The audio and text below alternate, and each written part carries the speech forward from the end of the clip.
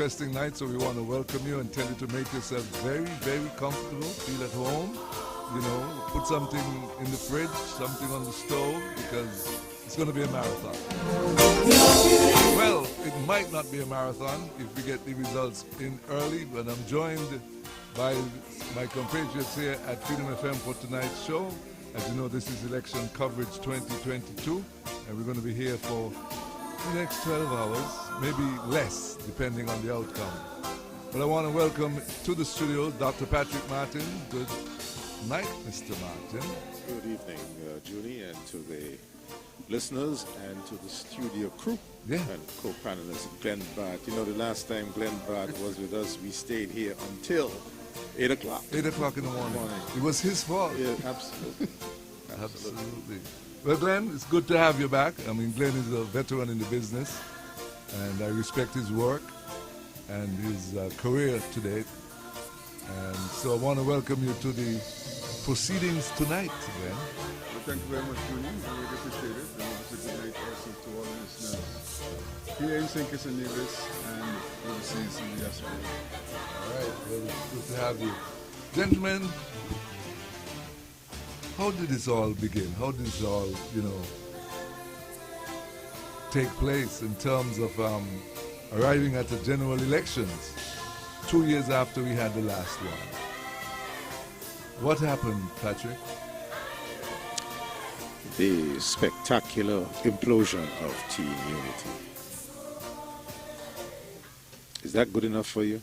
Yes, it was definitely spectacular, but it was also special. How about this one? The predicted and predictable implosion of Team Unity. Which one you want? Implosion or predicted? I like implosion.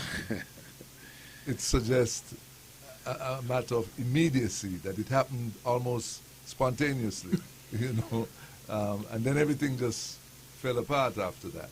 But then if we cast our minds back to the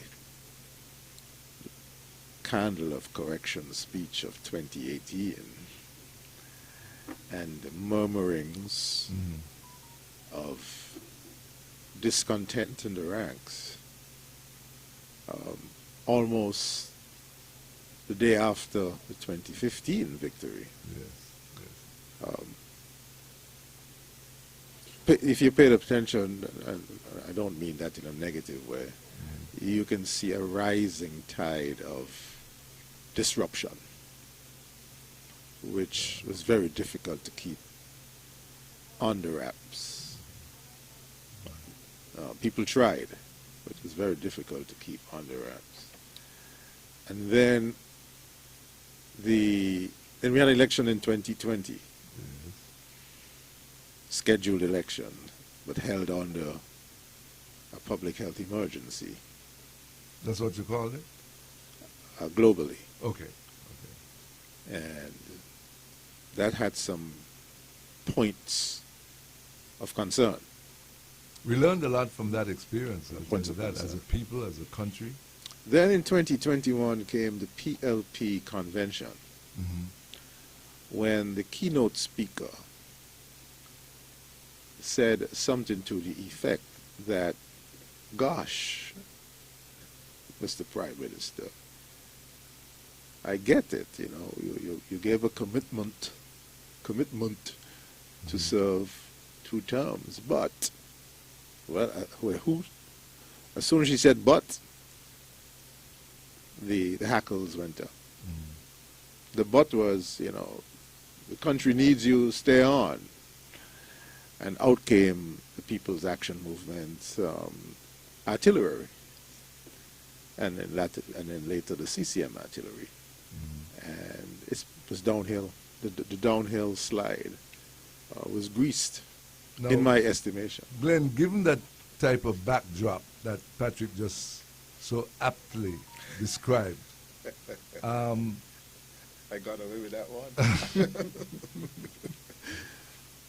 the question then should be asked, okay, so how does that configure in terms of now current general elections, which we had today, and people are saying that if it was a good turnout, that it would favor the St. Kitts Nevis Labour Party?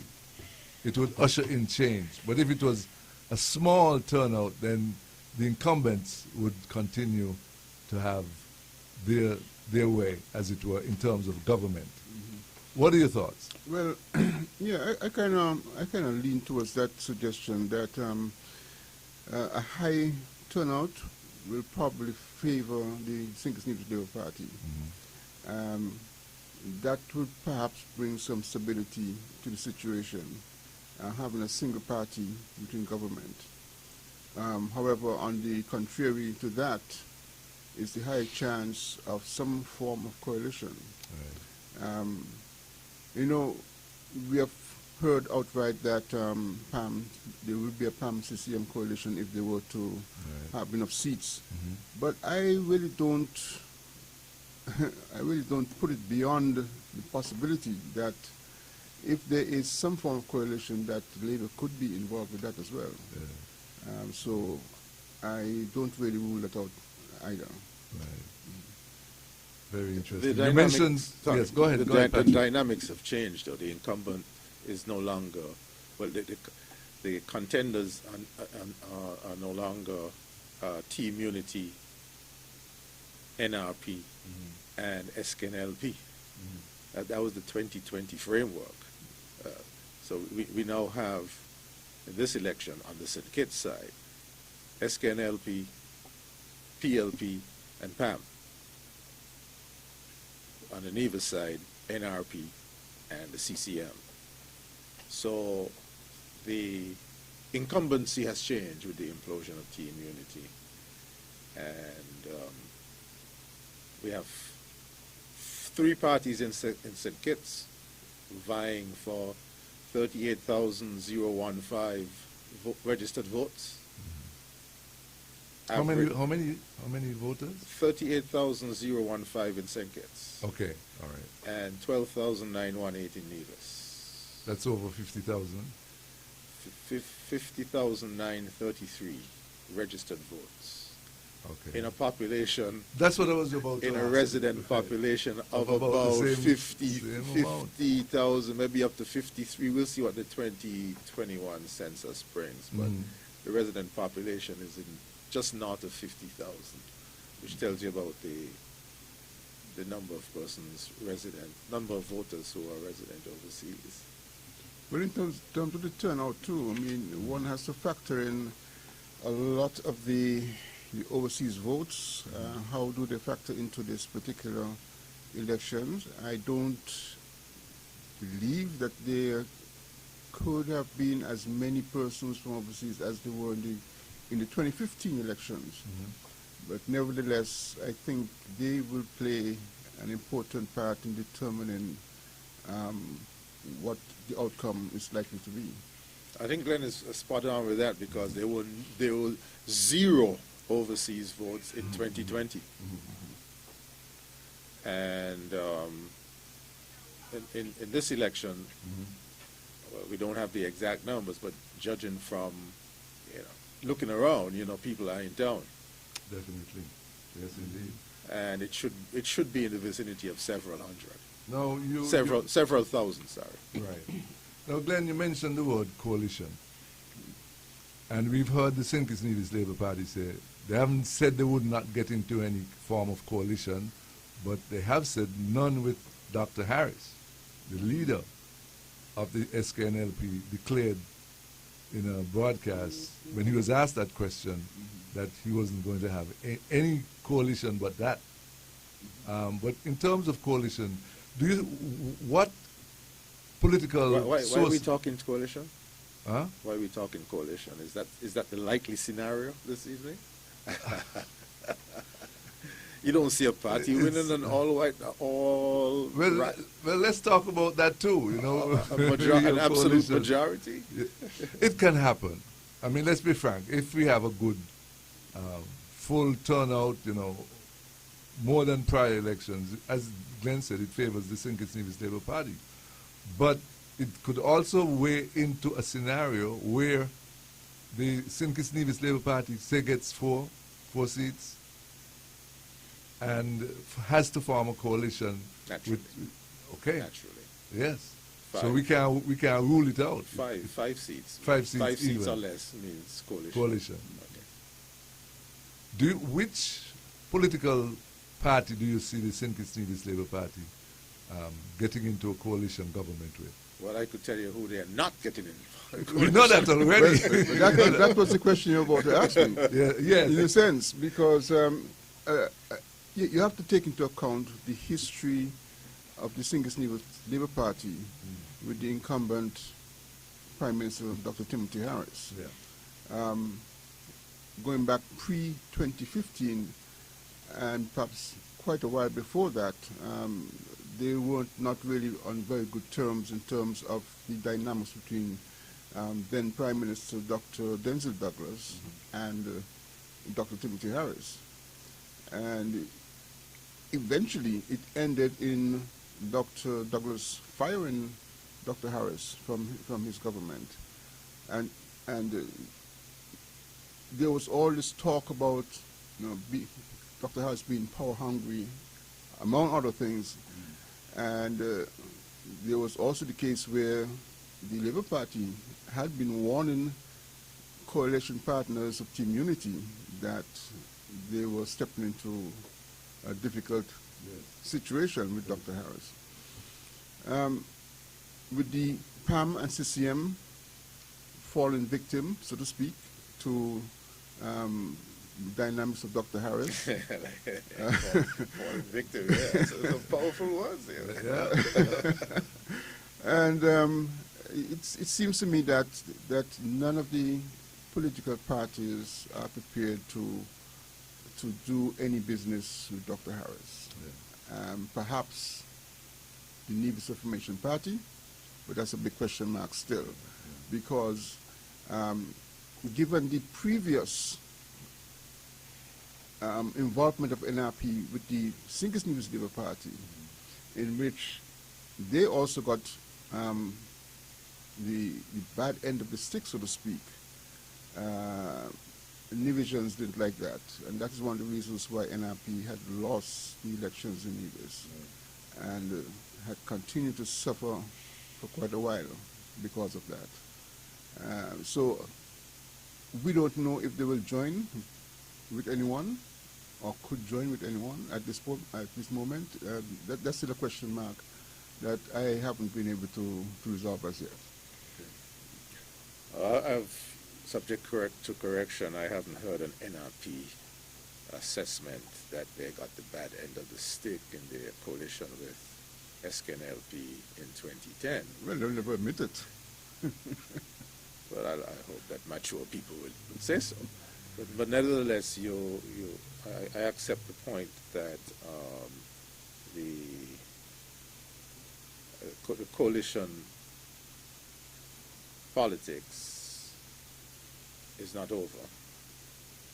I think even if SKNLP wins 6, because of the nature of government, the number of ministries, you probably need about 12, 13 ministries to run the federal government, that there will be some hands reaching across the shark-infested waters.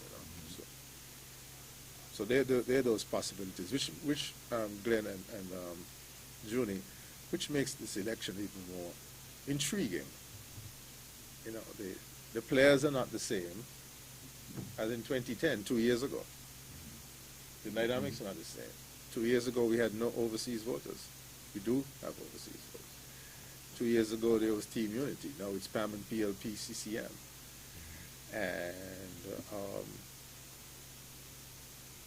And there's some, new and exciting candidates who put their hats in the ring for today's contest. So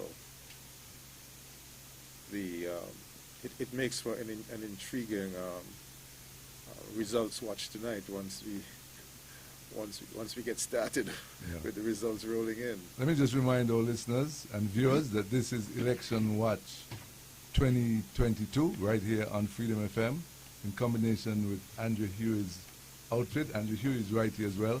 I want to, before we get further into our discussion, big up American Amory Bakery, who is the sponsor of tonight's broadcast. Island Purified Water, and Island Purified Water, Amory Bakery, and Carib Brewery.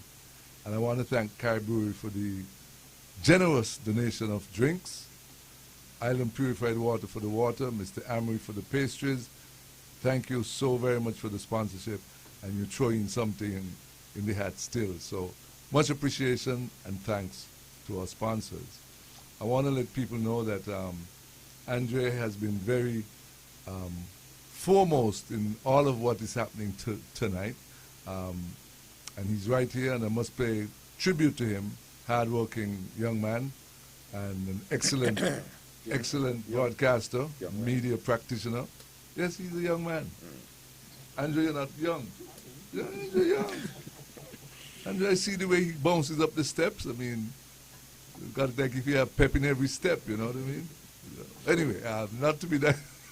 Well, what I noticed when I came in is that his crew was an all-female outfit. Ah. The persons behind the camera. Right. And the average age is 25. Yeah. 28? The average age is 28? But you all look 15-year-old, 16. You know? That was U.S. That was U.S. That was U.S. Yeah, so thanks again. And, you know, just in case you want to know, we're here discussing elections 2022. It took place today.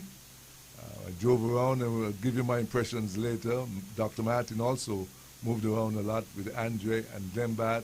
And so we're going to give you our assessment of how things went and the way things are shaping up for tonight. We'll have the news as it comes to hand with any count.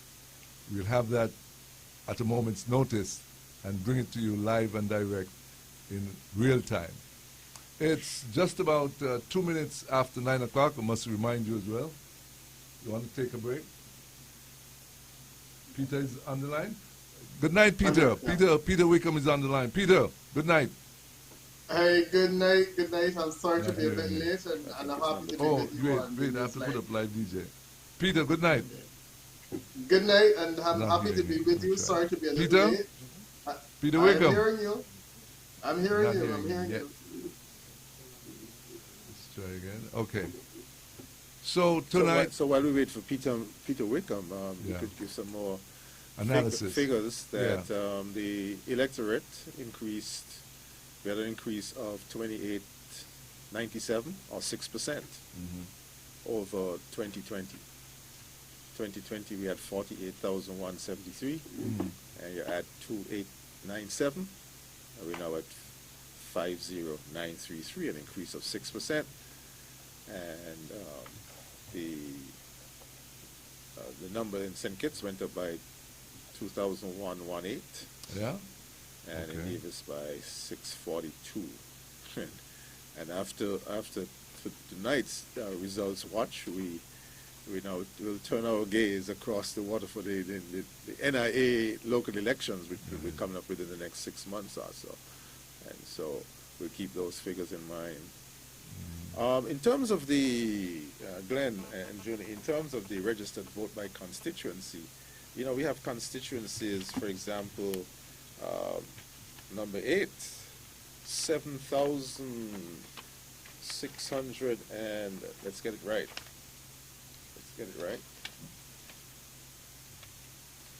Well, okay, I have. This is by constituency? Okay, the smallest one is Nevis 10. 1845. That's Nevis 10? That's Nevis 10. Yeah. Right. The largest in the federation is St. Christopher 8. Okay. 7,360. So we have that spread in terms of the constituencies. But since there are 2 islands, we look at the island spread. So the Nevis spread goes from 1845 in number 10 to 6669 in number 9. So number 9 in Nevis is about 5 times the size of number 10. And in St. Kitts, the highest number, the largest constituency, 7360 is number 8. So the smallest would be, I think, number 6. 3467. No, sorry, number 5. Number 5. 3263. So that's maybe 2.2 times. Yeah. So you see that spread, that wide spread in the wide range actually in the size of the constituencies, which is something that is past due for addressing in terms of equality of numbers as promulgated by the Constitution. So that's probably one of the first orders of business to do in terms of boundaries reform. Mm-hmm. Because I think, a candidate taking care of a constituency of 1,800 has it easier task than one taking care of a constituency of 7,300. Well, we hear this conversation prior to elections, and there's always the talk that this has to be addressed and it will be addressed. But it just seems to drag on and lag on and nothing ever happens.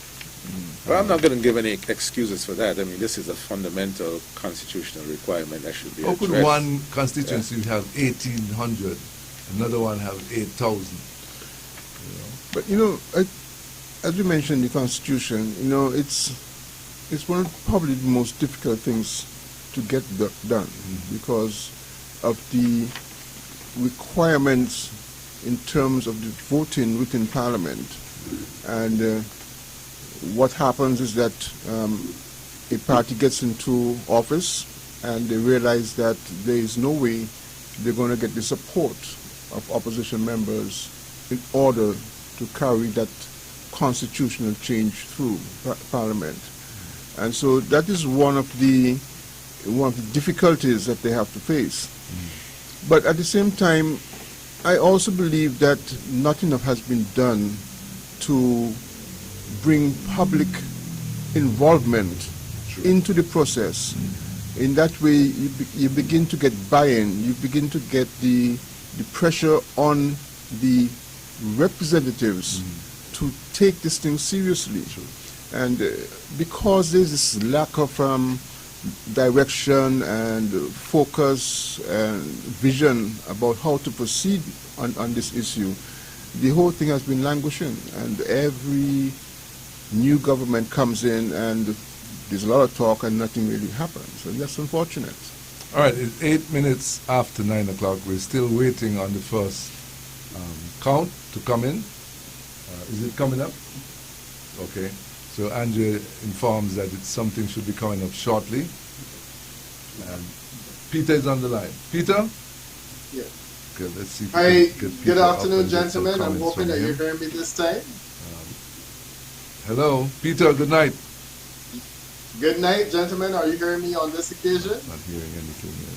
Peter, good night. Right, good night, Okay, gentlemen. I'm speaking, but it doesn't seem as though you're hearing me. Well, just to add to pick up on Glenn's point about why the boundaries reform has not moved. Team Unity had a golden opportunity to get these things done. Yes. As part of the good governance agenda. Yeah. And it was blown. Yes, I will agree with that. I think it was something that should have been dealt with earlier in the first term, and I felt that. But actually, a number of people would have felt that there were other things that were promised as part of the necessities of having this particular coalition that were not driven up front. And a lot of people felt that they went in and all of a sudden it was like business as usual. And so there was not that focus and drive towards actually addressing some of the issues that help propel Team Unity into office. And we started seeing the cracks in the Team Unity structure very early, because of the lack of direction based on the things that they had promised. True. And they promised quite a lot. I think two of the major things that have affected the Team Unity is the Bastille High School is one of them. the way they rode into power, as it were, on the backs of what was happening at the Bastia High School. And then later on, over the last 7 years, nothing has happened for them to, I mean, this was the premier high school on the island. And for it to be like existing here and there, and it just divested that school of almost its authenticity, you know, because they weren't able to do the things that we know the Bastia High School is accustomed to be doing. It scattered their forces, their resources, everything. And I'm shocked to see the state it is in today. But that was part of a decision made based on the fact that they thought that the land was poisoned and that we needed to get off of it. We needed to move this immediately, even though CAFA and other health institutions were saying, no, this could be corrected. But that's another story. Gentlemen, with all that you've said tonight, it brings us to where now we're having elections 2022. We have a slate of candidates. We've seen the People's Labour Party come with a brand new slate of candidates. I mean, this is the first time they're competing at the federal level in elections. And so Dr. Harris had to go out there and get a team, put something together, which he did. Now, we were speaking about coalitions earlier. Nobody wants to go into coalition with Dr. Harris. So I saw something put out by Obi, the BBB, the expert up in Washington, and he was saying that the PLP stands to win at least 4 seats, maybe 5. And I was like, really? What are your thoughts on this? Do you see this possibly happening, where the PLP could win 4 seats? And who would they go into coalition with, or would they just have to go into opposition? Well, okay. First of all, I don't see them winning 4 seats. Okay. I could probably see them winning perhaps 2. Mm-hmm. However, let's say that they were to get those 4 seats. Who would be their coalition partner? To me, the only option would be the NRP, who have not said they would not join with any party in Sinkets. And so there is that possibility that they will join. But then the question is, how many seats can NRP win on Nevis to make it a viable option? Yeah. You know? Yeah. And from my perspective, I perhaps see them winning perhaps 1 seat. So I don't know if that is going to be a viable option for PLP in terms of a coalition arrangement. Okay. Doc, could we get your quick word on this? No, 4 or 5 seats? Yes. No, not in St. Kitts. No. And judging from the energy of the outside agents in constituencies 1, 2, 3, and up in St. Peter's, PLP was very flat. So I'm expecting the Prime Minister to hold on to his seat in number 7. I'm not expecting anything else. I don't see any third term for the Prime Minister. But he may not even be leader of the opposition. Okay. I think we have Peter Wickham on the line now. Let's be clear. PLP has to win 6 seats to form the government. Indeed, but that will not happen. That's mission impossible. Right. I see. Okay. Good evening, Peter Wickham.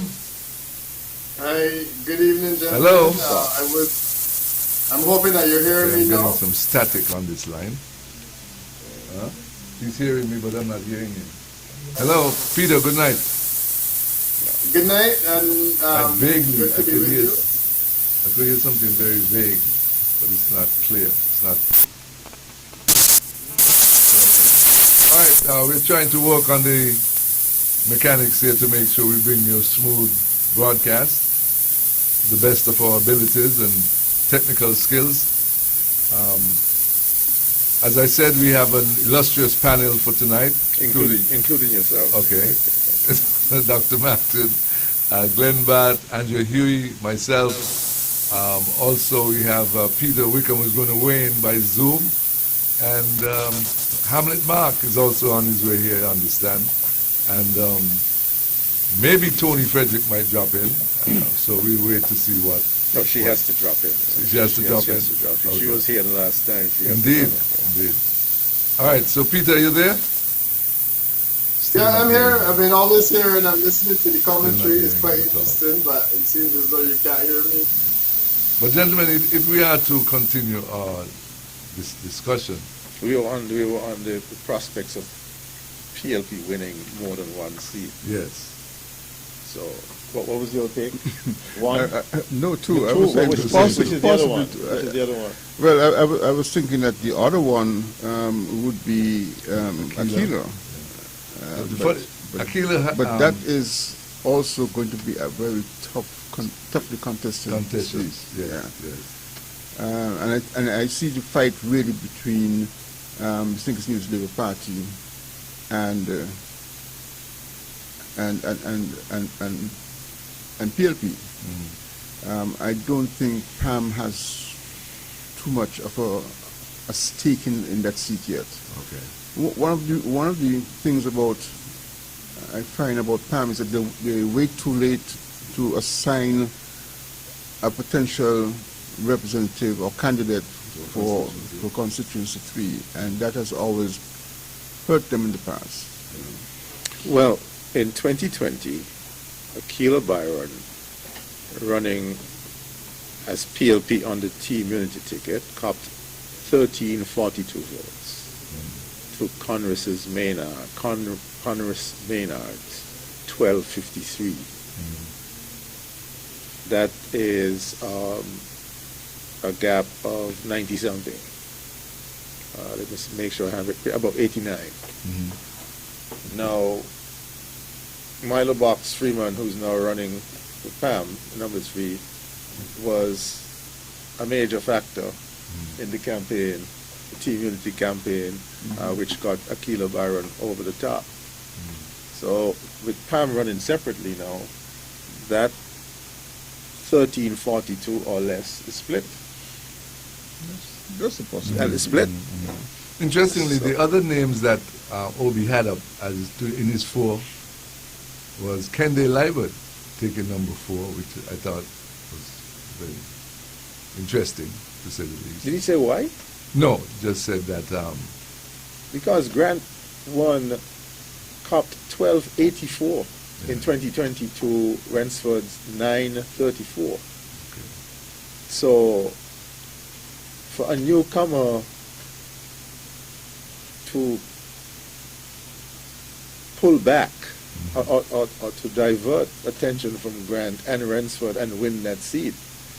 Well, not Rensford this time, but Samal. Well, so you make the point. Yeah. So with all just the respects to Rensford, Samal Duggins was a more energetic and inspiring candidate, especially for the younger people in number 4. There's a track record of performance. And so Kende Liebert was coming up against 2 giants. Yeah. And he also... And to win that, if he wins that's you know. But he honed in on number 2 and said that Nubian Grill would emerge victorious over the Labour candidate. But he seemed to be focusing, PLP seemed to be focusing on the Bastia seats. Especially 2, Central and West. Okay. I didn't sense that PLP was really targeting number 4. No, not really. No, I agree with that. I really think that that Grant has a very good chance to hold on to that seat. He has done a lot in the community. Only until recently I've heard him talk a lot about it, but he has been consistently active within the communities. And on top of that, in terms of his performance as a Minister of Tourism, I mean, you don't get voted as the accolade of the top best tourism minister in the Eastern Caribbean for nothing. I mean, it must mean something.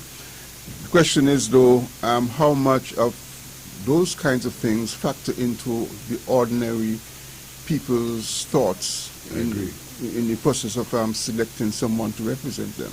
But there's also another side to all of that, which is the misappropriation case and the incident with the police.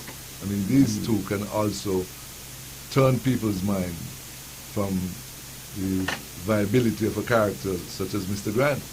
You know, people are looking at the negative side. Oh, the supervisor is on? We've just been told that the supervisor is on, so we're going to bring that to you live and direct right now. This is Freedom FM 106.5, and this is Election Watch 2022. On aisles of the Nevis Reformation Party received 31 votes. That's 3-1. I will be back with further results as they become available. Well, let's get this from the top, right? Andrew, I think we could pull this back and play it from the top. We missed it. Pull it back. Pull it back. Let's pull it back.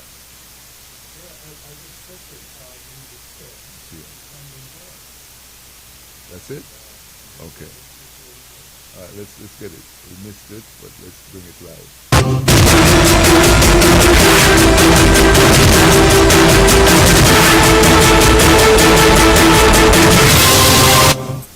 Fellow citizens and residents, we have come to the end of the 10th general elections to choose the representatives for the Parliament of our beloved Federation. Tonight, I would want to acknowledge all the participants in today's processes. You, the voters, the observers, interns at the stations, presiding officers, poll clerks, the security personnel. The registration officers must also be thanked for being the guardians that they have become. We owe them all at the New River Methodist Church. At that station, there were 207 voters registered, 207. Tonight, I will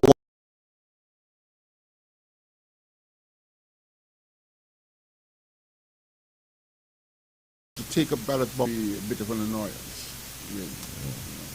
Yeah, diplomatically said, a bit of an annoyance. Pride. The 4% turnout, we'll see what the trends, we'll see if there's a trend in Nevis.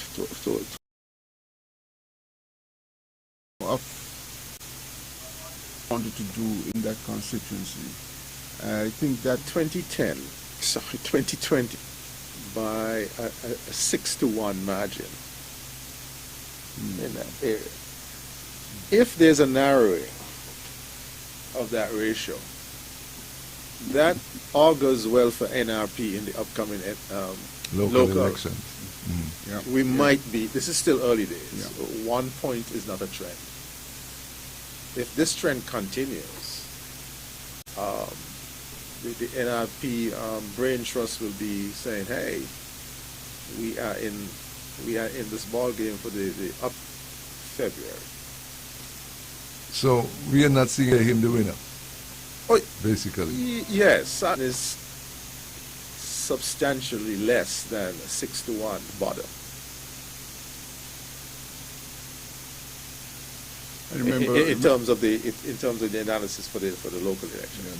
because in Nevis the local elections gets a bit more enthusiastic response from the electorate, and so yes, it could mean that there could be a slight turn in towards NRP for local elections. But again, like I said, it's early o'clock.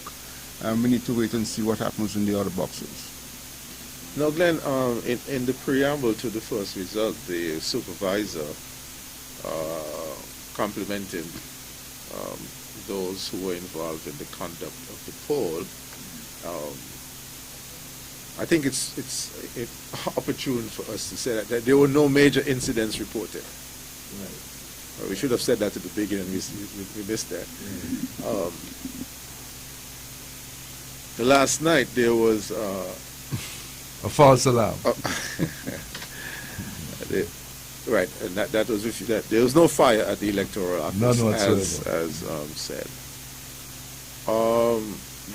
There was an incident at the CFBC box in number 2, I'm told. Did you hear that? No. That would be, what I heard was that a worker for a party, an inside agent for a party, went into the polling booth with a picture of the candidate in a prominent position, Oh. in something he or she was carrying, which gave the impression that it was in a conspicuous place, and the worker was asked to remove it. Did you hear that? No, I didn't. I Yeah, didn't, okay. I didn't hear that at all. Word went around that the worker was kicked up, well, summarily removed from the polling area, and et cetera, et cetera. But I understand that is not the case.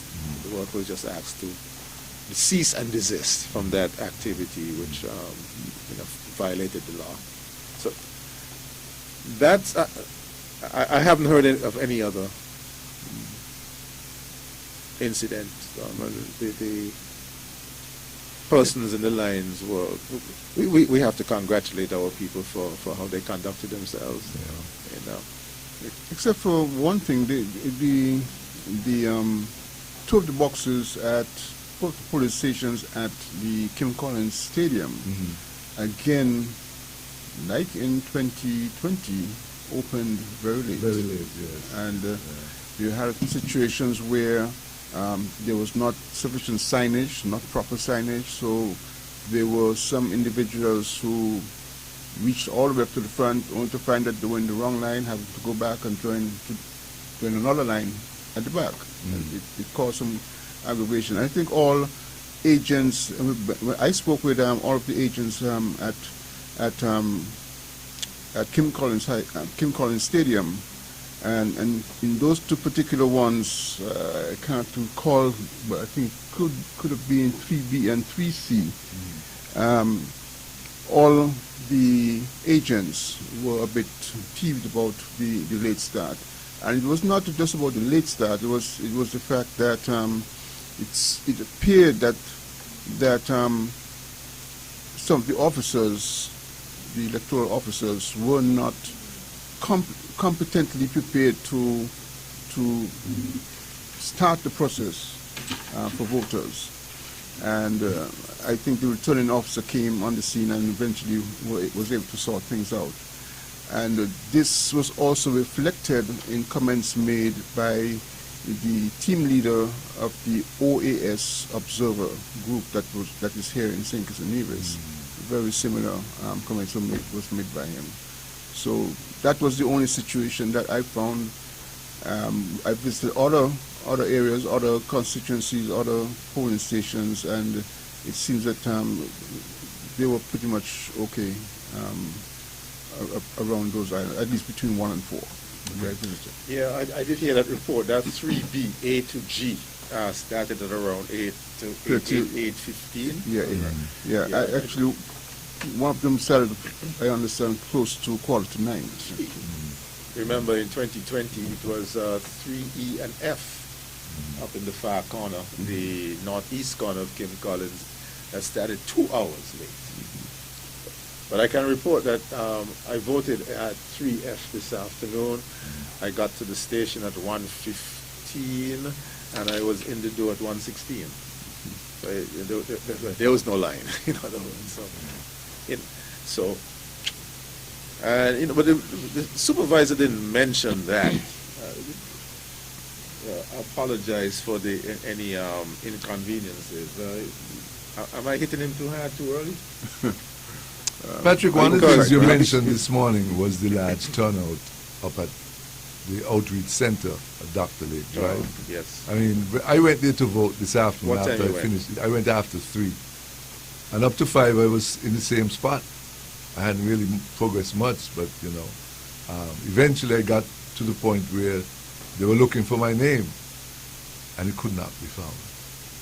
Now, 2 weeks prior to today, I had gone to the electoral office, and because I just had a feeling, you get a hunch. And so I went and I said, is my name on the electoral list? They said, yes, and they brought out the page and she said, right there, Clement Clyburn. I said, good.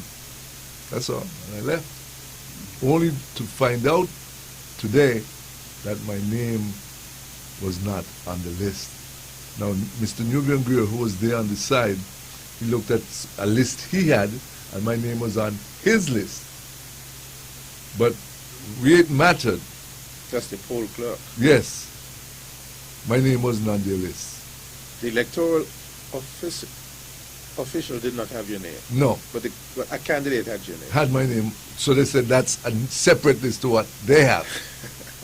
Did you then check perhaps with other agents to see if your name was on their list? Another list? Well, yes, I checked with the agent that was there for the PLP and the agent that was there for the SKNLP, and both of them had my name. But my name was not on the list that mattered. And so they said, well, I was upset, to be honest with you, I was really getting upset. Because you've been voting there since no Bill the Act, right? Exactly, exactly. So they said, well, go down to the office, the electoral office, and tell them to give you a letter or something like that. So I went, and it so happened that 5 minutes after I got there, the supervisor walked in, and I said, Mr. Bailey, I have a problem. My franchise is being taken away from me.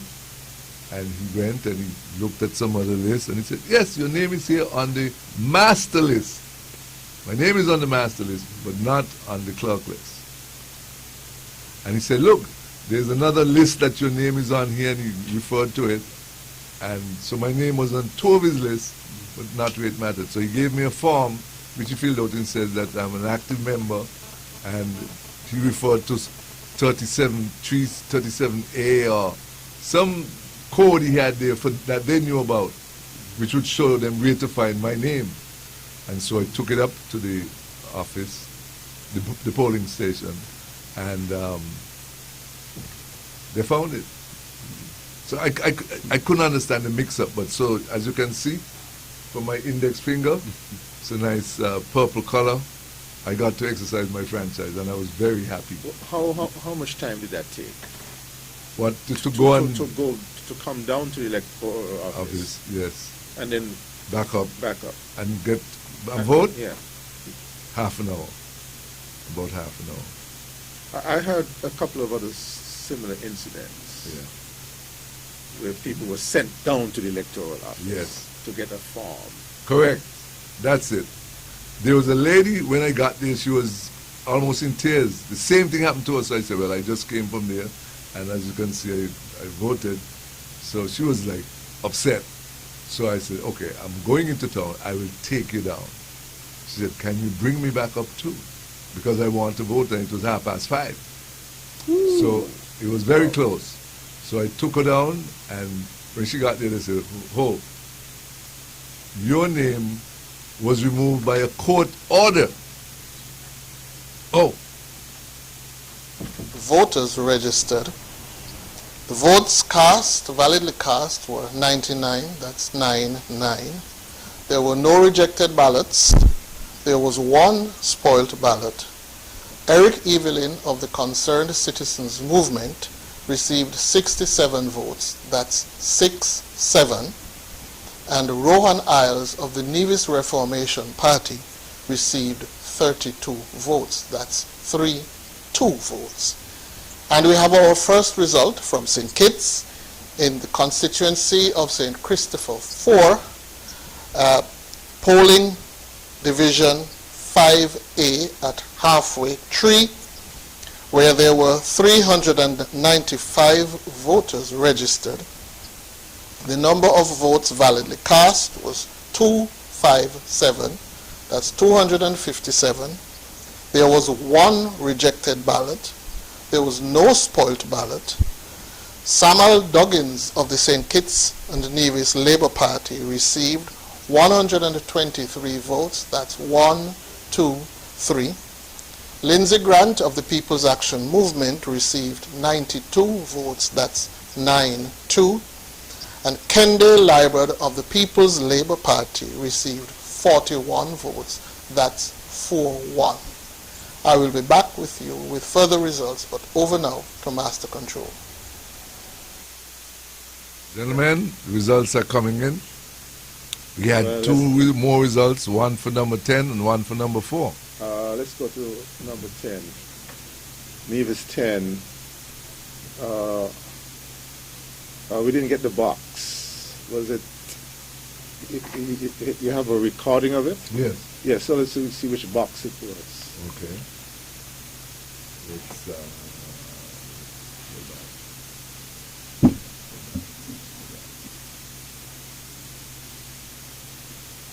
I got 67-32, 1 spoiled. That's what you got? For Nevis 10? Yeah, but I'm not sure which one you saw. Said 99 votes cast.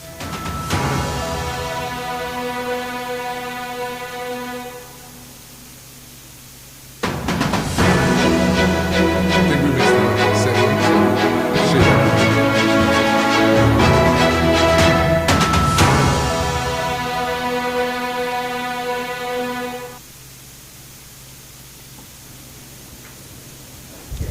Hi everyone, welcome to this year's... Okay, I think that I missed my cue.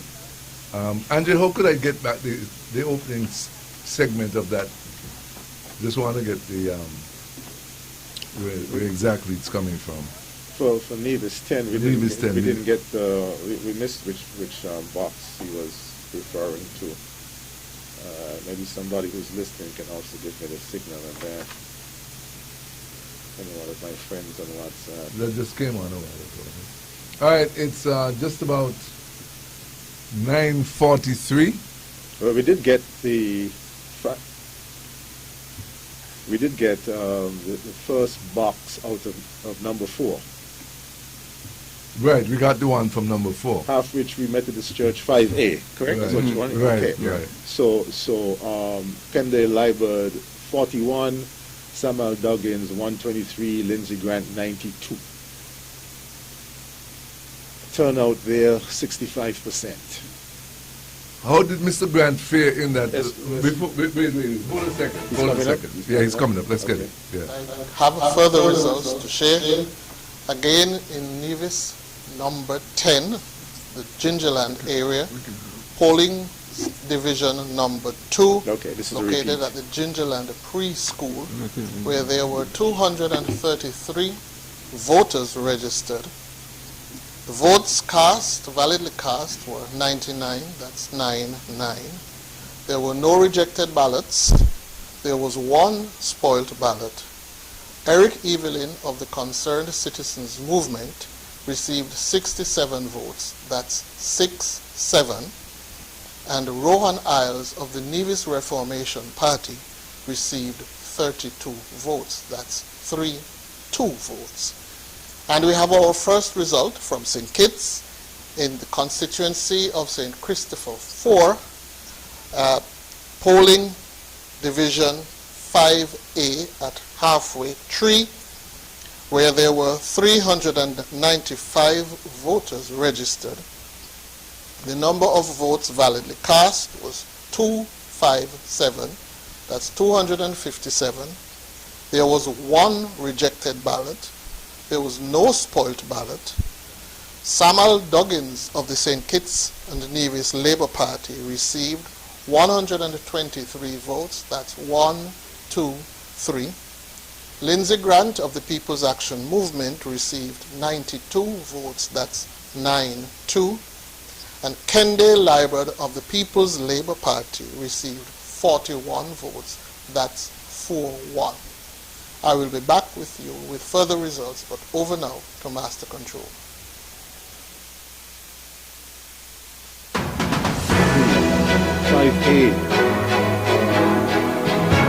Constituency number 4. The turnout there 65%. Now, in 2020. Okay, and welcome back. We just heard results from Nevis. Go ahead. Okay, so in 2020, Grant copped 155 votes in that box, 5A. This time it's 122. Rensford got 95 for the SKNLP. Duggins, 123. So in halfway tree, the tables, well, at least in 5A, in 5A, there has been a flip. And our, well, I think Libert is flagging. Even after one, you could see that he's flagging. So the race is between Samuel Duggins and Grant at this point in time. Yeah. At this point in time, but Duggins is off to a start in halfway tree. You know, halfway tree has traditionally been a strong area for People's Action Movement. It's closely about Sandy Point, which is a strong significant switch there. So it's a good start for Duggins in number 4. Duggins being the new St. Kitts and Nevis Labour Party candidate in number 4. Any thoughts about that, Ben? No, not offhand. All right, so let's go back to Nevis 10. At the Gingerland Preschool, a 42% turnout. Evelyn 67 compared to, let's get it up. Last time he got 87, so he's down by 20. And the NRP candidate Hanley got 24, and this time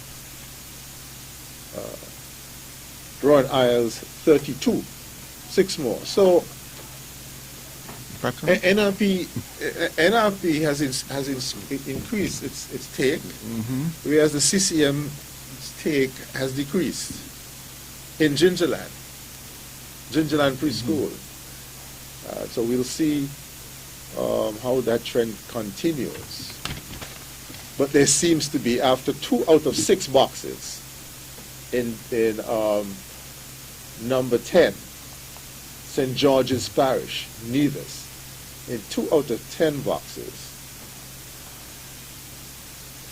the CCM candidate has lost some ground compared to 2020, but will win the seat. Will win the seat. For it's now 147 to 63. Would you say that that should be expected given the dynamics surrounding the whole purpose of the election, or the consequences that resulted in the election? What do you? Because I mean, as an incumbent that was involved in a federal government, and the circumstances from which they came out of that coalition could have affected people's minds, their thought processes, and the belief that perhaps NRP could be a better alternative at this point in time? Well, it was an issues campaign.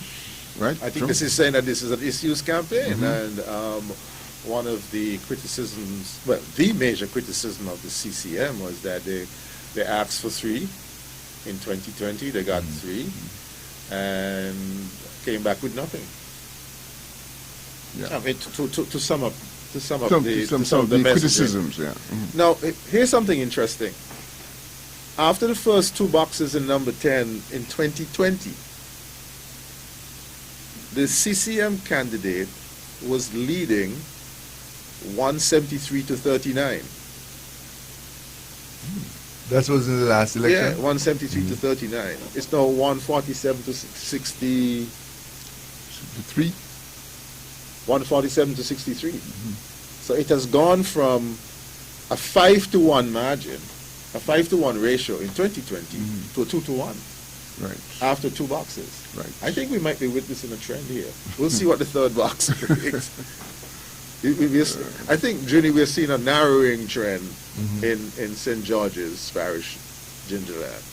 Vance Amrit, God rest his soul, that was his area. That was his area. Remember that?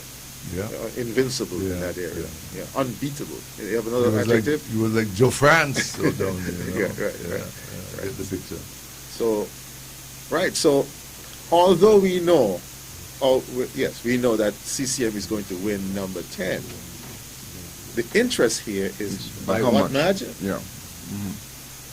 Because this has implications for the local elections coming up within 6 months. So I always disagree with, I always try to argue softly, maybe a little hard, that you don't discount the results of the federal elections. In the division results of the federal elections, they can give some insight as to how people thinking and the way the winds are blowing. Very interesting. So, what do you think about Samuel, Junie? 123 to 92 grant. That's a 41. that's a good start for him. People feel Halfway tree. No, this is halfway tree. How did Mr. Grant perform in this box? He in the was. last? Let's pull that up quickly.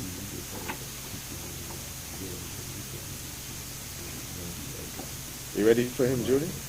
Yeah, go ahead. He was 155. Okay. We're still trying to work out to get Wickham online, right? Yeah. Okay. So Grant got 155 the last time. I know he's below 100. You got to remember too that Samuel is really a more competitive candidate than the previous candidate that was put forward by the Labour Party, and as a consequence, I felt that he would be able to turn minds towards him, because if you heard him on the platform, he was a pretty effective speaker, I would say, very convincing, and so I think he would have been able to make some inroads, and plus the fact that the canvassing on the ground was much more organized and intensive than Correct. last time. I mean, he's a youthful, dynamic young leader in the community.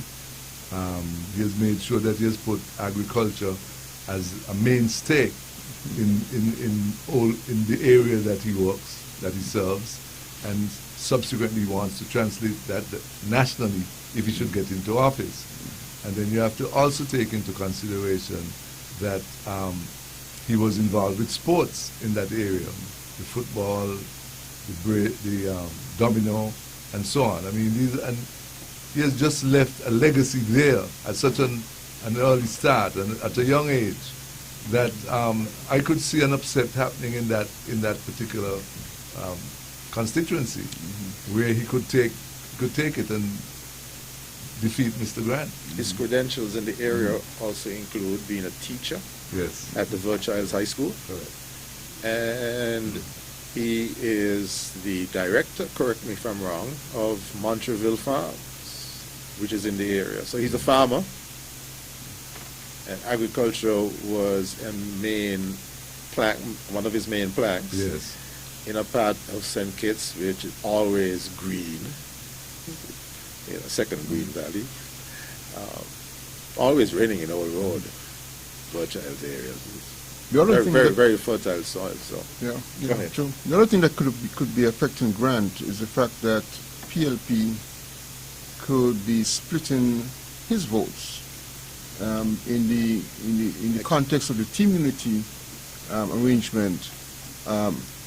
A lot of the persons who would have been supportive of the Labour Party may have gone to PLP. Some PAM would have gone to PLP as well, and so he might be suffering from that kind of splitting scenario. I just added Liburd and Grant. That's 133 to Samuel's 123. So this implosion of team unity is beginning to show up in the results, Well, early days yet, but it's expected. It's expected. So it's we're going to take a short break to pay tribute to our sponsors. And as I indicated to you earlier, they are American Bakery. They are also Island Purified Water and Kai Brewer. And I want to say thank you to Island Purified Water, the American Bakery, and Kai Brewery for sponsoring tonight's Election Watch 2022 right here on 106.5 Freedom FM. So let's pause for that cause right now, and then we'll come back with more right here on 106.5. Let's take a short break.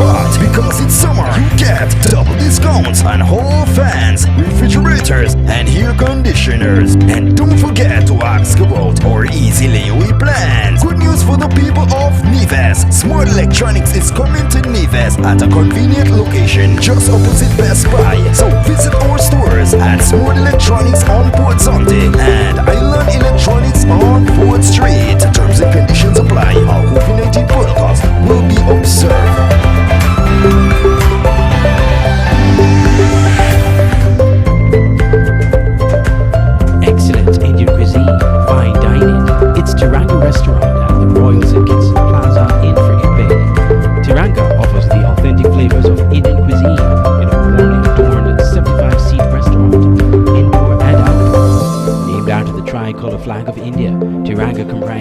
traditional and regionally inspired Indian cuisine. The restaurant offers a sophisticated fine dining experience with a charming staff, discreet service, and tantalizing food that few can compete with. Call 662-5846 or visit tirangastkits.com. Tiranga Restaurant, a taste of authentic India.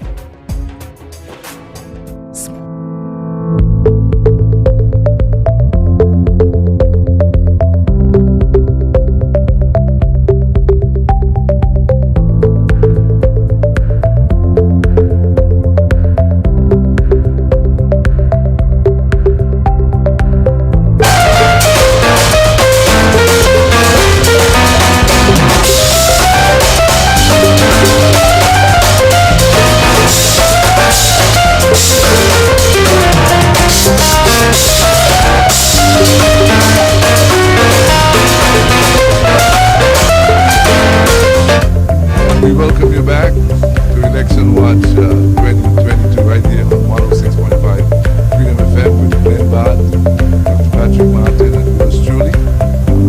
So we have candidates who will weigh in as the night gets closer to midnight and more results coming, I'm sure. Folks will be coming up. You have something, Andrew?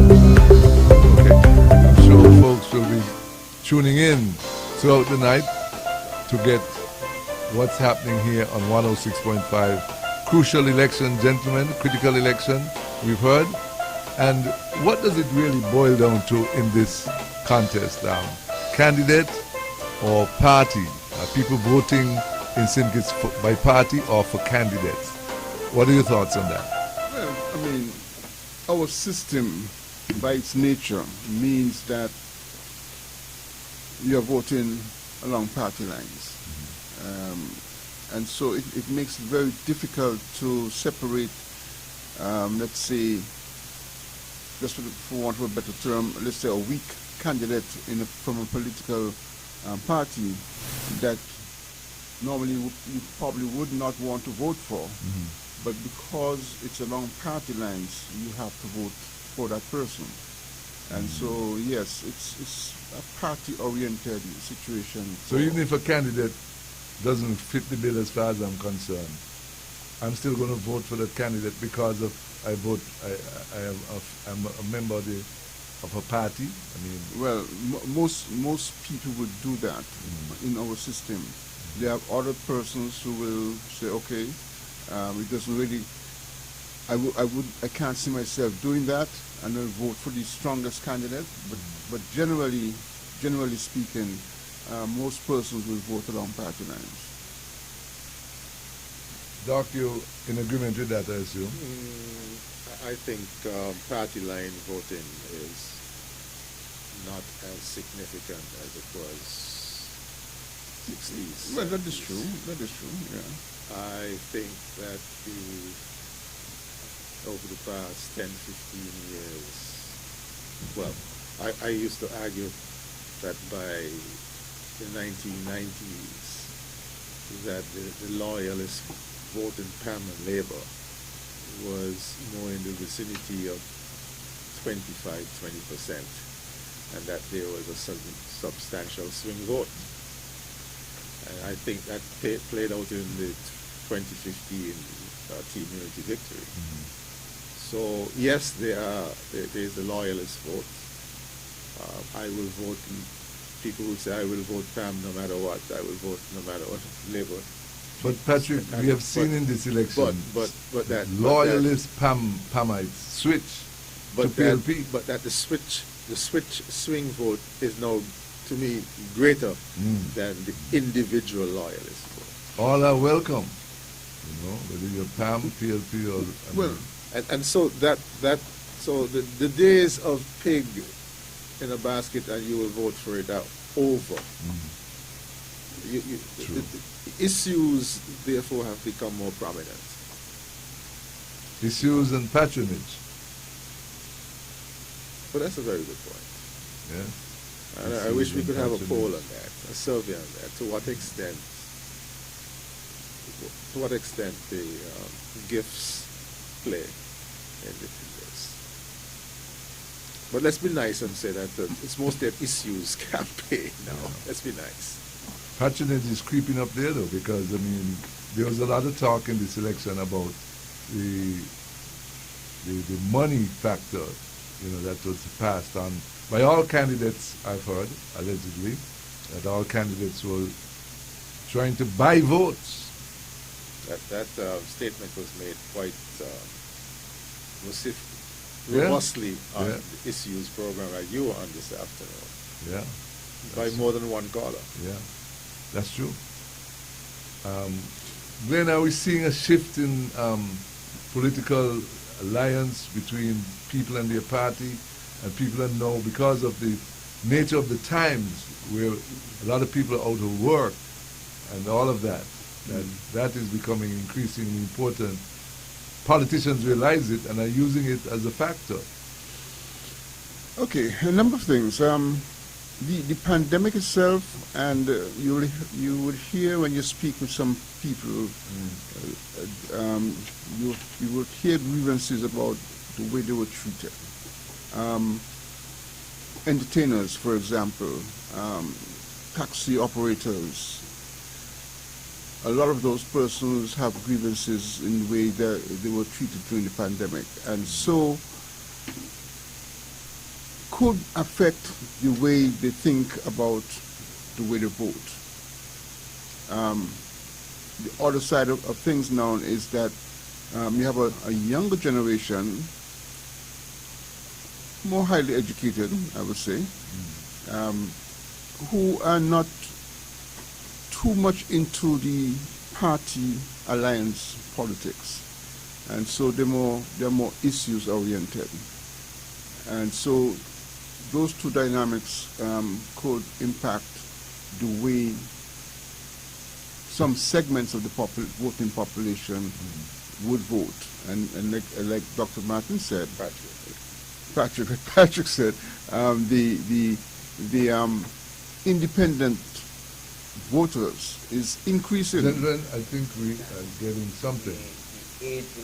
No, sorry, we're not. Okay, the independent voting population is increasing, but there still remains a core foundation of voters who would support their party, so to speak, no matter what. And those are still insignificant numbers, but the dynamics could change over time. But how much and how fast, that remains to be seen. So what about the impact of the PEP and PAP and the peace? Because those have a money basis. Yeah. How does that factor into the equation? Well, I can tell you things, what I've heard. I mean, I have heard comments like, I will vote for who will provide me with some financial incentives. Yeah. So that is a reality that we're dealing with today. I don't have specific proof of anything. It's just that I've heard things going around that the vote is for sale, so to speak. Yeah. Patrick, what have you heard? The pandemic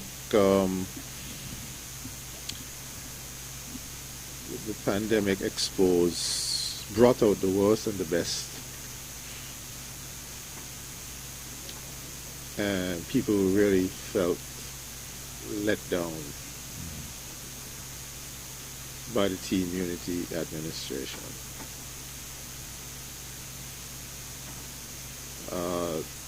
On a different program I did reference the handling of the pandemic was muscular, as commentator Astafan likes to say. It was heavy-handed. The fast and praise recommendation by Prime Minister Harris did not go down well at all. The no job strategy was particularly wounding.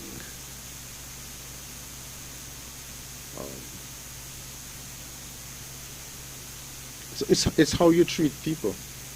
And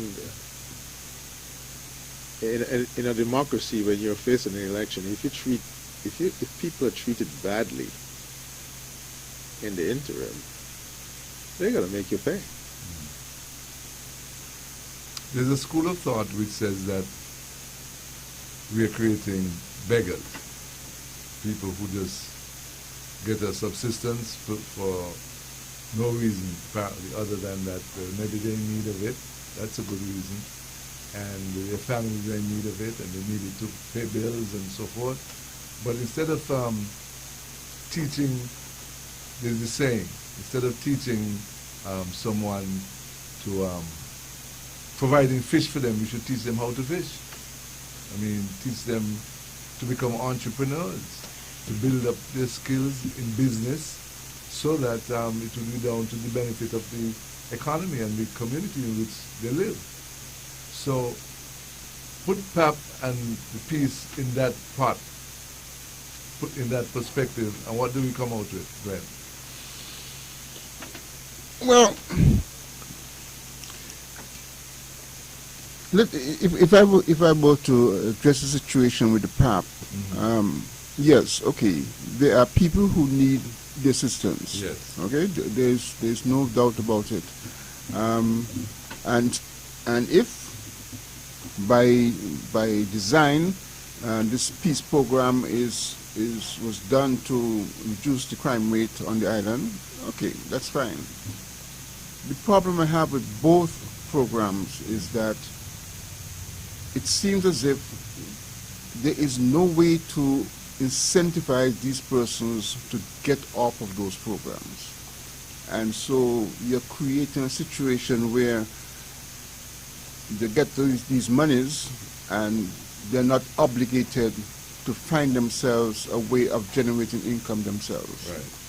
And yes, that creates, in the long term, a dangerous situation, because what you end up having is a segment of the population who is not motivated to go out, be creative, to explore things, to generate income for themselves and that kind of thing.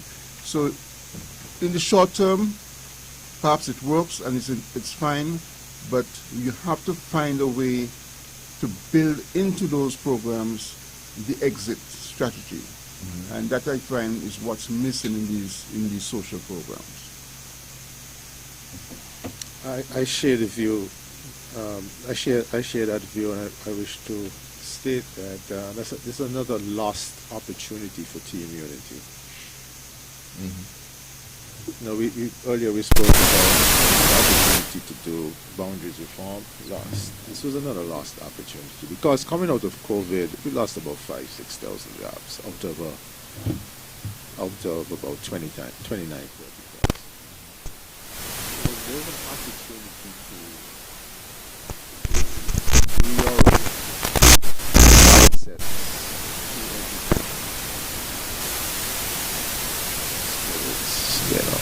in this economy. You have to have skill A, skill B, just in case. Skill A, just in case there's an economic downturn, and skill A. So, out of poverty programs were needed, not keep you dependent programs. Out of poverty programs. I think both the SK and LP, and then latterly PAM, were able to mount a counter to the I see money coming strategy that PLP had. I see money coming. It was as if, don't worry about it, I'll take care of you. And the PAP is going to go to 1,000. And see if you vote for the other side. If you vote for the other two, they're going to stop the peace. So there was a heavy emphasis in the PLP strategy on dependency money, not out of poverty. a hand up. I think especially the St. Kitts Nevis Labour Party was able to argue successfully that the approach that PLP was taking was wrong. And a number of commentators, including one lady who called us ungroundings about the fish, teach the fish. So it didn't resonate with people on the street either. There are some people, naturally, if you give me a 5, I'll take. If you give me 750, I'll take. If you give me 1,000, I'll take, and then I will.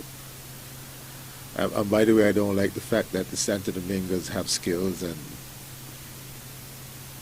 buying properties, but I will stay on the take. In St. Kitts and Nevis, there are people like that. Indigenous people. Mr. Government, Mrs. Government, give me. Yeah. And then go and complain about migrants who are working at scale. So I think the counter argument resonated that, hey, in this economy, in this world economy, if you don't have skills, at least 2, then you are going to be playing catch up. A country that wants to develop, progress in this 21st century, given the intricacies and the challenges that we face from global sources, we really need to have a population that is strongly educated, strongly trained in various skill sets. And if we are going to go down this road of dependency, it's going to create a serious problem for us in the medium to long term. We really can't afford to go there.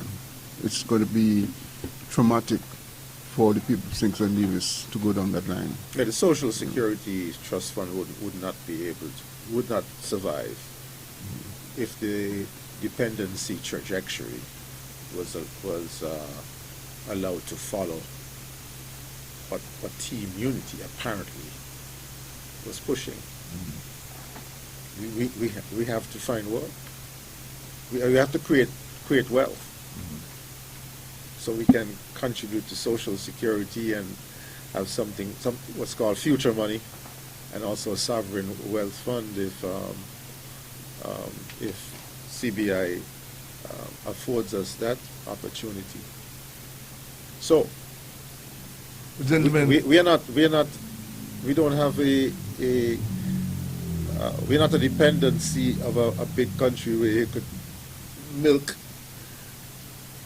get some grants. Even the big country syndrome, he wasn't getting anything to talk about, He was just nuts changed. We're not an overseas territory of a rich country on our own. So the out of poverty strategy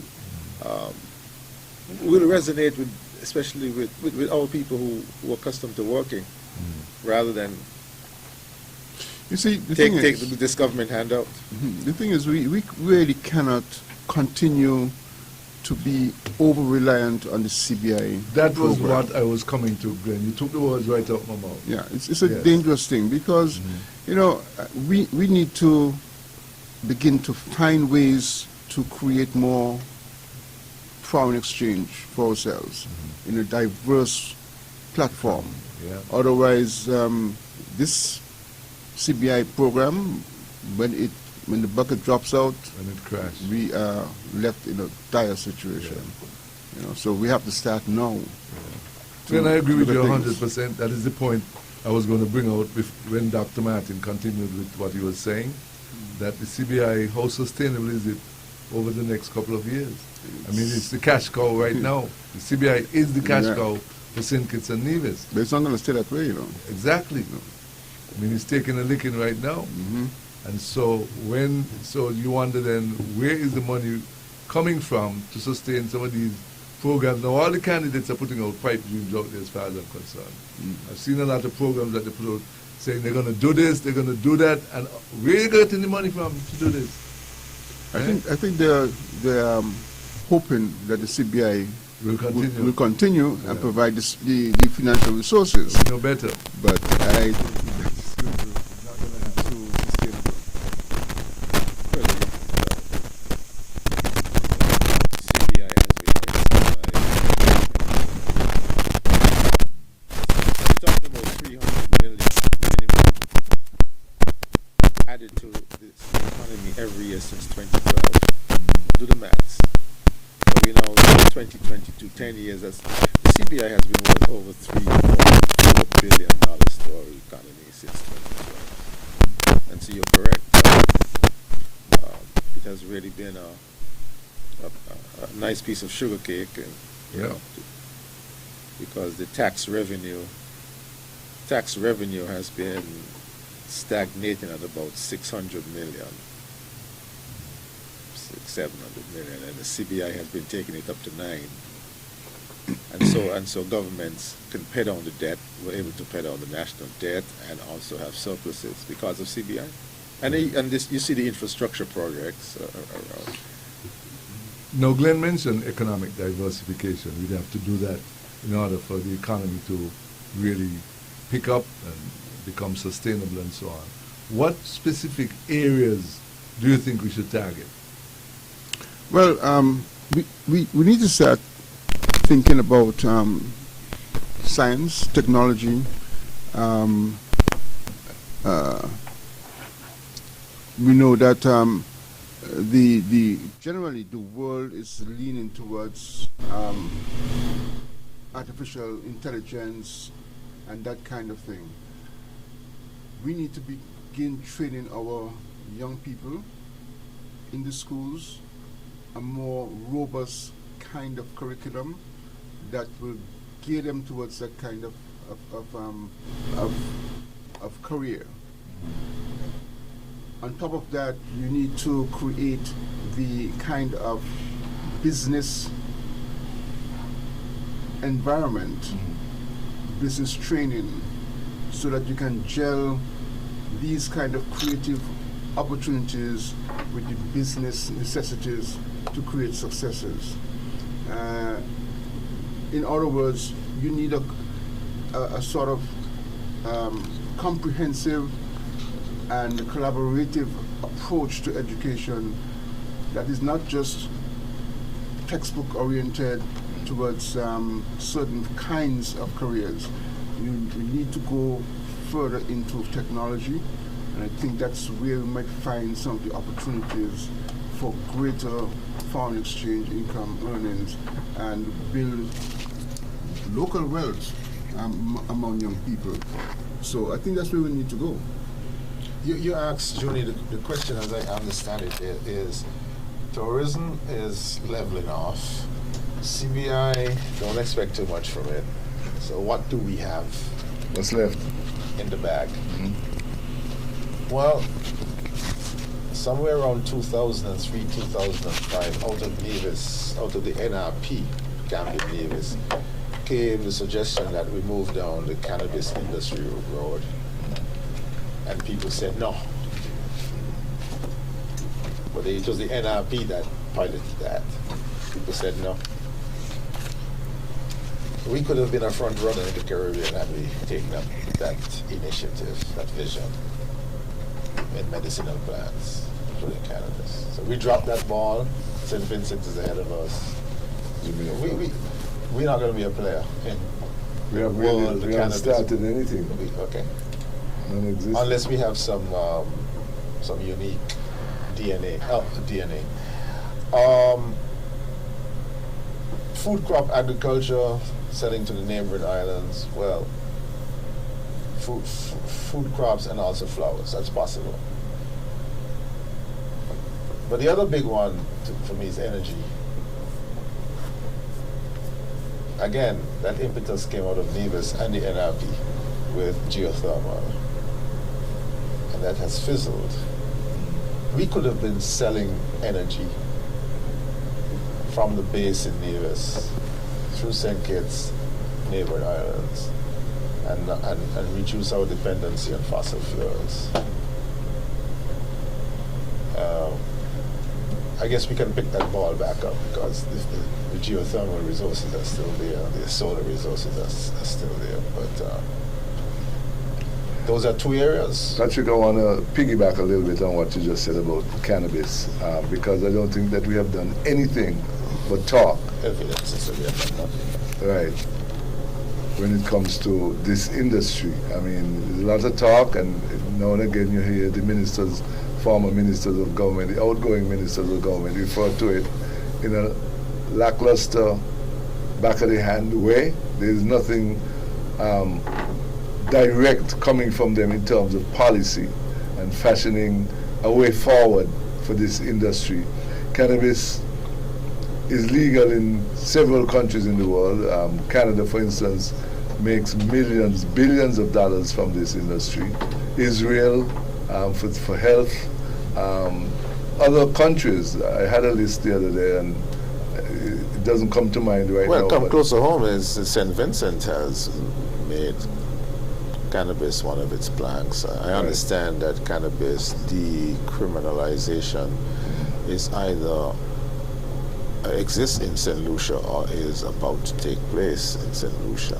Right. So I know it's happening in Jamaica because I was reading in the Jamaican Observer where they were exporting to Canada. So we had an opportunity. We were out first in terms of thinking about it with the initiative coming out of Nevis and the Nevis Reformation Party, and people said no. You know why? You know, the suppression of the plant has a history that is linked to racism and other isms related to people not wanting to see local persons become as wealthy as they are. That's it. All right. That's it. Medicinal marijuana is a billion-dollar industry worldwide. So, medicinal marijuana, right? So we can forget that. In terms of a major player. Well, okay. In terms of being a major Caribbean player. Oh, we can forget us. Yeah, because, you know, some farms are as big as St. Kitts and Nevis combined. We were out first. But we could still create our own niche market for it. People just flood the market with products, and the price will go down. Right. Okay. Well, the point I'm trying to make, I hope I'm making it clear, that we were one of the first, if not the first, in the Caribbean to start talking about it because of the impetus out of Nevis. It was not taken up. This energy issue also is kind of problematic, especially the geothermal. The geothermal is important because it creates what is called a baseline level of electricity that could go into the grid. Solar has its own set of issues. Wind has its own set of issues. And so geothermal is the one to really look at. Unfortunately, it is, from what I understand, it's very expensive to develop into an operational phase, and not many financial institutions are willing to provide that kind of funding up front. And so I don't know if we are really going to get very far on this geothermal issue. It remains to be seen, but from what I understand, it's very, very difficult. But it's something that we would do the country very good if we are able to pull it off. You know. Because something is very difficult, I'm not hitting you, because something is very difficult is the reason why we should do it. No, I'm not saying that at all. No, I'm not saying that at all. I'm just saying that there are issues that needs to be overcome. Sure. You know? But it was at the time that the geothermal was at the height of our consciousness, there were numbers about $50 million to capitalize it.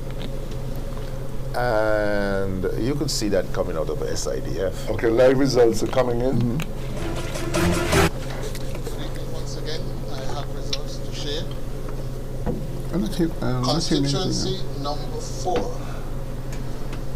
Halfway tree polling division 5B. where there were 411, that's 411 registered voters. The number of ballots validly cast was 273. There were no rejected ballots. There was one spoilt ballot. Samuel Duggins of the St. Kitts Nevis Labour Party received 127 votes. That's 127 votes. Lindsay Grant of the People's Action Movement received 102 votes. That's 102.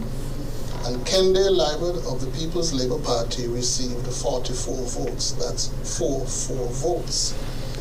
And in that same constituency, number 4, polling division 1A in the challengers area, the number of registered voters was 322. The number of votes validly cast was 195. There were 2 rejected ballots. There were no spoilt ballots. Samuel Duggins of the St. Kitts Nevis Labour Party received 104 votes. That's 104 votes. Lindsay Grant of the People's Action Movement received 72 votes. That's 72. And Kende Libert of the People's Labour Party received 17 votes. That's 17. And in polling division 1B, also in the challengers area, where there were 284 registered voters, the number of votes validly cast was 178. There were 3 rejected ballots. There were no spoilt ballots. Samuel Duggins of the St. Kitts Nevis Labour Party received 94, that's 94 votes. Lindsay Grant of the People's Action Movement received 60, that's 60 votes.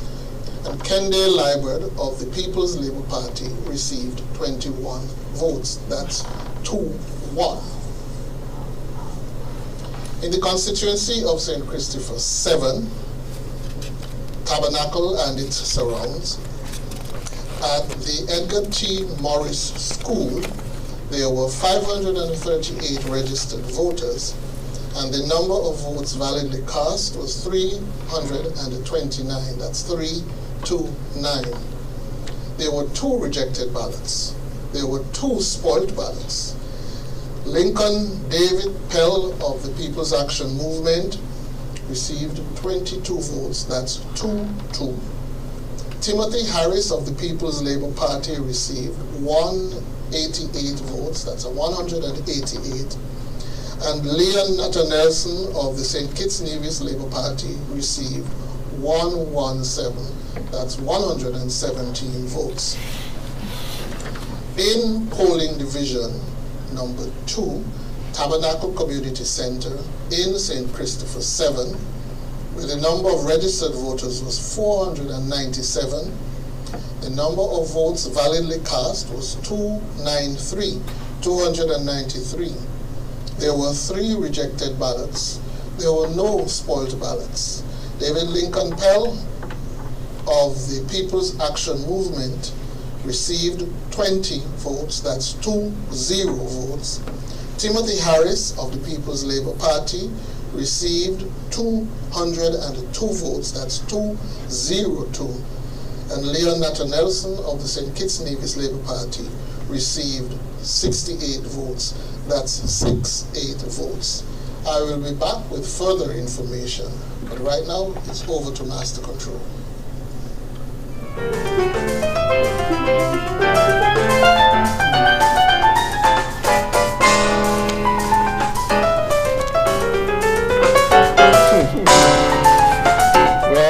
Well, things are getting tighter. You want to do 7 first, or you want to do 4? So, Patrick, you want to do 7? Give us your take on this. Okay. So, 2022, this is the first 2 boxes are out of Tabernacle, and that's Timothy Harris's hometown. And so he now has 390 to Natta 185 to Pell 42. So he has a lead of 205 on Natta Nelson. In 2020, let's get that up.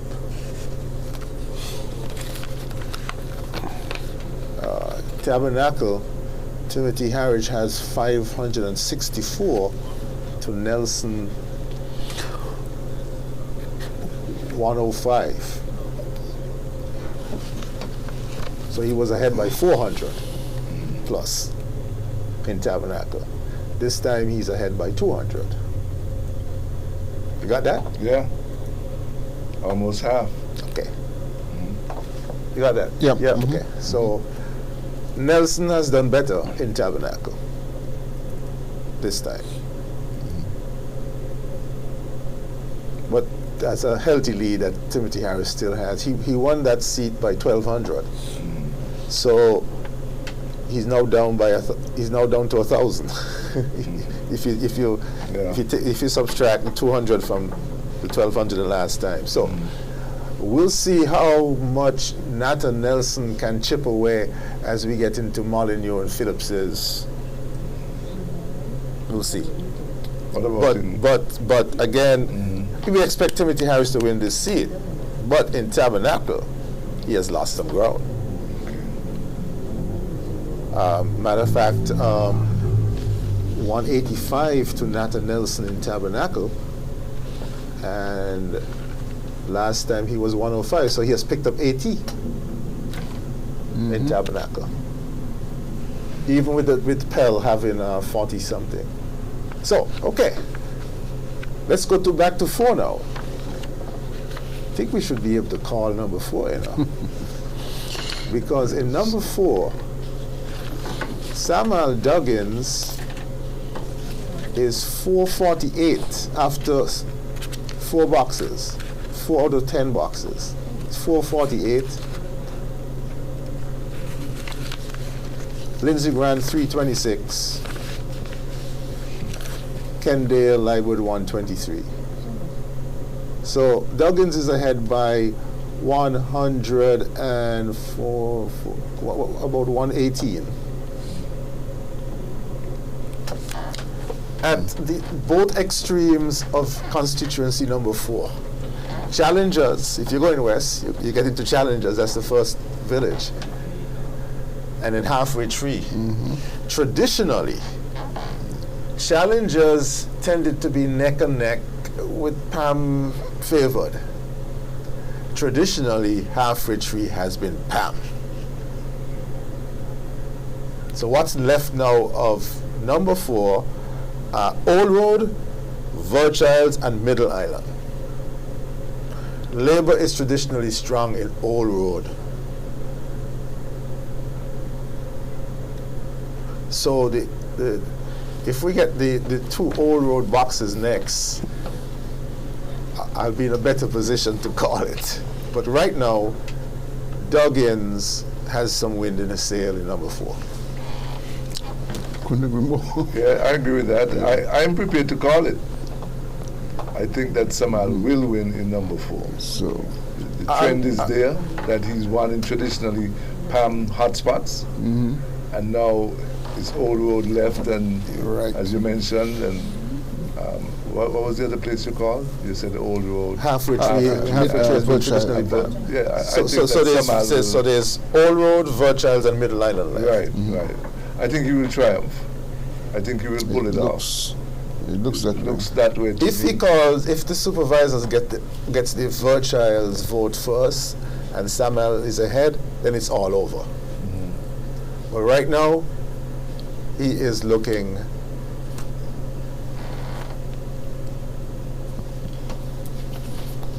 In track and field terms, he has pole position. Looks like a winner to me. It's 10:40, and at the rate the results are coming in, gentlemen, this looks like an all-nighter to me. Well, I don't know, because if Labour wins number 4, then Labour has 6 seats. Are you going home? What kind of math is that? Well, I expect Labour to win 1, 2, 3, 6, and 8. Aha. Exactly. Okay, so if Labour wins number 4, I'm out of here, baby. You That sounds like Junie Lyman. no, that sounds like Patrick Martin. I'll stay with you a little bit while longer. I'll stay a little. Yeah, no problem. We appreciate that. Still. Of course, it's election countdown 2022. Now let's look at something else. Let's look at something else in number 4, man. Mm-hmm. The turnout so far, 61%, 63%, 65, 66, which matches 2020, 66%. So the Good turnout. So Glenn, if this turnout continues at 61, 60, so that's about 65% turnout. If this turnout continues, whoever gets to 1163 will win.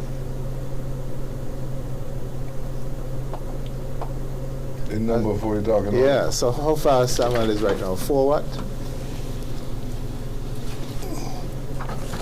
Okay, so 1163. So right now Duggins is at 448.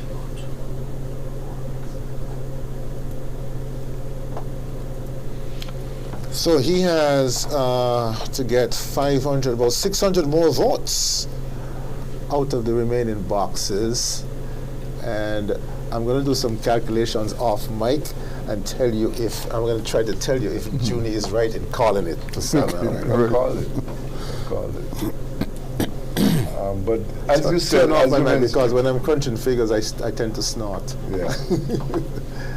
But when you mentioned that in constituency number 7, that NATO was making a stride, was taking a bite out of what Timothy has previously amassed over the last election and the election before that, you'll notice that there's some slippage in his performance, and that Nathan Nelson is on a good move. What does that tell you? Generally, Yeah. Glenn back. You know what is weighing on that? I don't know. It's to me it's kind of early still. However, it seems to suggest You're talking about number 4? 7. 7. Yeah. Okay. Yeah. It seems to suggest that the Dr. Harris has been losing some ground, and that trend could continue in all of the other boxes, all of the other polling stations, and even though he might win, it says to me that the tide is turning against him, and so who knows what will happen next time around. It could very well be a switch completely if he stays within politics, you know. But it's kind of early still, but there seems to be some kind of trend that could be developing here. Okay.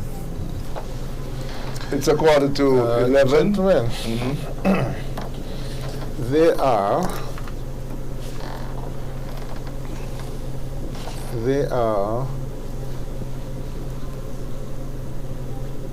21,600. Sorry, there are 2167 registered voters left in number 4. 2167. If the current turnout continues, which is 65%, the number of votes cast will be 1409.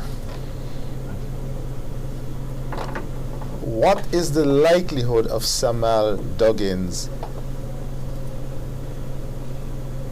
winning the other? So he has to get 250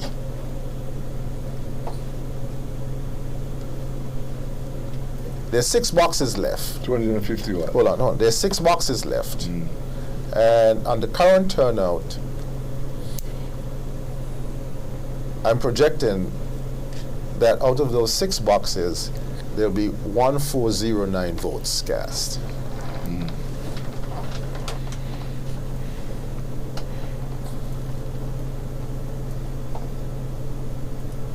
And how much of that will you get? I'm working that out. Oh, you're working out. Yeah. But I can see why you say it's doable. It's doable. It's going to happen. Yeah. It's going to happen. So we've gotten results in so far for number 10, number 7, and number 4. Why aren't we getting results for the other stations? I mean... Now, right now, Samuel is running at about 71% of the votes cast. Okay. No, that can't be right. Sorry, back that up. No. Not so much. No, not so much. Sorry. It's 448 divided by 630.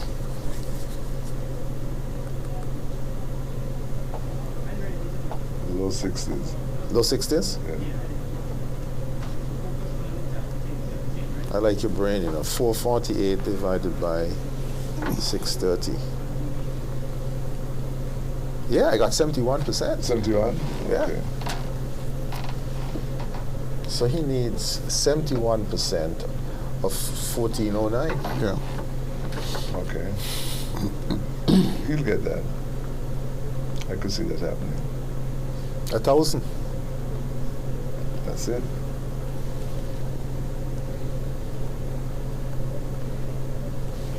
Well, we're here on Election Watch 2022. St. Kitts and Nevis went to the polls today, and the 1,000? results are coming in at this juncture. 1,000 votes over 6 boxes. That's how many, Junie? I don't have my math. 250 per box. 250? 250. He can do that. 225 per box. You can do that. Yeah. Yeah, that's Yeah, doable. based on the trend, Yeah, you can do I that. don't see why you can't Can't do do it. it. Some reason 200 why. per box. Okay. We need to get some more results from other areas. Number 1, number 2. You agree, Number Junie, 3. that Samuel is going to win this? Or Yeah. He's a likely winner? Yeah. I think so. Yeah. I think so. Okay. Yeah. I'm not ready to call it, Junie, because Okay. Old Road has always been what's the word? Marginal? Oh, marginal. So it flips and flips and flips. Competitive. Yeah. We'll see. The next reports from Old Road will tell us Okay. definitively. So, do they finish off? I don't think so. It just depends on how. Where does the count take place? In one area, or in? Where's the count taking place in number 4? You remember? I'm not sure. In one area. But in one area. Go to one So area. all the boxes go to one area. But the returning officer is doing a great job in number 4. Who's that? We need to get some more. Who's the returning officer? Miguel Thomas. 11 o'clock here, He's doing a great job, relatively Yeah. At speaking. the rate these things are coming in, I could see us here 6 o'clock in the morning. However, if Labour wins number 4, You're going home. Okay.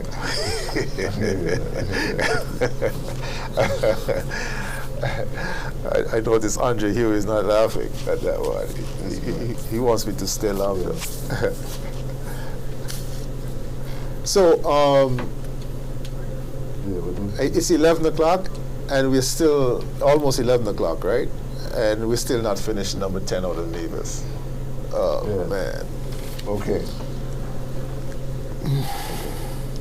If somebody just confirm what you said about the returning officer being Miguel Thomas. Yeah. Yes.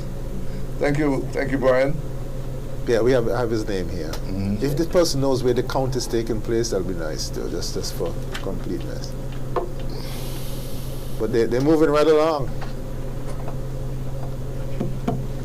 They're moving right along. Yeah. 10 minutes before 11 o'clock. We had hoped that we would get all the results in by midnight, but it doesn't seem that way right now, as so many We'll get all the results for number 4 in by midnight. Do they count up one constituency and then go to another one? I have no idea. Depending on You don't know how it's I done? suspect the supervisor calls them as he gets them. Oh, okay. Good. But this is this is the first time in a long time number 4 has been so far ahead of the others in recent memory. And it looks like we're going to get all of number 4. We're going to be able to call number 4 before midnight. That would be good. And then, of course, What about number 6? I mean, number 6 is a sure bet for Denzel Douglas, right? No results. Unless there's some kind of upset going on in number 6. but still, Nobody laughing with me. But still, Nobody laughing with me. Still, man. I mean, we should have got number 6 in by now. More of these results should have been in by now. We haven't had anything at all from number 8 either. Nothing. It's nothing from 1, nothing from 2, 3, 5, 8 in St. Kitts, and 9 and 11 in Nevis. It's strange how difficult this thing looks when you see what we do here in St. Kitts and Nevis. Yeah. Nothing from 9 and 11. Hold on. 141 registered voters. Where is this? 77 votes were validly cast.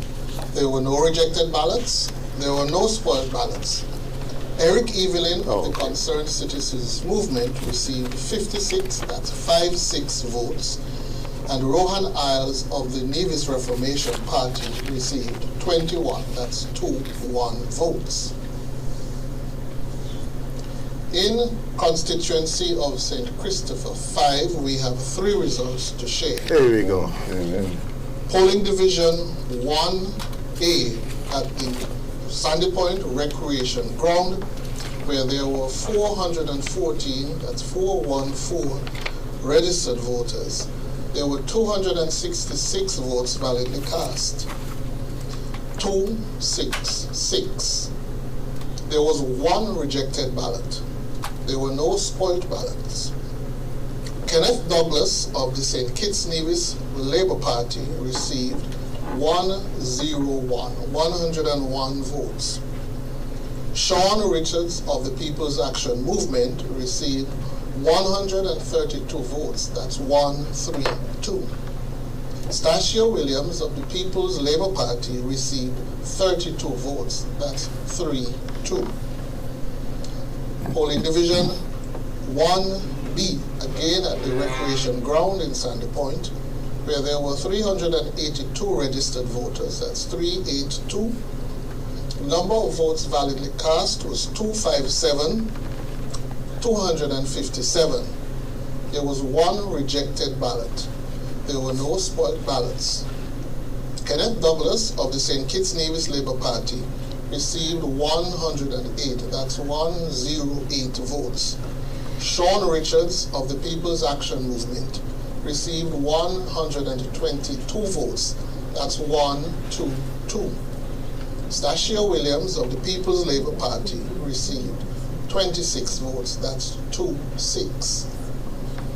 Polling Division 1C, again at the Recreation Ground in Sandy Point. The number of registered voters was 412. There were 278 votes validly cast. There were 2 rejected ballots. There were no spoiled ballots. Kenneth Douglas of the St. Kitts Nevis Labour Party received 106 votes. Sean Richards of the People's Action Movement received 141 votes. That's 141. Stacia Williams of the People's Labour Party received 29 votes. That's 29 votes. In St. Christopher, number 7, at the Estridge School, Polling Division 3, there were 365 registered voters, and the number of votes validly cast was 225. 225. There were no rejected ballots. There were no spoiled ballots. Lincoln David Pell of the People's Action Movement received 7 votes. 7 votes. Timothy Harris of the People's Labour Party received 111 votes. That's 111. Leon Natter Nelson of the St. Kitts Nevis Labour Party received 107 votes. That's 107 votes. Whoa! That's all I have in this section. I will be back with you, but right now it's over to Master Control. Whoa! Well, did I get a whoa over there? Whoa! Wow. Yes. So Let's go straight to number 7. let's go. In 2020, in Estridge, Timothy Harris won 35, Natter Nelson 80. That's 2020. Today, 111 to 107. 4 votes difference. Where's that? Estridge. That's true. Did I get it right? 4 vote difference. Yes. Whereas in 2020 in Estridge, let's pick it up, let's bring it up, let's make sure I have that right. It was 20 plus 35, 55. It was a 55 vote difference in 2020. It's come down to 4. Whoa! Sorry, shouldn't say that on the radio.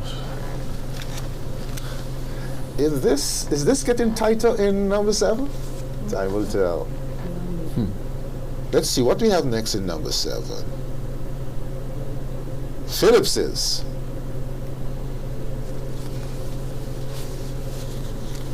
That's box 4, Phillips's.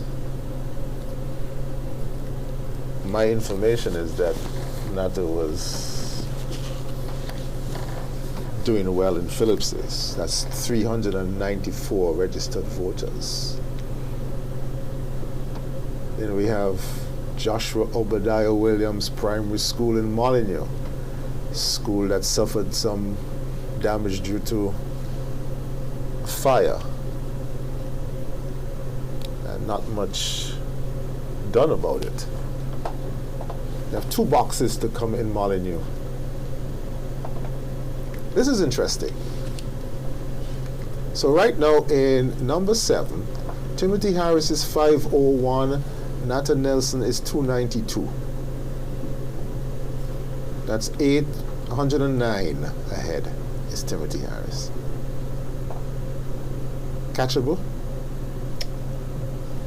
You're gonna run out of room. All right. I think Tim will win that. But not by 1,200 like No, the it last won't time. be. No, not 1,200. That is a clear message. Let's go to 5. Any surprises, gentlemen? Sean Richards right now is 395 after 3 boxes. Sean Richards 395, Kenny Douglas 315, difference of 80.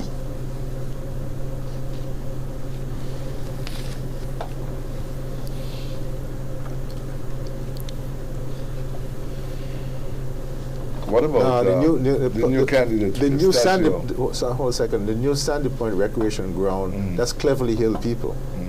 That's usually a PAM area. Labour starts picking up ground down in Fig Tree and La Valley. So we'll see.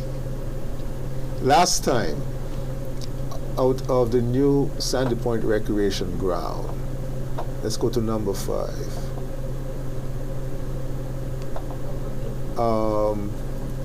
That's 1C you're talking about?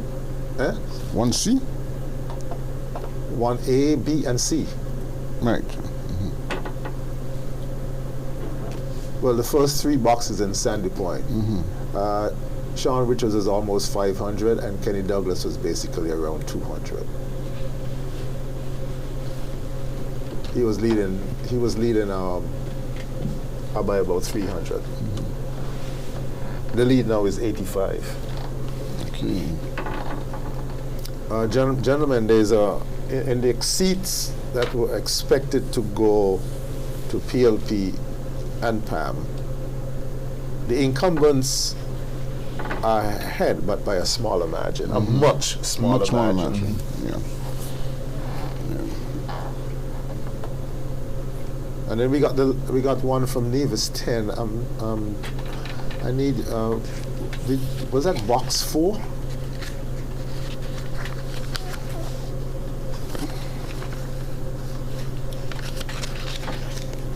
The one we just got from Nevis 10. Was it? Did you get the box No, number? we didn't get the box didn't get the number, box no. number. Okay. That got cut off? Yeah, Yes, we didn't get the we box didn't number. hear it. We know that 77 votes were cast, 56 to Eric Evelyn and 21 to Rohan Isles. But in any event, Nevis 9, Nevis 10, CCM, call that. Going once, going twice. Nevis 10, CCM. St. Christopher 7, anybody wants to call? Going once, St. Christopher 7? Timothy Harris. Yep, Timothy. Timothy Harris. Should I put that in pen or pencil? Put it in pen. Put it in pen, okay. St. Christopher 5, Sean Richards, right? Or too close to call. He's leading by 85. Let's wait for some Let's wait for some more. Let's wait for some more. What is to come? St. Christopher 4, you still going with Samuel? Yes. Okay. Yeah, Put that in pencil or put that in pen? put that in pen. Oh, gee, it's your radio station, so I'll follow you. I just got a note here from a friend of mine who said that his friend just got home from voting in constituency 2 after 10 o'clock. So it's going to be a long day. That's polling division 3. Yes. Job Ward Outreach Center. That's correct. Your place. In my place. With one line going in Yes. since 6 o'clock this morning. Turnout there has been, I think it has been a very Well, big turnout there. well, it's always a big there turnout. you go. This center, which used to be Pilgrim, for those Right. persons who are listening. Pilgrim, it used to be Pilgrim Holiness Church on Keon Street. Should be a massive. It is 40% of constituency number 2. 2,282 voters were made. Those people were made to line up single file and then get into a building and then branch off into 5 lines. That's what you said, right, Jimmy? Right. Whereas having a polling station with 5 doors, Yeah, that's better. elderly and disabled, And then the alphabet. 8 and then the alphabet soup. And then the alphabet soup. But kudos to the citizens for staying put. You were there for 2 hours. I heard somebody said 3 hours. They were in that line for 3 hours. Look, there are people who told me that they were there from 9 in the morning, and they were still there on the line up to 4 o'clock. Still on the line. The alphabets L to Z seem to have the biggest turnout, or rather had more people queued up to vote than A to D and E to whatever. L to Z was like too much, you know. Junior, I want to ask you a question. Sure. You went where? 3 what? 3A, B, C, or D? Probably Well, C. I'm not even sure. Liebird is probably C. Okay. When you went in, how many booths were there for your line? There was one booth, and you had about a desk, and they tell 2 people to come in at a time. To come in at a time. Right. At first it was 1. There you go. It was 1, and then they picked up the later 2. on, as things begin to get late and extreme, and they realized the line not moving, then they changed up things a bit. Well, we knew the line was not moving at 8 o'clock this morning, and no allowances were made for that, apparently. Yeah.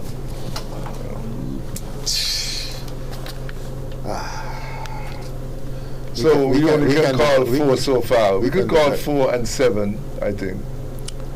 4 and 7. You're calling 4. I'm not calling 4 yet. I'm calling 4 and I'm calling I 7. think I need I'm not more. calling 4. You need more information? For 4? For For 4? 4, yeah. Andre Hughey's not saying anything. What is he saying about number 4? Or he's just Andre? running around trying to get... When my time comes, I will speak. When his time is coming, when I bow out. When I say, guys, Boys is calling me. But seriously speaking, I think that the way the calls are coming in, the way the turnout is happening, the countdown, it's like, it seems like usual to me. I don't see anything, an uptick in how things are being rolled out right now. I don't see that. I don't feel that. Well, it's clear. The evidence is clear. Yeah. And if, as my friend says, that number 2, he's just getting home from voting in number 2. Now, if you have all these people on the line waiting at 6 o'clock, what they would normally do is to let those who are online come in and vote. Right. So that is what happened. It finished 10 o'clock. That was the prediction of some of the Facebook Live commentators that line will finish at 10. Right. And that means that by 6 o'clock we should be starting to get the results from number 2. By that time, the trend should be obvious. Yeah. Because we're talking about boxes 3A, B, C, D, the Dr. Job N. Ward Outreach Center. This is constituency 2. These are people living in results. Yeah. Looks that way.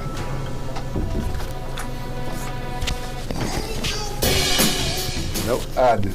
An ad. It's an ad. Okay. So these are people living in Dorset, Soho, College Housing, Wade's Garden, Shadwell Housing, Pine Garden, and New Road.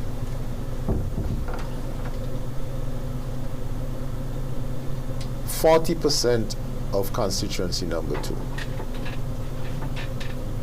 moved from Wesley and Holiness on Keon Street up to Shadwell, Dr. Lake Drive. And made more, and the process of voting made more laborious.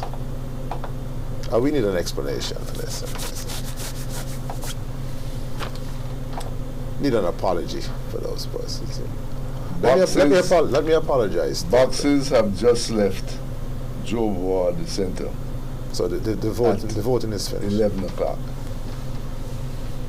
So counting will go to 6. 6 tomorrow? Yeah. You guarantee that? No. We have nothing from constituency 2 yet.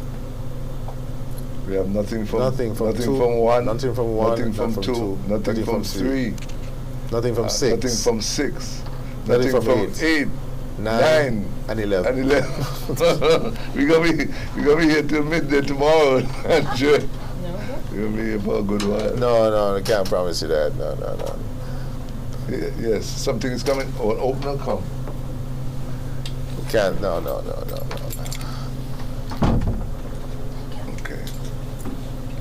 Well, I'll tell you what we'll do. Let's hope that by 11:30 the supervisor gives us an explanation, a projection as to how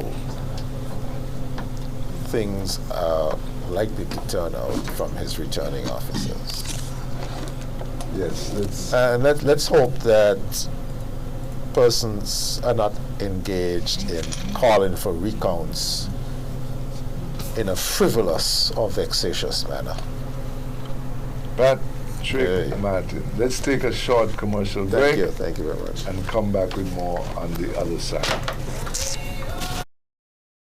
and Island Electronics brings to you the Super Summer Cooldown Sale from July 21st until October 30th. Get amazing discounts on the widest range of gadgets, electronics and appliances. But because it's summer, you get double discounts on hall fans, refrigerators and air conditioners. And don't forget to ask about our easy layaway plans. Good news for the people of Neves. Smart Electronics is coming to Neves at a convenient location just opposite Best Buy. So visit our stores at Smart Electronics on Port Zonte and Island Electronics on 4th Street. Terms and conditions apply. All COVID-19 protocols will be observed.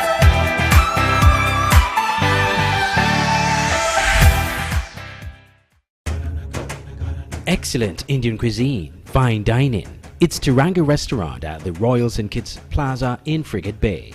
Tiranga offers the authentic flavors of Indian cuisine in a warmly adorned 75-seat restaurant, indoor and outdoor. Named after the tricolor flag of India, Tiranga comprises of traditional and regional inspired Indian cuisine.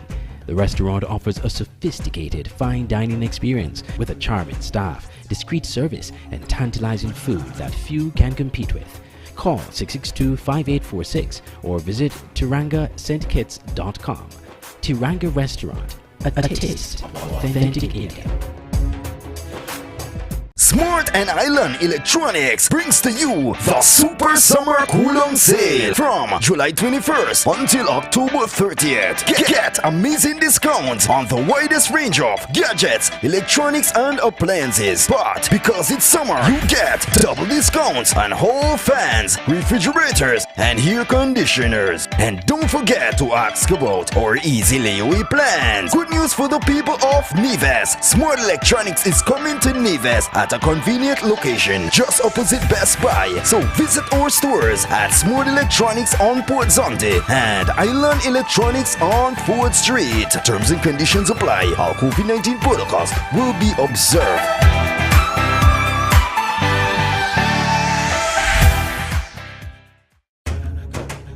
Excellent Indian cuisine, fine dining. It's Tiranga Restaurant at the Royal St. Kitts Plaza in Frigate Bay. Tiranga offers the authentic flavors of Indian cuisine in a warmly adorned 75-seat restaurant, indoor and outdoor.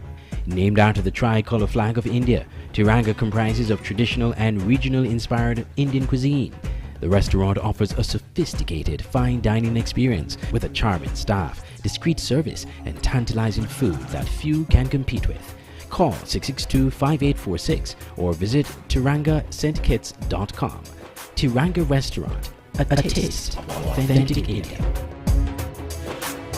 Smart and Island Electronics brings to you the Super Summer Cooldown Sale from July 21st until October 30th. Get amazing discounts on the widest range of gadgets, electronics and appliances. But because it's summer, you get double discounts on hall fans, refrigerators and air conditioners. And don't forget to ask about our easy layaway plans. Good news for the people of Neves. Smart Electronics is coming to Neves at a convenient location just opposite Best Buy. So visit our stores at Smart Electronics on Port Zonte and Island Electronics on 4th Street. Terms and conditions apply. All COVID-19 protocols will be observed.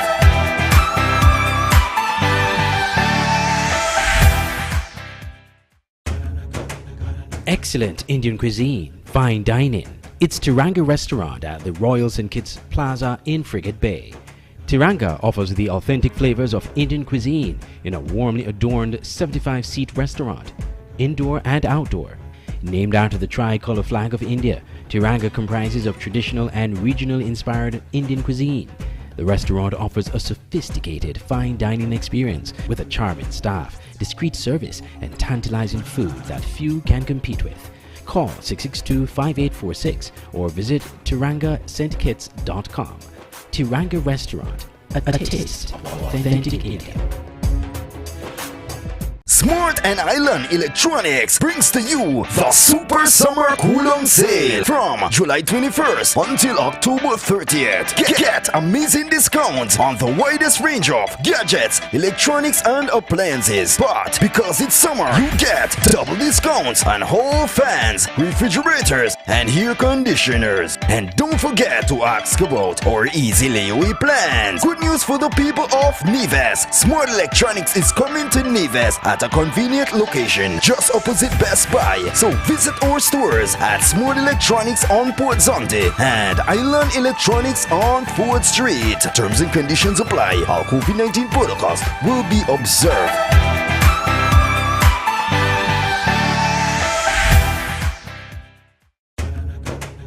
Excellent Indian cuisine, fine dining. It's Tiranga Restaurant at the Royal St. Kitts Plaza in Frigate Bay. Tiranga offers the authentic flavors of Indian cuisine in a warmly adorned 75-seat restaurant, indoor and outdoor. Named after the tricolor flag of India, Tiranga comprises of traditional and regional inspired Indian cuisine.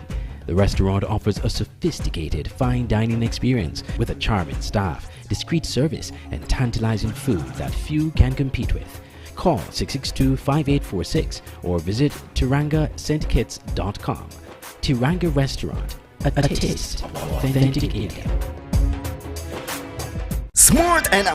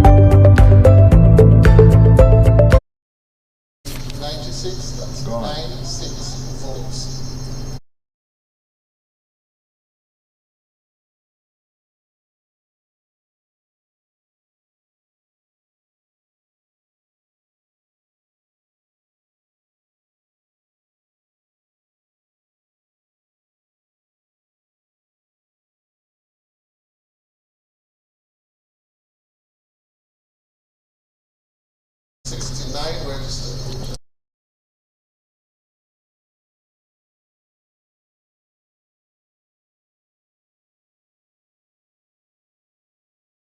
There were no spoiled ballots.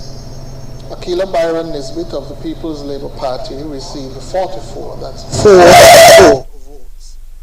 Kevin Freeman of the People's Action Movement received 11 votes, that's 1. Congress G. Maynard of the St. Kitts Nevis Labour Party received 110 votes, that's 110. In polling division 3 located at the Methodist Schoolroom on Cardin Avenue, where there were 404, that's 404 voters registered. The number of votes validly cast was 235, that's 235. There was 1 rejected ballot, there was no spoiled ballot. Akila Byron Nisbet of the People's Labour Party received 64 votes, that's 6-4. Kevin Freeman of the People's Action Movement received 18 votes. Congress G. Maynard of the St. Kitts Nevis Labour Party received 152 votes, that's 152.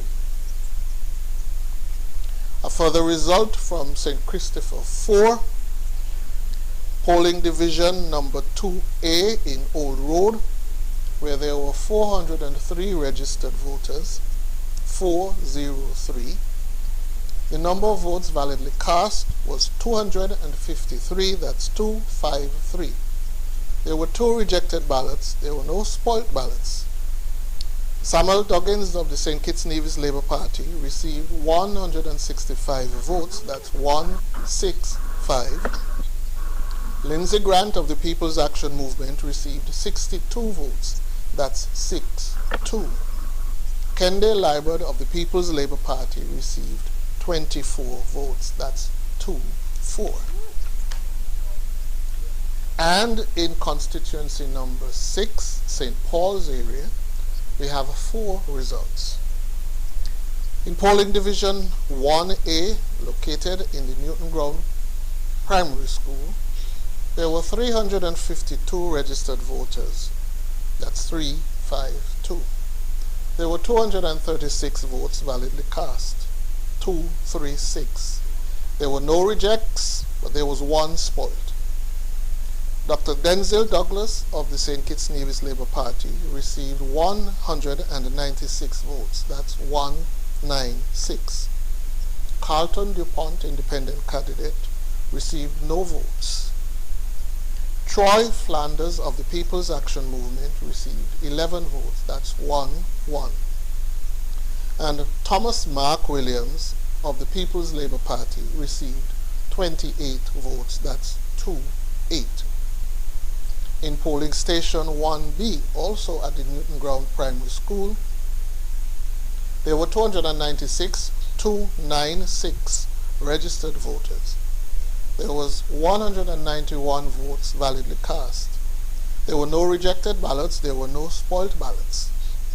Dr. Denzel Douglas of the St. Kitts Nevis Labour Party received 166 votes, that's 166.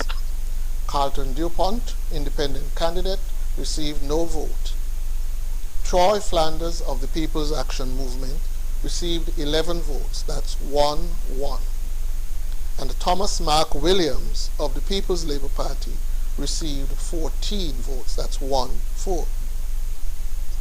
Polling division number 2, located at the St. Paul's Community Center, where there were 479 registered voters. The number of votes validly cast was 333, that's 333. There were no rejects and there were no spoiled ballots. Dr. Denzel Douglas of the St. Kitts Nevis Labour Party received 310 votes. Carlton DuPont of the independent candidate received no vote. Troy Flanders of PAM, People's Action Movement, received 6 votes. And Thomas Mark Williams of the People's Labour Party received 17 votes, that's 1-7. In polling division 3A, St. Paul's Primary School, where there were 399 registered voters, the number of votes validly cast was 296. There were no rejected ballots. There was one spoilt ballot. Dr. Denzel Douglas of the St. Kitts Nevis Labour Party received 273 votes. That's 273. Carlton DuPont, independent candidate, received no vote. Troy Flanders of the People's Action Movement received 5 votes. Thomas Mark Williams of the People's Labour Party received 17 votes. That's 1-7.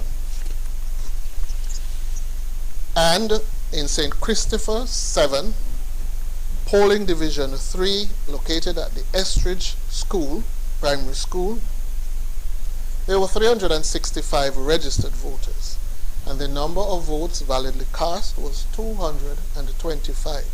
That's 225. There were no rejected ballots. There were no spoiled ballots. Lincoln David Pell of the People's Action Movement received 7 votes. Timothy Harris of the People's Labour Party received 111 votes. That's 1-1-1. Leon Nathan Nelson of the St. Kitts Nevis Labour Party received 107 votes. That's 107. That's all for now, and we will be right back. But right now, it's over to Master Control.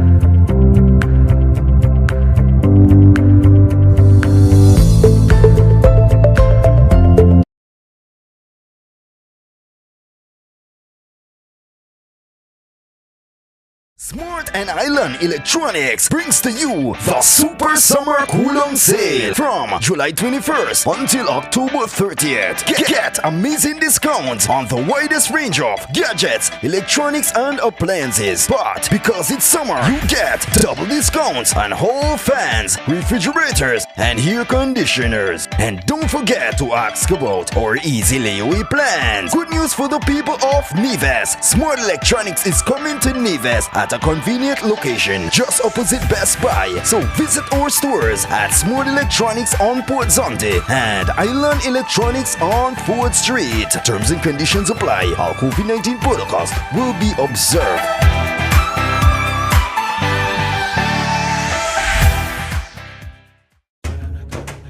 Excellent Indian cuisine, fine dining. It's Tiranga Restaurant at the Royal St. Kitts Plaza in Frigate Bay.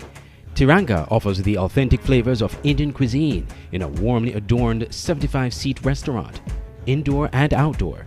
Named after the tricolor flag of India, Tiranga comprises of traditional and regional inspired Indian cuisine. The restaurant offers a sophisticated fine dining experience with a charming staff, discreet service and tantalizing food that few can compete with. Call 662-5846 or visit tirangastkits.com. Tiranga Restaurant, a taste of authentic India.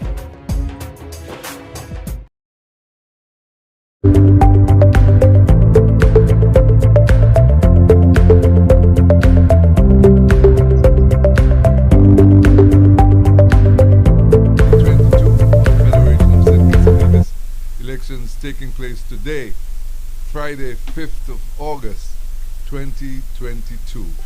I understand that we have Peter Wickham on the phone, so let's see if we could patch him in. Good evening, Peter.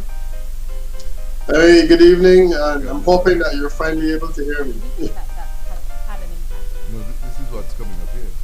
I want to say it has an impact. So, I think that. Any possibility that you can hear me? okay, hold on 1 second. Okay, we have Peter on the line. Good evening, Peter Wickham. How are you doing? Good evening, John. Yeah, I'm just hoping that you can hear me now. Yes, we can certainly hear you. It's good to hear from you. Just so that you know, I'm Junie Liebert, and I'm joined by Dr. Patrick Martin and Glenn Bart.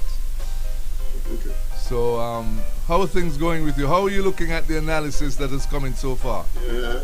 Well, gentlemen, it's been an interesting afternoon. I went in expecting surprises, and I think that what we have been given is perhaps predictable. Basically, the people of St. Kitts and Nevis have rejected the government that collapsed, and the carnage is basically being seen all over the place. It looks as though Dr. Harris will win his seat, but at this stage, it doesn't look as though anyone else from the PLP will make it. Palm has been decimated, and you were having a conversation about Sean Richards, and frankly, he's struggling, which I think is a travesty when you consider all that happened. So. It's certainly consistent with my poll data, and I think that much, is good in the sense that the polls were able to read it. But what I think is more important is that the people of St. Kitts and Nevis have basically determined that the government has collapsed and that they want no part of it. The other thing I thought that was interesting is that it would appear as though you had a situation where Palm was in office, Sean Richards was deputy prime minister, and these guys have basically walked away from it. 2 years into the second term, they have essentially determined that they want to walk away from governance. My understanding was that there was an expectation that they could get more than they currently were getting, and what do they have? No, they have nothing. So that's where we are. I can't say that I am terribly surprised, but ultimately, it is what it is. Now, we have to ask ourselves at this stage, what do you say of the individual characters that ultimately will emerge politically? I suspect that at some point in time in the night, we will have to give congratulations to Dr. Drew for having been able to make it back, but there will be an opportunity for that later. But I think we also have to reflect on the future of the other two, Sean Richards, who my sense is that, this marks the termination of a very short political career on his behalf, one that in my view could have led to something greater. And then we have Dr. Timothy Harris, who has the combination of a long political career, who was able to serve in several ministries in Labour, who was able to cross the floor, pick up the opposition group, unite them, lead a government, and win 2 elections. It has collapsed, but ultimately, I think that his place in the history books of St. Kitts and Nevis is also relatively safe. My feeling is that he could retire tomorrow, and it wouldn't be, I would say, a block. But I think the others, I look at Lindsey Grant, hasn't been in Parliament for 2 years. I look at Jonal Powell. I mean, it's an interesting scenario that presents itself tonight. As I said, not entirely surprising, but it's really interesting the way that we see that the carnage has fallen. And I think that ultimately it was a huge act of political self-harm. that the PALM CCM group did. And I really hope that they reflect on this long and hard as they pick up the pieces tomorrow. On the implosion of the Team Unity administration, where they went their different ways and blamed each other. But who do you see as the chief architect in all of this in terms of bringing the party to where it is, or the Team Unity construct to where it is today, where at this election the people are seemingly rejecting them? Well, I think that people are rejecting PALM, they're rejecting PLP. Team Unity, of course, they've rejected, but Team Unity has rejected itself. It has gone out of existence. I think that they're also rejecting to some extent the CCM, because I mean, we're already seeing a swing against the CCM that is not insignificant. So there's a suggestion that there's a rejection of that as well. The question is, whose fault is it? I think that blame has to be shared among all three leaders regarding what has happened. But I think that fundamentally, the largest part of the blame has to be shouldered by Mark Bradley and Sean Richards. In the sense that whenever you make a major political decision, my thing is that you need to read the tea leaves and you have to know exactly where your power options are in relation to this whole thing. And there was a letter that was leaked from Jean that essentially said it all. You do not make a step of this nature politically unless you're absolutely sure that you can hold on to your seat and those of others, and you go forward politically. So you do not inspire or perpetuate an election that you don't believe you can win. And that's essentially what they have done. Because in our system, the Prime Minister holds all the cards. That's the way that our system works. When they say our, it means the Kitts and us in the Caribbean and so on. The Prime Minister holds all the cards. If you were led down a garden path to believe that you could go to the Governor General and say you want someone else and that person will change, my thing is that you need to ask back the advisor that told you that for your money. Because I don't really know anyone in the Caribbean that believes that nonsense. So I would like to think that that was not what you believed. So let's say you believe that there can be a political battle that you can win going down the road. And again, I would love to see the advisor that told you that's a political battle that you could win, because G said it in his letter. The likelihood of what happened tonight, where you end up with one seat, which is Sean Richards, was very high, and that's exactly what happened. So the strategy was flawed, it was off, and you know, ultimately we're seeing the emergence of a new dispensation on this occasion. So I say there's blame to share all around, but I think ultimately when it came down to it, those two key players, Sean Richards and Mark Bradley, who brought ranks, I mean, they must have known that this was entirely possible, and they did it nonetheless. And I'm anxious to hear the rationale that they're using tomorrow to explain all of it.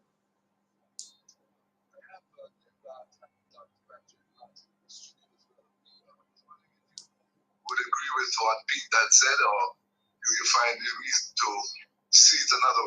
You didn't hear it. You couldn't hear it. Okay. What about you, Patrick? We're getting on to you, but earlier we did signal the implosion of Team Unity and some of the events leading up to that, and you know, the Labour Party then launched some exciting candidates and had a well-oiled campaign. So people of St. Kitts and Nevis, especially the people here in St. Kitts, have voted for serious, stable government. Did you hear that, Peter? Yeah, I heard it, and I think that what he's saying is obvious. The question of stability is important. One of the questions that we asked people in the poll was one of the polls that we did. We asked people is what configuration of unity would they prefer? And we gave all the options. Petitions in division generally said that they would prefer one government, a single government. And I think that is a compelling piece of information, because that's essentially what we're voting for tonight. The thing about it is that when you say you want one government, there's a possibility that you may have said, okay, you will go towards the PLP. But clearly what happened was that, you know, they went in the other direction and they said the one government that we want is a Labour government. The only thing I don't know if I agree with was the extent to which the Labour campaign was accurate. I thought that the Labour campaign was pretty pedestrian. It was not well funded. It was essentially a campaign. And I think what basically happened is that the Labour candidates just had to show up. When a government collapses, so what is giving you a present? When you're giving you a present, you don't have to work for it. And ultimately they showed up. And they won. And that seems to be the way it's going. I mean, unless something dramatic happens in the alternative boxes that we haven't seen, that's essentially the story, that they showed up. The assessment of a campaign is always a qualitative exercise, which I don't know we will be able to do tonight. But for me, it was a campaign that was okay. But I didn't really hear a lot in it that would suggest to me that it was this brilliant campaign or whatnot. It was okay. But ultimately, they just needed to show up, and they did. I don't know if I quite agree with you in terms of the assessment you made earlier in reference to who was responsible, who should take the majority of the blame for the demise of the team unity construct here in St. Kitts and Nevis. I think that Dr. Harris should shoulder a lot of that blame because he's the one who, he said, had the O, and I think his failure to communicate better with the other leaders of Team Unity, in particular Sean Richards and Vance and Mark Brantley, they didn't know what was in the CBI, how much, how it was spent, what happened to it. They didn't know anything about that, and they blamed him for that. They didn't know what essentially was in the peace program, and there were other programs that they mentioned that he did not confide in them at cabinet as to how things were going, and he tried to take a lot of the praise for things that they had done in their ministry and not apportion the responsibility and acclaim to them as well. And so you have to look at it that it's a leadership matters, as the Prime Minister, the former Prime Minister used to say. Leadership matters, and he didn't show it. He didn't show that leadership mattered when he was the leader. He was the big O in all of this. What you're saying is interesting. Leadership matters. There's no question about it. Look, I sat through the tenure of Dr. Denzel Douglas, and I challenge anyone in St. Kitts or Nevis to tell me that Dr. Harris's behavior was significantly different to that of Dr. Douglas. The fundamental difference is that Dr. Douglas was leading a single party over which he had unquestioned loyalty. Dr. Harris's steps were different because he was leading a cobbled together group of persons in unity. So perhaps he needed to communicate more, and perhaps he needed to have been more transparent because of the fact that there was a difference. And I would accept that. But when someone says that his leadership was so fundamentally different to what petitioners and bishops of the North come off it, you know, leadership in the Caribbean has a particular style. You take Prime Minister Motley, you take Prime Minister Brown, leaders hold things to the chest, and that's the reality of how it works. It's just that in his case, he couldn't do it effectively simply because he didn't have unquestioned loyalty among his leaders. And I mean, if you're going to look at the CBI, I would say to Mark Bradley and Sean Richards tonight, you had concerns about how the CBI funds were being spent and what was in the kitty. Do you think you'll be any wiser tomorrow regarding those matters? What I can tell you was that you were getting a significant percentage of CBI funds in Nevis under the previous administration. Can you be sure that tomorrow you're going to be able to influence the outcome to get similar levels of support in Nevis? These are the kinds of questions that I think you need to ask. So I hear you when you talk about he was the big O, and I think Dr. Harris made mistakes. There's no question about it. He made mistakes in terms of the way he handled things, you know, and in due course, I will certainly express those kinds of views in terms of my writing and whatnot.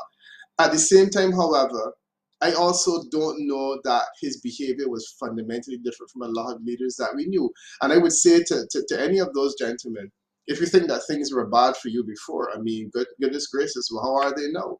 You know, if you think that life was bad in government, you know, being a minority member in a government where you had some level of influence and power, the fact is that you may have none tomorrow. And do you think that you'll be better off under those circumstances? this government appeared to have broken up over the question of the CBI funds. I continue to maintain that the matter of Tim Harris getting a third term could have easily been resolved by forcing him to take a constitutional motion to Parliament to stop him from running again. But I'm saying that that's an issue which would have been decided in 4 years anyhow. So the fundamental issue on the table that brought to this government was the CBI money. And my question would be, is this outcome likely to get more CBI money for you? I suspect not. So to me, the strategy was flawed. And tonight we have the proof of it. 3:45, that's about 11:45. We are live with Peter Wickham. You wanted to say something, Patrick? I think sure, go ahead. I did think it was deeper than the CBI. The question of prime ministership shall certainly play a role. To me, a major role where there was an agreement, and the agreement was unique, and that to me went to the core. I can't accept that there's no difference between the leadership of Dr. Douglas and Dr. Harris in government. Leadership, to me, is about how you treat people, and I think Dr. Douglas's treatment of people, real people on the ground, is head and shoulders above how Dr. Harris dispenses leadership. Certainly, our COVID experience exposed the best and the worst in our political leaders, and team unity came up short. Okay, I think we're getting an update, so let's go live to that. Peter, stay on the line. We're going to get back to you shortly. Okay, Andre, we're getting an update here. Could you switch to this? 170 registered voters. The number of votes validly cast was 316. That's 316. There were 2 rejected ballots, and there were no spoiled ballots. Jacqueline Bryan of the People's Labour Party received 85 votes. That's 85. Natasha Gray Brooks of the People's Action Movement received 78. That's 78 votes. Jeffrey Hanley of the St. Kitts Nevis Labour Party received 151 votes. That's 151. We have a further result from St. Christopher's 7, Tabernacle and its surrounds. At the Covenant Outreach Church, polling division number 4, there were 394 registered voters. There were 261 votes validly cast. There were 2 rejected ballots, no spoilt ballots. Lincoln David Pell of the People's Action Movement received 17 votes. That's 17. Timothy Harris of the People's Labour Party received 132 votes. That's 132. And Leon Nathan-Nelson of the St. Kitts Nevis Labour Party received 110 votes. That's 110. At the Joshua O. Williams Primary School, there were 542 registered voters in polling division number 5. That's 542. There were 305 votes validly cast, 2 of which were rejected. There were no spoilt ballots. Lincoln David Pell of the People's Action Movement received 14 votes. That's 1-4.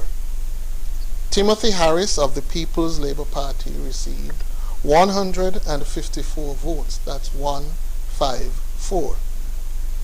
Leon Nathan-Nelson of the St. Kitts Nevis Labour Party received 135 votes. That's 135. And from Davis 9, we have 5 results. In polling division number 1, located in the Cox area, there were 476 registered voters. There were 202 votes validly cast. There were 3 rejected ballots, no spoilt ballots. Patricia Bartlett of the Nevis Reformation Party received 103 votes. That's 103.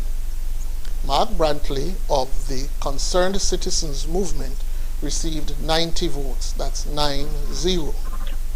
Samuel Keynes of the Moral Restoration Movement received 6 votes. In constituency number 9, Elizabeth Pemberton Primary School, polling division 2A, there were 355 registered voters. That's 355.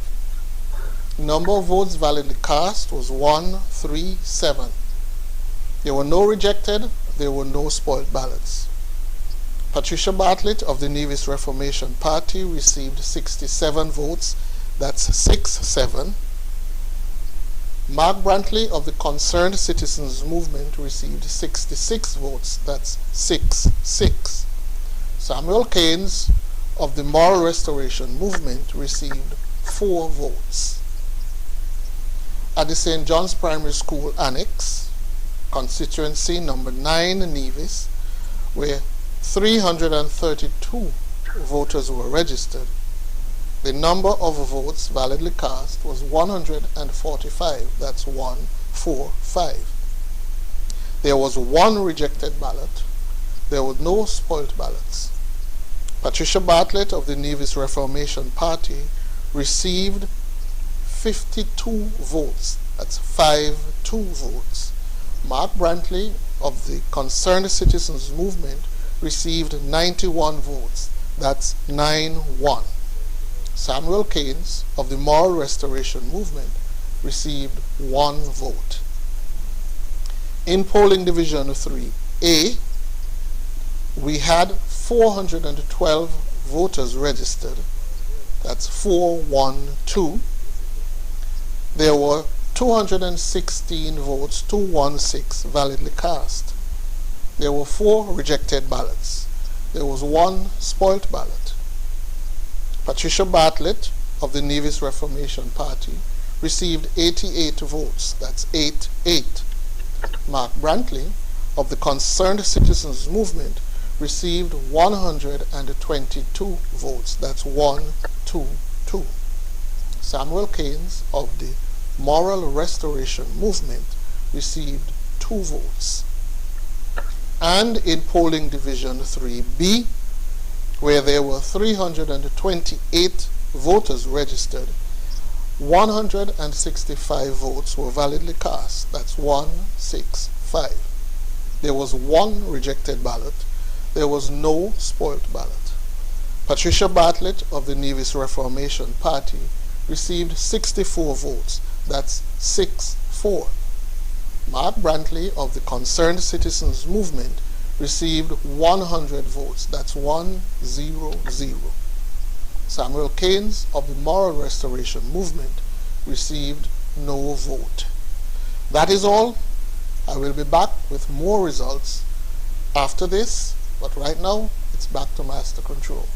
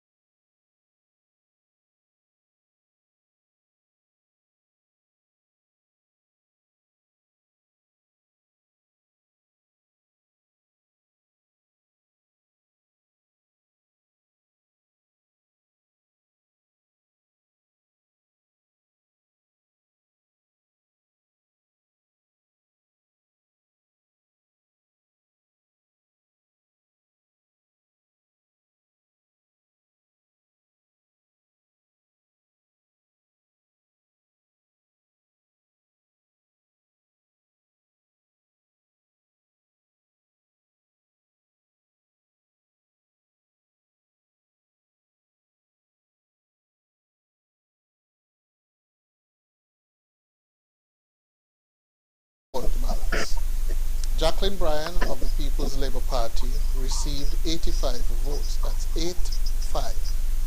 Natasha Gray Brooks of the People's Action Movement received 78. That's 7-8 votes. Jeffrey Hanley of the St. Kitts Nevis Labour Party received 151 votes. That's 1-5-1. All right, so we missed just that opening segment there with the results announced by Mr. Elvin Bailey, or Supervisor of Elections. And so now we have some analysis from our in-house commentators, Dr. Patrick Martin and Glenn Bart, and we also have on the line Mr. Peter Wickham. So go ahead, Patrick. Well, in constituency number 1, the parish centre on East Independence Square in 2020, it was Hanley 126 to Patches Liebert 147. Today, Hanley 151 to Bryan 85 to Greybrooks 78. So Hanley has jumped out to a healthy lead in the parish centre, which he lost in 2020.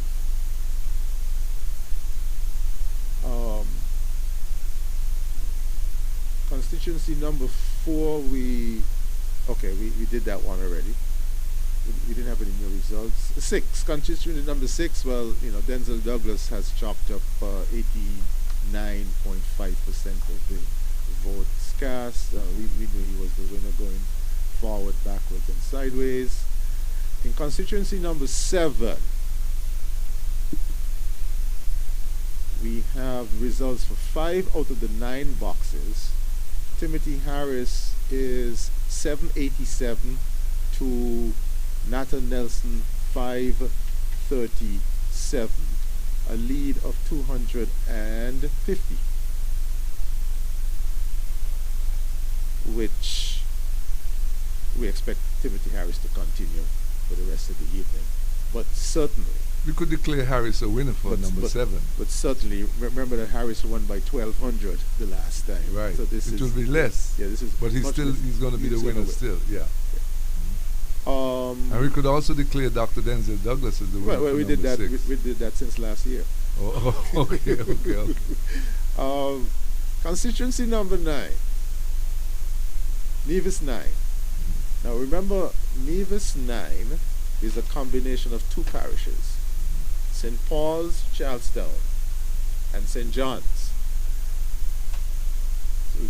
So we started with St. John's first. So we have 5 out of the, it looks like 9 St. John's boxes, with Mark Brantley at 469 and Patricia Bartlett at 374. A lead of 8, I'm got about 90. Mm-hmm.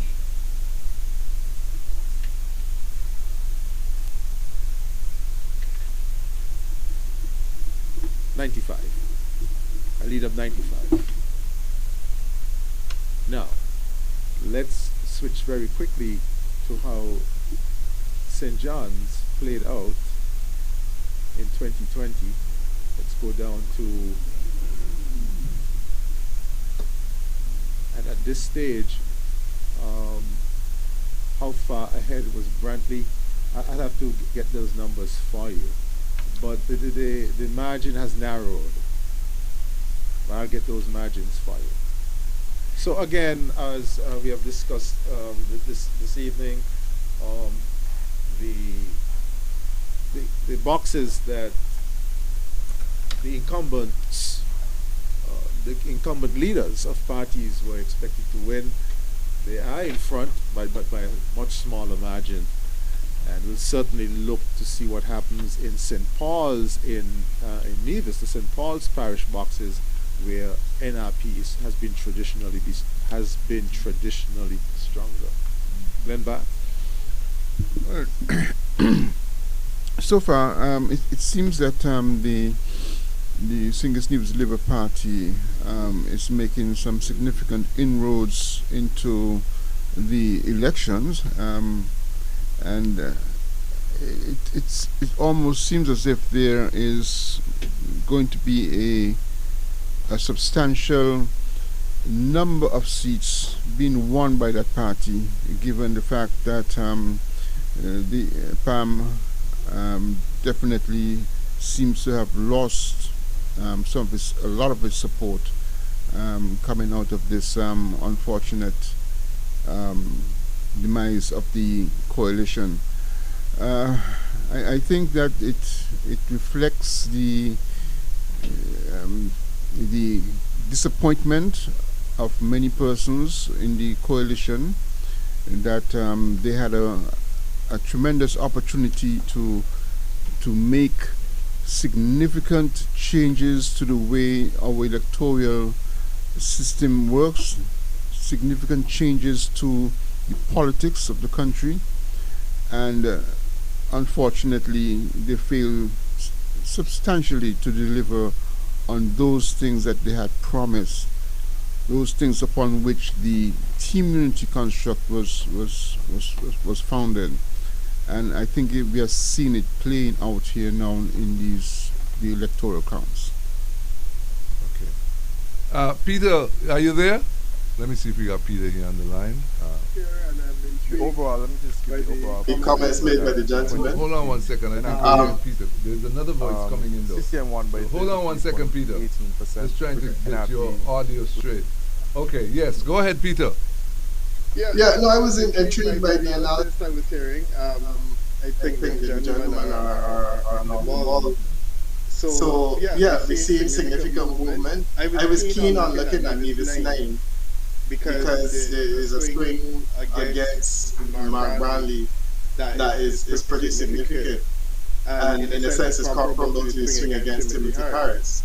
But I mean, we expect that they will both win. But as Mr. Barr was saying, it is really a reflection of the mood of the people, the fact that you've had a significant swing against them. So that's why I'm seeing the other constituencies that were called were entirely consistent. In constituencies where you have a Labour victory, you have an improved performance. And in constituencies where the PLP, is performing in a way less stellar. I believe we've seen results from the seat that was being contested by Ms. Byron to Akila, which would suggest that she's also going to lose her seat. So it ultimately looks like you're going to have an interesting configuration where the three leaders will be in Parliament side by side, but not many other people. Mr. Bradley will be able to get Premier Bradley can take one other person with him, it seems, at least. But otherwise, it's going to be essentially opposition leaders of parties.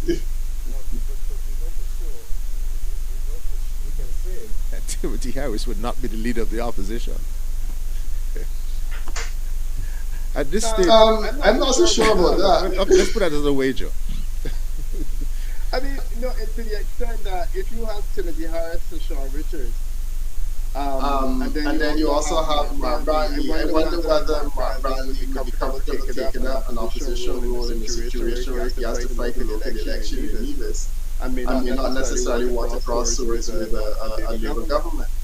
But then there's Sean Richards. I'm sorry. And then they might be Sean. They might be Sean. Precisely, Richards. yeah. I mean, they might be Sean Richards, but I don't know. I guess ultimately, Mark would probably want to vote to give it to Sean. Well, yeah, because they're running together as the movement. They're running together as the movement at this point in time.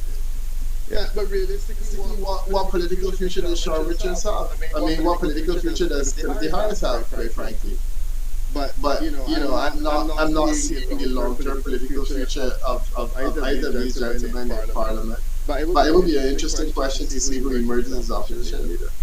At this stage, Brantley was ahead of the NRP candidate, Dr. Kelvin Daly, in 2020 by 172. Right now, Brantley is ahead by 95. lead cut virtually in half. Significantly.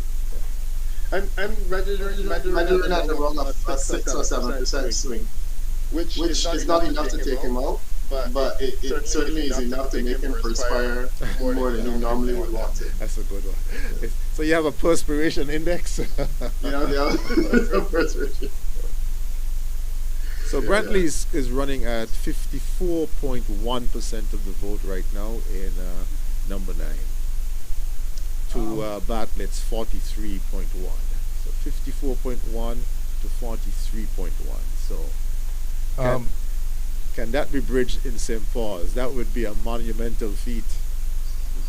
Peter, I wanted to ask you, just in the closeout of the elections last night, we were informed that several polls had been taken by the PLP and had affirmed that they had gained momentum. We saw some posts saying that they would win at least 4 seats, and the seats were mentioned and so on.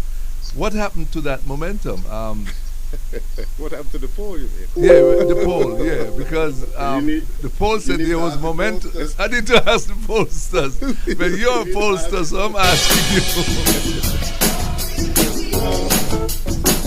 Platinum means luxury at your fingertips.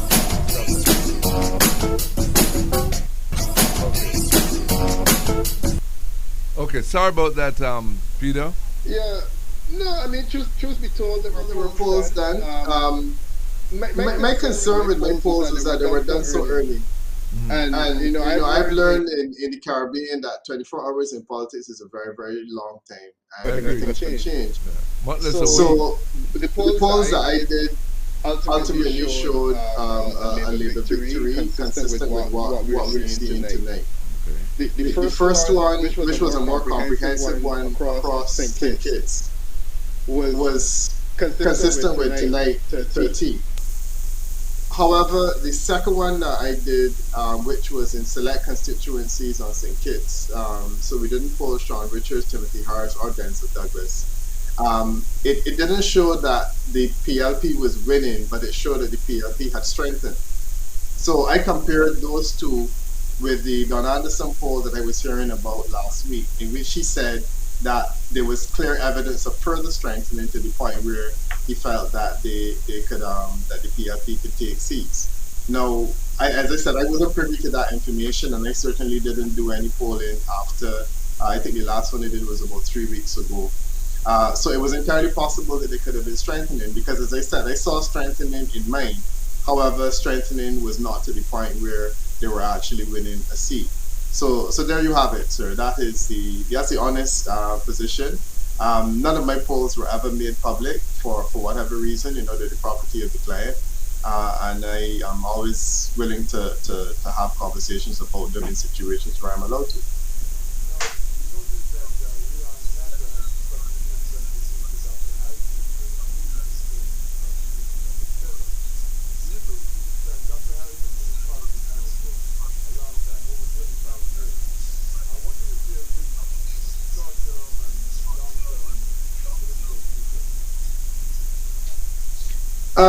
Interesting question. I'm clearly a lot more sympathetic to Dr. Harris than anyone else in the room tonight, and I realize that. But I honestly think that Dr. Harris was on to a good thing. Look, I told him, and I said publicly that it would take a small miracle to save him when he first triumphed in 2015. I believe it was 2015. Yeah, 2015. I was pleasantly surprised that he was able to achieve that feat, and it was a feat that few others in the Caribbean have been able to achieve, because ultimately what he did is he crossed the floor and he survived. And leaders who cross generally MPs that cross the leader don't survive. So my thing is that he wrote his name on history's page. Fast forward 5 years, my view was that lightning does not strike twice in the same place, so it would have been very, very difficult to achieve it a second time. But maybe he was like Bill Clinton. He was a comeback kid, and I thought that, well, maybe he knows something that I don't, and there's a possibility that he can do it. Having said all of that, though, I don't really know that Dr. Harris had a choice when it came down to it in relation to how he dealt with matters, and I felt that he did what he did. So he did what he had to do. My feeling is that, St. Kitts has a population with what, 50, 60,000 people. Um, in the last 10 years, only two of those persons became prime minister. So, in a sense, he has already written his name on history's page, and I don't think he has anything else to prove. I suspect he will want to serve out this term because he's committed to his constituents. But certainly, if I were him, I would look to bow to politics gracefully. He's been a member of parliament for a long time. He served in several ministries. He was Minister of Education and Health. He became Prime Minister. He led the first successful coalition government in St. Kitts and Nevis for, well, let's say the first coalition government, but he led one of the more successful coalition governments in the Caribbean for 6 years. And I think that, there's really nothing wrong with him retiring, and that's my feeling. So I think his short term should be that he should stay. He has his parliament, his people to serve. And I don't think he should bow gracefully when the next election comes, because frankly, I don't think this thing is going to work. I believe St. Kitts has demonstrated a desire to return to its Palm versus Labour Party moorings, and certainly more on the Labour Party side. And I think that battles now will have to be fought within the People's Action Movement. I don't believe that the People's Labour Party has taken over as the alternative party. And my feeling is that it is really a lot to do with Dr. Harris. And I think that Dr. Harris has done what he has to do. And he can bow gracefully. I don't know what he will do, but my feeling is that I don't know that there's anything further to be achieved. I don't know if you want to talk about any of the others. Mhm.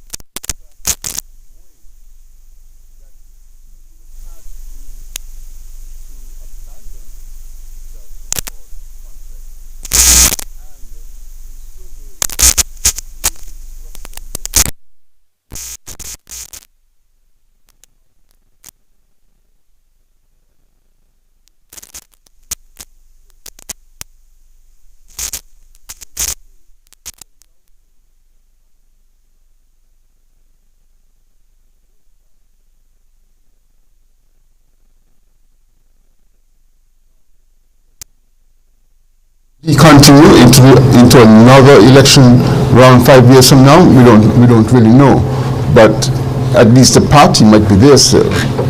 So I feel that he may have gone down that route in the interest of creating and sustaining his party for the long term. What do you all think about that? Peter, what do you think about that? Peter, you there? Okay. Yeah, go ahead. Yeah, we're hearing you. You are facing a scenario in which the party that you lead, which is fenced in by the Charleston Accord, it doesn't allow it to grow.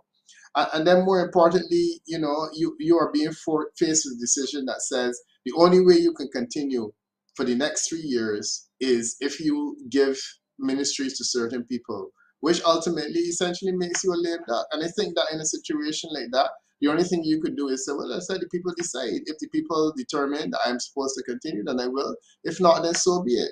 Because if you essentially box in my alternatives, and that was always my thing in terms of the negotiation.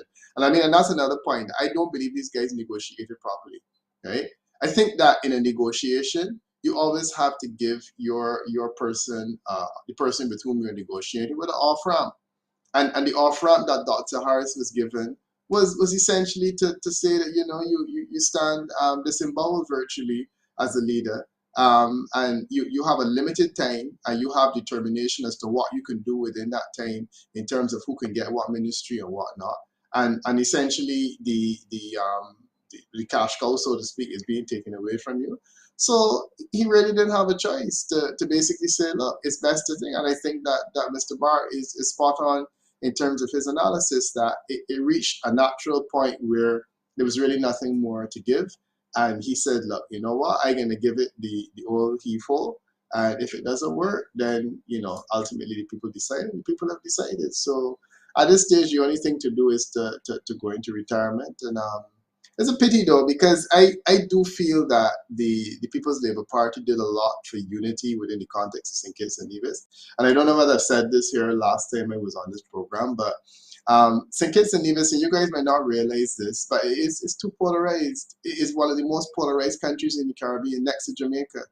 And for a small country to be this polarized is unhealthy. And I was happy Political? to bring that. I guess that's what he meant. Depolarization to that Team Unity was able to essentially to inspire a level of unity that I think it was good. It was good for the country while it lasted, but sadly it didn't last long enough.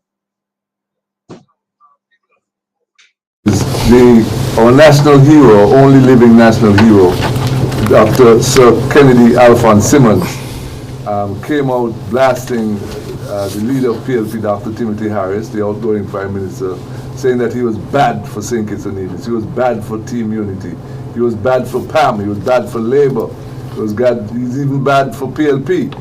And he went into showing episodes of Dr. Harris's vindictiveness, his wickedness, his ruthlessness, as he termed it, and that, in a sense, was to shore up the fortunes in this election for the People's Action Movement. How do you think that worked out for him? It clearly didn't work out that well, because to start with, I'm 54 years old, and I know the greatness of Dr. Kennedy Simmons, Sir Dr. Kennedy Simmons. I'm not convinced that a lot of people who voted today are aware of the greatness of this individual, because a lot of them would define their political life according to Dr. Douglas, because that is the person that has been there most significantly. So you have a person who is clearly aging, who has not been particularly active in the political life of the country, and he comes forward on the eve of the election. He says all of these horrible things. There is an older population that would have remembered the time that people would have said some pretty horrible things about him too, when he was in favor of Dr. Douglas. And I mean, there's that whole narrative and conversation that takes place. So I thought that the savageness of the attack was highly unwise, and clearly it has not worked out well for Pam, because the question could easily be asked, so did Dr. Harris become such an evil person last night? Did he become such an evil person overnight? You were singing this guy's praises just over a year ago in an election campaign that you won resoundingly, that showed an enhanced swing towards the PLP, and essentially demonstrated that people were happier with him after the first 5 years than they were in the previous election. So was all of that a dream or a mirage? And did Dr. Simmons not know that, Sir Kennedy Simmons not know that then?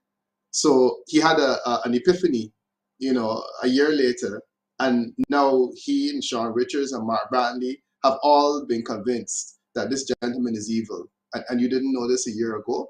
It is something about it that seems a bit odd. And my sense is that the vote today essentially says that the people of St. Kitts and Nevis said, let's wash our hands of a lot of them, and let's get on with governance under the Labour Party. The Labour Party, we know its strengths and weaknesses, but ultimately it's an entity that we know. It's now being led by a new person that is not Dr. Douglas, and I certainly wish him well going forward. And I think that that's where the narrative, the conversation takes place. Dr. Harris had said that none of them in the team unity construct could hold a candle of correction to him. He made that abundantly clear in his broadcast. So it's interesting the way you have summed it up, but we're going to continue with our analysis. Look forward to some other results coming in from the supervisor of elections. Gentlemen, any further comments before we look to see what's happening there with the supervisor? The 2020 elections were fought on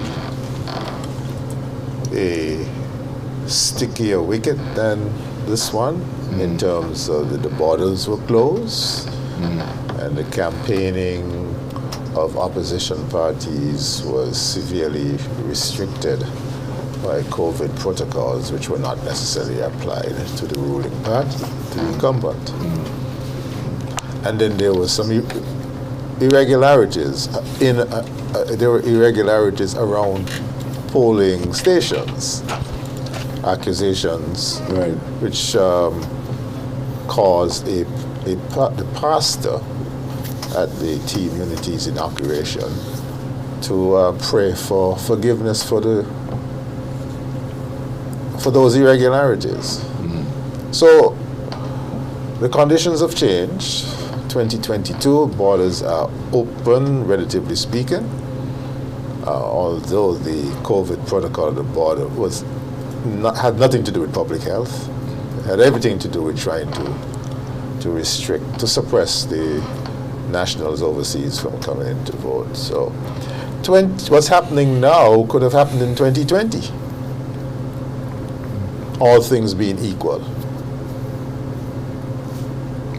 It's very interesting. It's only 2 years, you know. It could have happened in 2020, all things being equal. So this was tonight was a postponement of 2020. Yeah. Well, I think that we can call the elections. Well, we haven't had all the seats and all the so we haven't heard anything from number 2. Number 2. Number 8. And number 8. 11. We haven't heard anything from number 8? Nope. Okay.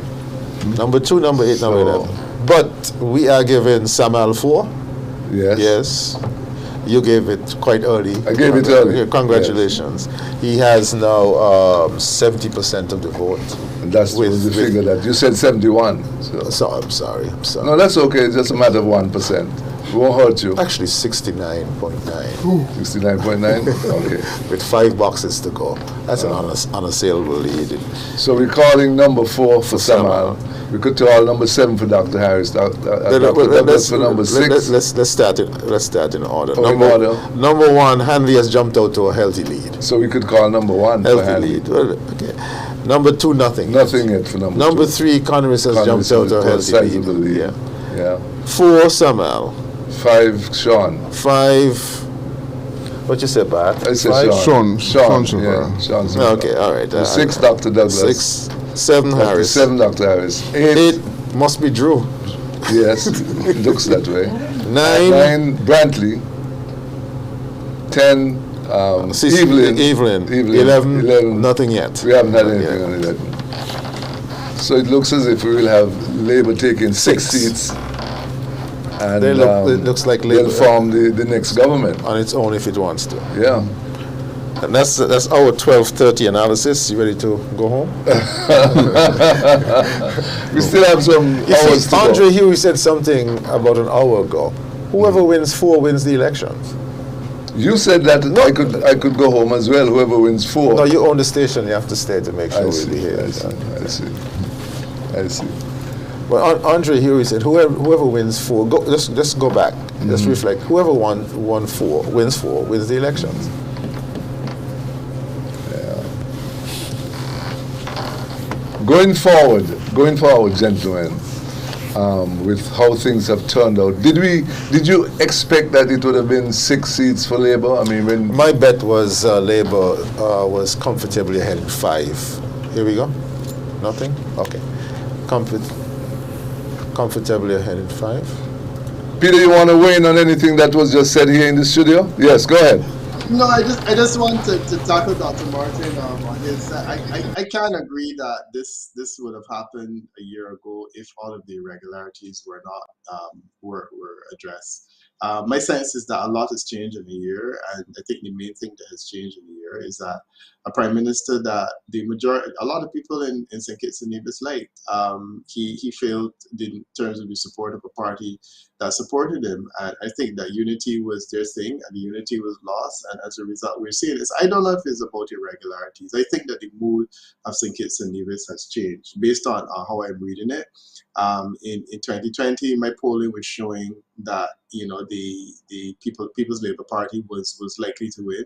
And on this occasion, it was showing something different. So I do feel that the mood has changed, and this has nothing to do with how people vote. This is basically just the mood of the people. The other thing I wanted to take you up on was the COVID thing, Dr. Martin, because I had done an analysis, and this is not a political analysis. This is something I did for UNICEF, where we looked at the reaction of governments to COVID across the region. St. Kitts is actually number 2 in terms of its ability to manage the illness. And if you measure it in terms of lives lost, in terms of certainly the economic impact, and in terms of other factors, St. Kitts and Nevis was number 2, right behind Cayman Islands. So the suggestion that the crisis was handled badly, and this is something that was said earlier by the Harris administration, it is something that I think I would fundamentally disagree with, because the evidence, certainly the evidence available to me, suggests that they handled it better than Barbados, they handled it better than St. Lucia and Dominica and whatnot. St. Lucia had people dying all over the place. So kids hardly had any deaths. You were able to keep people at home, you were able to pay them an allowance, and then you guys paid double salaries in December. I mean, I think that is remarkable for a government that was under tremendous pressure like the rest of us, because you were a tourist-driven economy. So to say that this government's handling of COVID left much to be desired is something that I would fundamentally disagree with. I mean, there are good reasons to say that this government has failed, certainly in terms of unity. But in terms of COVID, there's no evidence to support that. There's no evidence in the information given to you, but for those of us who live here, certainly the no job, the fast and pray. If you go to a supermarket line, if you go to a supermarket, you find the lines too long. Fast and pray. Some of the muscular language in the task force. The unequal treatment of opposition parties during the 2020 elections. I don't know if those were covered by your UNICEF survey. A lot of them were covered. Is that published? Is that published somewhere so we can look at it? I will tell you it's available. It's available on their website. UNICEF website. Certainly, we can take a look at that. That's worthy. Right. That's good. That's good fodder for debate.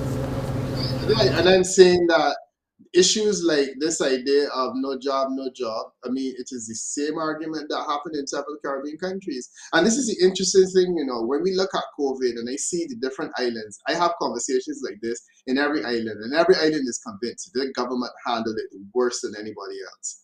But the reality is that these conversations took place right across the region. In Grenada, people were talking about, why can't I go in a hotel if I'm not jobbed, right? In Barbados, the government didn't use muscular language, but ultimately the result was the same, because if you didn't have a job, there was a whole lot you couldn't do. I live in France. The conversation in France was identical, where you had to get a pass to go to the supermarket in some instances. So the reality is that you're saying this, but I'm telling you that comparatively speaking, the handling of COVID in St. Kitts and Nevis was far better than it was in places like Dominica, in places like St. Vincent and the Grenadines, in places like Antigua.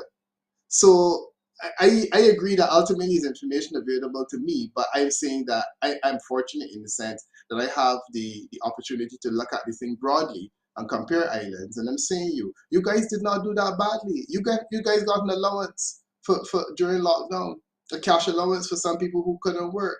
There was no cash allowance in St. Vincent or in Dominica. There certainly wasn't one in Barbados. So the only places that you had a cash allowance was Cayman Islands and St. Kitts and Nevis. So it's an argument that it would really be interesting to have further discussion on it. Agree with you on that,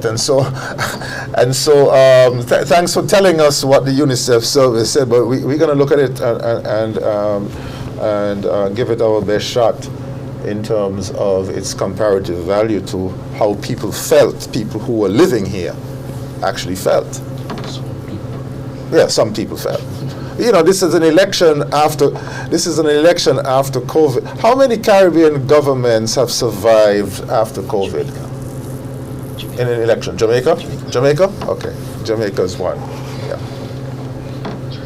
During COVID, there was a range of political outcomes, and I would say that in most cases, governments did well. I mean, your government did extremely well during COVID, and they enhanced their performance during COVID, as was the case in Jamaica, as was the case in St. Vincent and the Grenadines, and I had a list of them because we went through all of them. When we got down to St. Lucia, they started losing, and I think that this is consistent with the post-COVID environment, where it seems as though after the St. Lucia election, Cayman Islands, and then you had Grenada the other day, and now St. Kitts and Nevis. It seems as though all of the governments that have called elections late have been losing. But the 2020 election was a COVID election, and certainly the PLP did extremely well, better than they had ever done before, and that is a remarkable thing. The other thing that we need to talk about tonight is the return of the overseas voters. I don't know how you guys felt about that. Do you think that had an impact on what we're seeing tonight?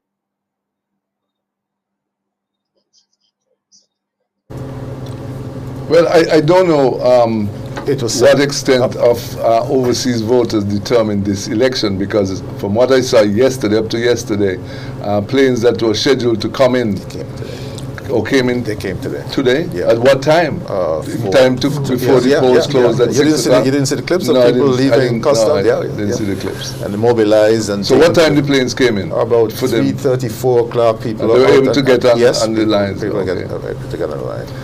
Peter, there's also been some significant development here with nationals from other countries who came in here to vote from Haiti. Came in or they were allowed in? They came in, allowed in, same thing. They got here.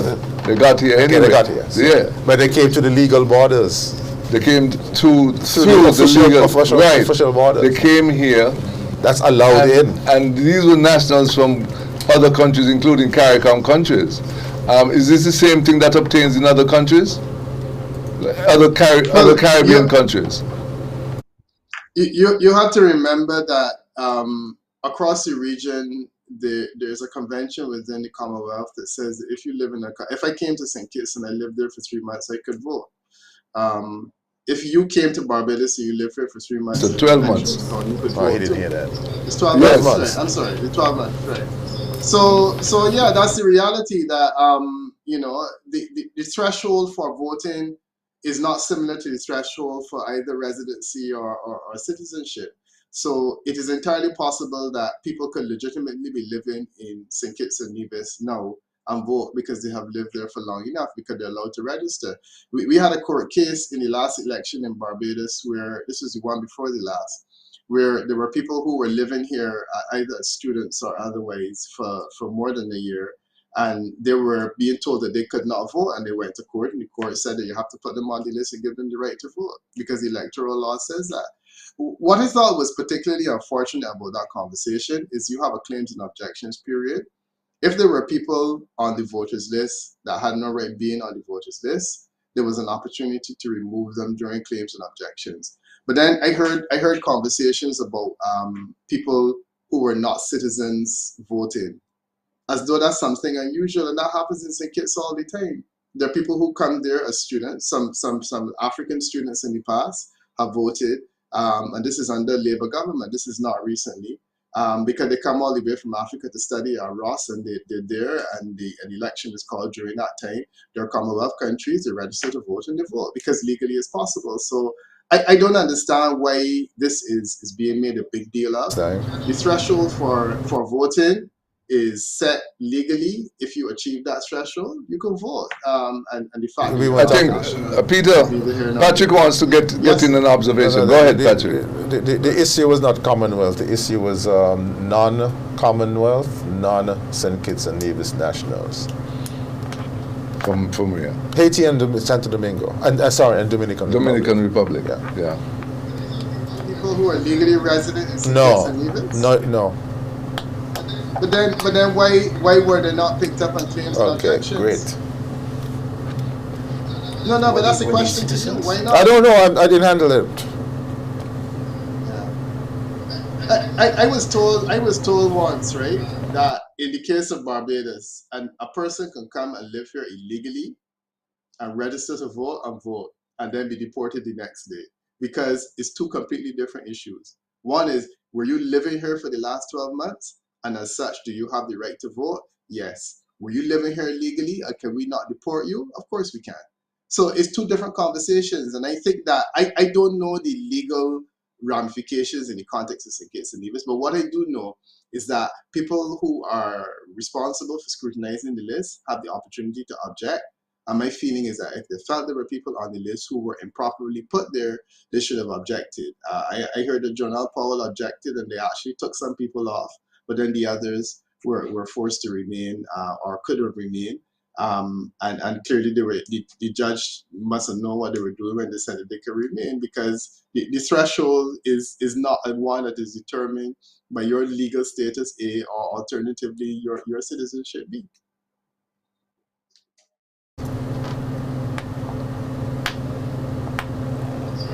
No, I was asking Junie to remind us what question got us down this road. That's right. Oh, if it factored this time, yeah, it appears so. It appears so. Because overseas voters did come in, charters came in up to about 4:30 this afternoon. And this was not a factor. This was not a factor in 2020. These were returning nationals, you mean? Yeah, returning nationals. Persons whose names are on the voters list, legitimately. And persons whose charters were mysteriously disrupted in 2015. Remember that, Junie? Yeah, I remember that. Okay. Peter, you remember that? I remember it, but at the same time, gentlemen, I have this very uncomfortable relationship with overseas voting based on the fact that I have done enough work in St. Kitts to understand that a lot of people are also very uncomfortable with it.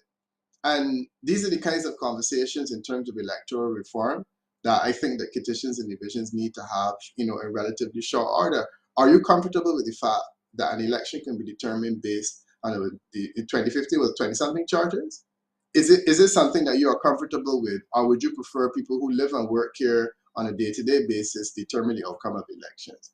Are you comfortable with the threshold being set at 12 months for someone who is living in the country to vote and participate, regardless of whether they're from a Commonwealth country or not? And I think that these are the kinds of conversations that you can have and you can determine it for yourself. And I can tell you, in terms of Barbados, there would be no question that we would find the idea of a charter determining the outcome of our election intolerable. And just today, when I was telling someone, St. Kitts is a place that you can actually live outside and come home and vote legally every 5 years.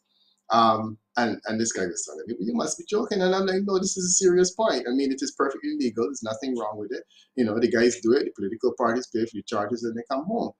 So it's perfectly legal, and the question is it something that you guys are comfortable with? I got the distinct impression in the last election that you were uncomfortable with this idea of overseas voting.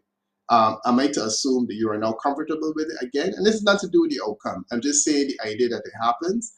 And I think that whenever you decide to start on this road of electoral reform, fixing the boundaries, dealing with the question of who can vote and when and how long it should take, you're going to also have to ask this question: are you going to continue to allow people who live outside, who come home specifically for the purpose of voting and leave the next day? Is this something you're comfortable with as a country?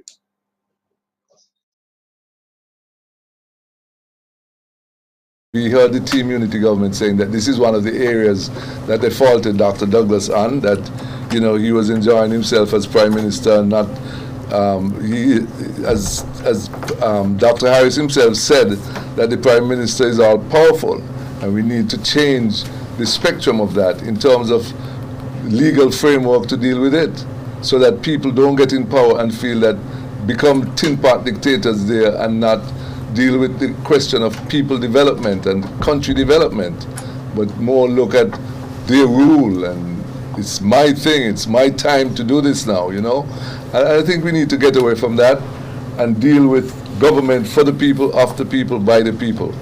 This is what we need to adhere to. So what are your thoughts on this, Peter? Yeah, but those are the kinds of issues that I agree people elected to immunity in the hope that they would deal with. So limiting the Prime Minister's power. My particular pet peeve is term limits, introduction of term limits, introduction of a fixed date situation so that you would have a fixed date when the government will go to the polls. Those are the two, I would say those are the low-hanging fruit that I believe we would gain consensus on. I'm advised that one of those matters was taken to Parliament. Hold on 1 second, Peter. We're getting a result coming in now, so we're going to bring it live.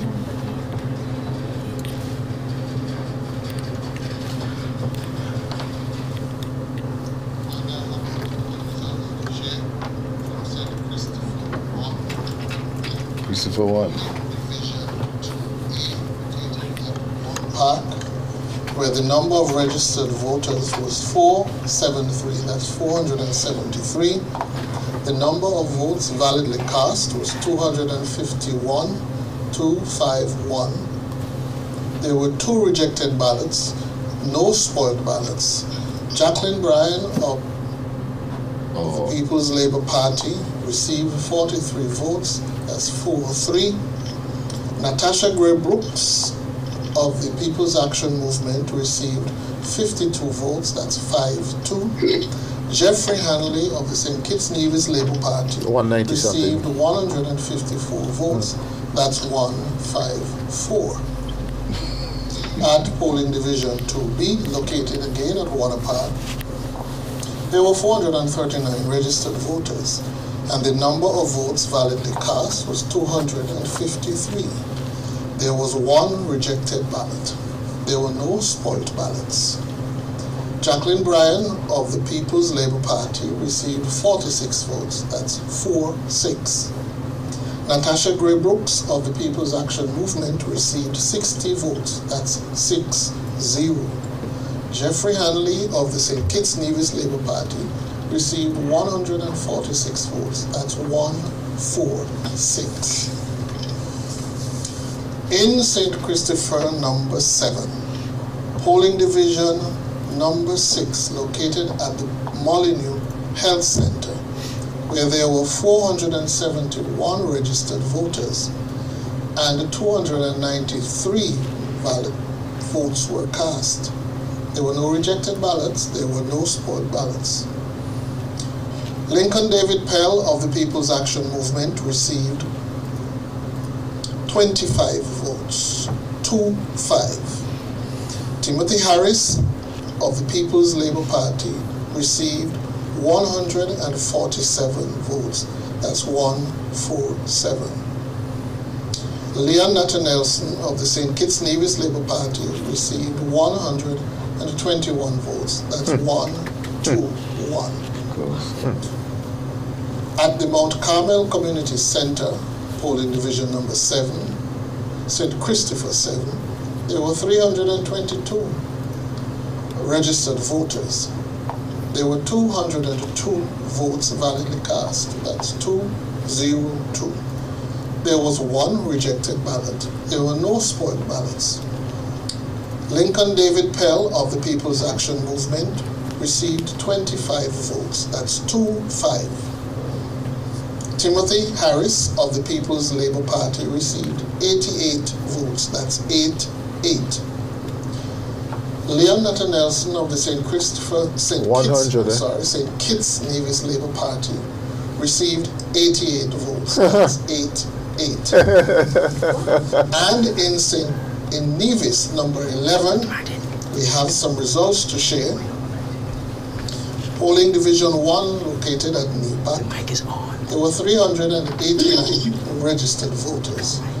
215 valid votes were cast, that's 2-1-5. There was 1 rejected ballot, there was no spoiled ballot. Janice Daniel Hodge of the Nevis Reformation Party received 90 votes, that's 9-0.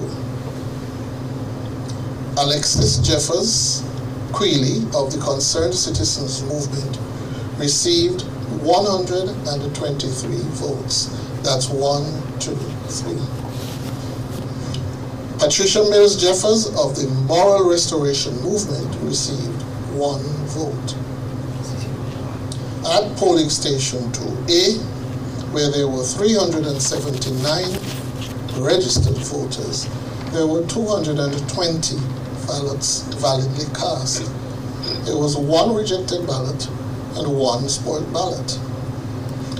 Janice Daniel Hodge of the Nevis Reformation Party received 124 votes. That's 1, 2, 4.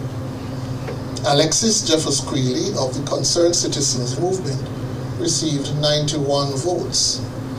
Patricia Mills Jeffers of the Moral Restoration Movement received 4 votes. And at polling station 2B, where there were 395 voters registered, there were 241 votes validly cast. There was one rejected ballot. There were 3 spoiled ballots. Dr. Janice Daniel Hodge of the Nevis Reformation Party received 148 votes. That's 148. Alexis Jeffers Creeley of the Concerned Citizens Movement received 89 votes. Patricia Mills Jeffers of the Moral Restoration Movement received 3 votes. And in Nevis 10, polling division number 5 located at the Harder Times building, where there were 565 voters registered, there were 255 votes validly cast. That's 255. None were rejected. 1 spoiled ballot. Eric Evelyn of the Concerned Citizens Movement received 204 votes. Rowan Isles of the Nevis Reformation Party received 51 votes. That's 5-1. And at the Gingerland High School, polling division number 6, where there were 360 voters registered, the number of votes validly cast was 145 votes. There were no rejected ballots, and there was 1 spoiled ballot. Eric Evelyn of the Concerned Citizens Movement received 100 votes. That's 100. Rowan Isles of the Nevis Reformation Party received 45 votes. That's 4-5. Therefore, in summary, number of registered voters in constituency number 10, 1,845 voters. The number of votes validly cast, 845. That's 845. No rejected ballots. 4 spoiled ballots. Eric Evelyn of the Concerned Citizens Movement received 616 votes. That's 616. Rowan Isles of the Nevis Reformation Party received 229 votes. That's 229. Therefore, I can declare that Eric Evelyn of the Concerned Citizens Movement has been returned at the polls. We will be back, but right now it's over to Master Control.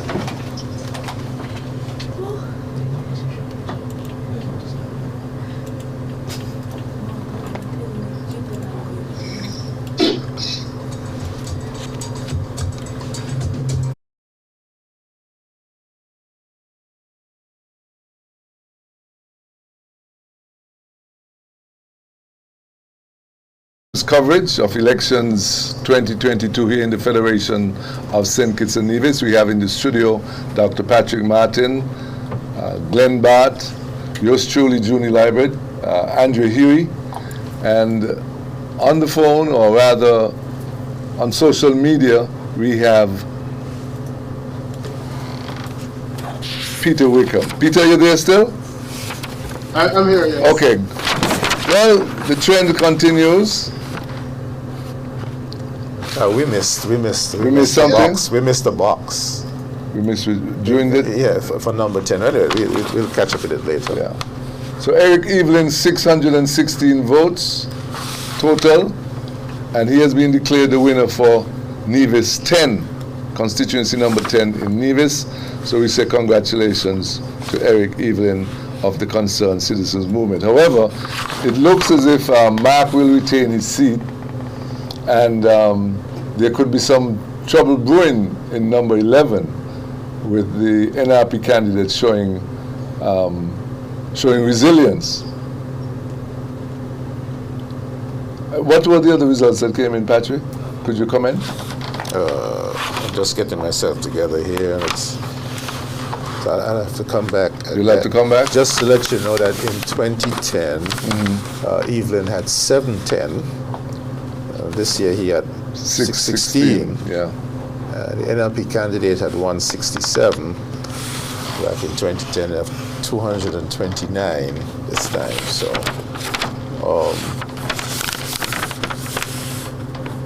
94. Evelyn is 94 down.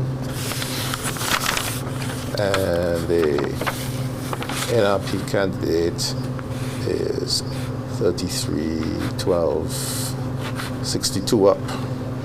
We also got some returns for constituency number 1, Dr. Jeffrey Hanley. That's certainly going Hanley's way.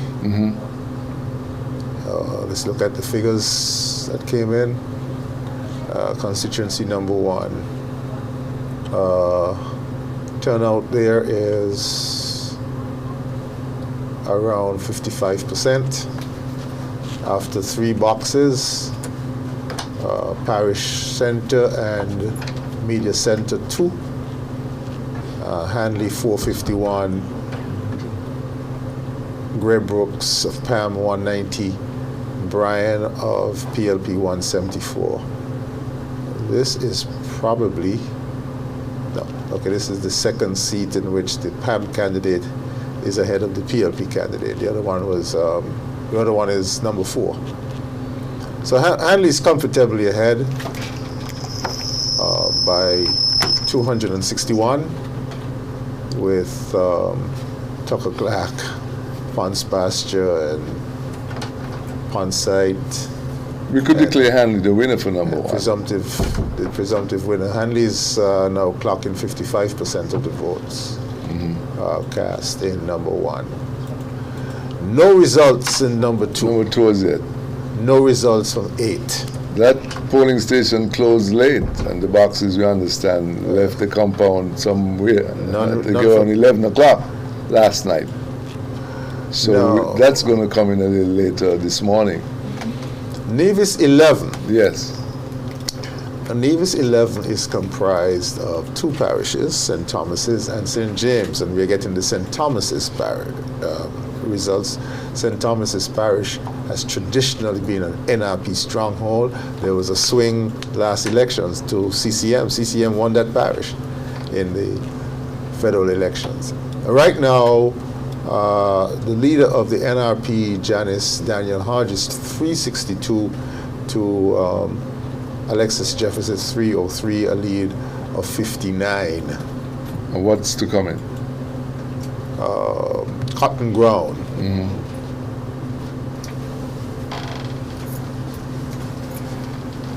Combermere,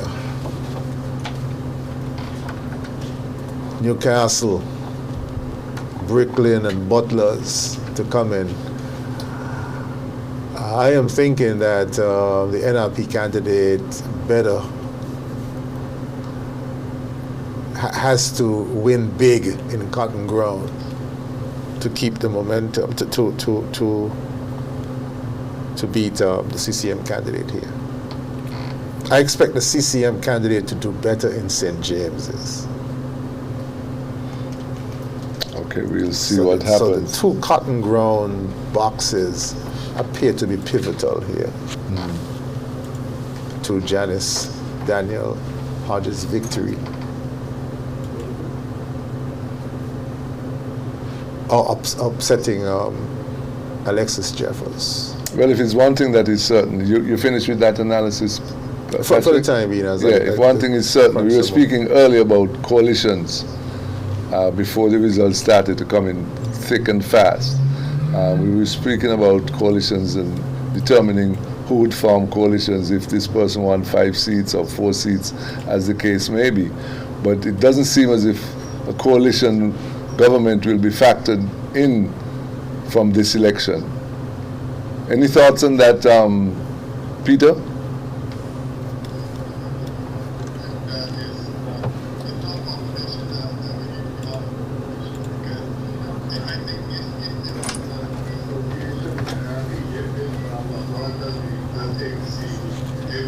purely because Labour wanted to show a good face in terms of including a Labour's party in their government. But clearly it's not something that needs to happen. Based on what we see, you know, we will have a clear winner.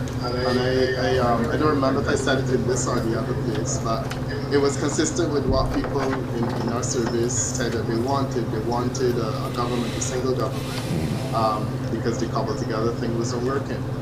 I wondered whether we could have the repeat of Nevis 9, sorry, the data for Nevis 9, because I'm seeing an interesting situation in the Nevis seats where there seems to be a deterioration in 10 and 11, but in 9 there seems to be an improvement for the CCM, which is a strange kind of relationship. So I wonder whether the data that I got was wrong, because I'm showing 616 versus 229, and I don't know whether this is correct.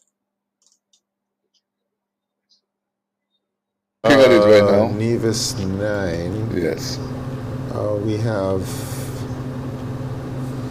5 boxes so far. I have Brantley 469, Patricia Bartlett 374, and Moral Restoration Movement candidate, I forgot the name, 14. 9 rejected, 1 spoiled so far.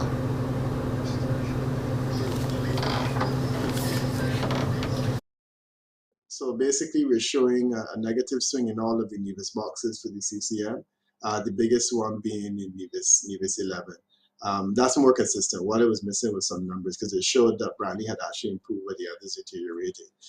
So there's a swing of 5% in the first 2 and 10% in the second 2, which seems to be also consistent with the idea of rejecting the team unity members and the membership of the team unity. That's going to be very interesting in terms of the local government election, because my question is, how does Premier Bradley position his CCM in a situation where it is not part of a sitting government, and in a situation where they have had a negative experience at the polls this time, and they have to go to fight a local election against an improved NRP, even if they don't win a seat, but clearly they have improved. And you don't have the benefit of being part of the government and being a minister that is able to exercise a certain amount of well, you know, generosity. And then the other thing is, what's the relationship going to be like between CCM and Labour, the Labour government? Previously it was hostile. Is it going to be a better kind of relationship now? How does that work in terms of the local election?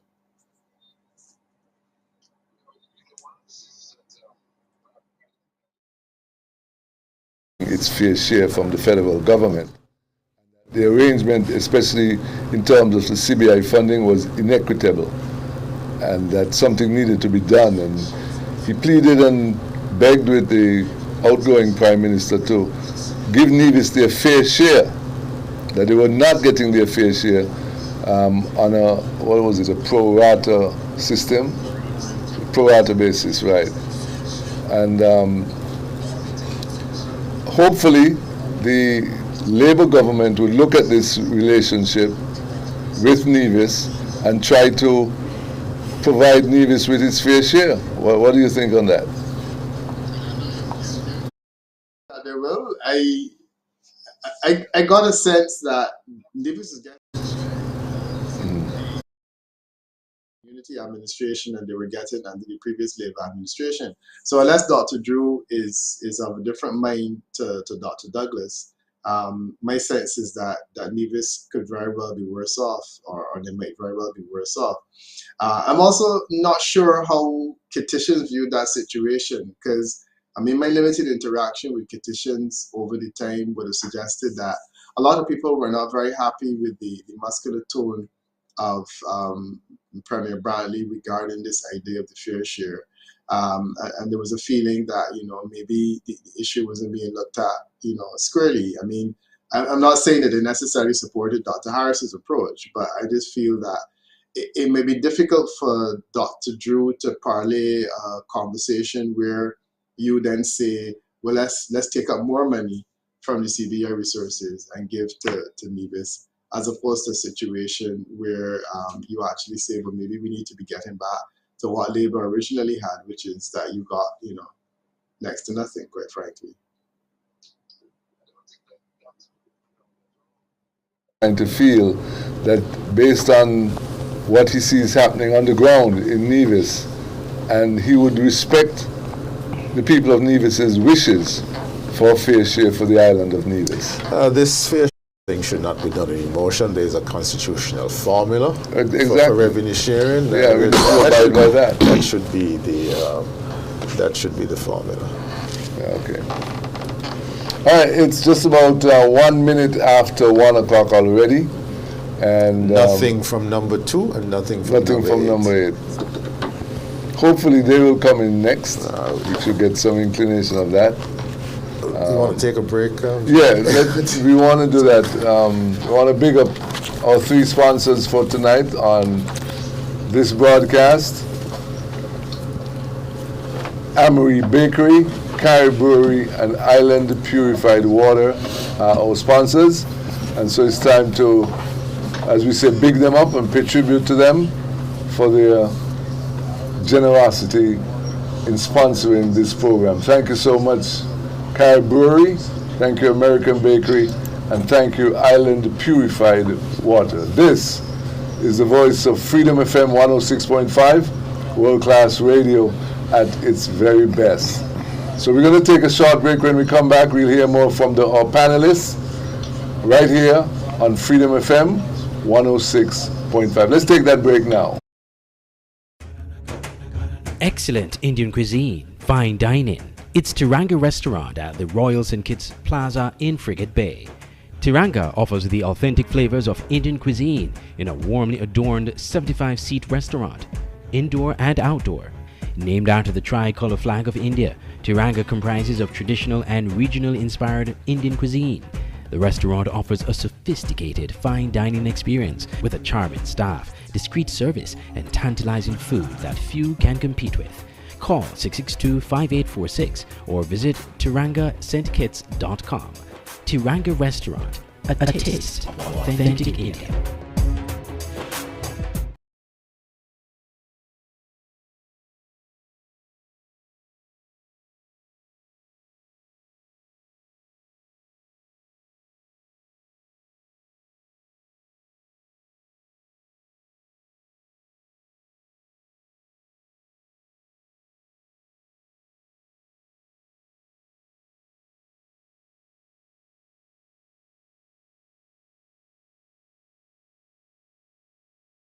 Smart and Island Electronics brings to you the Super Summer Coolum Sale from July 21st until October 30th. Get amazing discounts on the widest range of gadgets, electronics, and appliances. But because it's summer, you get double discounts on hall fans, refrigerators, and air conditioners. And don't forget to ask about our easy layaway plans. Good news for the people. 4A at the Apostolic Faith Church, where there were 478 registered voters, 478. There were 318 votes validly cast, that's 318. There were 2 rejected ballots. There were no spoiled ballots. Akila Byron Nisbet of the People's Labour Party received 76 votes, that's 76. Kervin Freeman of the People's Action Movement received 33 votes, that's 3-3. Conris Maynard of the St. Kitts Nevis Labour Party received 207 votes, that's 207. And in polling division 4B, also at the Apostolic Faith Church, where there were 517 voters registered, that's 517.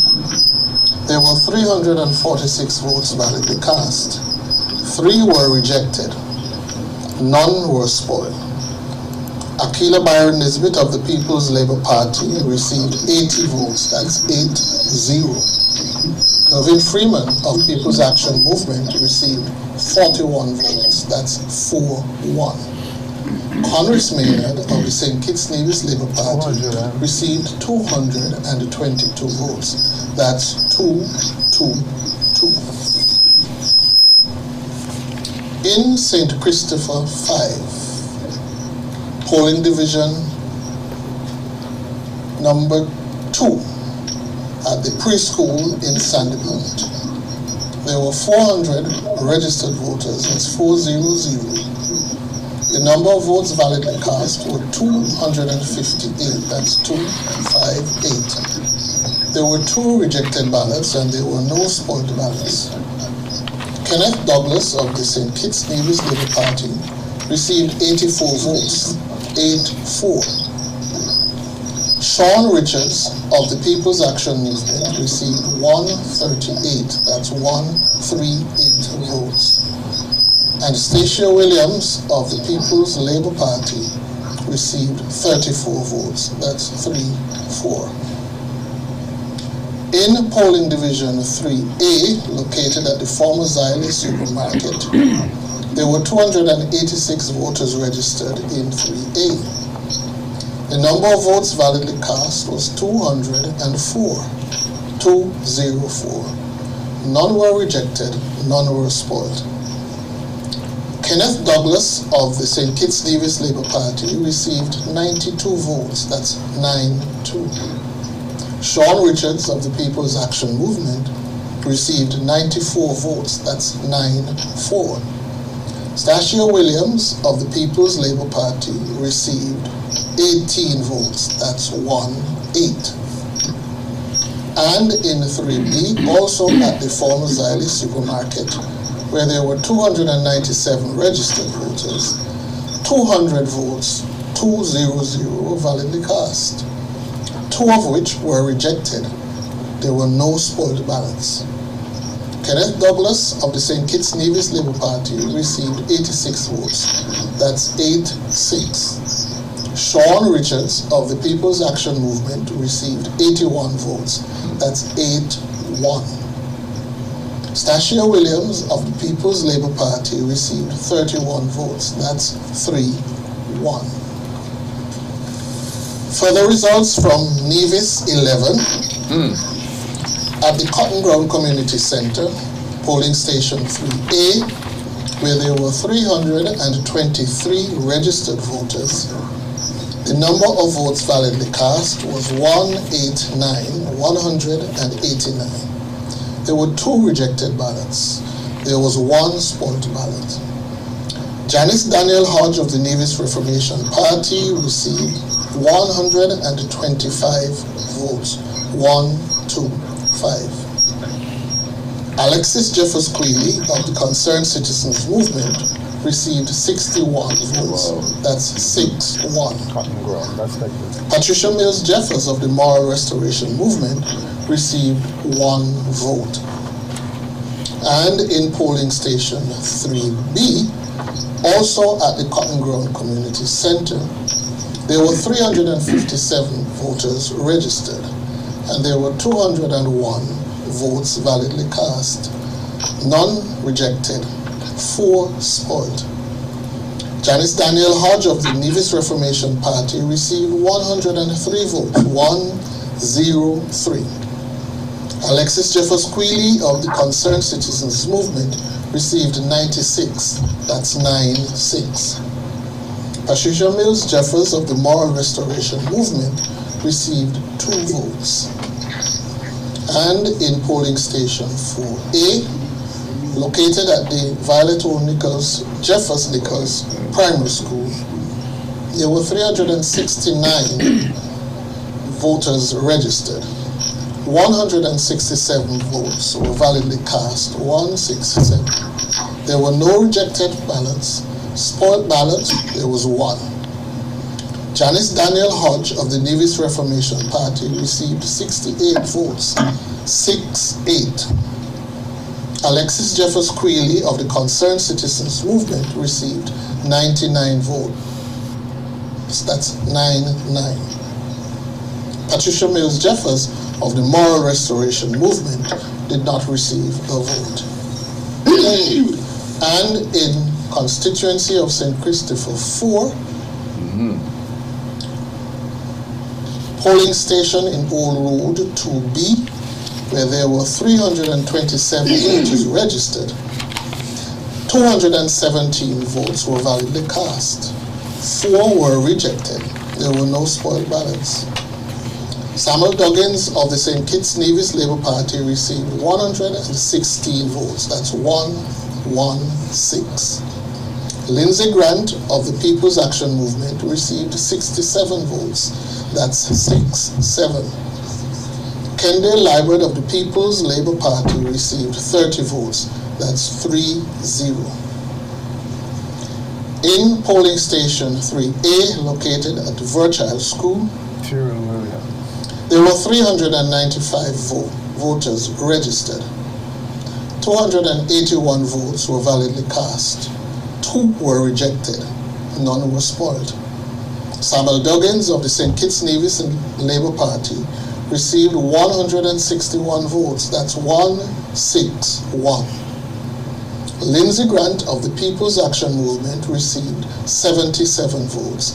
That's 77 votes. And Kendall Liebert of the People's Labour Party received 41 votes. That's 41.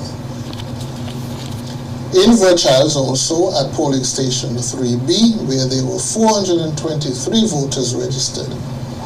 The number of votes validly cast were 286. There were 5 rejected ballots. There were no spoiled ballots.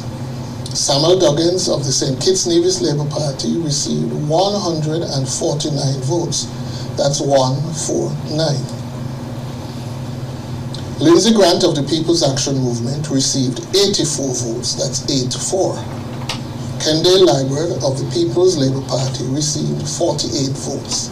48 votes. In Middle Island at polling station 4A, where there were 318 registered voters, 318. There were 202 ballots validly cast. That's 202. 1 was rejected. None were spoiled. Samuel Duggins of the St. Kitts Nevis Labour Party received 149 votes. 149. Lindsay Grant of the People's Action Movement received 84 votes. That's 84. Kendall Liebert of the People's Labour Party received 48 votes. That's 48. No. I'm sorry, I'll go over Yeah, that. yeah, no, you can't be right. In Middle Island polling station 4A, 318 voters were registered. Votes validly cast were 202. 1 rejected. No spoiled ballots. Samuel Duggins of the St. Kitts Nevis Labour Party received 113 votes. Oh. That's 113. Lindsay Grant of the People's Action Movement received 69 votes.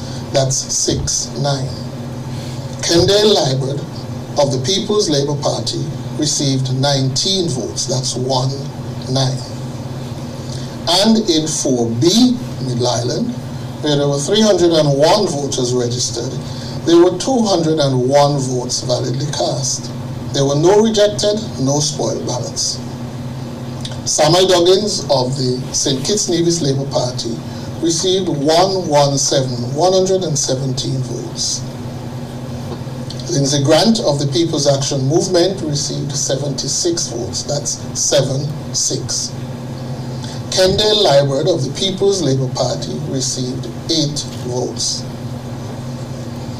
And polling division 5A at Halfway Tree, where there were 395 voters registered.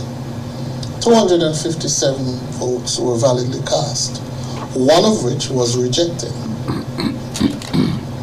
There were no spoiled ballots. Samuel Duggins of the St. Kitts Nevis Labour Party received 123 votes. That's 1, 2, 3.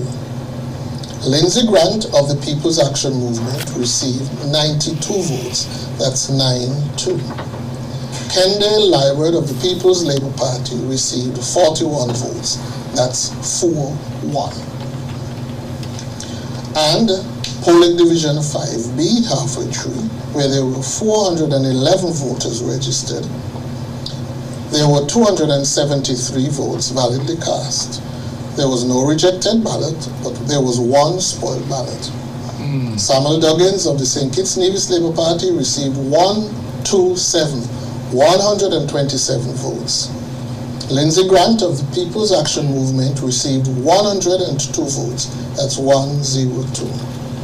Kendall Liebert of the People's Labour Party received 44 votes. In summary, therefore, in constituency number 4, there were 3,579 registered voters. There were 2,343 votes validly cast, 2,343. There were 20 rejected ballots. There was one spoiled ballot.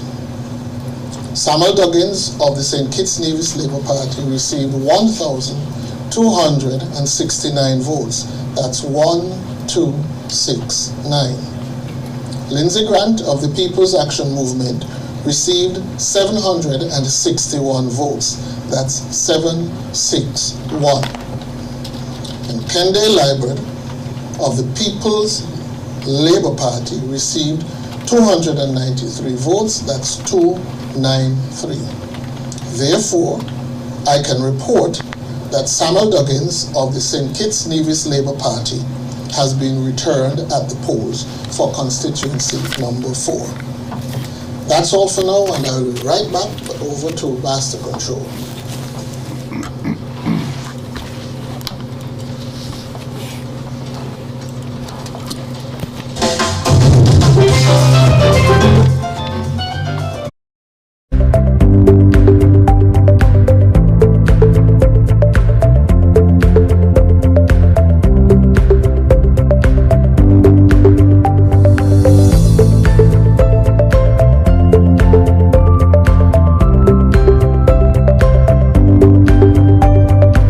Results from the Supervisor of Elections, Mr. Bailey. And for some analysis and perspective on that, here's Dr. Patrick Martin. And Glenn Bart. Glenn Bart. Well, congratulations to Mr. Samuel Duggins, which we called early. St. Kitts and Nevis Labour Party candidate, first timer. Yes. Number 4. And to you, Junie Liebert, you called it at about early 10 o'clock. Yes, you called it when you saw the trends. Yes. So Samuel Duggins, 1269 to Lindsay Grant, 761 to Kendall Liebert, 293. It's interesting to note that Samuel's take exceeded that of the other two. So the turnout in number 4 was 65%. 65% turnout in number 4. Let's see what it was in 2020. The turnout in 2020 was 66%, 66.14% in 2020. So just about the same turnout. Samuel Duggins copped 54.2% of the votes, 54.2% of the votes. Lindsay Grant 32.5%. and Kendall Liebert 12.5%. So there you have it, and also Duggins won all of the boxes in number 4. Compare that to 2020 when the Labour candidate, let's see, I'm looking very quickly, Labour candidate did not win a box in number 4. That's correct. So, what else do we have? Glenn Bart. Yeah, well, again, we are seeing the trend of rejection, so to speak, of the unity administration, the parties that were involved, especially those on the St. Kitts end of things, in which the electorate have been rejecting, to some extent, significantly actually, the parties that were involved in the team unity administration. It is an indictment of the failure to implement those policies and programs that were promised, as I indicated earlier. And I think people are saying, well, we gave you 2 chances. Now we have to try something different. We have to try something new. Okay, let's move to constituency number 3, where the turnout so far after 5 out of 9 boxes, the turnout is 63%. Congress Maynard is ahead 937 to Aquila Byron's 360 to Milo Box Freeman's 136. Congress Maynard comfortably ahead with 64.9% of the vote, and we don't see him. We see him regaining that seat. He lost that seat in 2020, rather spectacularly, one might say. It was one of the major surprises in 2020. Let's go back to 2020 results. It was a 48% turnout. It was a 48% turnout in 2020. It's now 65% after 5 out of 9 boxes. And Aquila Byron Nisbet, 1342. Congress Maynard, 1253.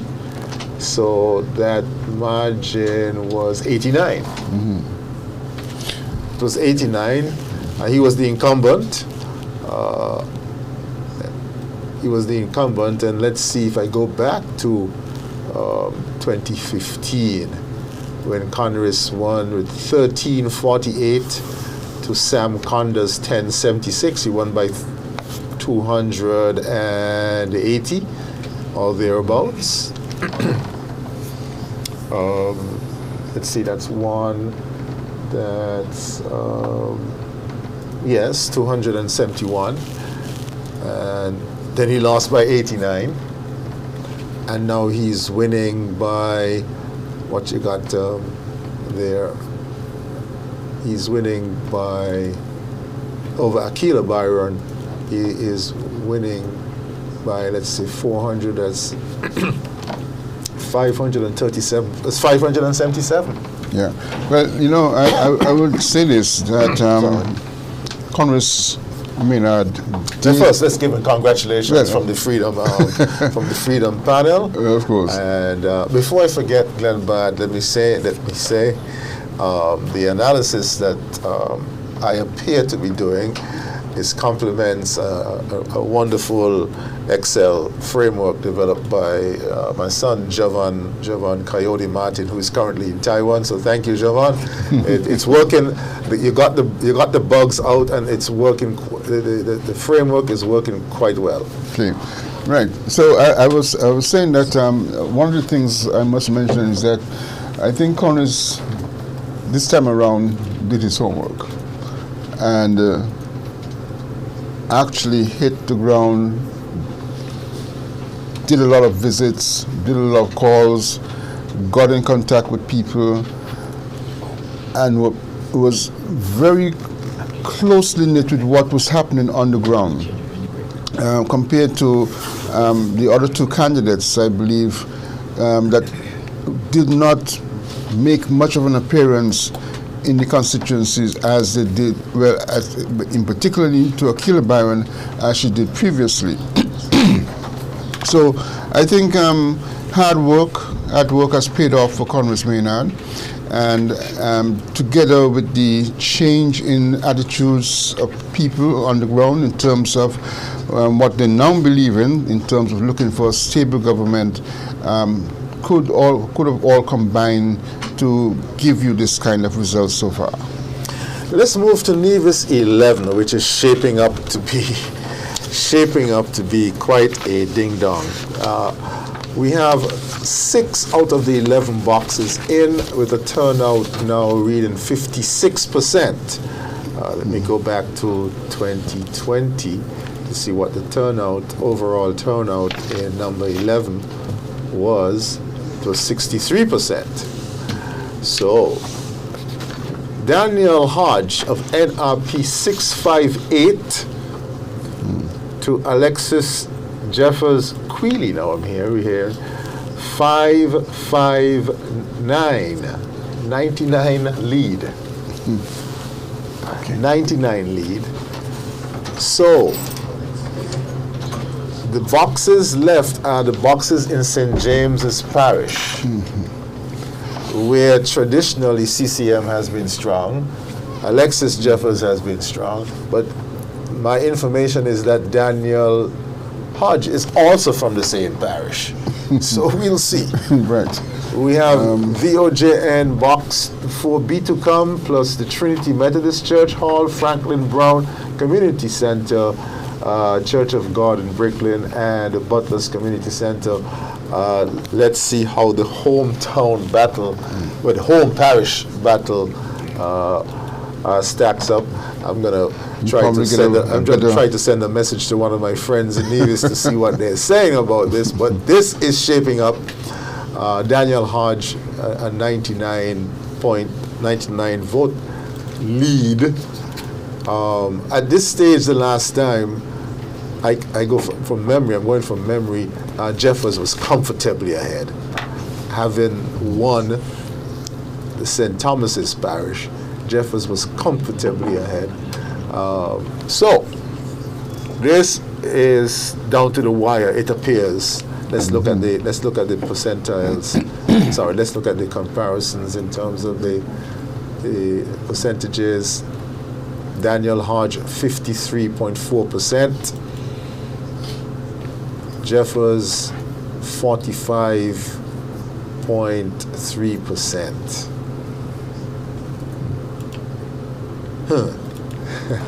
Close. You don't want to. The framework here, the Excel framework here, is projecting Daniel Hodge, well, as a presumptive winner, but we'll see. I think this is an overly confident. I will keep that one close to the chest. What else did we get? Number 7. Number 7. So we have 7 out of the 9 boxes. 7 out of the 9 boxes. So Timothy Harris, 1022. Nathan Nelson, 746.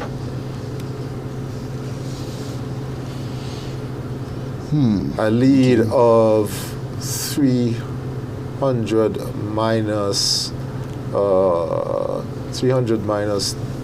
24, so that will be 276. And what was the comparison for 2020? The overall lead last year was 1,200. Oh, wow. Okay. Well. So right now, Timothy Harris is the presumptive winner at 53.4% of the 53.6% of the vote. Nathan Nessel 39. We don't think he's gonna eclipse that lead, but having been whipped 6-1 the last time, it's more like 1.3 to 1 now. So it's a much better performance this time around for him. I did hear an analysis that if Nathan Nelson had another month or 2 to work on this, we would be in a different ball game. Let's make sure my calculations are correct in terms of the 1022 divided 746, and so it's 1.4 to 1. So it's been a substantial narrowing of the margin in number 7. Violet Petty, that's Lodge Atlas, basically, Lodge and part of Atlas. So we'll see how that comes down. We don't think it will be. See, that's how many voters there? That's there are 727 voters there, and the turnout so far is about turnout so far is 61%. So Nathan Nelson will have to get a big chunk of that 700 vote to eclipse. It's a tough ask. And we don't think that is likely. No. But stranger things have happened in politics. Where else have we been? No, that's it. That's it so far. Still nothing from number 2, nothing from number 8. At approaching 1:30. Is it what day of the week is it now? It's approaching 1:30. This is unprecedented. Well, Nevis 10 came in at about after midnight. We usually get Nevis 10 by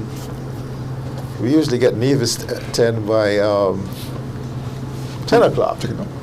Okay.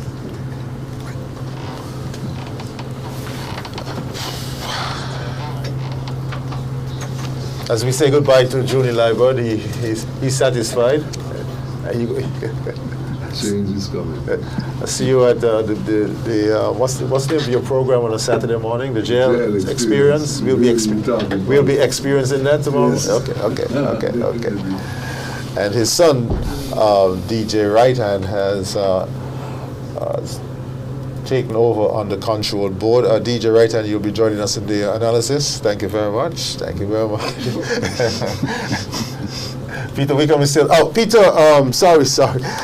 Sorry. We're having too much fun without you. Sorry about that. Your comments. I was following the analysis and listening with great interest. So I was actually enjoying the commentary. There was certainly nothing objectionable that I heard. You know, you've essentially indicated that you're seeing a movement where you are. I'm not so concerned about the 2 on St. Kitts that haven't been called because I think that we kind of know where they're going. But I'm keen on the Dr. Hodge seat in Nevis. I think that was the one that has generated the greatest interest for me now.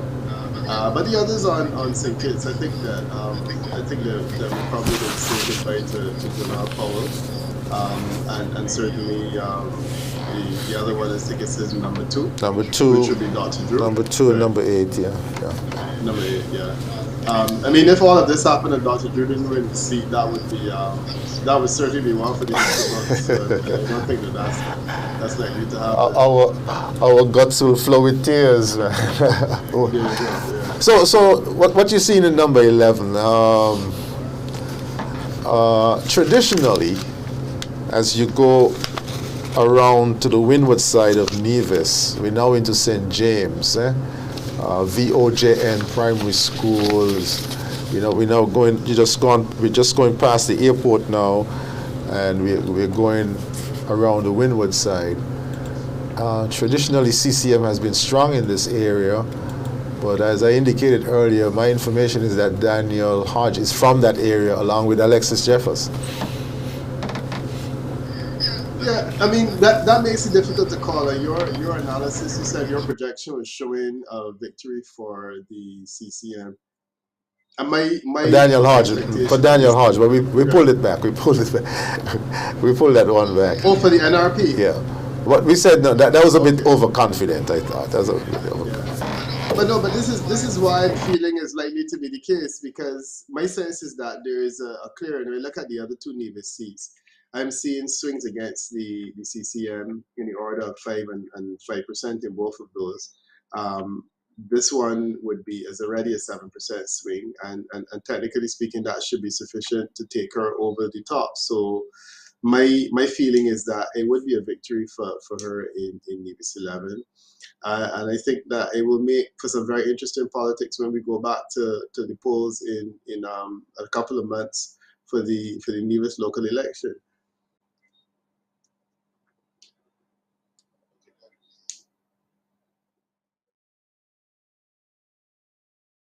Was 11:07 to 9:10, which came down to a 17% winning margin. So you divide that by 2. That's 8. 7.5. Huh, that's interesting. Well, you said that you're seeing a 7% swing, and that 7% swing, if it continues, that could okay. It appears that Daniel Hodge will win by a whisker. Okay.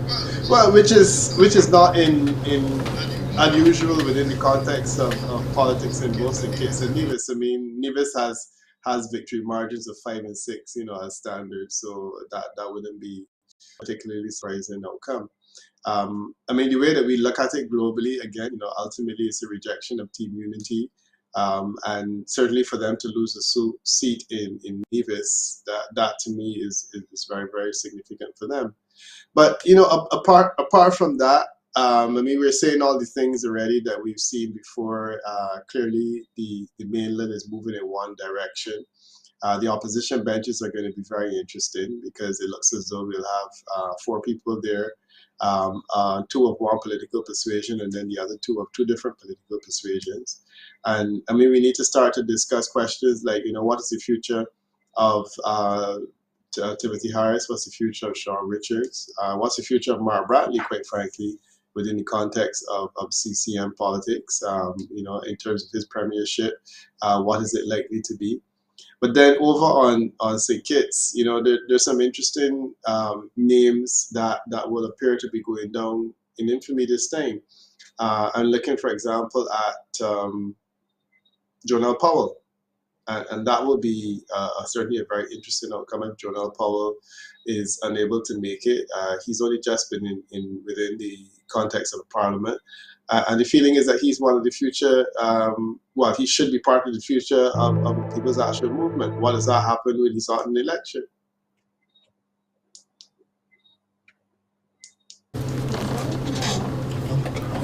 No results? No results. Okay, sorry. It was a false alarm. We thought we were getting the results, but we're not getting the results, and then we're not getting any sound. Peter, you still there? No, we have lost Peter. Yes. You're listening to Freedom FM 106.5 here in downtown Bastia, St. Kitts and Nevis as we cover the election results of 2022 general elections. And in case you just joined us,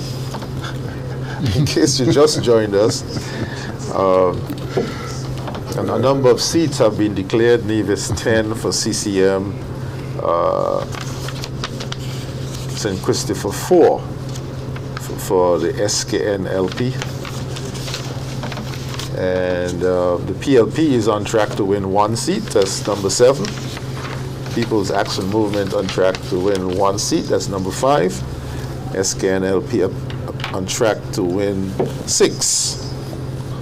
And in Nevis, a 2-1 scenario is certainly in play. The question is, which 2? Yeah.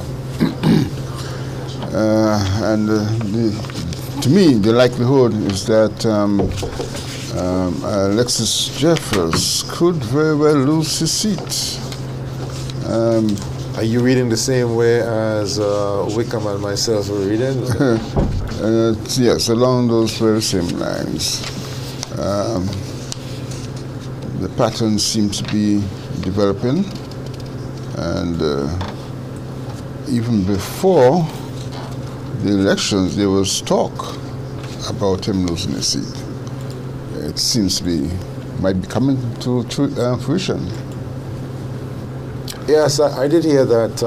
I did hear that sentiment. Of course, on the NRP side, they were very adamant that they were going to pick up at least 1, and they were beginning to, at least my friends were beginning to salivate about picking up number 9. My NRP friends were beginning to salivate about picking up NRP. NRP friends were beginning to salivate about picking up number 9. Gee, it must be getting late. But my CCM friends were still holding fast to a 3-zip. One or two were saying, no, it looks like a 2-1. And so, boy, so we have, well, in St. Kitts, do we have anything that is, anything that's going to surprise us in St. Kitts for the rest of the morning? The rest of this coverage? Although we don't have number 2 and we don't have anything from 2 and anything from 8, we don't expect any surprises. Central Bastia, no results in, but on either side of Central Bastia, there has been a definitive swing to the SKNLP. East Bastia, and also massively in West Bastia. In fact, the turnout, Glenn Bad, this morning when I was roving by West Bastia constituencies, even before 7 o'clock. That's your area. You live at St. Johnson Avenue. That's correct. You know, the energy. You can see the energy in the lines already before 7, and then you swung around to Central Bastia. You saw what was happening down by Skelec headquarters. In particular, and then massive crowd there. Greenlands was brisk, 7 o'clock. But then when you swung around by Dr. Lake's Drive, and you saw what was happening at the Joe Board Center, where 40% of the constituency was registered to vote, and you saw the line. And that's the last polling division to close at about 10 o'clock tonight. Bastia Boys School also That was last night. Last night. Last night. Bastia Boys School also had heavy turnout at 7 o'clock, 8 o'clock this morning. So we are projecting that since on either side of Central Bastia there has been a swing to the SKNLP, that the same will happen in number 2. And we also expect Dr. Drew who lost by 28 in 2020. I really am expecting to win this seat. To win this seat.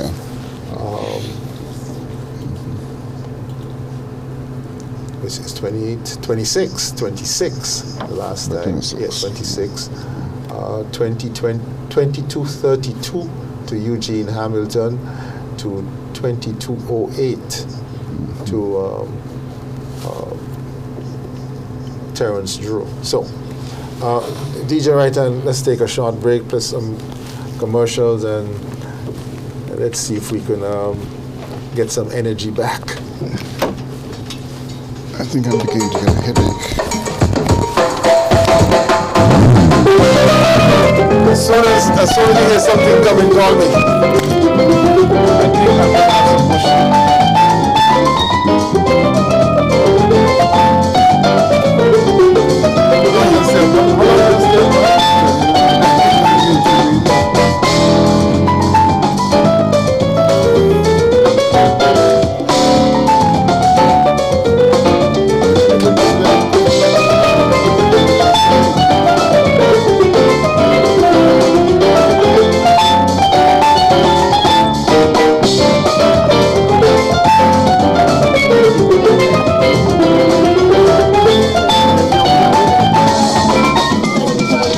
Specials at Domino's are hot for every occasion. Hot right out of the oven. 1 medium, 2 topping pizza, and 2 20-ounce Cokes, only $35. Free Coke with your lunch until 2 p.m. Small, 1 topping school child lunch special.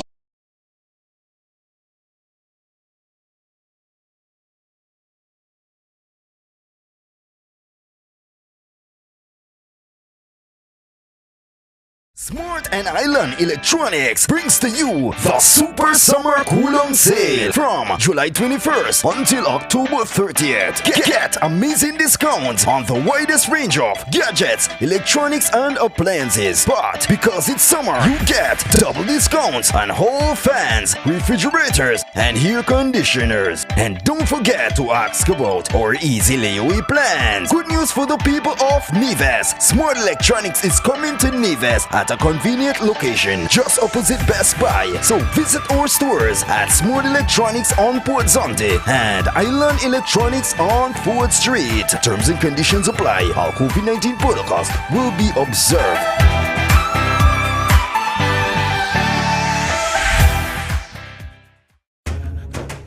Excellent Indian cuisine, fine dining.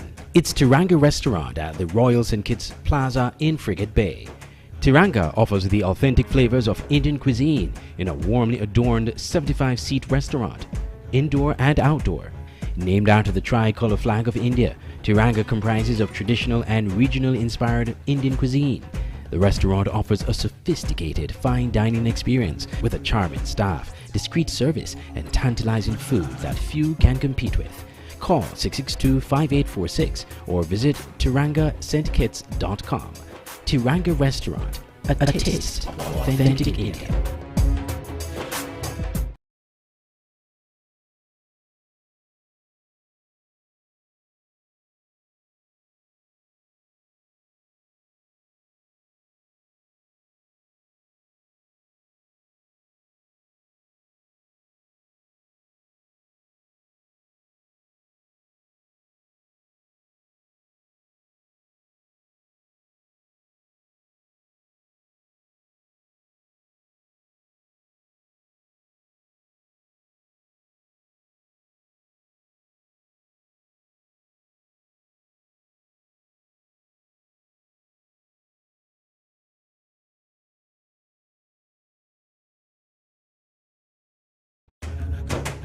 Excellent Indian cuisine, fine dining.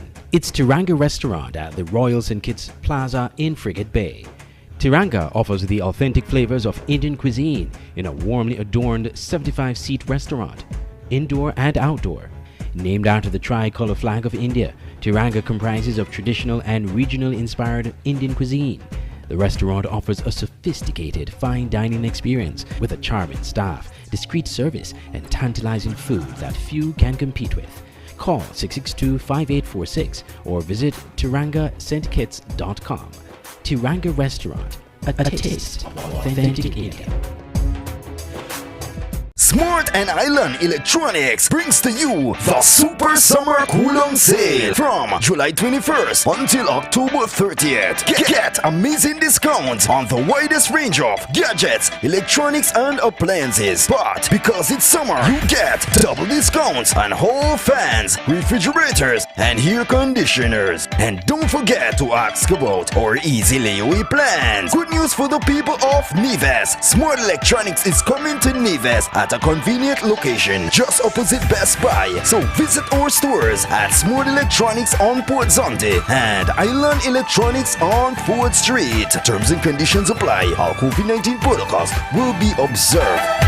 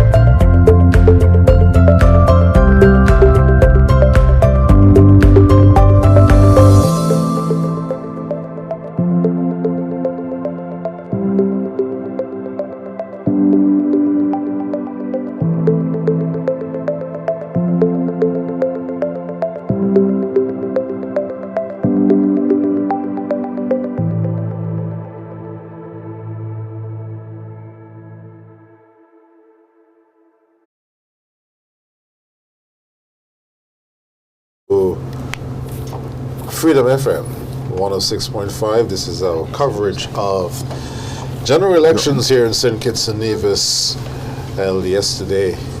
Was it yesterday? I don't know which day is it now. Yesterday. Definitely yesterday. Definitely yesterday. And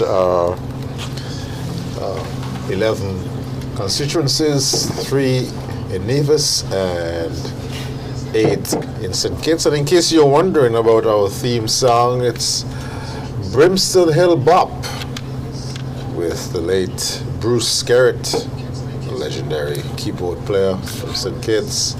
Your constituency, actually, number 3. Yes, that's right. Bruce Skerritt and the Liamiga Project. Yeah. We lost him about 4 weeks ago. Yeah. But he has left us some tremendous music to pay attention to. I am getting a message from Taiwan that we're missing box number 10, box 3 in Nevis 10. Yes, we missed that too. We missed that too, box Nevis 10, box 3. So I guess we'll get that at another time. And yes, that's about 2 persons have said that. The turnout in Nevis is somewhere between 45 and 50% overall. That has been the case. That was the case for the last federal election. So let's not we'll not lose much sleep about that.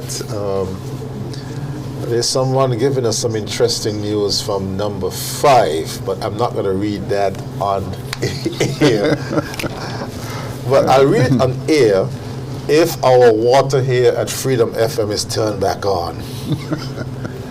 We had water about half an hour ago, and then the water is off. So if the water comes back on, I'll read this very interesting message about the results in number 5. But I'll keep that to myself.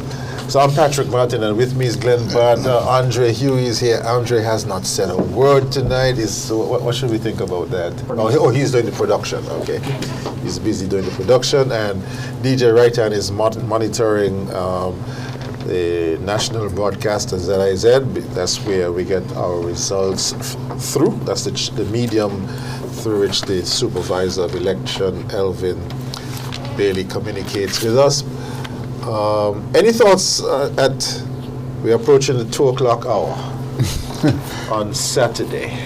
Well, 6 more hours before market. Sorry, now 4 more hours before market time. Any thoughts, Glenn? Close to the microphone. Let's put it this way. Constituencies number 2 and number 8, 2 large constituencies, and I think I am predicting that both will have a swing towards the SKNLP as well.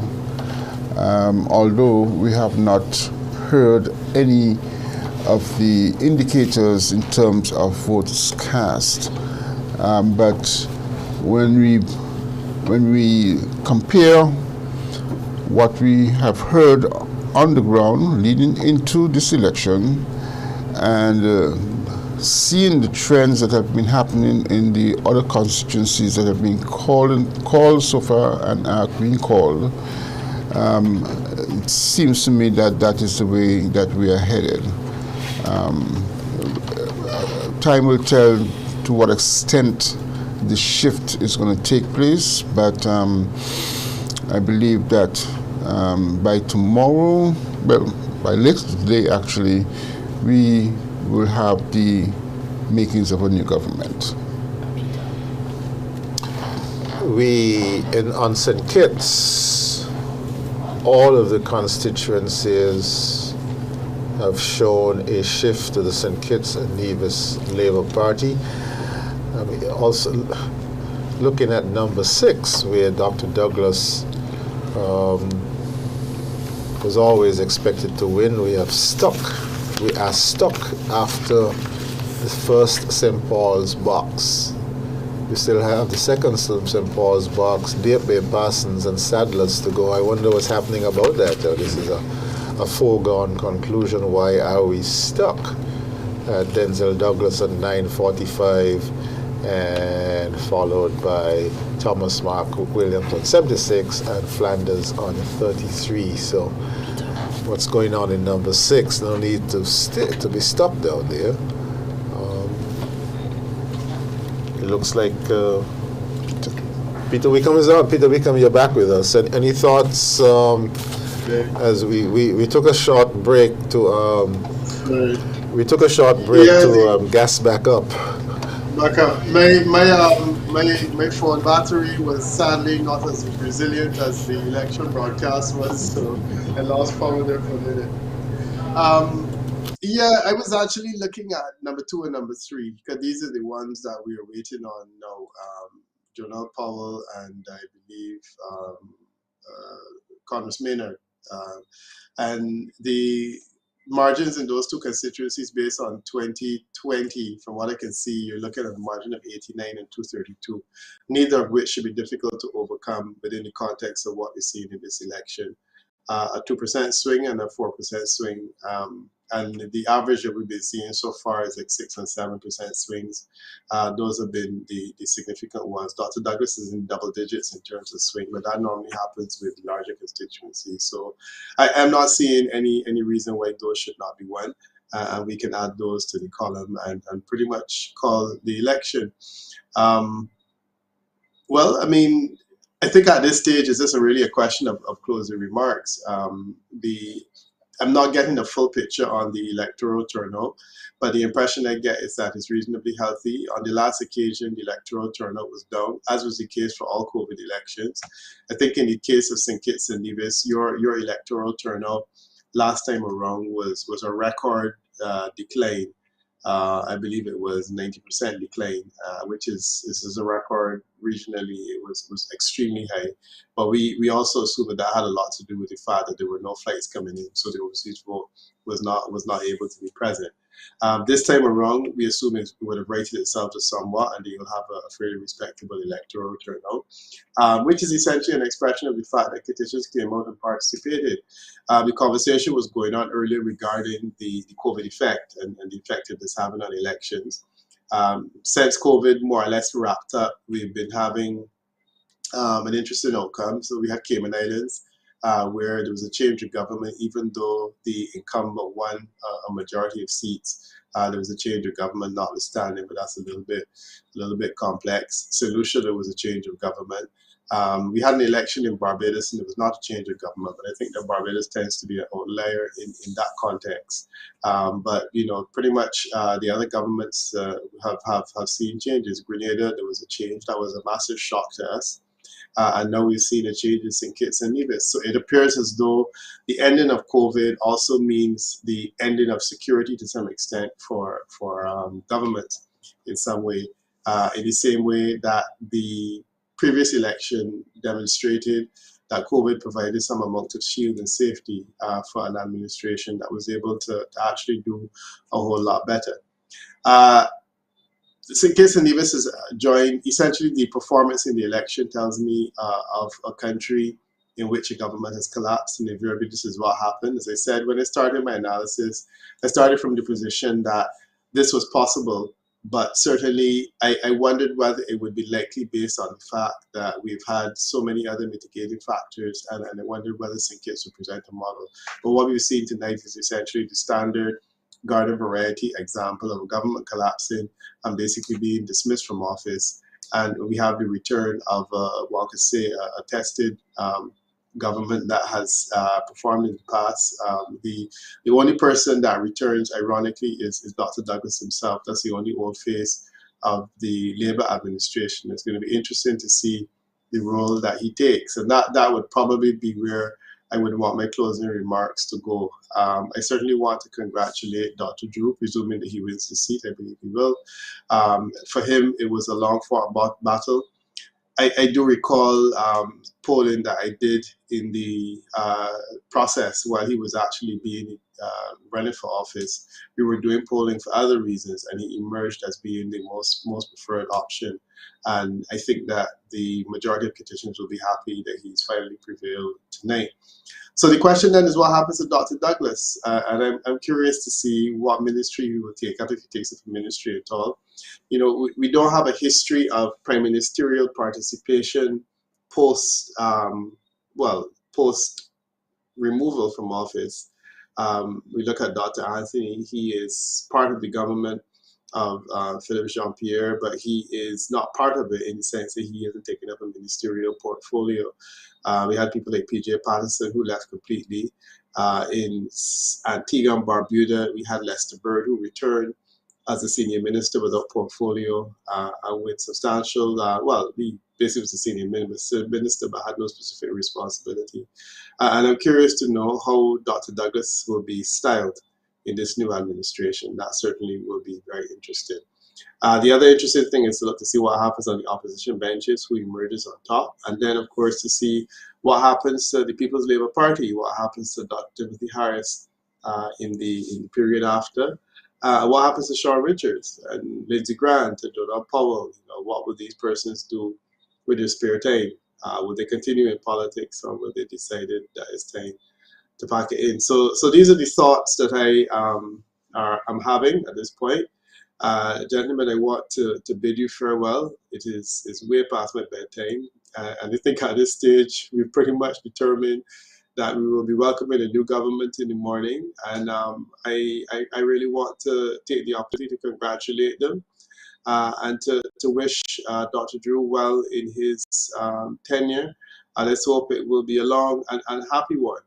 I also want to take the opportunity to thank persons who would have worked on my behalf during this election and the previous one as pollsters, to thank them for their hard work and the dedication and the amazing accuracy with which they were able to make the kinds of projections and support the efforts that we do in St. Kitts. So that's pretty much it for me for now. Peter Wickham, for joining us. You're always available to Freedom FM. I know when Junie calls, you say, "How high, sir?" So thank you very much for joining us. You've outlined some areas for continuing discussion. Certainly politics here in St. Kitts and Nevis will continue to be very interesting. And we have the Nevis local government elections coming up in short order. Any predictions before you go? Can I tease you? Before Christmas or after Christmas? I think at this stage it would make sense to take it as far as possible away. So you go after Christmas, you try to make the Nevisian public as happy as possible during Christmas. And my thing is to get as far away as possible from this. If I were Premier Brandy, that's certainly what I would do. So we see if that unfolds. Look forward to having you again at some other election countdown. Thank you. Thank you. All right, thank you. Bye. So, Glenn Batt, we have already started, we have already ventured down the road as to the likely near, medium, long-term future political fortunes of some of the persons who have lost their seats or are projected to lose their seats. There's also persons who may have won, but their parties have not done particularly well. What's your thought? What's any thoughts bubbling over as to let's start with Sean Richards. What is he likely to do? All right. Sorry. We have to make some assumptions. Can I make it easier for you? If you were advising him, if you were advising him, and that's $100,000 per hour, what would you be telling him? Well, I would probably say to him that perhaps it is time to rethink the party's lineup. I'm talking about preparing for the next elections. Start early, get your potential candidates prepped hit the ground, meeting people, doing things in the communities, and most importantly, for the party to have a strong development plan for the Federation, and to begin to articulate those things in a fairly timely manner, fairly early manner, so that people begin to understand what the party is about, what the rejuvenated party is about. I don't think that it would be wise to place some of the current candidates back into the fray. It would be detrimental for the continued development of the party. So I will say to him that it's time to start thinking afresh, start anew, and move from there. People's Action Movement moved from a scenario of 4 seats yes. in Parliament. It's the party with the highest number of seats in Parliament, and by extension, ministers in cabinet. To a situation tonight, this morning, where even the leader's much vaunted prowess is under a certain degree of jeopardy. Yeah. Again, it has to do with the people's disillusionment with what team unity arrangement was supposed to deliver to regarding the politics of this country. It was the chance that people were crying out for, given the scenario that was existing. People were looking for something different, something new, something fresh, something progressive. And Team Unity was supposed to deliver that. And unfortunately, when they got into office, it almost became same old business as usual, politics as usual. And people were patient. I say, okay, let us give them a second chance. And then things started going south from there. And so I don't think anyone would want to go through that situation a third time. Not being able to deliver the goods for the people, I don't think people want to go through that difficulty again. So, despite the fact that many of them were liked as individuals, I don't think as on the political landscape that people wanted to venture along that pathway again, and so chose instead to take the other route, find a new alternative, something that is safer, given the environment in which we are in. And that's basically what is being reflected here at the polls. We've been joined, mercifully, we have been joined by Andre Huey, who's taking a break from the technical production. Andre, as usual, it's nice working with you and your team. What's on your mind? Well, I've been taking note of all the observations and the pronouncements and commentary, and and you're right. Of course, I said it off the air, but of course it was said on air as well that I did indicate that whichever party wins constituency number 4 will eventually win the government, and that has been the trend over the last 4 election cycles, and probably more than that. So it is clear that there is a swing, and that the Labour Party will garner, or is expected to garner, the majority of seats in the government. All of what Glenn and yourself would have listed earlier, I think, may have played a role in the electorate taking the decision. I think at the end of the day, I've had the chance to be interviewed by a number of media outlets outside of St. Kitts Nevis. Just this afternoon, Telesur from Venezuela, and early in the week, Scene TV in the tri-state area. And when they asked me the question about what are some of the things that people in St. Kitts Nevis would be voting on, what are the prominent issues they're voting on, the first one I put on my list is political stability. Because what has been the foremost discussion point amongst the parties, among other things of course, is stability. The People's Action Movement campaign and said, well, if you, we are going in one movement with the Concerned Citizens Movement, and that was their presentation of stability. The People's Labour Party called for a majority because they said that they would continue to grow the economy, and you need to put your trust in someone with experience, and of course the Prime Minister would have labelled his former cabinet members as lazy and incompetent.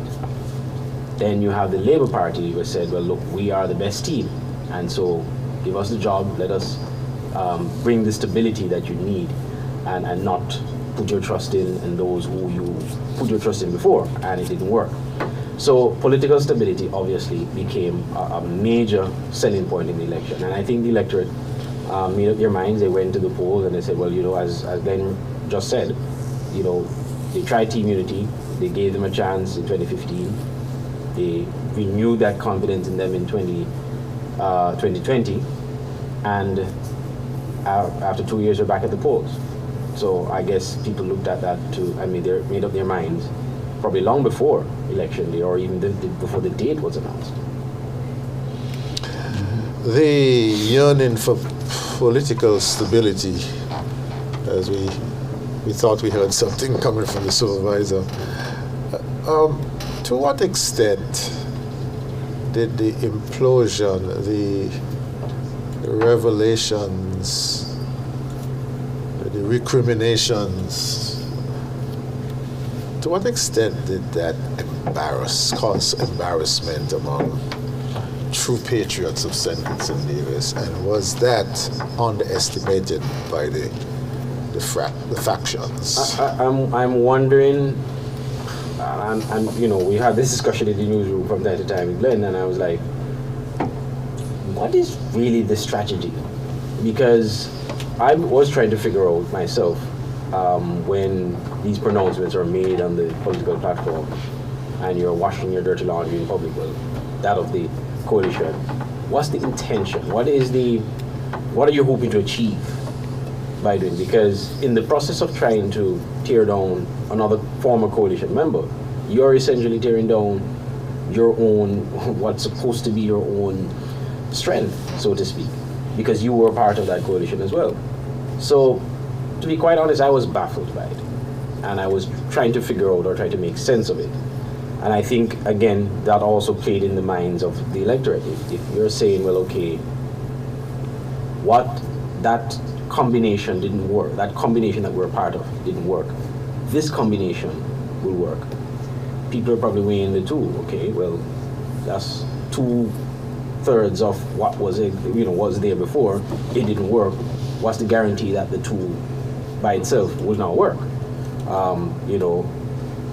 I didn't really understand the strategy at all. I was baffled by it, and so I think, again, as you pointed out, people were embarrassed. I actually I was away a neighboring island in April, and I actually spoke to a couple of Kittitians and divisions who I know, and that was the kind of reaction I was getting from them. They were embarrassed, and they were like, what is going on?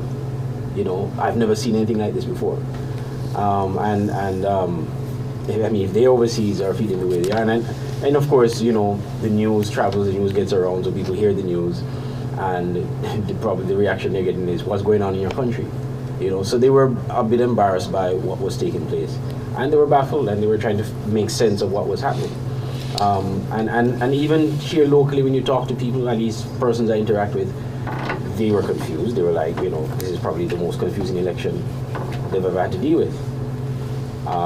I thought 2015 was was the one that took the cake, but this one really, really did, because the matters that were at play really, played on the minds of people.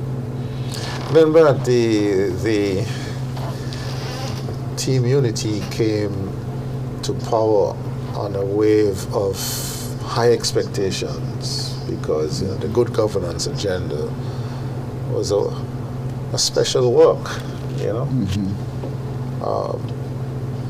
The statement was made tonight that we are one of the more polarized, I think he meant politically polarized countries. And so it was marketed as the agents of stability and elimination of tribalism. And before the end of the first term, he had the candle of correction speech, which when you dig deep, you realize the Prime Minister at the time was holding back. And it makes you wonder what else is to come out, and it started pouring out during this campaign. The Prime Minister unable to go to high-level conferences. Did that add to the tarnishing of the country's Was he image? unable to, or did he just choose not to go? Okay. I'm asking. I don't know. I'm asking. Yeah, the final result is that he didn't. Okay. I'm just asking. I don't know. Put it in context. We can't even put that at the next Prime Ministerial press conference, But nevertheless, the fact that you were not getting that high level representation of your country at important regional and international meetings is also a problem. It's not good for the country. It's not a good image for the country. I think where Team Unity really went wrong is in their first term. And I say this to say this because they had a clear path in terms of what were the critical things they needed to tackle up first with urgency. And they were riding on that wave of support and the emotional enthusiasm for change that the populace had at the time. They simply squandered it. And getting from a situation of business as usual back to the so-called promises of Team Unity was always going to prove very, very difficult. So what you found happening was a number of half-hearted attempts to appease the electorate, to make it look as if they were actually carrying out the agenda of good governance. And very often too, this term good governance became something of a strange description for what was supposed to be. For example, if you had a town hall meeting, that's good governance. If you had a press conference, that's good governance. And quite frankly, that is not what the people wanted, and that was not what the people expected.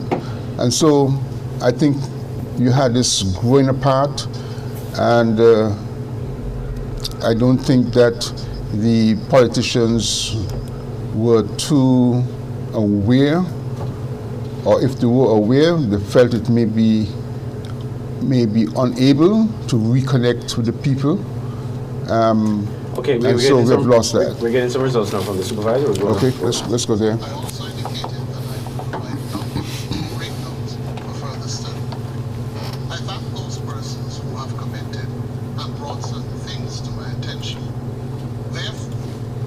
No, actually, I think that was a previous broadcast. They were playing an address from the supervisor. Of course, they're trying to fill time because we're still waiting for results. We haven't received results yet from 2 and 8. Yeah. So we're still waiting on that. But yeah, that video was actually previous address. Yeah, you want to continue? No, I think I've said basically what I need to say. I want to put this point. We spoke about embarrassment, the image of the country. Let's talk about anger. At what point did the electorate become angry at Team Unity, at the Prime Minister, at Sean Richards, at Mark Brantley? Was it the handling of the unempathetic handling of aspects of the COVID response? Peter Wickham shared that there's a study that counters that, but who feels it knows it. Was it the? Well, let's put it this way: I mean, and let me give you two more facts. Let me give you two more. What about the venom and the accusations? Almost every night, you're getting something, and then the billion-dollar prison project. I put those three. I would take out the prison project as one. It wasn't an anger factor. No. Was it an anger factor, Glenn Bass? It clearly was a political factor. It made people angry. Yeah, but for how long? Yeah, you see, it came pretty close to the date of the elections, right? And so, but to me, it was a bad move. Politically a bad move on the part of the Prime Minister to attempt to pull off a project like that. And perhaps they were correct in the sense that there were other pressing needs of the country, especially in health. So to go down that path, really, I think was a bad political strategy. Right, and surprisingly, it didn't last as long as I thought it would in the public domain as a political subject. I think maybe after 2 weeks or a week and a half, it was out of the discussion point. I think we're getting a result now. Let me see. We're standing by to get results from the national broadcaster. You're raising my hopes. I'm seeing the symbol, the election 2022 symbol, so I'm awaiting to see if it means we're getting a result. Well, it's being replayed, so probably not. But I'll keep my eyes out. But yeah, so that is what. So for me, I think it's a combination of maybe COVID and definitely accusations. I think people got incensed when it became clear that Team Unity was at a point of no return. I mean, after the PAN convention, when it became very clear to people what was about to happen. All right, we're getting results now. Yes, stand by. Wake up.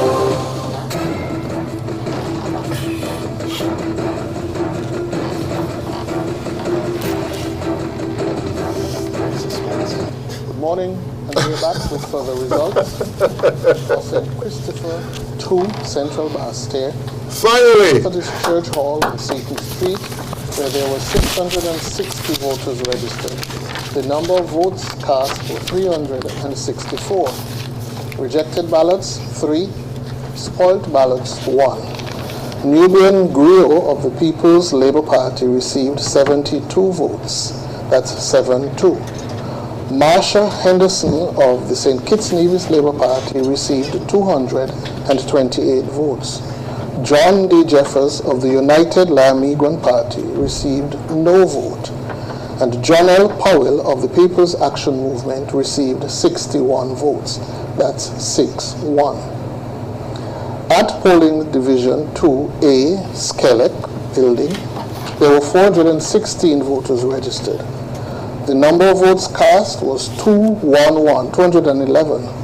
There was 1 rejected ballot. There was no spoiled ballot. Nubian Griot of the People's Labour Party received 37 votes. That's 3-7. Marsha Henderson of the St. Kitts Nevis Labour Party received 135 votes. That's 135. John Jeffers of the United Lamiguan Party received no vote. John L. Powell of the People's Action Movement received 38 votes. And in St. Christopher 6, polling division 3B, where there were 329 voters registered, 242 votes were validly cast, no rejects and no spoils. Dr. Denzel Douglas of the St. Kitts Nevis Labour Party received 215 votes. That's 215. Carlton DuPont, independent candidate, received 1 vote. Troy Flanders of the People's Action Movement received 13 votes. That's 1-3. And Thomas Mark Williams of the People's Labour Party received 13 votes. That's 1-3. In Diet Bay Primary School, polling division 4, there were 427 voters registered. 277 valid votes were cast. There was 1 rejected ballot, no spoiled ballot. Dr. Denzel Douglas of the St. Kitts Nevis Labour Party received 197 votes. That's 197. Carlton DuPont, independent candidate, received no vote. Troy Flanders of the People's Action Movement received 6 votes. And Thomas Mark Williams of the People's Labour Party received 73 votes. That's 7-3. At the Parsons Community Center, polling division 5, there were 332 voters registered. 244 valid votes were cast. There was 1 rejected ballot, 1 spoiled ballot. Dr. Denzel Douglas of the St. Kitts Nevis Labour Party received 186 votes. That's 186. Carlton DuPont, independent candidate, received 1 vote. Troy Flanders of the People's Action Movement received 12 votes. That's 1-2. And Thomas Mark Williams of the People's Labour Party received 44 votes. In Sadler's Primary School, polling division 6, where 493 persons were registered, 309 votes were validly cast. 1 was rejected, 1 spoiled. Dr. Denzel Douglas of the St. Kitts Nevis Labour Party received 216 votes. That's 216. Carlton DuPont, independent candidate, received no vote. Troy Flanders of People's Action Movement received 21 votes. And Thomas Mark Williams of the People's Labour Party received 71 votes. That's 7-1. Finally, at Sadler's Primary School again, polling division 7, where there were 360 voters registered, 213 votes were validly cast. None rejected, 1 spoiled. Dr. Denzel Douglas of the St. Kitts Nevis Labour Party received 167 votes. That's 167. Carlton DuPont, independent candidate, received 1 vote. Troy Flanders of People's Action Movement received 13 votes. That's 1-3. Thomas Mark Williams of the People's Labour Party received 32 votes. That's 3-2. Summary, therefore, in St. Paul's, number 6, constituency number 6, where there were 3,467 registered voters, 2,339 votes were validly cast. That's 2,339. 3 were rejected, 5 were spoiled. Dr. Denzel Douglas of the St. Kitts Nevis Labour Party received 1,926 votes. That's 1926. Carlton DuPont, independent candidate, received 3 votes. Troy Flanders of People's Action Movement received 98 votes. That's 9-8. And Thomas Mark Williams of the People's Labour Party received 309 votes. That's 309. Therefore, I can declare that the Honorable Denzel Douglas of the St. Kitts Nevis Labour Party has been returned at the polls. In Tabernacle, polling division 8A at the Violet O. Petty School, where 412 voters were registered, 238 votes were validly cast. There were 2 rejected ballots and no spoiled ballots. Lincoln David Pell of People's Action Movement received 28 votes. That's 2-8. Timothy Harris of the People's Labour Party received 124 votes. 1-4. Leon Nutter Nelson of the St. Kitts Nevis Labour Party received 84 votes. That's 8-4. And in polling division 8B, again at the Violet O. Petty School, there were 315 registered voters. 212 ballots were validly cast, 212. One was rejected. There were no spoiled ballots. Lincoln David Pell of People's Action Movement received 18 votes, 1-8. Timothy Harris of the People's Labour Party received 120 votes, that's 1-0.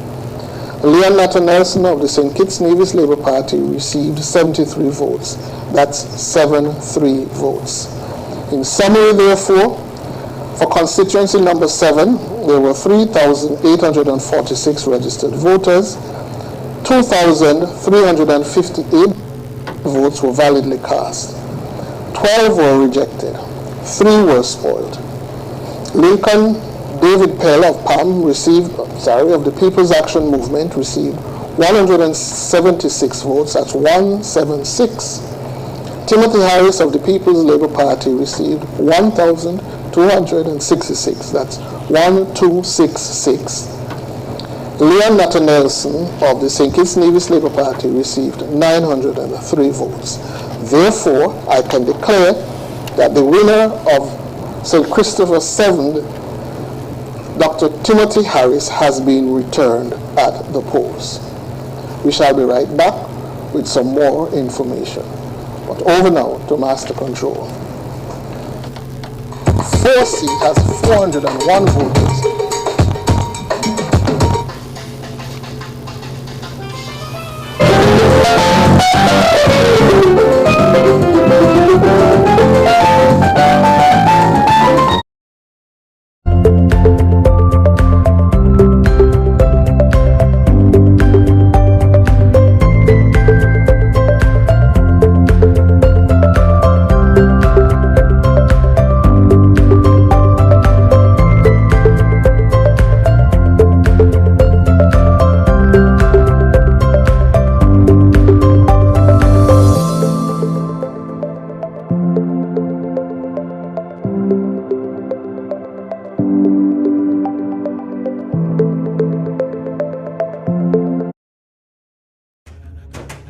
Excellent Indian cuisine, fine dining. It's Tiranga Restaurant at the Royal St. Kitts Plaza in Frigate Bay. Tiranga offers the authentic flavors of Indian cuisine in a warmly adorned 75-seat restaurant, indoor and outdoor. Named after the tricolor flag of India, Tiranga comprises of traditional and regional inspired Indian cuisine. The restaurant offers a sophisticated fine dining experience with a charming staff, discreet service, and tantalizing food that few can compete with. Call 662-5846 or visit tirangastkitts.com. Tiranga Restaurant, a taste of authentic India. Smart and Island Electronics brings to you the Super Summer Cool-On Sale from July 21st until October 30th. Get amazing discounts on the widest range of gadgets, electronics, and appliances. But because it's summer, you get double discounts on hall fans, refrigerators, and air conditioners. And don't forget to ask about our easy layaway plans. Good news for the people of Nevis. Smart Electronics is coming to Nevis at a convenient location just opposite Best Buy. So visit our stores at Smart Electronics on Port Zonte and Island Electronics on Ford Street. Terms and conditions apply. Our COVID-19 protocols will be observed.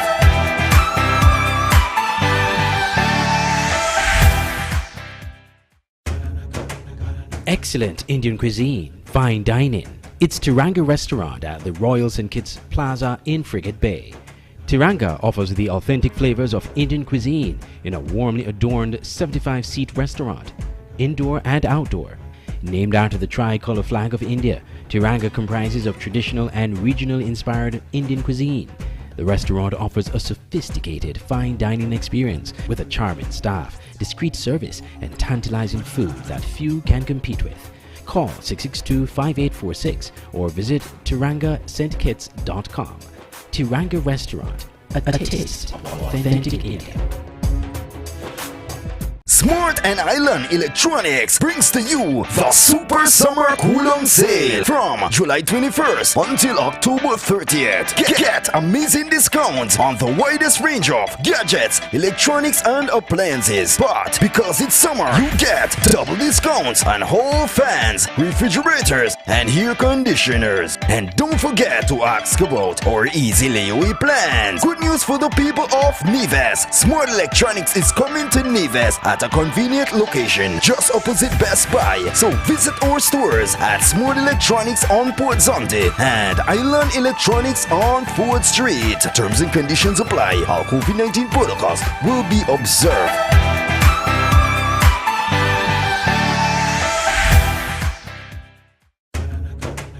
Excellent Indian cuisine, fine dining. It's Tiranga Restaurant at the Royal St. Kitts Plaza in Frigate Bay. Tiranga offers the authentic flavors of Indian cuisine in a warmly adorned 75-seat restaurant, indoor and outdoor. Named after the tricolor flag of India, Tiranga comprises of traditional and regional inspired Indian cuisine. The restaurant offers a sophisticated fine dining experience with a charming staff, discreet service, and tantalizing food that few can compete with. Call 662-5846 or visit tirangastkits.com. Tiranga Restaurant, a taste of authentic India. Smart and Island Electronics brings to you the Super Summer Coolum Sale from July 21st until October 30th. Get amazing discounts on the widest range of gadgets, electronics, and appliances. But because it's summer, you get double discounts on hall fans, refrigerators, and air conditioners. And don't forget to ask about our easy layaway plans. Good news for the people of Neves. Smart Electronics is coming to Neves at a convenient location just opposite Best Buy. So visit our stores at Smart Electronics on Port Zonte and Island Electronics on Ford Street. Terms and conditions apply. Our COVID-19 protocols will be observed.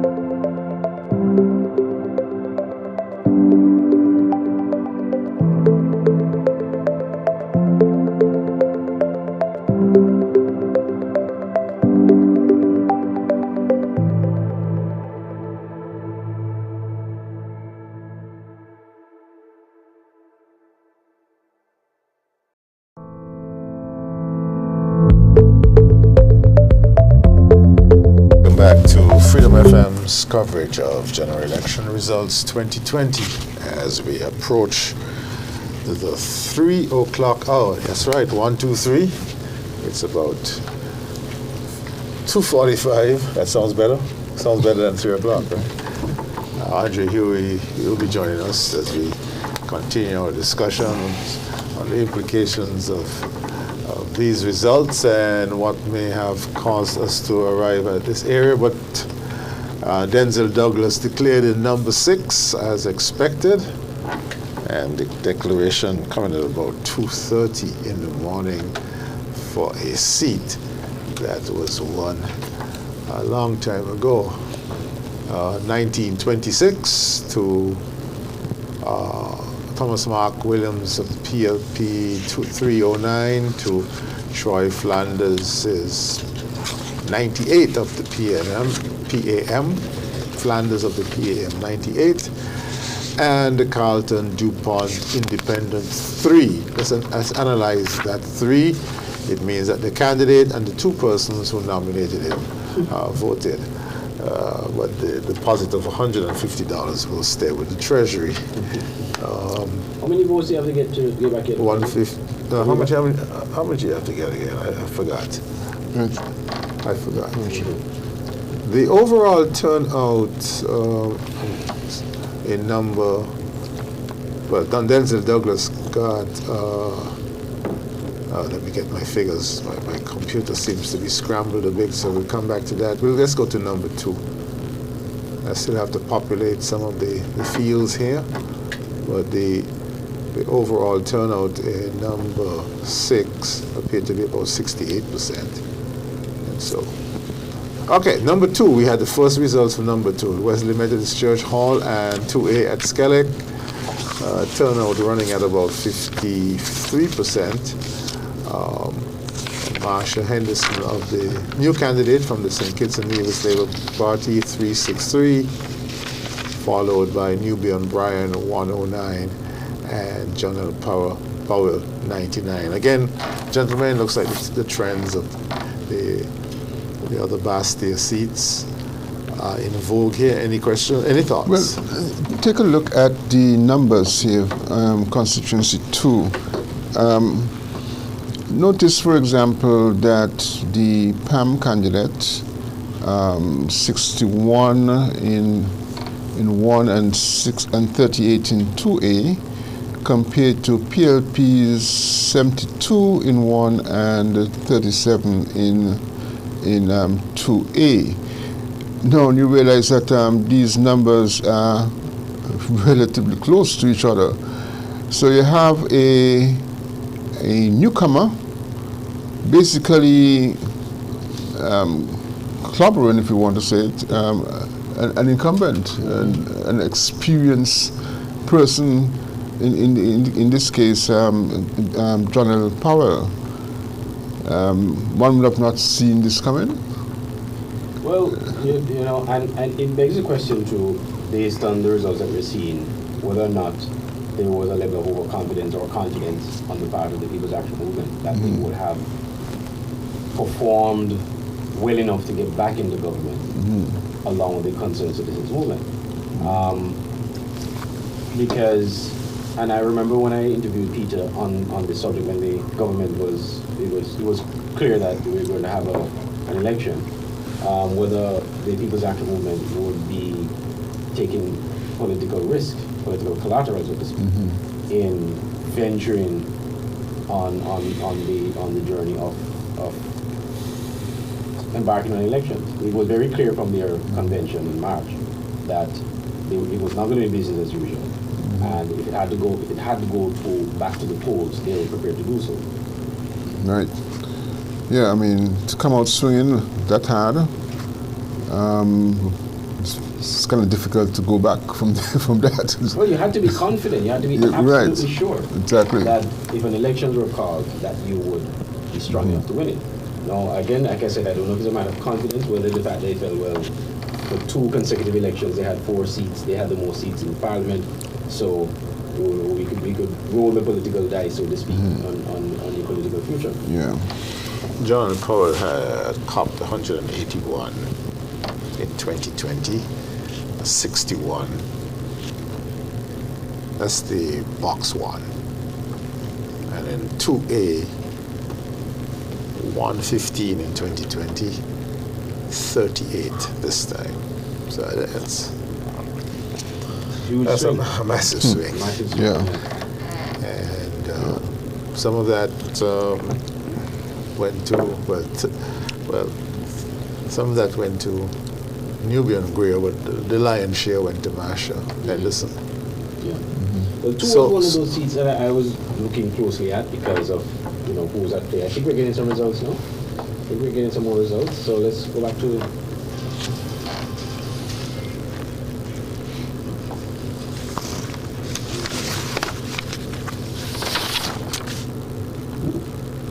Good morning. We're back with figures. This time, at the Cleon Daycare Center, there were 386 voters registered and 240 votes were validly cast. There was one rejected ballot, no spoiled ballots. Andrew Talbot Bass of the People's Labour Party received 43 votes, that's 4-3.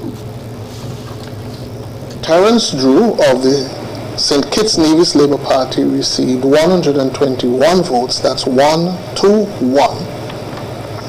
And Chesley Hamilton of the People's Action Movement received 74 votes, that's 7-4. Again at the Keon Daycare Center, polling station 1B, where 370 voters were registered, there were 221 votes validly cast. There was one rejected ballot, no spoiled ballot. Andrew Talbot Bass of the People's Labour Party received 50 votes, 5-0. Dr. Terence Drew of the St. Kitts Nevis Labour Party received 92 votes, that's 9-2. And Chesley Hamilton of the People's Action Movement received 78 votes, that's 7-8 votes. At the Church of God, in polling division number 2A, 484 voters were registered. 295 votes were validly cast. There was one rejected ballot, no spoiled ballot. Andrew Talbot Bass of the People's Labour Party received 52 votes, 5-2 votes. Dr. Terence Drew of the St. Kitts Nevis Labour Party received 128 votes, 1-8. Chesley Hamilton of the People's Action Movement received 114 votes. And in polling station 2B at the Redeemed Baptist Church, where there were 475 registered voters, there were 251 votes validly cast.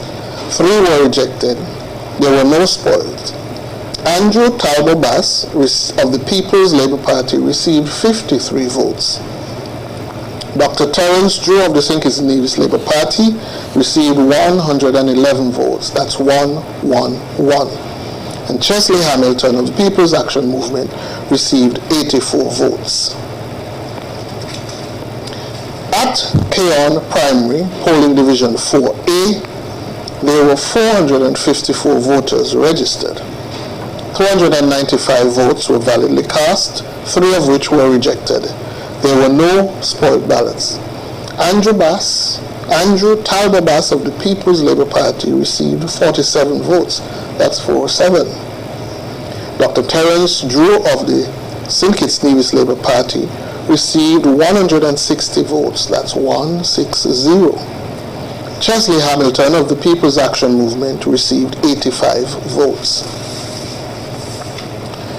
In constituency number 9, Charlestown and St. John's, at the Ivor Walters Primary School, polling division 3C, where there were 365 voters registered, there were 163 votes validly cast.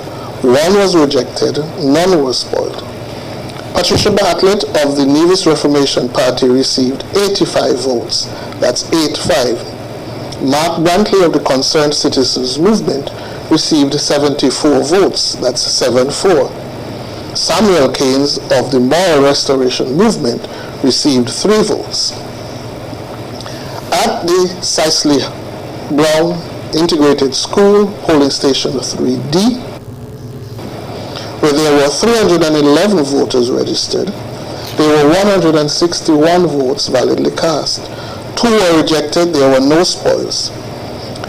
Patricia Bartlett of the Nevis Reformation Party received 67 votes, 6-7. Mark Brantley of the Concerned Citizens Movement received 91 votes, 9-1. Samuel Keynes of the Moral Restoration Movement received 1 vote. At the Education Department, Marion Heights, polling division 4A, 307 voters were registered at 307. 141 votes were validly cast. 2 were rejected. None were spoiled. Patricia Bartlett of the Nevis Reformation Party received 66 votes. Mark Brantley of the Concerned Citizens Movement received 69 votes. Samuel Keynes of the Moral Restoration Movement received 4 votes. Again, at the Education Department, Marion Heights, Station 4B, where there were 312 voters registered, 144 valid votes were cast. 1 was rejected. There were no spoiled ballots. Patricia Bartlett of the Nevis Reformation Party received 44 votes. That's 4-4. Mark Brantley of the Concerned Citizens Movement received 95 votes, 9-5. Samuel Keynes of the Moral Restoration Movement received 4 votes. And at 4C at the Pentecostal Church, United Pentecostal Church, where there were 384 voters registered, 174 valid votes were cast. 1 was rejected. No spoils. Patricia Bartlett of the Nevis Reformation Party received 67 votes, 6-7. Mark Brantley of the Concerned Citizens Movement received 106 votes, 106. Samuel Keynes of the Moral Restoration Movement received no vote. And at 5A at the Alberta Payne Center in Bath Village, where 414 voters were registered, 209 votes were validly cast. 5 were rejected. There were no spoils. Patricia Bartlett of the Nevis Reformation Party received 81 votes, 8-1. Mark Brantley of the Concerned Citizens Movement received 119 votes, 119. Samuel Keynes of the Moral Restoration Movement received 4 votes. And in constituency number 11, Nevis, VOJN 4B, where there were 419 voters registered, 207 votes were validly cast, 1 of which was rejected. There were 4 spoiled ballots. Janice Daniel Hodge of the Nevis Reformation Party received 78 votes, 7-8. Alexis Jeffers Quealy of the Concerned Citizens Movement received 124 votes, that's 1-4. Patricia Mills Jeffers of the Moral Restoration Movement received 4 votes. At the Trinity Methodist Hall, where there were 422 voters registered, that's polling division number 5, 243 votes were cast. 2 were rejected, 2 were spoiled. Janice Daniel Hodge of the Nevis Reformation Party received 137 votes. That's 137. Mark Brantley of the Concerned Citizens Movement, that's Alexis Jeffers Quealy of the Concerned Citizens Movement received 104 votes. That's 104. There were no votes cast for Patricia Mills Jeffers of the Moral Restoration Movement. At the Franklin Brown Community Center, polling division 6, there were 405 voters registered. 184 cast their votes validly. No rejects, no spoils. Janice Daniel Hodge of the Nevis Reformation Party received 70 votes, 7-0. Alexis Jeffers Quealy of the Concerned Citizens Movement received 108 votes, that's 108. Patricia Mills Jeffers of the Moral Restoration Movement received 6 votes. At the Church of God, Brooklyn, where 421 voters were registered, 247 votes were validly cast, none rejected, no spoiled. Janice Daniel Hodge of the Nevis Reformation Party received 90 votes, 9-0. Alexis Jeffers Queely of Concerned Citizens Movement received 157 votes, 157. That's it. Patricia Mills Jeffers of the Moral Restoration Movement did not receive a vote. Finally, in polling station 7B at Butler's Community Center, where 415 voters were registered, 203 votes were cast. There were 2 rejected and 5 spoiled. Janice Daniel Hodge of the Nevis Reformation Party received 80 votes, 8-0. Alexis Jeffers Queely of the Concerned Citizens Movement received 120 votes. Patricia Mills Jeffers of the Moral Restoration Movement received 1 vote. Therefore, in summary, for constituency number 11, there were 2,317 votes validly cast. There were 12 rejected ballots. There were 21 spoiled ballots. Janice Daniel Hodge of the Nevis Reformation Party received 1,113 votes, 1113. Alexis Jeffers Queely of the Concerned Citizens Movement received 1,172 votes, 1172. And Patricia Mills Jeffers of the Moral Restoration Movement received 22 votes. Therefore, I can declare that Alexis Jeffers Queely has been returned at the polls for the representative for Nevis 11. That's all for now. We'll be right back with some updates, but over now to Master Control.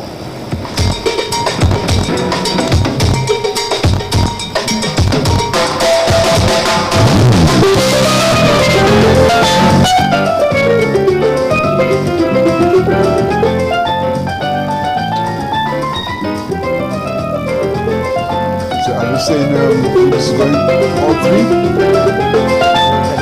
All 3? That's what you said.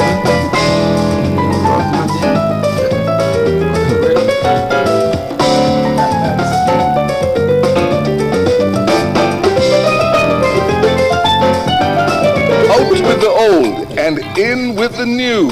Island Purified Water wishes to introduce their new 5-liter bottles. Slimmer is better, a more appealing appearance with the same benefits. Call 466-7517 or 466-6772 and order.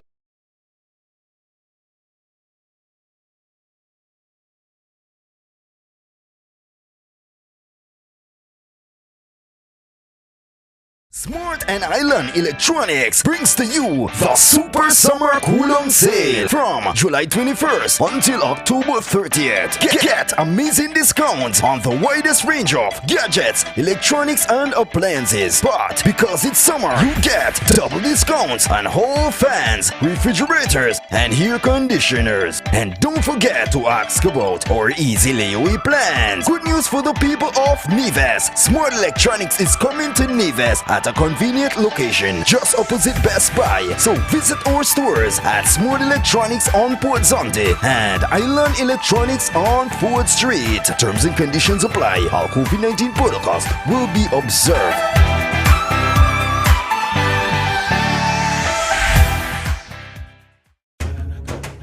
Excellent Indian cuisine, fine dining. It's Tiranga Restaurant at the Royal St. Kitts Plaza in Frigate Bay. Tiranga offers the authentic flavors of Indian cuisine in a warmly adorned 75-seat restaurant, indoor and outdoor.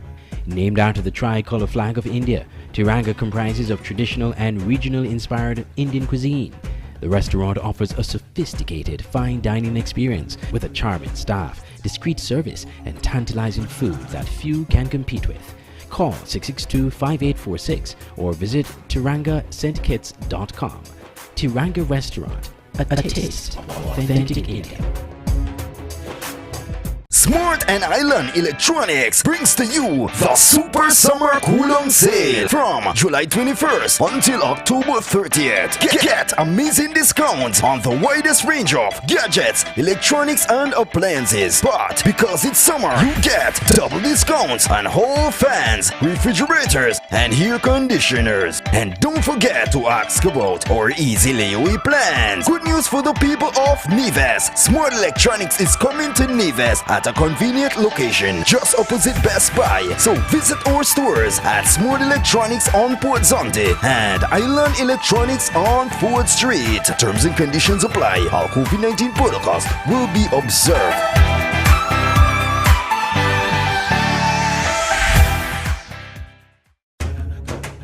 Excellent Indian cuisine, fine dining.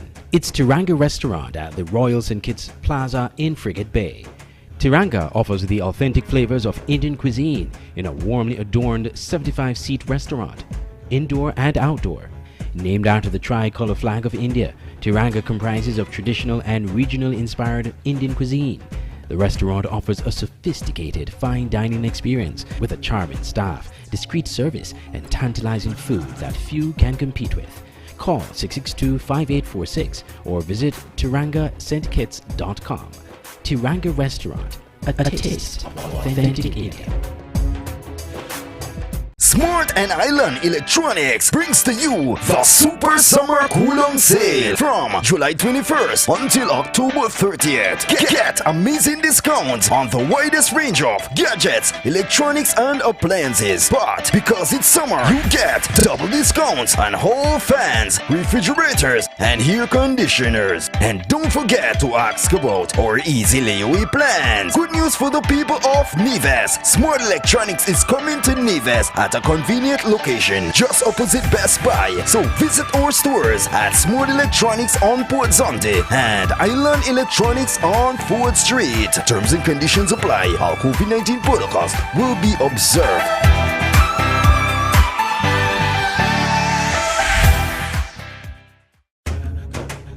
Excellent Indian cuisine, fine dining. It's Tiranga Restaurant at the Royal St. Kitts Plaza in Frigate Bay. Tiranga offers the authentic flavors of Indian cuisine in a warmly adorned 75-seat restaurant, indoor and outdoor. Named after the tricolor flag of India, Tiranga comprises of traditional and regional inspired Indian cuisine. The restaurant offers a sophisticated fine dining experience with a charming staff, discreet service and tantalizing food that few can compete with.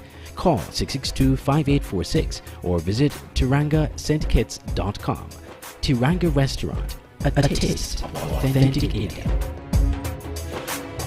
Smart and Island Electronics brings to you the Super Summer Cool-On Sale from July 21st until October 30th. Get amazing discounts on the widest range of gadgets, electronics and appliances. But because it's summer, you get double discounts on hall fans, refrigerators and air conditioners. And don't forget to ask about our easy layaway plans. Good news for the people of Neves. Smart Electronics is coming to Neves at a convenient location just opposite Best Buy. So visit our stores at Smart Electronics on Port Zonte and Island Electronics on Ford Street. Terms and conditions apply. Our COVID-19 protocols will be observed.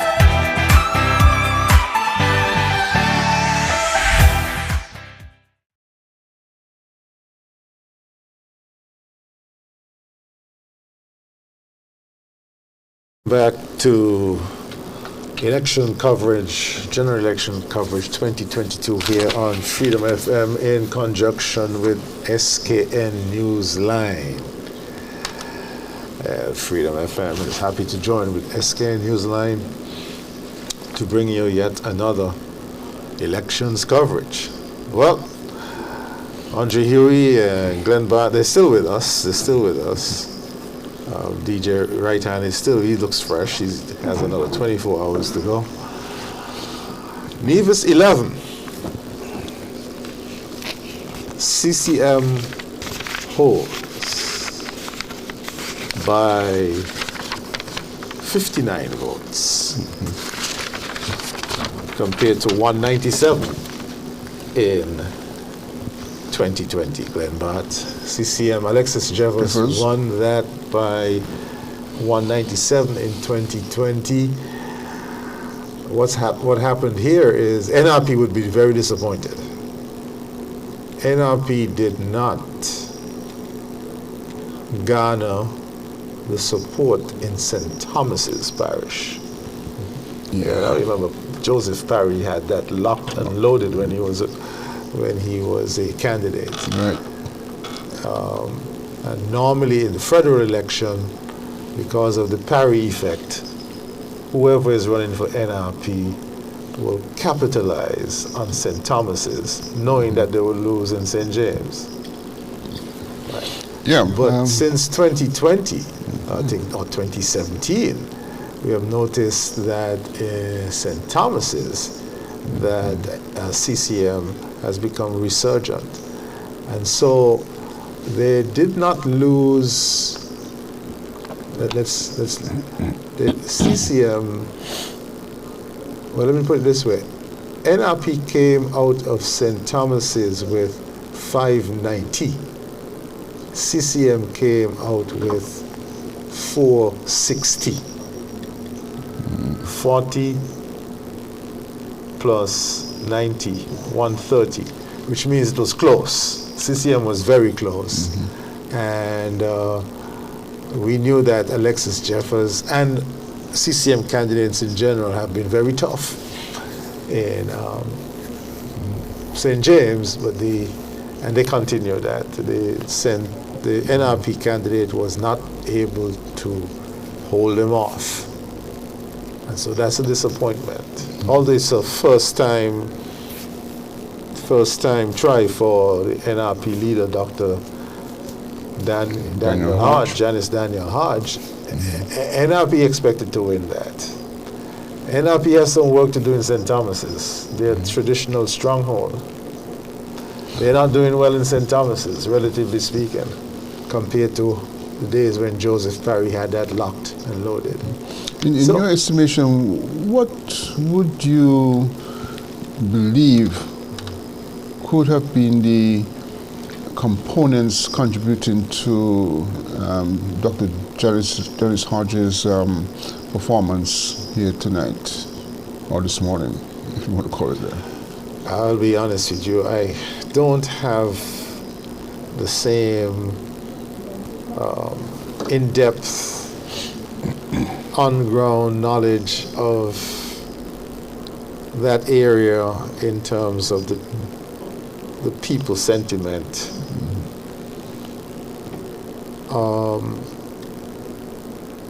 Except to say, or suffice it to say, that persons have tended to relegate Alexis Jeffers, aka Zook, to the intellectual garbage heap.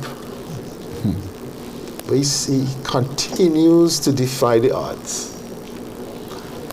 And he just knows how to win. Yeah. That's one. Two, something is going on in St. Thomas's in relation to the NRP former stronghold. It's like Pam losing Sandy Point and Labour losing St. Paul's. The NRP has lost ground in St. Thomas's. NRP has a problem in St. Thomas's. In terms of federal election, now for the local election, they have to pay a lot of attention to charity begins at home. They have to pay a lot of attention to St. Thomas's. If they're going to retain the seat they have with Cleon Stapleton in the NIA, because CCM has put a young female candidate for the local election in St. Thomas's, and from appearances have put some resources around her. So, 2 to CCM so far. Yeah, and it looks like it might be 3. Who knows? Might be. Well, let's go to number 9. We're coming down the hill from Cox. We're coming down. We went through Brown Hill, where Patricia Bartlett and Mark Brantley are from. So, with 11 out of the 16 of the 18 seats counted, 10 were in St. John's. So we're now getting into St. Paul's, Charlestown. Traditionally an NRP. Well,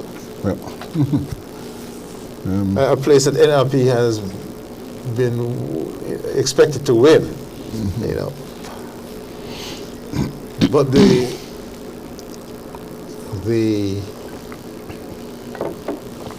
tally is Mark Brantley 1023 to Patricia Bartlett 784 to the Moral Movement. What's the candidate's name again? Samuel Keynes 21 rejected ballots. The lead, CCM is leading by 239. And we've got just around 2, 3, 4, about 60% of the boxes counted. But we'll have to look at the registered vote, the second. Yeah. Just keep in mind that CCM won that seat by 538 in 2020. Okay. So NRP has to pull back 239 votes in the remaining boxes in Charlestown, Bath. Can they do that? Or will they do that? Good question. Will they do that? Well, let's see how many registered votes are left. According to the framework here, 2673 registered voters left. The turnout so far in number 9 is of the order of 47%. So, you take 47% of 2673. Where's your... Well, it's roughly half, right? Yeah. It's roughly half. So that's 23... let's call that 23 and 36.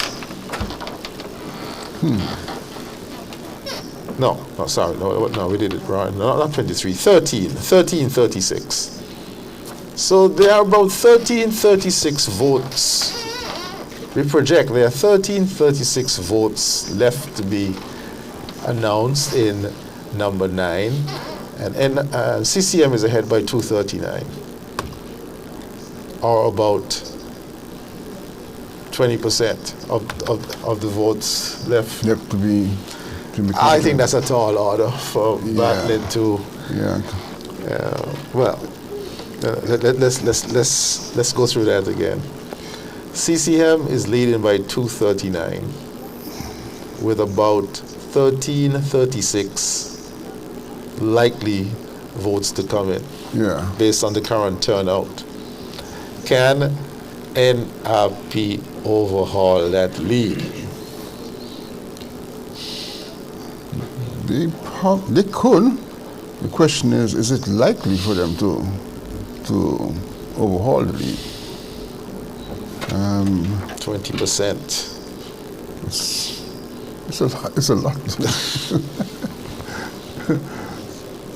They have to be about 20 percentage points ahead of CCM in every box. Yeah, it's difficult. It's going to be difficult.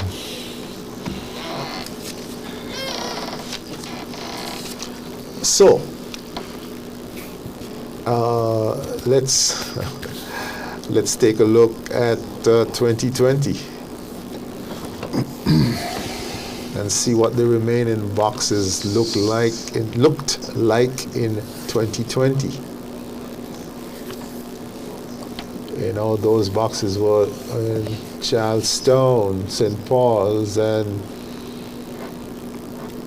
you know, there was one particular, Brantley was holding his own there. I mean, there has to be a big swing against Brantley in Charlestown for him to lose. At this point in time, it's looking like Brantley. It's looking like NRP with 3 seats. CCM. Sorry. Back up. CCM. Yeah. That's 3:30 in the morning football. CCM with 3 seats. Yeah.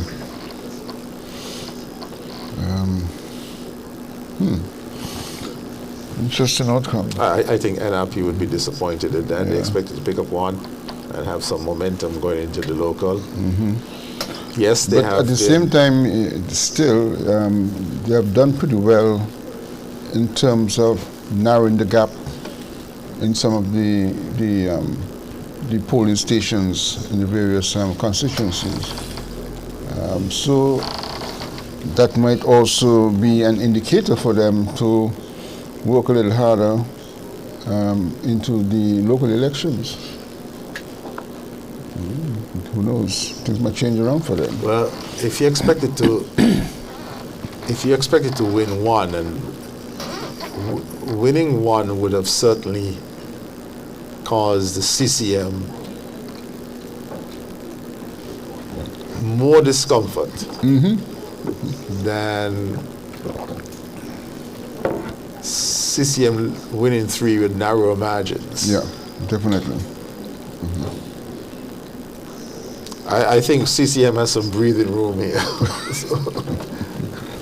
The pressure really is on NRP. Well, I like That's how you the pressure put it. The pressure is on NRP. Yeah, definitely. The pressure is on NRP, but we wait to see what the St. Paul's, Charlestown, and the remaining Bath box looks like. But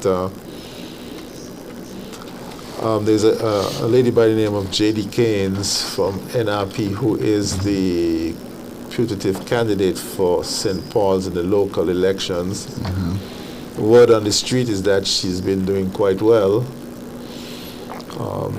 And the local elections, St. Paul's Parish is currently held by CCM.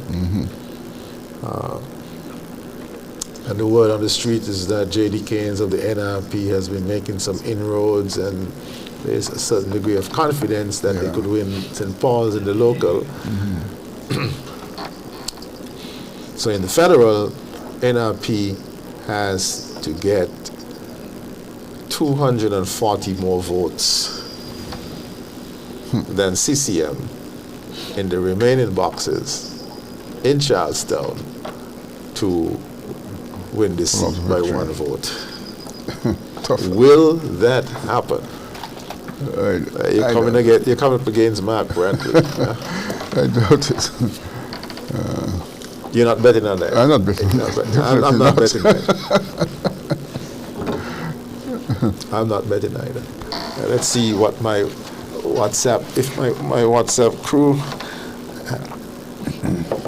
has any bets. Okay, I have an analysis here.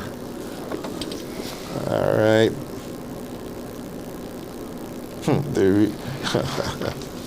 A friend of mine is suggesting that that they made they could have gone with somebody else.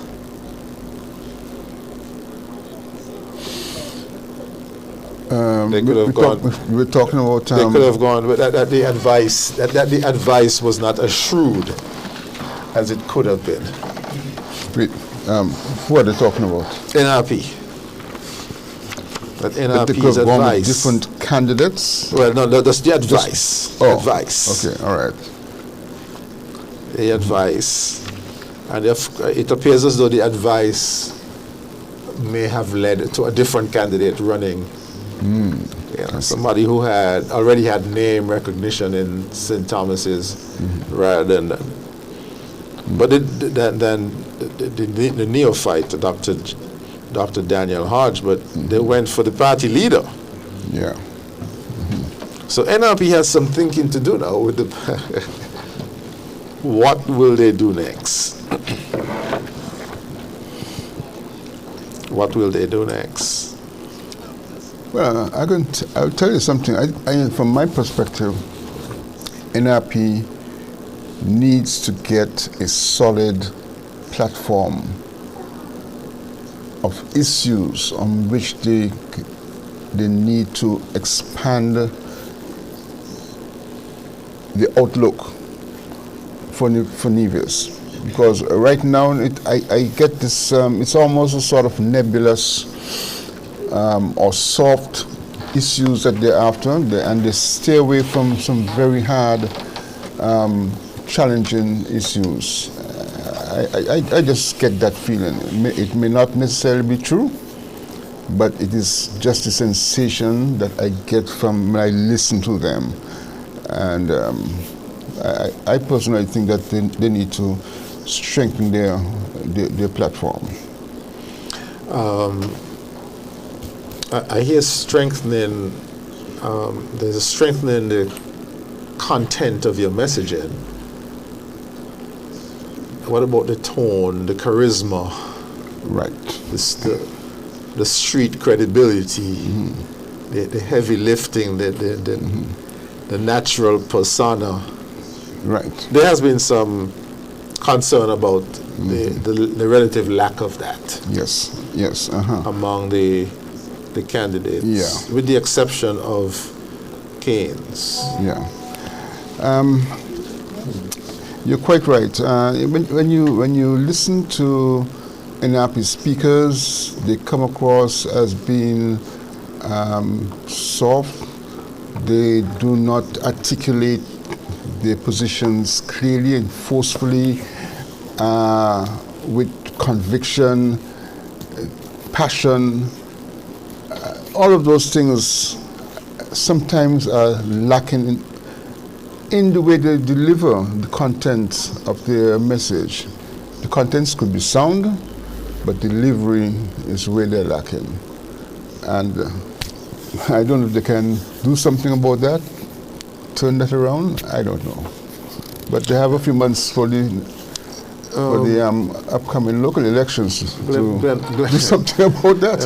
Andre Huey, Glenn Brandt is hitting onto something. You know, you could be a nice person, good content, but if you don't deliver, if you don't inspire, if you don't get the juices flowing,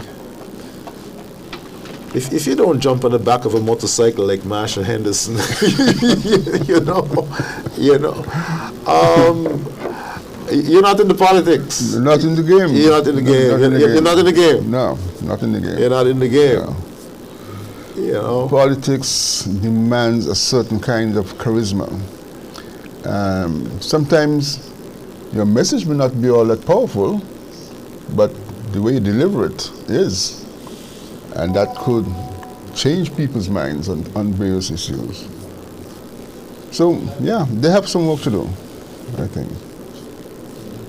I think I'm going to enjoy my conversation with my NRP friends later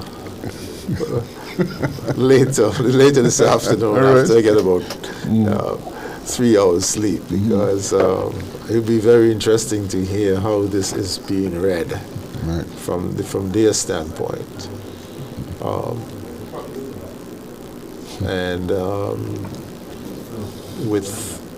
now, if you're Mark Brantley and you see this, do you call the election sooner or later, knowing that you have up until February? No, I wouldn't call it sooner.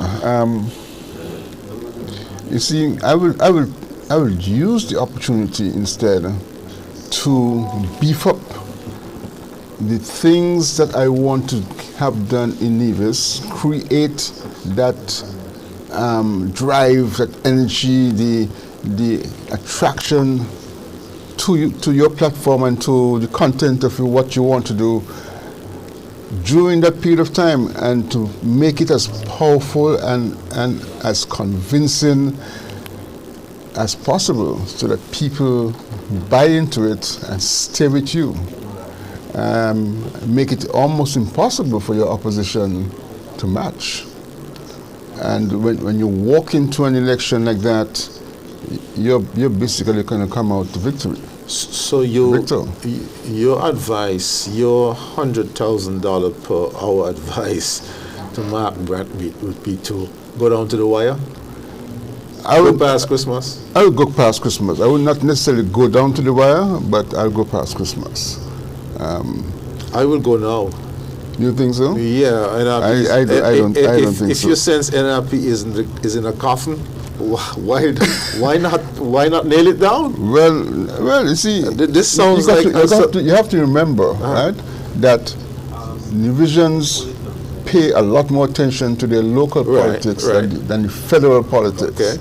So while yes, I agree that there could be some messaging hidden within the federal politics, federal elections, you have to be very careful because the game could change on you almost immediately within the local context. I'm going to hear what Andre, you hear what's on the table? NRP appears to be on its way not to be. No, let me put it. CCM appears to be back to 3 seats. NRP expected to pick up 1. There would be some disappointment because the political leader lost, and relative to what you expected in St. Thomas's, they lost. Although they came out 100 votes ahead or something like that, they lost St. Thomas's. If you were Mark Bradley, sensing that the enemy is in disarray, the opponents in disarray, would you take your knee off the jugular? Or would you keep it on the jugular and call the election sooner rather than February? That's a very interesting. That's why I asked you the question. And I don't know if Peter's sentiment would have changed, because remember before he went off, he said that you want to keep it as far away as possible, take it away from the freshness of this election in people's minds. But if the CCM were to walk away with 3 seats, you do have a point. Maybe they could call the elections and earlier and then push through. But then again, you also have to look at another factor, and the other factor is election fatigue, which, having gone through this premature election, this snap election, you call elections a month's time, 2 months' time from now, I'm not sure divisions are going to be too happy with that. And it may backfire, because we've seen in Caribbean context, and even here in St. Kitts Nevis in the past, where an overconfidence sometimes leads to political casualties. So while it might look like a good option for the CCM to do that, very interesting option if you ask me, I probably think they probably need to wait it out, because at the end of the day, and I guess we have to also look at the margin of victory overall. When all the seats, all the votes are counted, we'll have to look at the overall margin. Because how much did Janice Daniel Hodge lose by in number 11? What's the margin? 59. Right. What was the margin the last time? 197. There you go. So, to use Glenn's assessment, they are closing the gap. But to your point, they would definitely be disappointed not to have picked up a seat, considering the momentum that they were building in the election, and that there was this general expectation that because there may be a swing from team unity, that NRP may be in pole position to at least regain the number 11 seat, which they have held for several years, and as you pointed out, St. Thomas's is one of their strongest here, which they've lost again.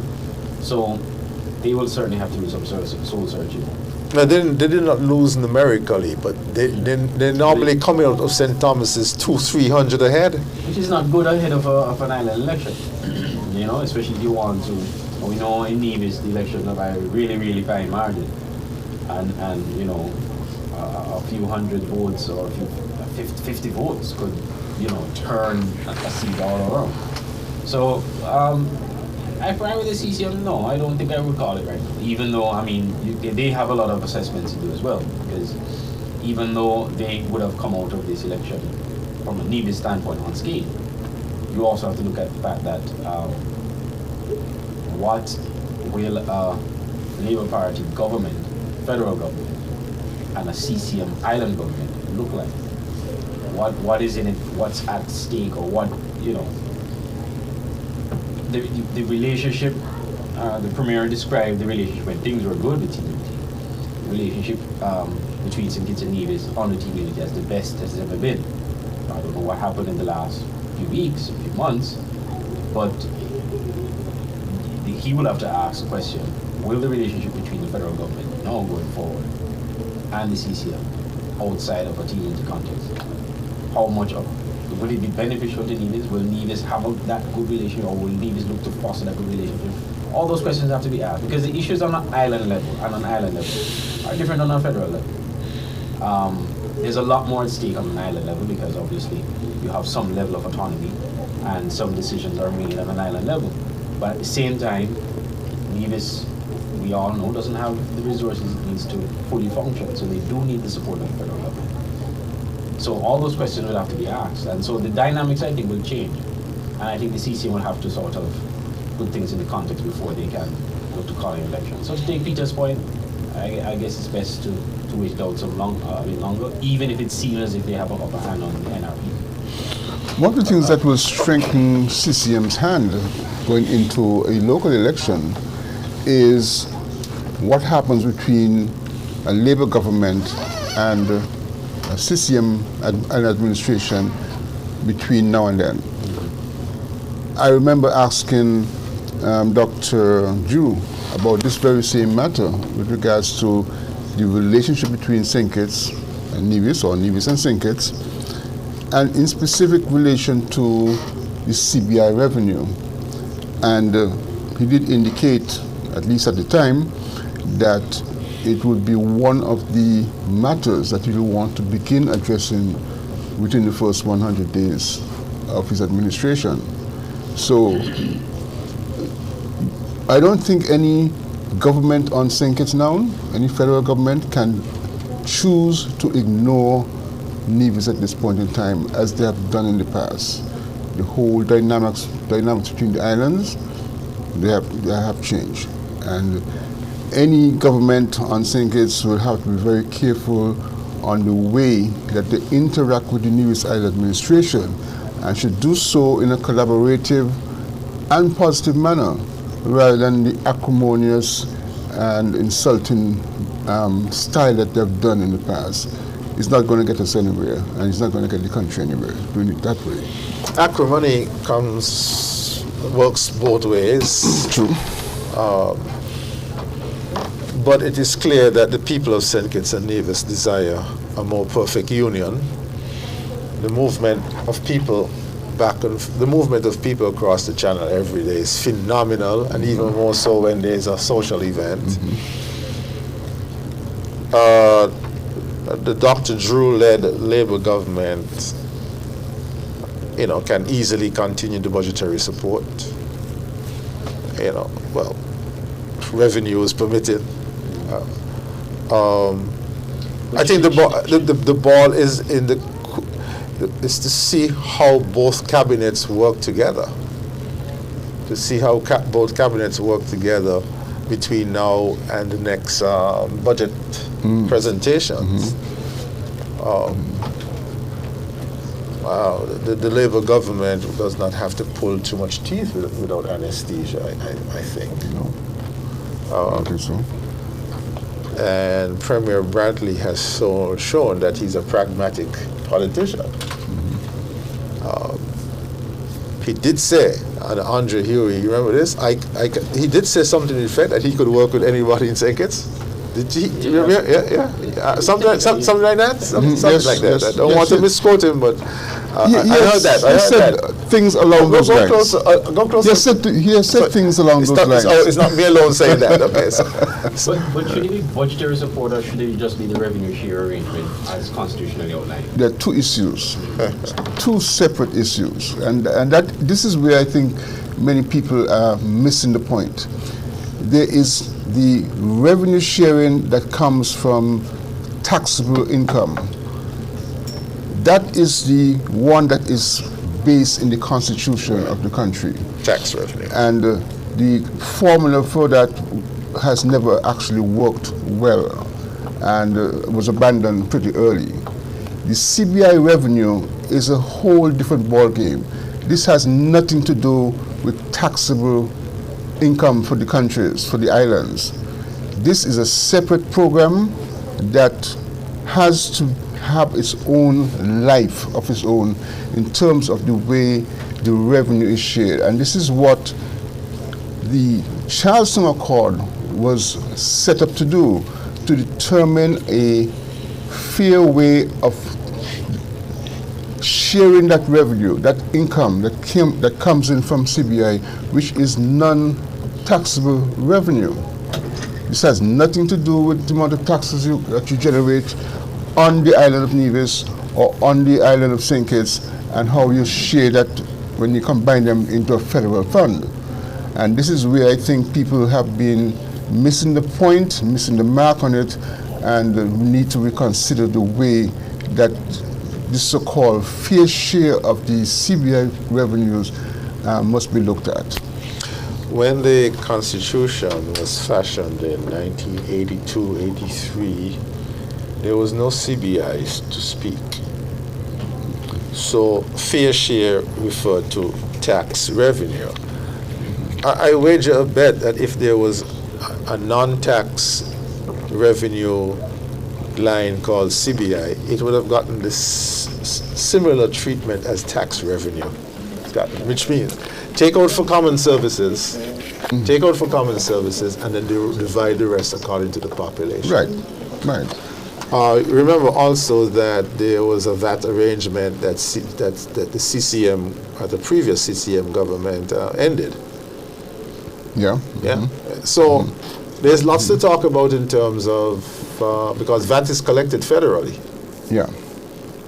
So there's lots to talk about in terms of the revenue of the federal government and the revenue of the NIA, and I think because of the pressure of the NIA elections, an agreement will be arrived at sooner rather than later. Yes. Because things have to be done in Nevis quickly in support of the CCM's local government election campaign. Right. So, I will go with. I would tend to go with. If I have my knee on my opponent's neck, I'm not taking it off. Andre.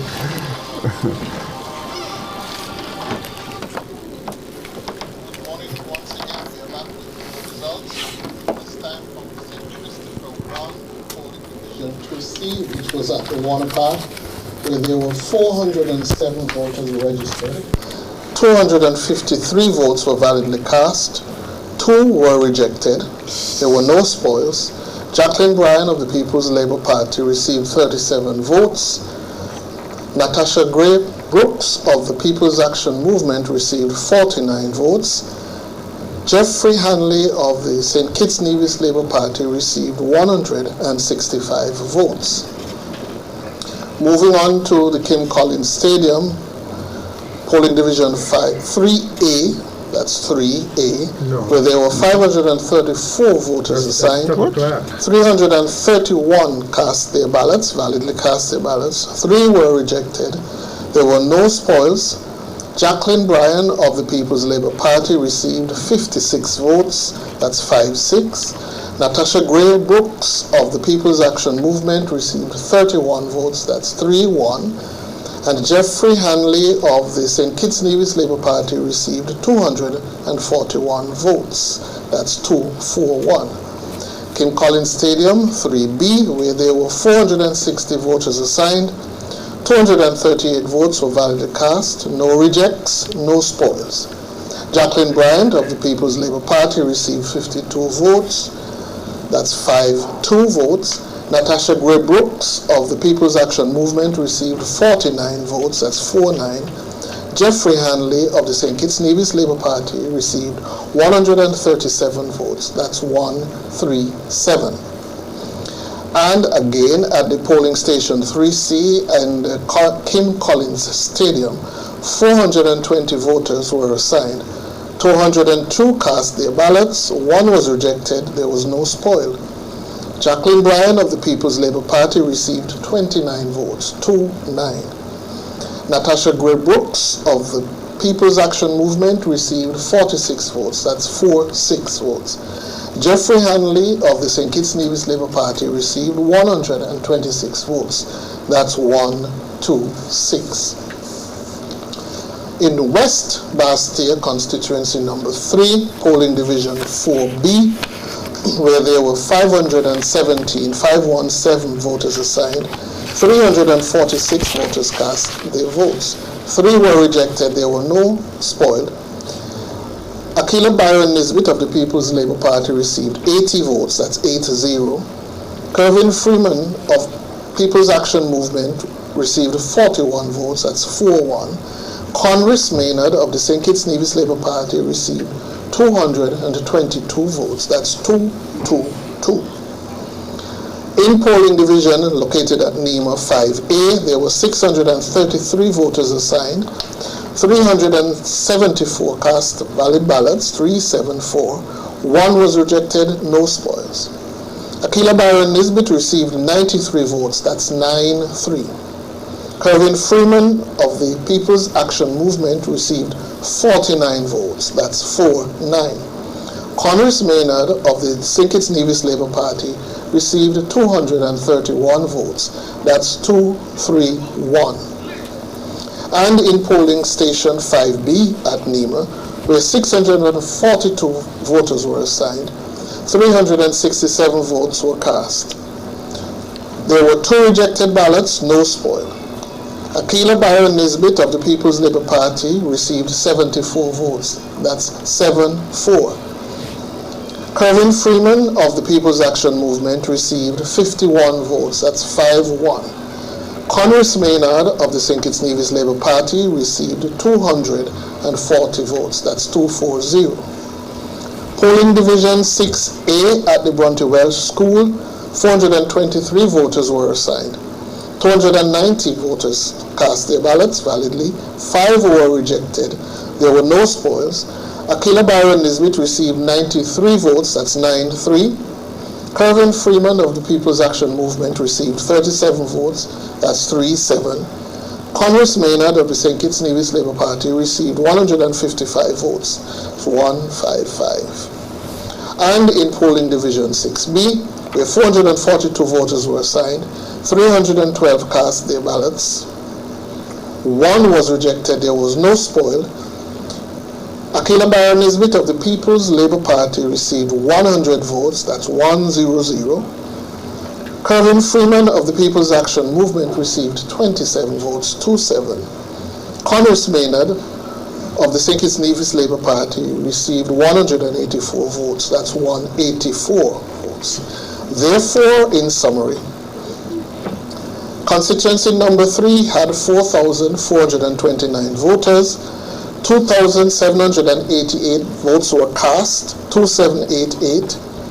21 were rejected, there were no spoils.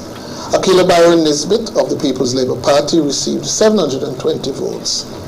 Kervin Freeman of the People's Action Movement received 300 votes, that's 300. And Conrys Maynard of the St. Kitts Nevis Labour Party received 1,747 votes, 1,747. Therefore, Conrys Maynard of the St. Kitts Nevis Labour Party has been returned at the polls for constituency number 3. And we also have a final result for St. Christopher 5, Sandy Point. Polling Division 4, Emmanuel Methodist Church Hall, where 378 voters were assigned. 241 votes were cast, 2-4-1. 1 was rejected, there was no spoiled.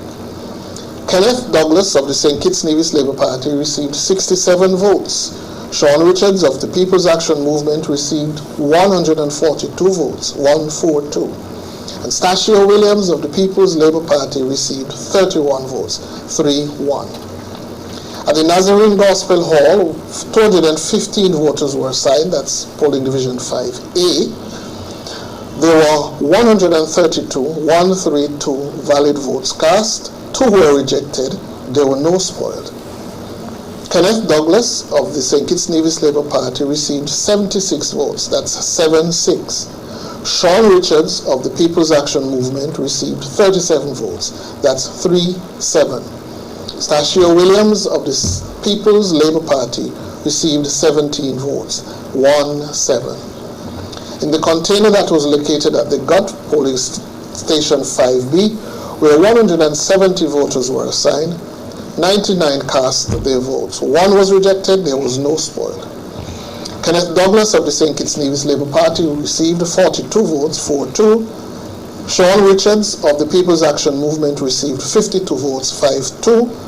Stachio Williams of the People's Labour Party received 4 votes. And at the police complex in Sandy Point, the new police complex, where there were 269 voters assigned, 170 votes were cast. No rejects, no spoiled. Kenneth Douglas of the St. Kitts Nevis Labour Party received 63 votes, 6-3. Sean Richards of the People's Action Movement received 86 votes, 8-6. Stachio Williams of the People's Labour Party received 21 votes, 2-1. Therefore, in summary, constituency number 5 had 3,223 voters assigned. 2,105 cast their ballots. 12 were rejected. There were no spoils.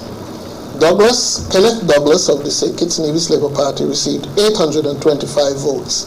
That's 825. Sean Richards of the People's Action Movement received 1,025 votes, 1025. Stachio Williams of the People's Labour Party received 243 votes. That's 243. Therefore, Sean Richards of the People's Action Movement has been returned at the polls for the representative for St. Christopher 5. We shall be right back with some more results, but over now to Master Control.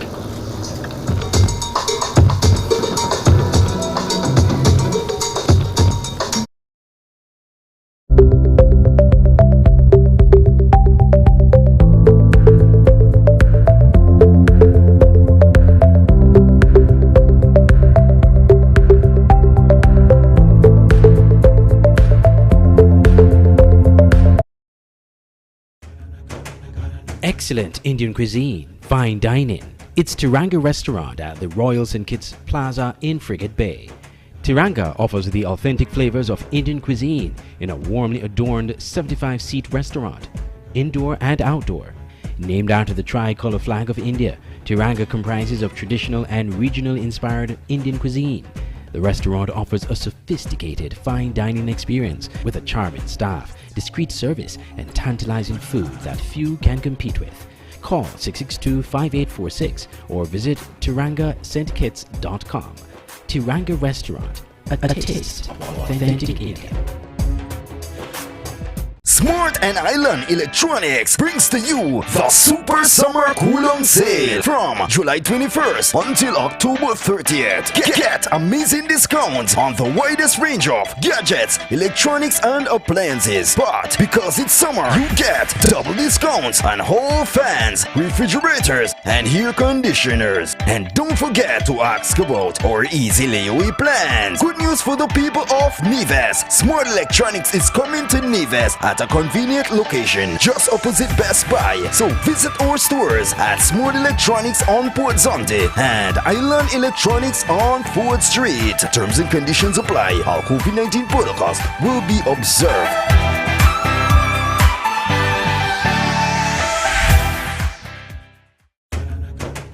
Excellent Indian cuisine, fine dining. It's Tiranga Restaurant at the Royal St. Kitts Plaza in Frigate Bay. Tiranga offers the authentic flavors of Indian cuisine in a warmly adorned 75-seat restaurant, indoor and outdoor. Named after the tricolor flag of India, Tiranga comprises of traditional and regional-inspired Indian cuisine. The restaurant offers a sophisticated fine dining experience with a charming staff, discreet service, and tantalizing food that few can compete with. Call 662-5846 or visit tirangastkitts.com. Tiranga Restaurant, a taste of authentic India. Smart and Island Electronics brings to you the Super Summer Kulong Sale from July 21st until October 30th. Get amazing discounts on the widest range of gadgets, electronics and appliances. But because it's summer, you get double discounts on whole fans, refrigerators and air conditioners. And don't forget to ask about our easy layaway plans. Good news for the people of Neves. Smart Electronics is coming to Neves at a convenient location just opposite Best Buy. So visit our stores at Smart Electronics on Port Zonte and Island Electronics on 4th Street. Terms and conditions apply. All COVID-19 protocols will be observed.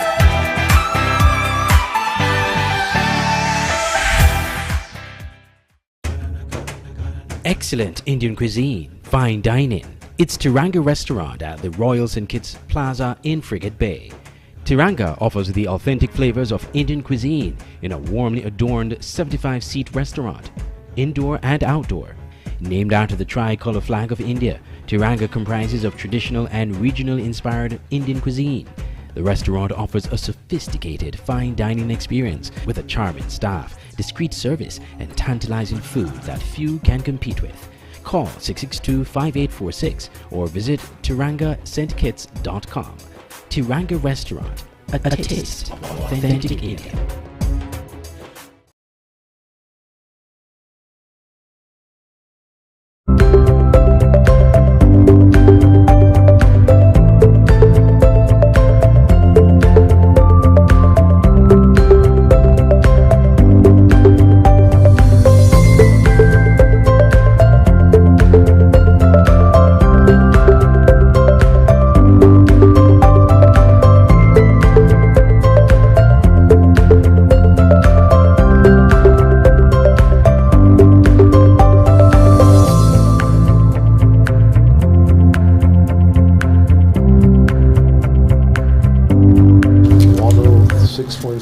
As we bring you the results of the general elections 2022 held yesterday here in St. Kitts and Nevis. Freedom FM in conjunction with SKN Newsline, and the SKN Newsline crew still awake and bubbly, and they're not eating any of the goodies from American Bakery and Island Purified Water, and from St. Kitts Breweries, our proud sponsors. They have decided to forego that nourishment and leaving it all for DJ Right Hand and Glenn Bant. Well, congratulations to Conris Maynard for regaining West Bastia, which was lost in 2020 in near shocking fashion. The results were a foregone conclusion from the first bell, the first box in the Lagreet area. Connery's amassed 246 to the nearest PLP was 96 and Pam 33. And every box won by Connery's Maynard, including Boyd's West Farm, which really did a number on him last time, but he maintained he did win those two boxes at the Bronte Welch Primary School, which corresponds to Boyd's West Farm. Akila Disbit did do better in Boyd's West Farm, 193 in total to Conris's. Let's get it now. Congress 339, 193 to 339. I think Milo Box Freeman will be disappointed in his take to 300 after all the work he did to help Aquila in 2020. The People's Action Movement has some work to do in number 3 as well. So congratulations to Conris Maynard.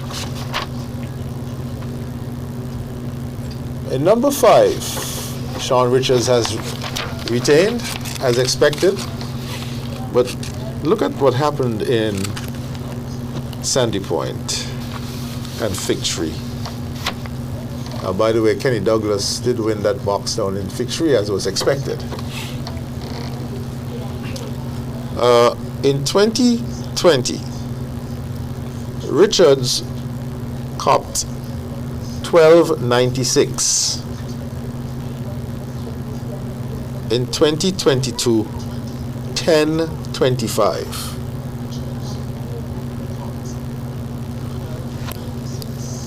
Which means 271 votes less. However,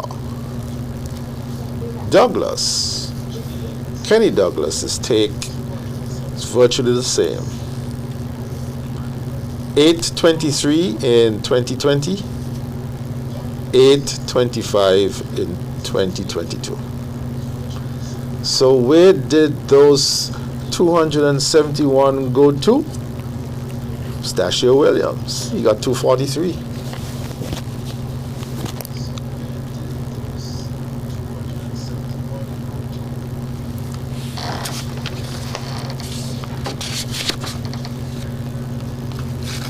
So that's the analysis there for Sandy Point and Fig Tree. The Labour candidate did not pick up any support, any increased support in Sandy Point and Fig Tree. Whatever movement took place from People's Action Movement went to PLP.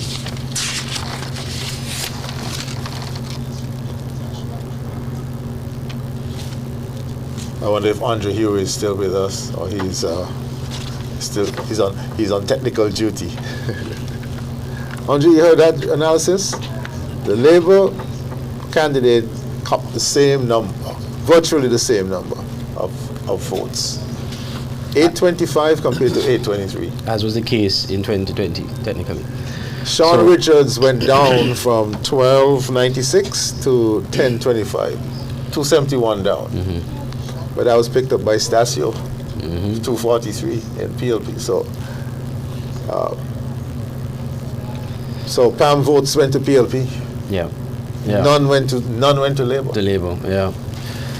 Well, that's what you call a sure seat for the People's Action Movement. There were some concerns. There were people mooting the notion that that Sean could somehow struggle or have some difficulty in that seat. And in fact, when the earlier boxes started coming in, there were some. The thought had crossed some of our minds that we could see some interest in action over in Sandy Point. But in the end of the day, Sean is a strong candidate there. Is a strong seat for the People's Action Movement. So not much I think Labour could do there.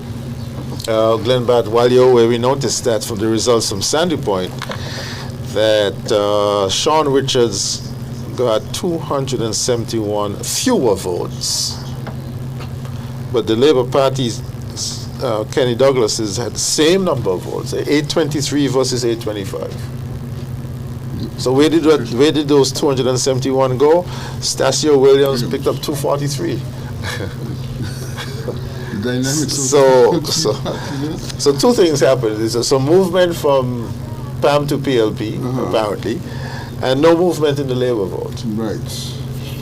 So you have failed to grow their voting base, and that's unfortunate. That sounds like a new candidate. That sounds like grounds for a new candidate. And with all due respect. Right, with all due respect. Of course. And of course, the People's Action Movement losing ground. That's never a good thing. So I don't know. The next round of elections, maybe 5 years from now, if you're around at that time, we're very interested. Assuming, of course, that it goes to 5 years. No one knows these days. Okay, Congress Maynard, solid win. Yes. Let's see if we have the 63.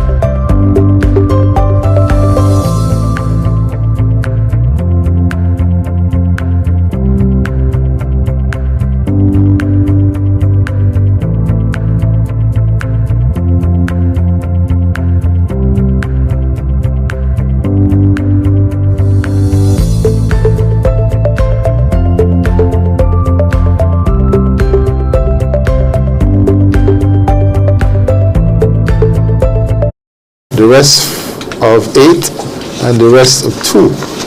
Yeah. Then, but what you gonna do? You gonna stay until the sun rises?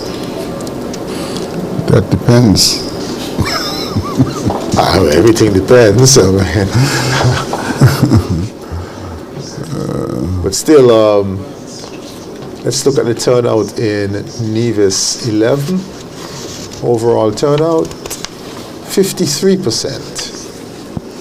53%. Expected? Anything close, anything south, just south or north of 50 in the federal elections. Mm-hmm. Yeah. 53%. So, so where are we now? Desperately waiting for two more seats. And 3 more. Number 2, number 8, number 9. Yeah. Guess what? The largest constituencies. Yeah. Yep.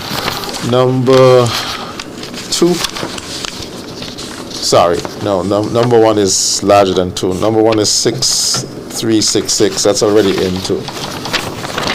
We're still waiting for some boxes in number 1. Mm-hmm. Okay.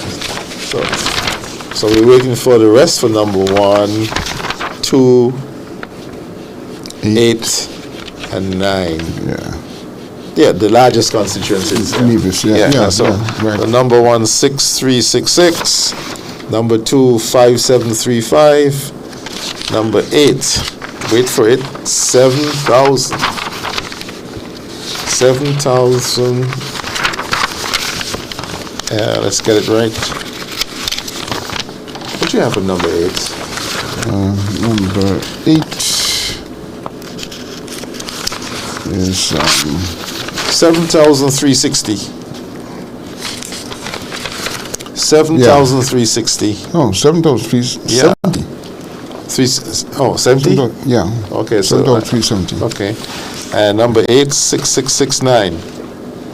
Oh, wait, hold on. Sorry. Number 8, 7,360 or 370? 370. 370. Yeah. And number 9, 6669. Yeah. So number 9 is actually bigger than number 1. Nevis 9 bigger than St. Christopher 1. Right, so anything else you wish to share, unless we play some music until the supervisor? You can usually tell when we're getting past 3 o'clock or 4 o'clock, we start playing more music.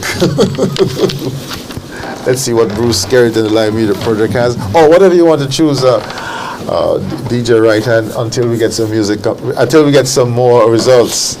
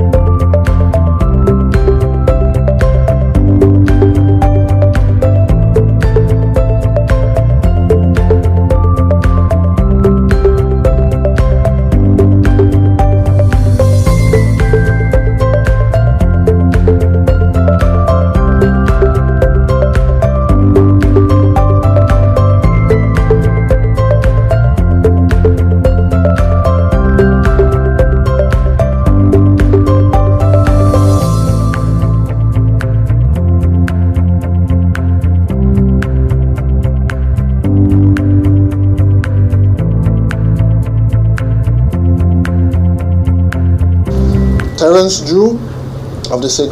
Kitts Nevis Labour Party received 101 votes, that's 101. Chesley Hamilton of the People's Action Movement received 68 votes, that's 68 votes. In St. Peter's Community Centre, polling division 4A, where 330 voters were assigned, 220 votes were cast. There was one rejected, no spoiled. Andrew Talbot Bass of the People's Labour Party received 40 votes, that's 4-0. Terence Drew of the St. Kitts Nevis Labour Party received 140 votes, that's 1-4-0. Chesley Hamilton of the People's Action Movement received 39 votes. In Station 4B, where there were 309 voters assigned, 197 ballots were cast. That's 197. One was rejected, there were no spoiled. Andrew Talbot Bass of the People's Labour Party received 32 votes, that's 3-2. Dr. Terence Drew of the St. Kitts Nevis Labour Party received 140 votes, that's 1-4-0. And Chesley Hamilton of the People's Action Movement received 24 votes. In Community Centre, St. Peter's Community Centre, Station 4C, that is the Anglican Church Hall, 4C, 505 voters were assigned. 316 cast their ballots. One was rejected, no spoiled. Andrew Talbot Bass of the People's Labour Party received 31 votes. Dr. Terence Drew of the Labour Party received 251 votes. That's of the St. Kitts Nevis Labour Party. Chesley Hamilton of the People's Action Movement received 33 votes, 3-3. Station 4D, where 387 voters were assigned, 219 ballots were cast. There were no rejects, no spoiled. Andrew Talbot Bass of the People's Labour Party received 40 votes, 4-0. Dr. Terence Drew of the St. Kitts Nevis Labour Party received 130 votes, that's 1-3-0. Chesley Hamilton of People's Action Movement received 49 votes, 4-9. In Nevis 9, at the Alberta Payne Community Centre, where Station 5B, 419 voters were assigned. 182 cast their ballots. 3 were rejected, 1 was spoiled.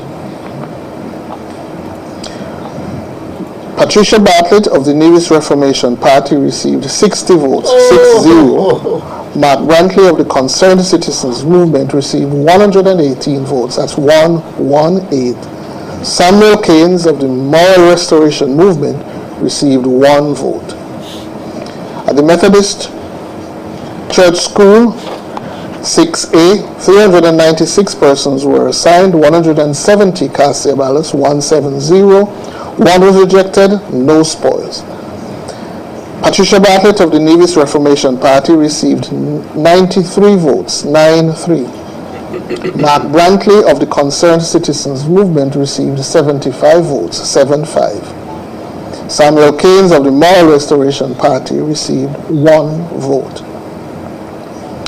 Polling Station 6B, again at the Methodist Church Hall, 338 persons were assigned, 155 votes were cast, 1-5-5, 1 reject, no spoiled. Patricia Bartlett of the Nevis Reformation Party received 87 votes, 8-7.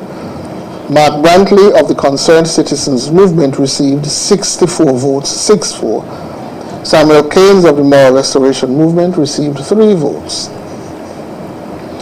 At the Magistrates Court Polling Division 7, where 450 voters were assigned, 186 cast their votes. 1 was rejected, no spoils. Patricia Bartlett of the Nevis Reformation Party received 58 votes, 5-8. Mark Brantley of the Concerned Citizens Movement received 122 votes, 1-2-2. Samuel Keynes of the Moral Restoration Movement received 5 votes. Polling Station 5A at the Charlestown Primary School, where 445 persons were assigned, 212, 212 cast their ballots. 2 were rejected, no spoiled. Patricia Bartlett of the Nevis Reformation Party received 73 votes, 7-3. Mark Brantley of the Concerned Citizens Movement received 135 votes, 135. Samuel Keynes of the Moral Restoration Movement received 2 votes.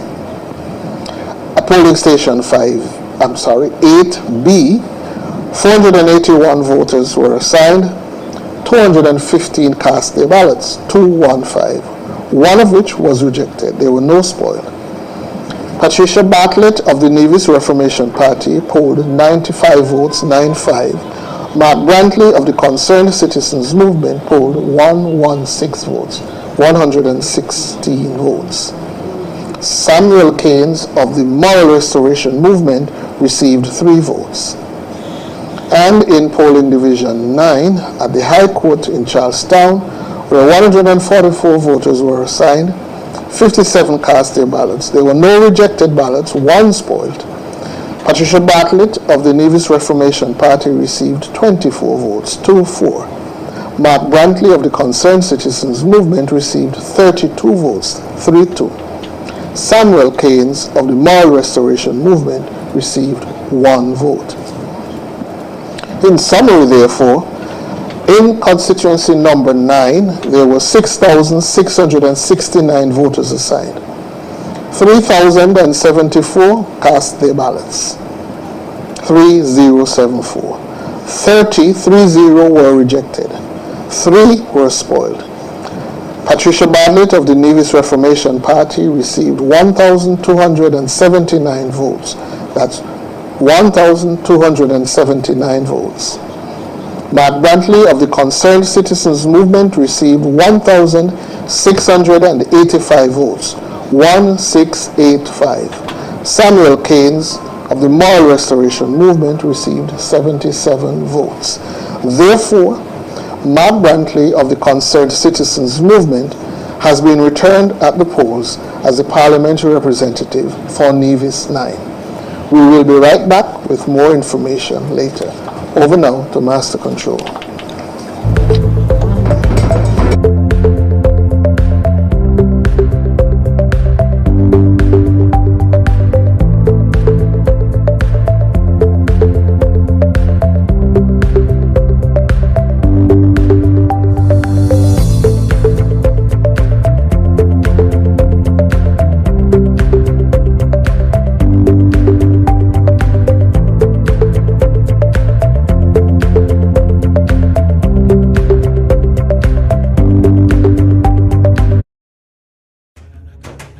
Excellent Indian cuisine, fine dining. It's Tiranga Restaurant at the Royal St. Kitts Plaza in Frigate Bay. Tiranga offers the authentic flavors of Indian cuisine in a warmly adorned 75-seat restaurant, indoor and outdoor. Named after the tricolor flag of India, Tiranga comprises of traditional and regional inspired Indian cuisine. The restaurant offers a sophisticated fine dining experience with a charming staff, discreet service, and tantalizing food that few can compete with. Call 662-5846 or visit tirangastkits.com.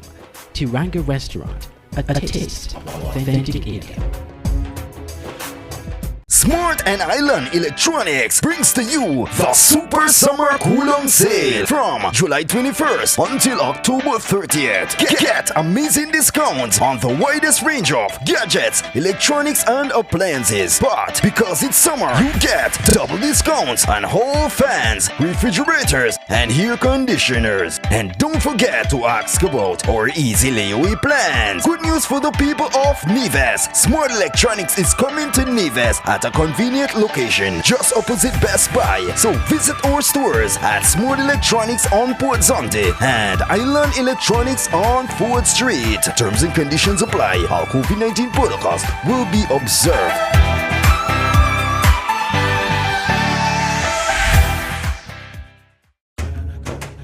Excellent Indian cuisine, fine dining. It's Tiranga Restaurant at the Royal St. Kitts Plaza in Frigate Bay. Tiranga offers the authentic flavors of Indian cuisine in a warmly adorned 75-seat restaurant, indoor and outdoor. Named after the tricolor flag of India, Tiranga comprises of traditional and regional inspired Indian cuisine. The restaurant offers a sophisticated fine dining experience with a charming staff, discreet service, and tantalizing food that few can compete with. Call 662-5846 or visit tirangastkits.com. Tiranga Restaurant, a taste of authentic India. Smart and Island Electronics brings to you the Super Summer Kulong Sale from July 21st until October 30th. Get amazing discounts on the widest range of gadgets, electronics, and appliances. But because it's summer, you get double discounts on hall fans, refrigerators, and air conditioners. And don't forget to ask about our easy layaway plans. Good news for the people of Neves. Smart Electronics is coming to Neves at a convenient location just opposite Best Buy. So visit our stores at Smart Electronics on Port Zonte and Island Electronics on 4th Street. Terms and conditions apply. All COVID-19 protocols will be observed.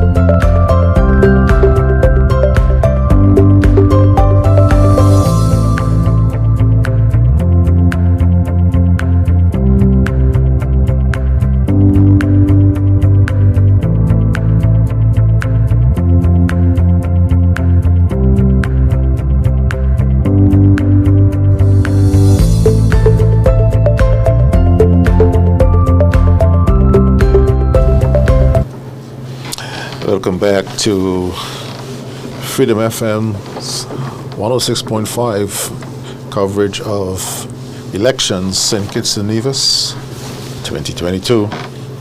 Freedom FM in conjunction with SKN Newsline. We just declared in Nevis 9, Premier Mark Bradley has retained the seat, federal level, with a margin of 411 compared to 538 in 2020. That's 127 less, or about 20%. Now, remember now, Nevis 9 is made up of two parishes, St. John's and St. Paul's. In St. John's, Brantley won by 162. In St. Paul's, Brantley won by 210. There was some suggestion that he would be weaker in St. Paul's, but he was stronger in St. Paul's. But nevertheless, he won with fewer votes, 210 fewer votes in St. Paul's, 162 fewer votes in St. John's. So, yes, the NRP has narrowed the gap, but not sufficiently so to cop a seat at the federal level. Any change in your analysis, the amount of work, who has more work to do, NRP or CCM? I think NRP has a lot more work to do. And I think that, I believe that what has made CCM so attractive is the fact that they have openly articulated their position for Nevis to the population of Nevis. There was no ambiguity about it. And I believe even some NRP supporters on at least one of the CCM's major issues were supportive of Premier Brantley. So I think as a result, as I indicated earlier, NRP needs to find a platform for divisions, for its party, that will endear people to what the party stands for, or what it used to stand for. And I think they will have to do a lot of soul searching to going into the upcoming local elections coming out of this. I haven't changed my insistence that if you have your knee, if you have a blue knee on a green neck, 6 months to go, don't take it off. Apply more pressure. Call the election sooner rather than later. Andre. So there, so CCM, so the parliament is set up. On the opposition benches, well, that's not, we can't say opposition. You can't say that, right. On the benches are 3 CCM, 1 PAM, 1 PLP, 6 SKNLP.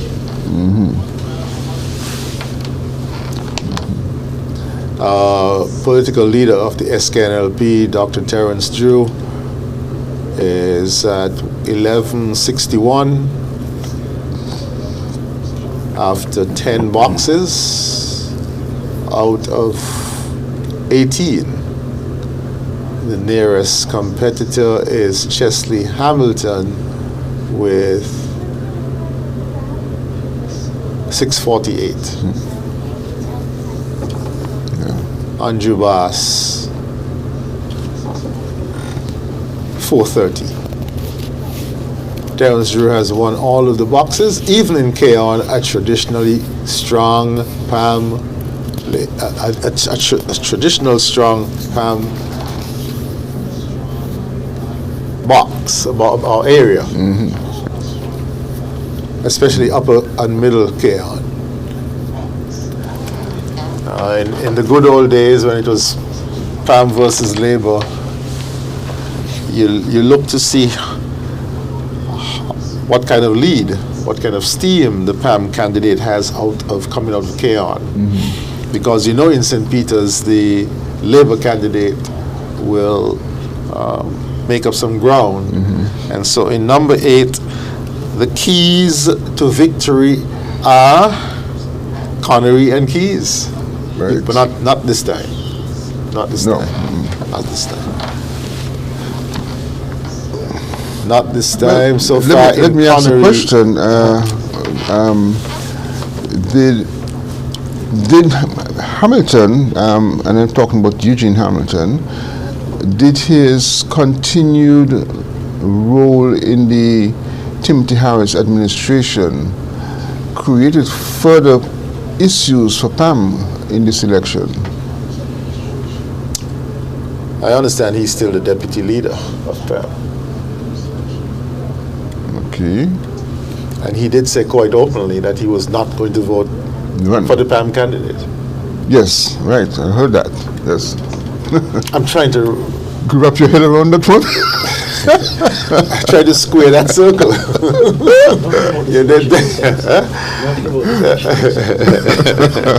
The deputy political leader of PAM was the deputy prime minister in a PLP-led government who's not voting for the PAM candidate in number 8. So that's a spectacular implosion, man. So it shows you. People had enough, right? Yes. People had enough. Yeah, you can see why people jump ship. Had enough. People had enough of that. Yeah. And once you give them a credible alternative, people are going to vote for a credible alternative. Yeah. There's no doubt. With all due respects to the NRP machine, but the alternative has to be resonant on the ground. You win elections through the ground war. Chatters, that's gravy. That's Top right. up. That's right. Yeah. And this is where I think the Labour Party really thrived this time around, because they did a lot of groundwork. It also helped the Labour Party. Well, let's put it. It was very strategic. The two new candidates in 2 and 4. Marsha Henderson, Samuel Duggins. When they were remember when they were launched at the function at the Kuno, yeah, I remember that. And that set to my mind, that set the cat among the pigeons, because here were two relatively young persons, but accomplished in their own rights in their respective fields, with outstanding street credibility. Outstanding street credibility. But still professionals. Yeah. And over the ensuing weeks, you saw how the support, especially from the younger demographic, rallied behind them. Yeah. And so they just fit right in, because in number 1, Jeffrey Hanley is you know how he's regarded there. Someone who has come to the Labour Party ranks and knows his constituency like the front and back of his hand. And as you said, Glenn, you live in number 3. Congress Maynard put some energy. Yeah, definitely. Devoted some energy to number 3. Yeah, definitely.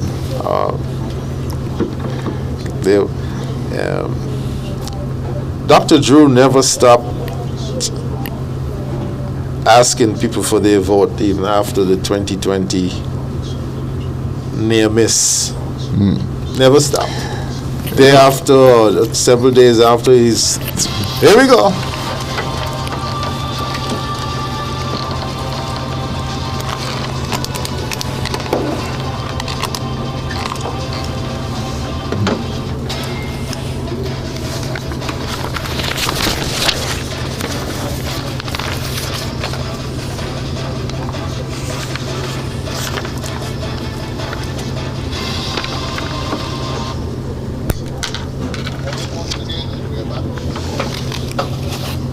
This time from St. Christopher 1, polling division 3D, where 404 voters were assigned, 201 cast ballots.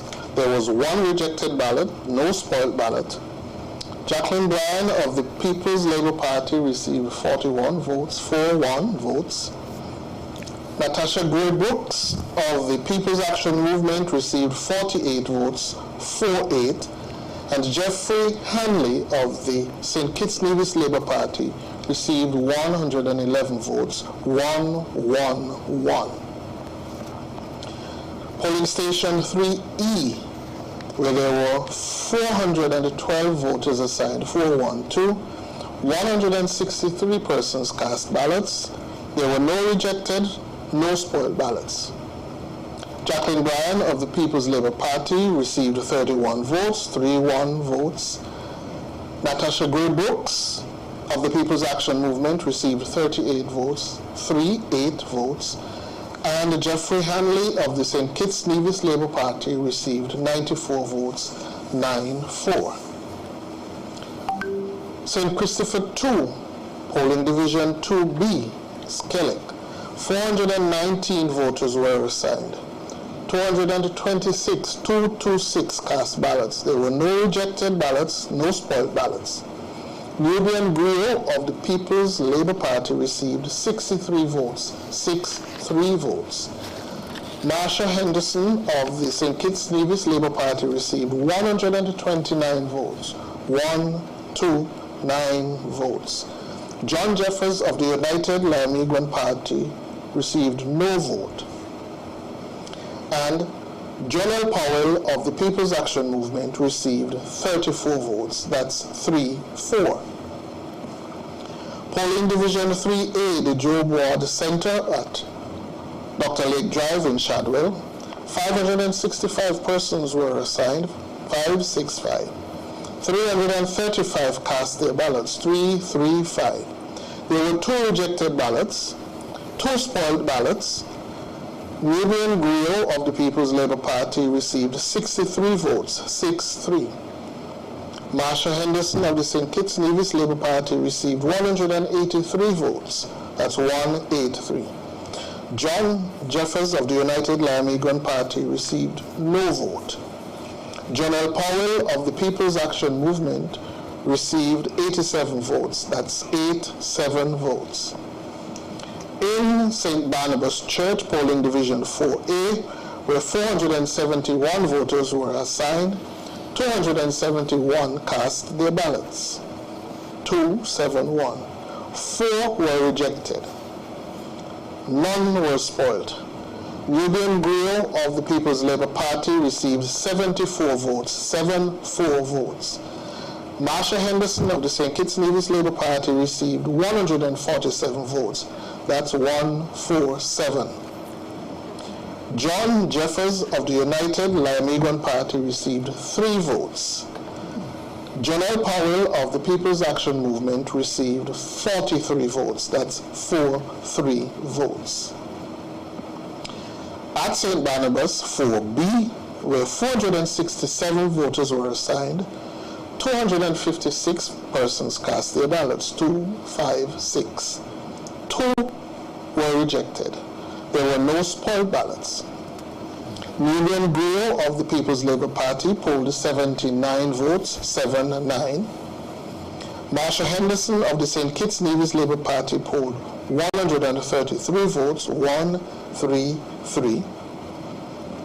John Jeffers of the United Lamigran Party received 1 vote, and John L. Powell of the People's Action Movement received 41 votes, 4-1 votes.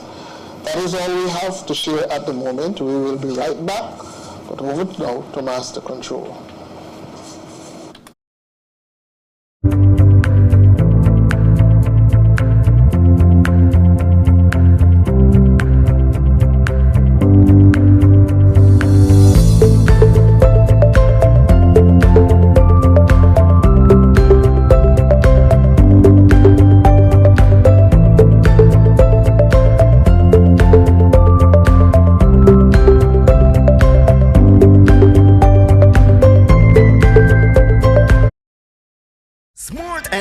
Electronics brings to you the Super Summer Cool-On Sale from July 21st until October 30th. Get amazing discounts on the widest range of gadgets, electronics and appliances. But because it's summer, you get double discounts on all fans, refrigerators and air conditioners. And don't forget to ask about our easy layaway plans. Good news for the people of Neves. Smart Electronics is coming to Neves at a convenient location just opposite Best Buy. So visit our stores at Smart Electronics on Port Zonte and Island Electronics on 4th Street. Terms and conditions apply. Our COVID-19 protocols will be observed.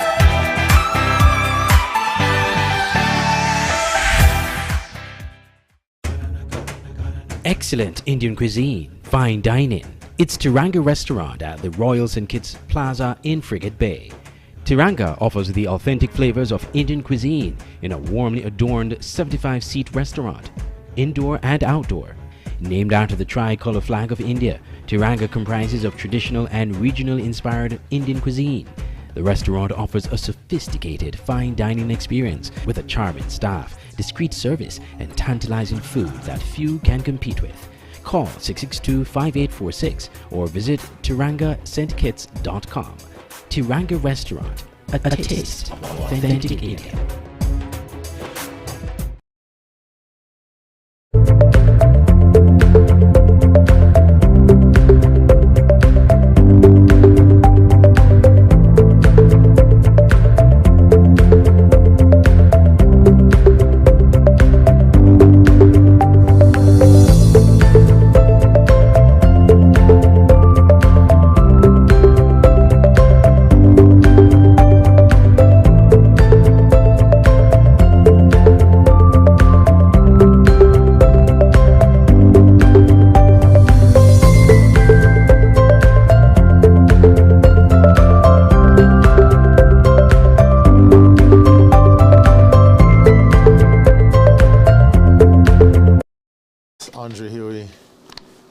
DJ right hand on the controls. I'm Patrick Martin, and we've been here since when?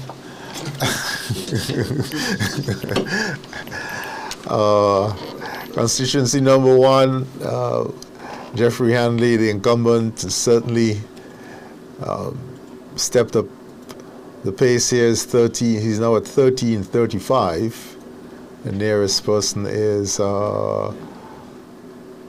Gray Brooks at 441. That's People's Action Movement, and then Brian at 430. Looking at the 2020 results, Jeffrey Hanley had 1658, so he's closing in on that.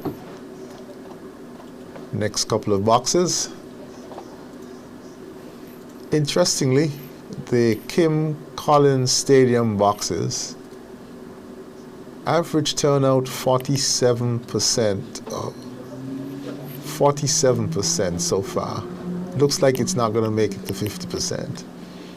And I did hear that sentiment when I was there around 2 o'clock, 3 o'clock this afternoon. The turnout in Kim Collins was low compared to 2020. As usual, in the Tucker Clark box, a Labour candidate always looks for 200 to 300 haul, and 241. That's expected. That's Pond's pasture. And so he got 209 in 2020 at Tucker Clark, and this yesterday 241. So it's over by the shouting. We still have the last box at Kim Collins. That was my box. I voted for an independent candidate, so we'll see how many he got. That was supposed to be funny. Then we have the Public Works boxes. That's Police Training School and also Hope Chapel. So we go now to number 2. Very slow count here, too slow. Well, we got the first box from Job Ward, 565 registered, 335 showed up. Marsha Henderson, 183. So Marsha Henderson is well and truly in the lead here. Also, St. Barnabas, Malone Avenue, over 300. No, sorry, that's 280. 280. The next nearest person was 84. At 84 was John L. Powell. Well, Nubian Griot did better than John L. Powell in the St. Barnabas Church, Anglican Church, Malone Avenue. Nubian Powell copped 153. Almost twice as many votes as John L. Powell in the St. Barnabas, Malone Avenue boxes. So right now, Marsha Henderson with 4 boxes to go, five boxes to go, 955. Nubian Griot 388, John L. Powell 304, John Jeffers 4. So 57% of the vote. Marsha Henderson will be declared the winner shortly. Well, hopefully shortly. And in constituency number 8, the K-on boxes are in. We're now into Connery. Dr. Drew is at 1374, followed by 648 from Chesley Hamilton and 430 from Talbot Bass.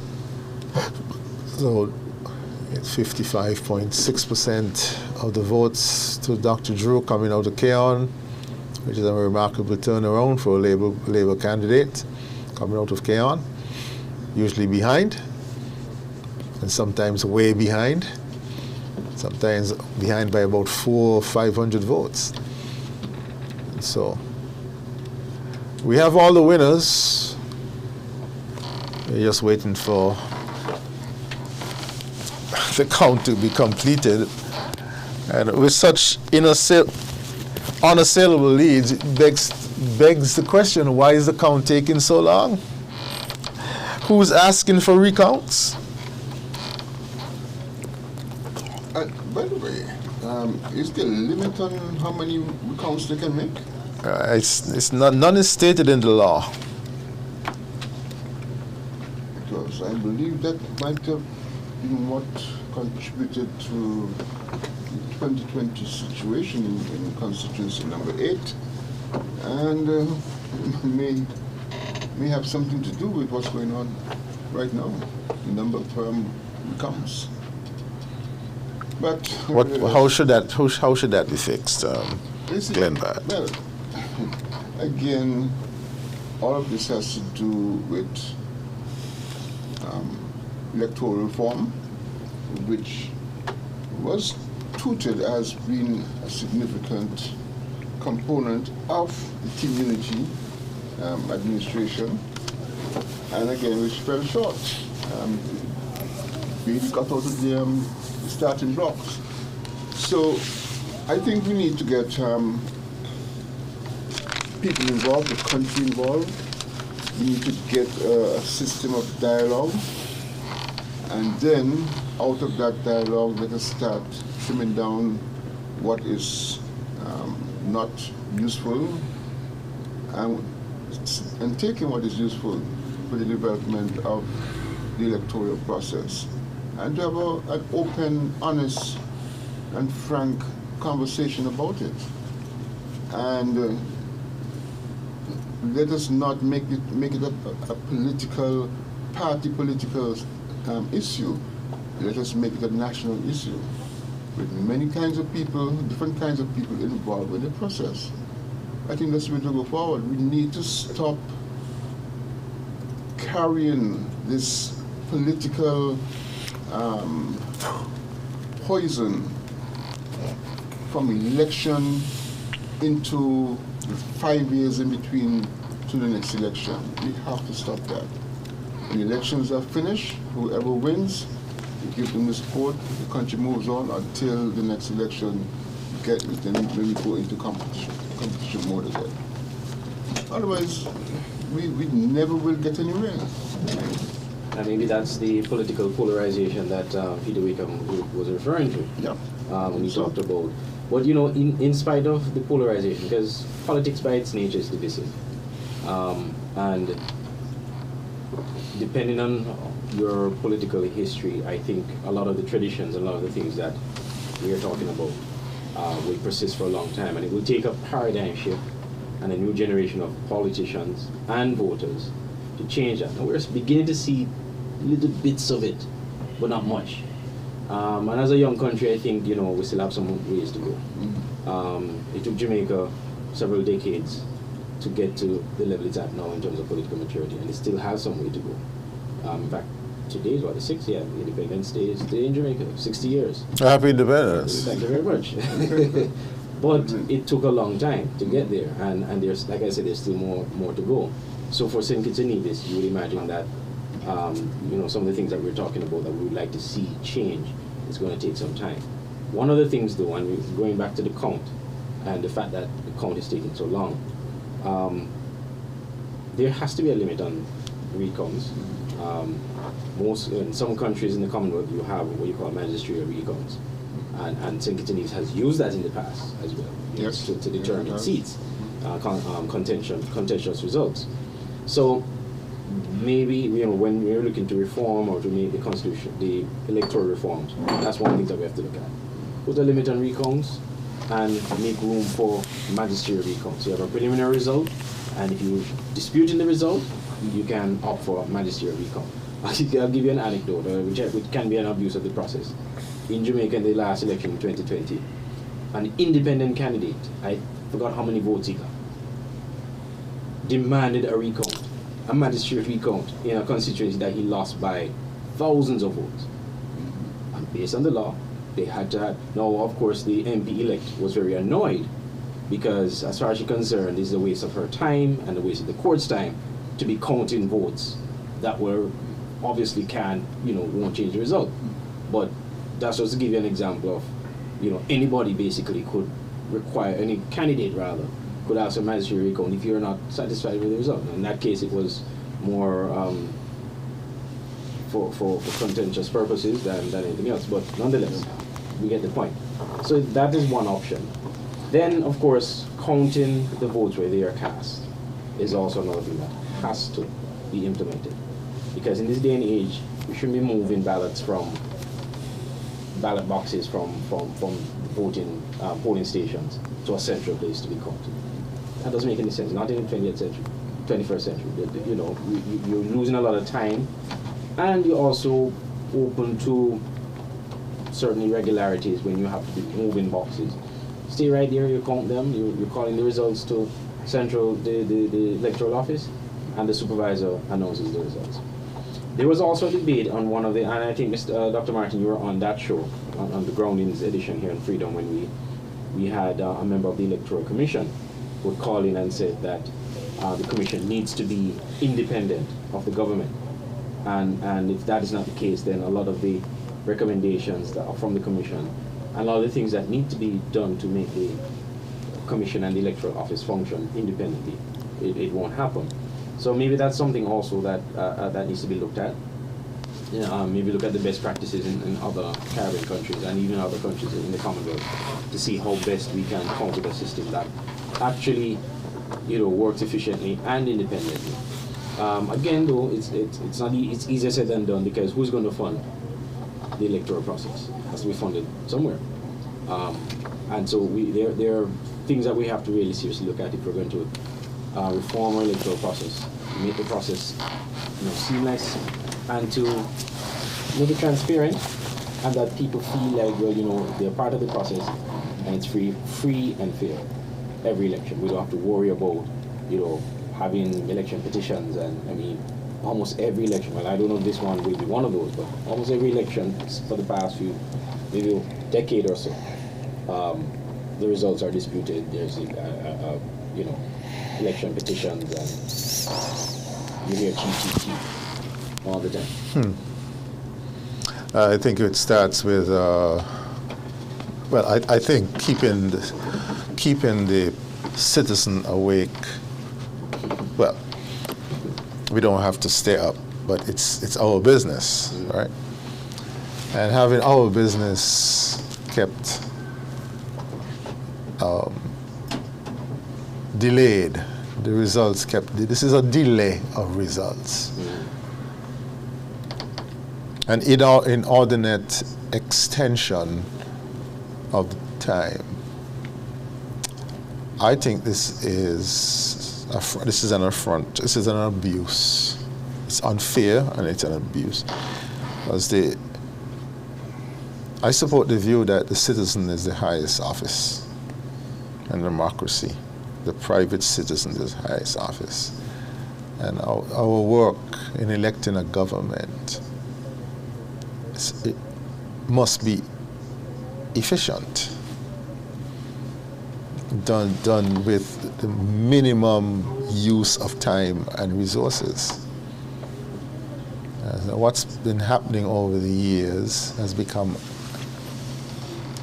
programmed into the DNA of the electoral officials.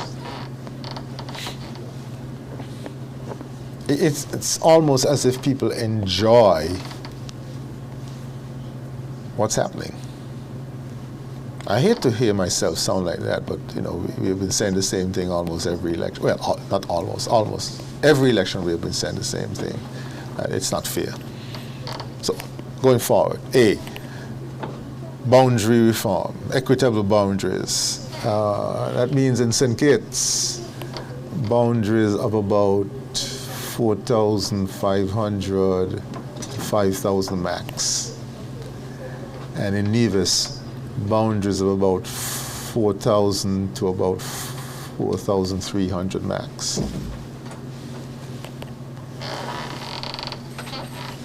And then when you start counting when the polls close, and you're counting bundles of 25, bundles of 50. Once the returning officer, once everybody agrees that this first bundle is settled, we're not going back to it. We're not going back to it.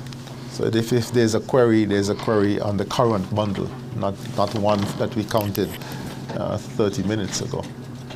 I think we could be out of here by 10 in 3 hours of account. We could be out of here. I'll give you context. In Grenada, I believe, has something like 80-something thousand voters, or somewhere thereabouts. Now, granted, their poll closed an hour earlier than us, but they also opened an hour earlier than us. And we knew that Dickon Mitchell was the Prime Minister, or would become the next Prime Minister, or the Prime Minister-elect, by 8:39. So that's 2.5 hours. Yeah.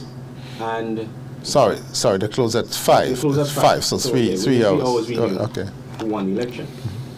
In Jamaica, you have 1.8 million voters in the last election. Now, of course, the voter turnout was low in 2020, but still a significant amount. And before 10 o'clock, yes, I remember that. All 63 seats almost were declared yes. by that time. So, and Jamaica doesn't have electronic voting, neither does Grenada. Someone just sent me a message to point out that Anguilla has electronic voting, and that maybe that's something we could look at. That's something we asked Dr. Drew after he cast his ballot. Yesterday, we asked him about electoral reform, and that was one of the questions that came, and that's something he said that they'll be looking at when the time comes, or if given the opportunity. So, essentially, we have a lot of work to do when it comes to electoral reform. I know also, and you spoke about this earlier with Peter when he was on about overseas voting. That is also something that I'm sure is going to come up in the discussion. Yes. Because while there's there are two sides to the argument. Of course, they're citizens, and citizens deserve a right to exercise their franchise. But at the same time, also, you have citizens as well who are saying, well, we are left with the decision of persons who no longer live here or don't live here permanently. So that needs to be ventilated as well as part of the reform process and discussed openly to get a system that works. And it's not something that should happen 1 year or 2 years before the next election. It should be an ongoing process during the 5 years. And by the time you get around to the next election, you would have engaged the public, you would have had all the stakeholders involved, and you get meaningful, serious changes and reforms that will make the process much better than it is now. It appears as though that we are here at 5:15 because of the tendency to ask for recounts. There should be a limit on that. So if that is the crux of the matter, that is what we can fix without having to have electronic voting, right? Yeah. Because that's an additional expense on the taxpayers' purse. Counting bundles. We finished the first bundle, we put it in some envelope, we're now going back. Will that limit the recounts and count where the votes are? Yeah. We'll be out. If you make those two changes, you'll make a big difference. We'll be out of here in 3 hours. Yeah. We'll be out of here in 3 hours. Now, that seems so easy that a caveman can do it. If cavemen like us can come up with that. But the question is, what does it require? And that's something we need to look into. What kind of... political will. And write the regulations to boot. So it's a change of the law. Political will. Require nothing major, no referendum, nothing on the sort. You go in Parliament. Some regulations to the Appearance Act. I believe that is the way forward for that. Well, at least that's a start. There's more to be done, but at least that's a start. So if by the time if nothing major happens between now and within the next 5 years, you could have those two changes done by the next election. We can have those changes done. There was an election in Nevis, I think it was 2018.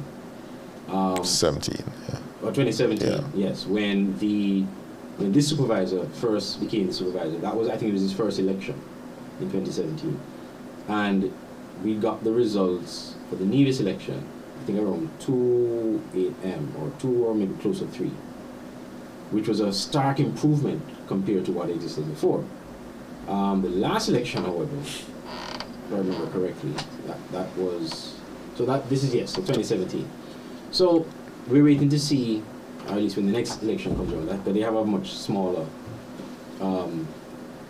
number of voters. I thought that would have translated on the federal level. That has not quite happened. The same rules exist basically, but again, of course, smaller numbers. But I thought at least that was probably the start of something new for St. Kitts and Nevis. And we had 2 elections, and here we are at 5:15 a.m. still waiting for what, 3 seats? And we didn't have a high voter turnout based on what we've seen so far. So all the 50 plus thousand voters, registered voters, didn't vote this time around. So we shouldn't be here at 5:15 a.m. still waiting on three seats to be declared. If it is a citizen-centric, a citizen-focused process where people are concerned about the welfare of the citizen, we would not be having this conversation. This is a politician-centered process, or the agent-centered process. I'm having some unusual thoughts that, you're in a counting room, somebody's vexed, I want to recount. Although the winner had 200 and you had 20, I want to recount. Because it's your right to ask for recount. Ad infinitum.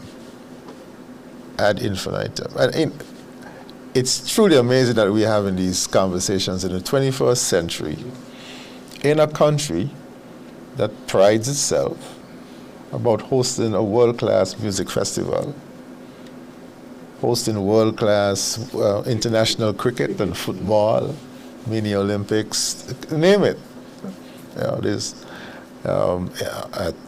On September 3rd in Nevis, you have a marathon, half marathon, 10K and a 5K. I'm inviting you, Huey, to the half marathon, and Glenn Batt to the 5K. I'm not to cover it. So that's a good comeback. That's a good comeback. But we host things, Mango Festival and this festival and that festival.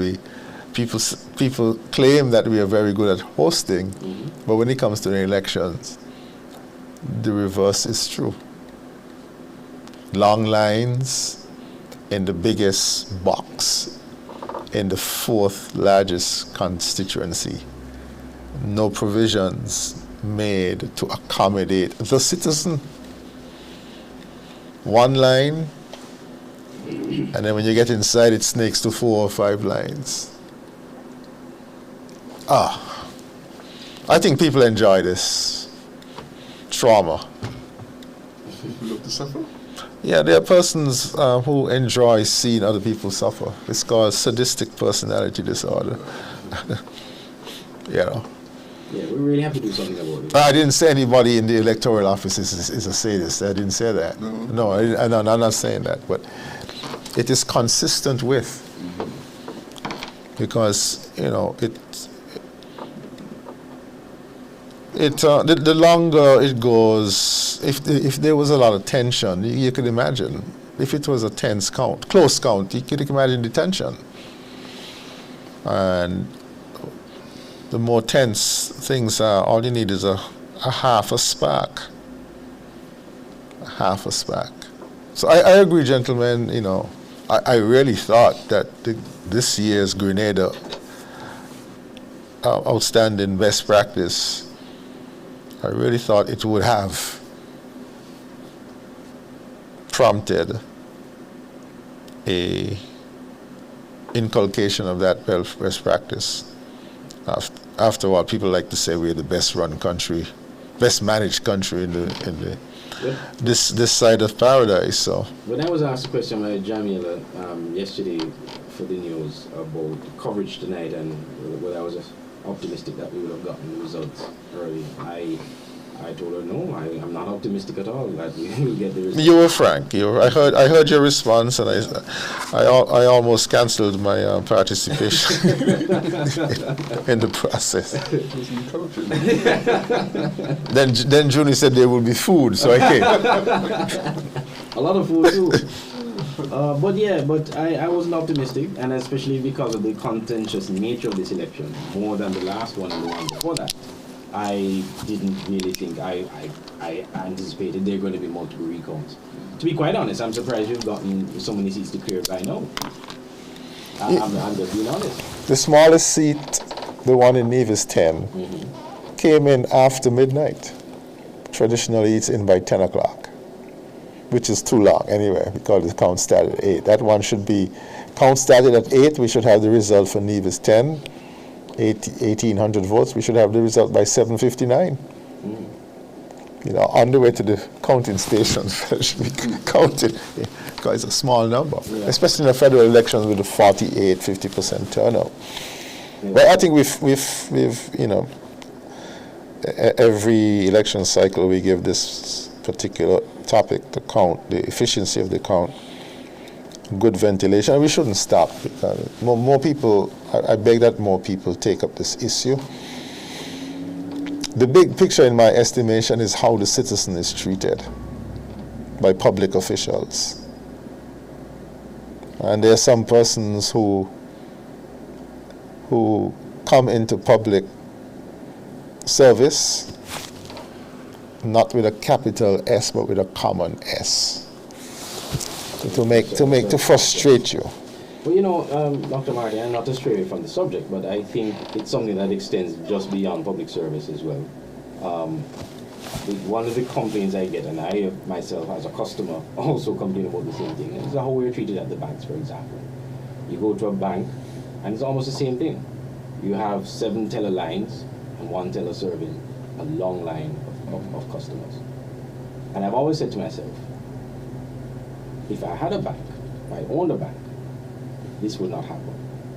Because I would make it my duty to ensure that the lines move faster, people are served well, and I would make it known publicly in my marketing and advertising that we treat our customers well, we make sure we have short lines, and so as to entice other people to come and bank with us because we treat you well as customers. I sometimes get the impression, not just the banks, but just customer service in general is something that is secondary in many establishments, and no one seems to care to try to improve it because, well, you have to come here, you have to do business with us. That's the kind of impression we sometimes get as customers, and I'm just talking as a customer. And it kind of transcends to the public service, and in this instance, when it comes to the voting process. Well, competition tells you what you're not doing. That was a piece of advice given to me by Kishu Chandramani of blessed memory. If we are treated as if our money, our business has no values because we must do business with them, we have no choice. So I see what Andre is going to do. He's going to open a bank to compete with this bank. You know, the legacy banks, you know. What bothers me the most, though, is that, like you said, every election we talk about this. And I'm very certain that the officials, all of them, know that it's an aggravating point. Yet, they do nothing about it. That is as a level of arrogance that is seen, portrayed by electoral officials. It's like saying, you're going to take what we give you. With that, you know, sense of a sort of punishment. And it leads me to another point. I remember asking a politician if he really believes in democracy. Because the way some of us behave is like this is only to appease certain international eyes. But really and truly, we don't really like this democracy business. It's not who we are, that kind of thing. And I have a sense that we are still struggling with the concept of democracy and what it should mean to our country and to our people. Sadly, we see too many gaps in the process right now. I'm getting some feedback. By the way, there are people still listening to us. Yeah, of course. Just in case you're wondering if you're just talking to me, Andre, I'm just being polite, staying awake. Here's one feedback. It's a revolt by citizens might work. I like how Glenn framed it. To me, he was much more forceful than I was. The arrogance of power, a friend of mine says the gate man syndrome. You ever heard that? No. Yeah. It could, a person could be of low power when he's walking in the street, But the minute you give him a gate man's job, yeah, okay. The minute you give him a gate man's job, then you'll see the hackles coming out. What I don't particularly enjoy is seeing the reports of the observers every time talking about the gaps, and we know the gaps. But then people from outside have to tell us we have gaps. And not only that, you could take the last reports of the last 10 years. 40 years. 40 years going back. And they're the same things. Different observers, sometimes the same observers. And it's the same thing they talk about and nothing is done. So it would be... But nothing is done because there's not the political will to do it. The vision to do it, the passion to do it, and there's no penalty for not doing it. Yes, and I also think, and this is something that Glenn referred to earlier, about when we talked about team unity and the legislative agenda, the good governance agenda, and a lot of these things were sort of placed in the back burner, and there wasn't a sense of urgency. We got the impression that there wasn't a sense of urgency to address and to have certain laws passed as they had promised. And electoral reform is something that we've heard the People's Action Movement talk about. I'm not sure if I've heard the PLP talk much about it, but maybe they did. And the Labour Party would have spoken about it. So it will be interesting to see, now that we're looking at the dawn of a new era, so to speak, if indeed we are going to see meaningful electoral reform between now and whenever the next election is called. If we don't, then it would certainly be an indictment on our democracy, because we would have governments after governments all promising to make reforms and changes and yet do nothing. And sometimes people become apathetic to these things because they hear it and they don't see anything happen. Now, I'm hopeful that we will see some things happen as it relates to electoral reform. But if it doesn't, I think people are just going to become apathetic, and it will show also in the voter turnout, which I think is probably part also of the reason, because the last election in 2020, there were a lot of people complaining bitterly of the long lines, especially in Central Bastion. Especially the Wesleyan Holiness Church, which did not become a polling station this time around, and I'm not surprised. They were moved up to Job Ward, and similar issues of access, delayed access of the citizen to his ballot. People were turned off by that. I know people who have said essentially, I will never vote again because of that experience in 2020. It was something else in 2020. We started our broadcast, I think, minutes to 8, and people were still in the line, right up the road there. So when you have things like it's a turn off to people. So people are not encouraged to come out to vote because of these long lines. It is no surprise that we're seeing a lower voter turnout this time around because of the experience people would have had the last time around. Now, if this continues, then you will have a situation where your democracy is in jeopardy, because then you're not getting the truest sense of the electorate, because you're not getting a decent voter turnout every election. We are poorer. Sorry, let me be positive. We would be further along the road to meritocracy, a culture of excellence, if we had a vibrant civil society body. Absolutely. I agree. I don't think, it cannot be political will alone. Civil society has to do heavy lifting for our small country to become as competitive as it ought to be. I think we're going to feel some pain. I think pain is going to drive us to that stage, because the predictions of a global recession within the next 6 months, coupled with the decline in CBI, are going to be painful. Heaven forbid, are going to be painful, but that's sometimes what it takes for political will to become political will. Yep. And where's the drive for political will? As my friend just said, it has to come from the citizens. Mm-hmm. If not, it may come from a politician who seizes the moment and does the Trump thing, which is, the Mexicans are raping your women. It's the Santo Domingans and the Haitians. I think we're up for some very interesting internal conversations about the direction of our country, because we got too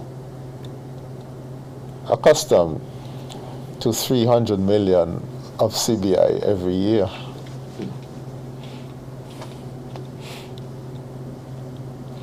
Yeah, there has to be fundamental change. And as you talk about, having a vibrant civil society, that is something that, I've always said. We've always heard, from time to time that, people tend to sort of shift the blame on one person or one group of people when certain things are not happening. But I've always made the point that for certain things to happen, it's a collective effort. So yes, you may say, well, the police need to do their job in fighting crime, or the media needs to be more vigilant, or this needs to happen or that needs to happen. But the question is, when it happens, what next? Because then when you don't have the follow-up from an active civil society group, what you have is, again, and the tendency here tends to be, something is raised, an issue is raised, we make noise about it, we talk about it on the talk shows for like a week or two, and after 2 weeks, 3 weeks, maybe a month, if that long, it dies down. It's interesting that you mentioned that they want police to fight crime. But the police produces the criminals? Criminal tendencies start at home. But the police is supposed to fight that. No, never. It will never work. It never work. So the discussion, the national discussion, I believe, will be steered by external forces, unfortunately, to what would it take for a country of 50 to 55,000 souls to survive and thrive in an era of climate change, all of the diseases that we are dealing with, international tensions, etc., etc., etc. So necessity is the mother of invention, and the predictions are it's not going to get easier. The latest speech by the central bank governor, which is online, it clearly indicates that we have to be preparing for some belt tightening. We say that we elect our representatives to take our causes and concerns into Parliament and into the cabinet. But that's as far as it goes, because in between the election and the next election, a minister, a parliamentarian, is really representing himself, saying things that he believes his constituents may like to hear. How do we make that reconnection with the constituents so that the constituents apply the pressure to the representative to ensure that he or she really represents what their concerns are? I think that is something that we need to start talking about, because otherwise we will just simply continue the status quo. Nothing will change. Not only that too, but I remember a few years ago, I think it was in 2010, then Prime Minister Dr. Douglas had introduced what is known as the Ministry or Department of Constituency Empowerment. Now, there wasn't a clear, at least not in my view, a clear indication as to how that department should work, because even when the government changed in 2015, that work continued in that department, but we really didn't know what they did. Even a whole building was built for them, for that department. But again, we're not sure what that department really, how it was supposed to function. Aside from that, do members of Parliament automatically receive money, or constituency fund or money? Constituency allowance. Allowance. Yes. Right. Of how much? 1,500, if my memory serves me all correct. parliamentarians. Yeah. Now, of course, that can't do much. So the question is, should there be, a fund created where every member of Parliament receive a substantial amount of money? Substantial, is relative, but money that can be used to do work within the constituency. Because what we tend to have is the government MPs tend to get help or get things done, assumingly so. While the opposition MPs, and it seems as if we may have, a lower than normal number this time around, really don't get anything happening for them.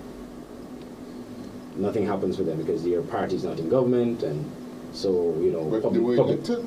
But they were elected, exactly. That is the point. That's the thing. So that paradigm has to change. That there has to be a change there. And the question can also arise as to the workload of MPs, government MPs, who function as ministers of government, because a minister of government is a full-time job. There's so much to be done when you're in government, depending on the ministries that you're allocated. And yet you still have to find time to function as a member of Parliament, to meet your constituents. Because you hear all the time constituents say, well, after certain people get elected, you don't hear them, you don't see them. And truth be told, and I'm not trying to vote for them, but truth be told, if they are functioning as ministers of government, and especially very high-profile ministries, they're hardly going to have time to really spend time with you as constituents, to meet with you and to really address your needs and concerns. Not only the individual constituents, but also the broader issues in the constituency. And especially if you come from a constituency like number 8 or number 9, which are huge constituencies, you can't tend to everybody, and address everybody's needs all the time. So maybe there has to be a mechanism where, and I saw someone suggested in a Facebook post, I don't remember the name of the person now, but I don't want to take credit, or I would like to allocate the credit, give credit to the person, but they were suggesting having each constituency having like an agent.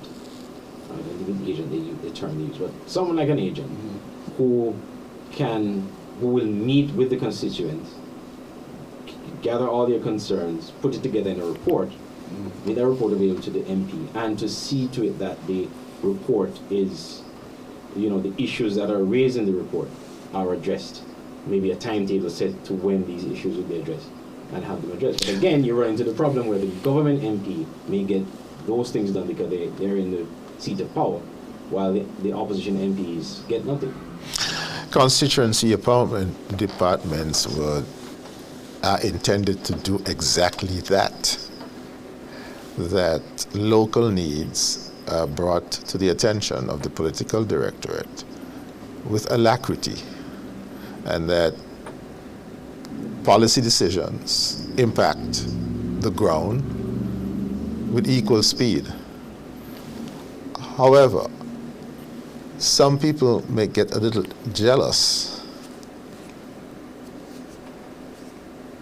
I don't want Huey is the best agent, but I don't want him to be more popular than me.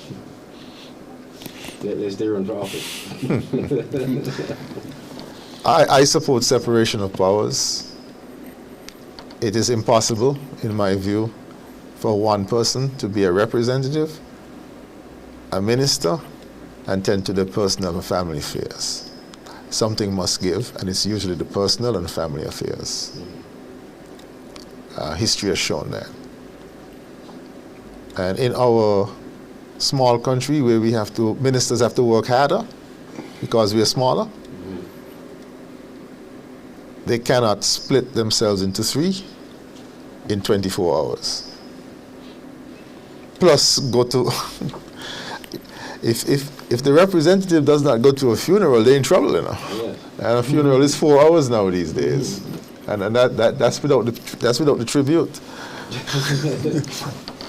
So the demands on the Dr. Drew A-team government are huge because we have a lot of work to do. And the demands will become bigger if we get hit by a hurricane. And so the question is then, we have to expect that after the honeymoon is over, we are not going to see the representative/minister, and they're not going to answer their phone. They'll answer Huey's phone or Bart's phone if Bart is promising a campaign donation, right? And this is no disrespect. That's how it is, you know. So how can we get the most out of our public officials? I believe that sooner or later we must have the discussion about separation of powers, where we elect people to go to Parliament and stay there to pass laws and to discuss the issues of the day and to keep an eye on the cabinet where our money is spent. Yeah. That's how it is. We need to have that watchdog parliament keeping an eye on cabinet, because when there's no monitoring of a cabinet, it has been shown, has been shown that you get leakage. 30% of your GDP can go poof. Waste, fraud, and abuse. That's how it is in the Dutch Caribbean. And how is it? How is it? St. Martin. The members of parliament are elected. And then once the seats would have been allocated, then the various parties, because they usually have coalition governments, the parties would then say, okay, well, they form the government, they get a certain number of ministers allocated to them. They appoint the ministers. So the ministers are technical people then? Yes. Well, not all the time. Sometimes they're political people too, but they can also be technical people. Okay, so the ministers are people with subject area expertise? In most cases, yes. Okay. In most cases, yes. So you'll have a minister of finance who may have a financial background. Okay. Not all the time. Because sometimes the person has no background whatsoever. Which we see, therein lies the problem. Which we see happening. But the difference is, the ministers are appointed, so they can come from the elected members of parliament. They can come from the elected members. Or they can just be a random person that the party chooses. And then the parliamentarians remain in parliament. So the ones who are not appointed ministers, they remain in parliament. And they function as the supervisory body then for the government. So occasionally they will call a minister into a parliamentary meeting to question them about certain decisions. Isn't that a good thing? That is a very good thing. I like that system for that. Well, we have something similar called the Public Accounts Committee. It's just that it's the leader of the opposition who summons the permanent secretary. Well, the way in which Team Unity watered it down is that you could only inquire into the Director of Audit's report. But in a real public Director of Audit report, in a real PAC, Public Accounts Committee, which is headed by the leader of the opposition, any civil servant having to do with money, from the permanent secretary down, can be called to testify to explain why the count is taking so long. In Parliament?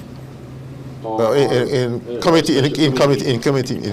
So you set up the regulations to govern that. That's another thing too that is lacking in our Parliament. We do need to have these various committees. Apart from the Public Accounts Committee, there are other committees that I think can be established.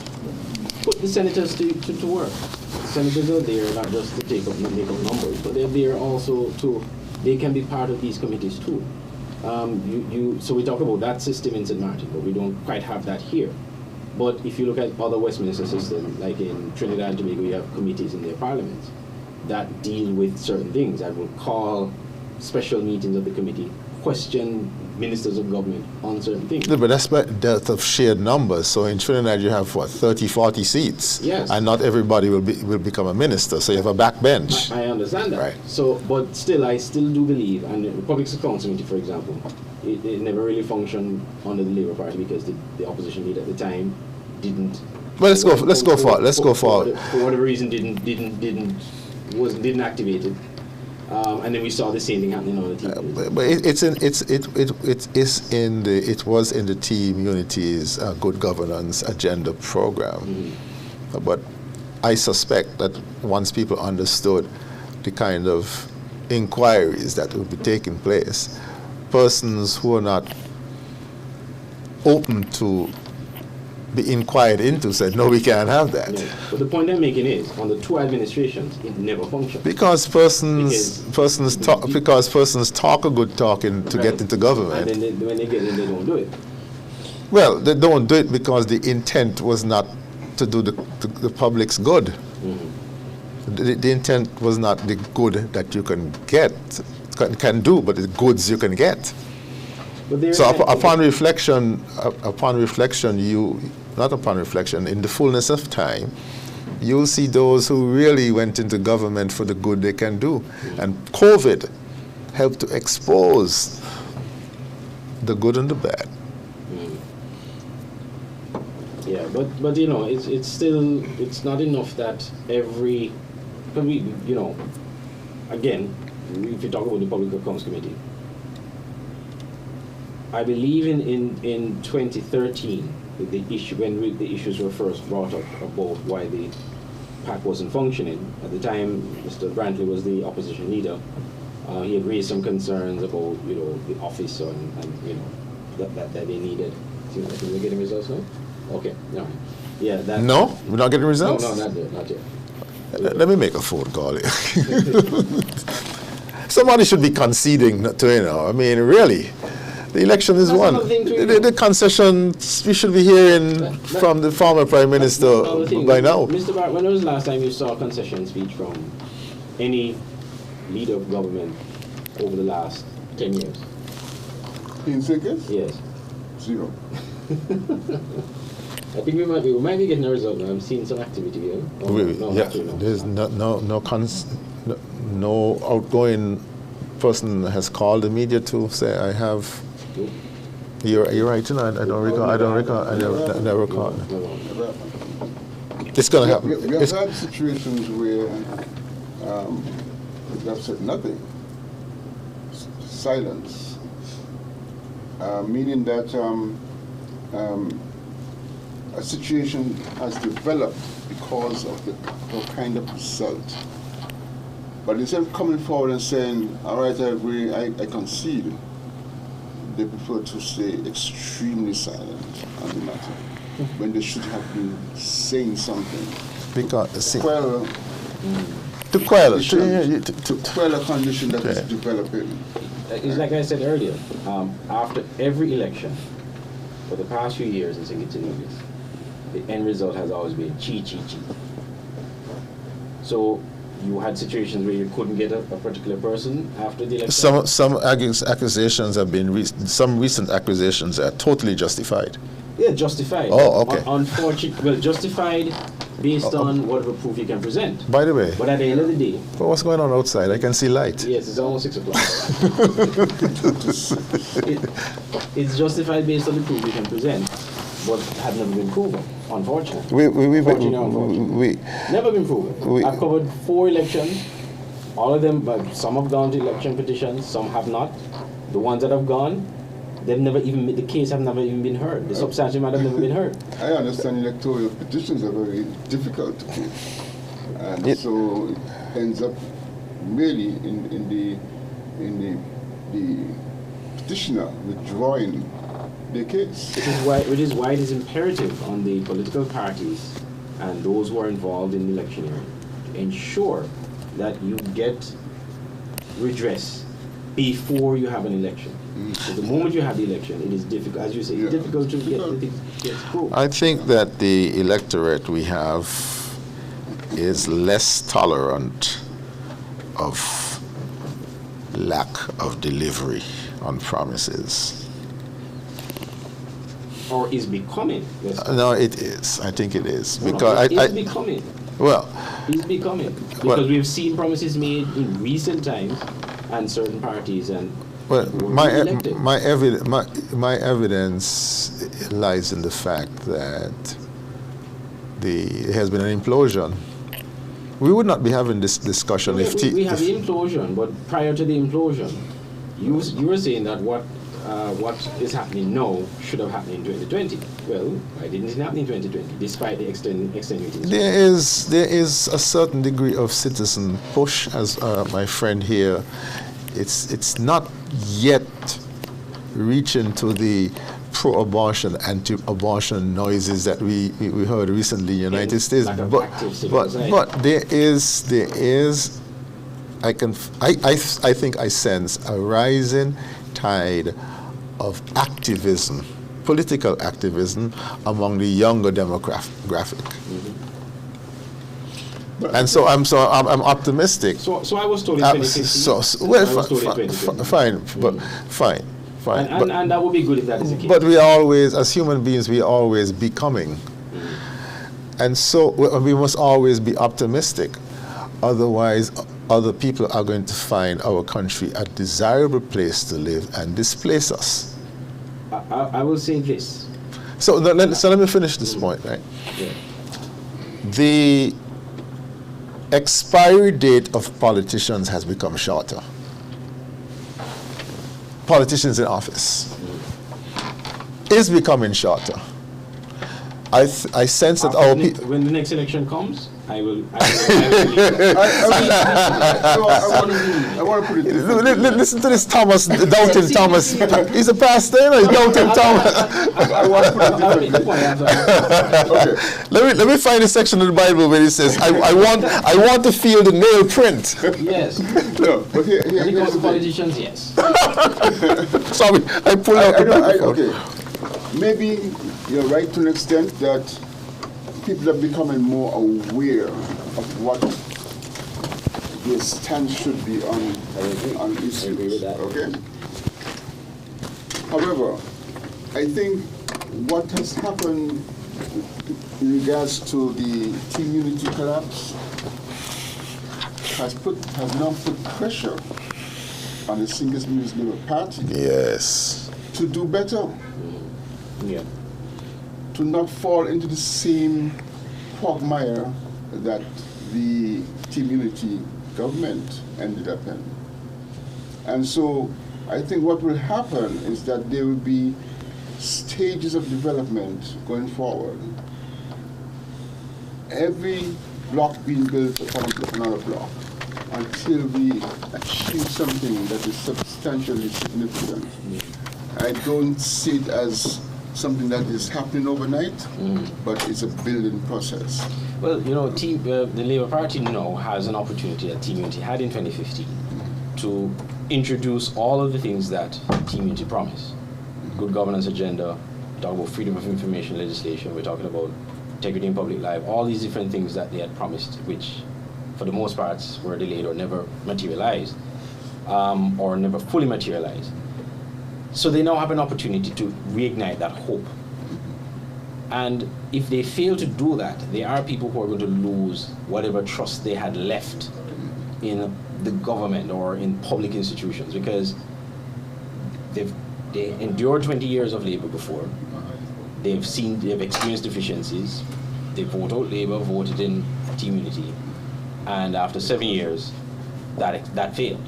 So if they are now going back to labor, and maybe that's probably why some people were apathetic to this election, apart from the fact that it was probably confusing and it really didn't make sense for some people to go back to the polls after 2 years.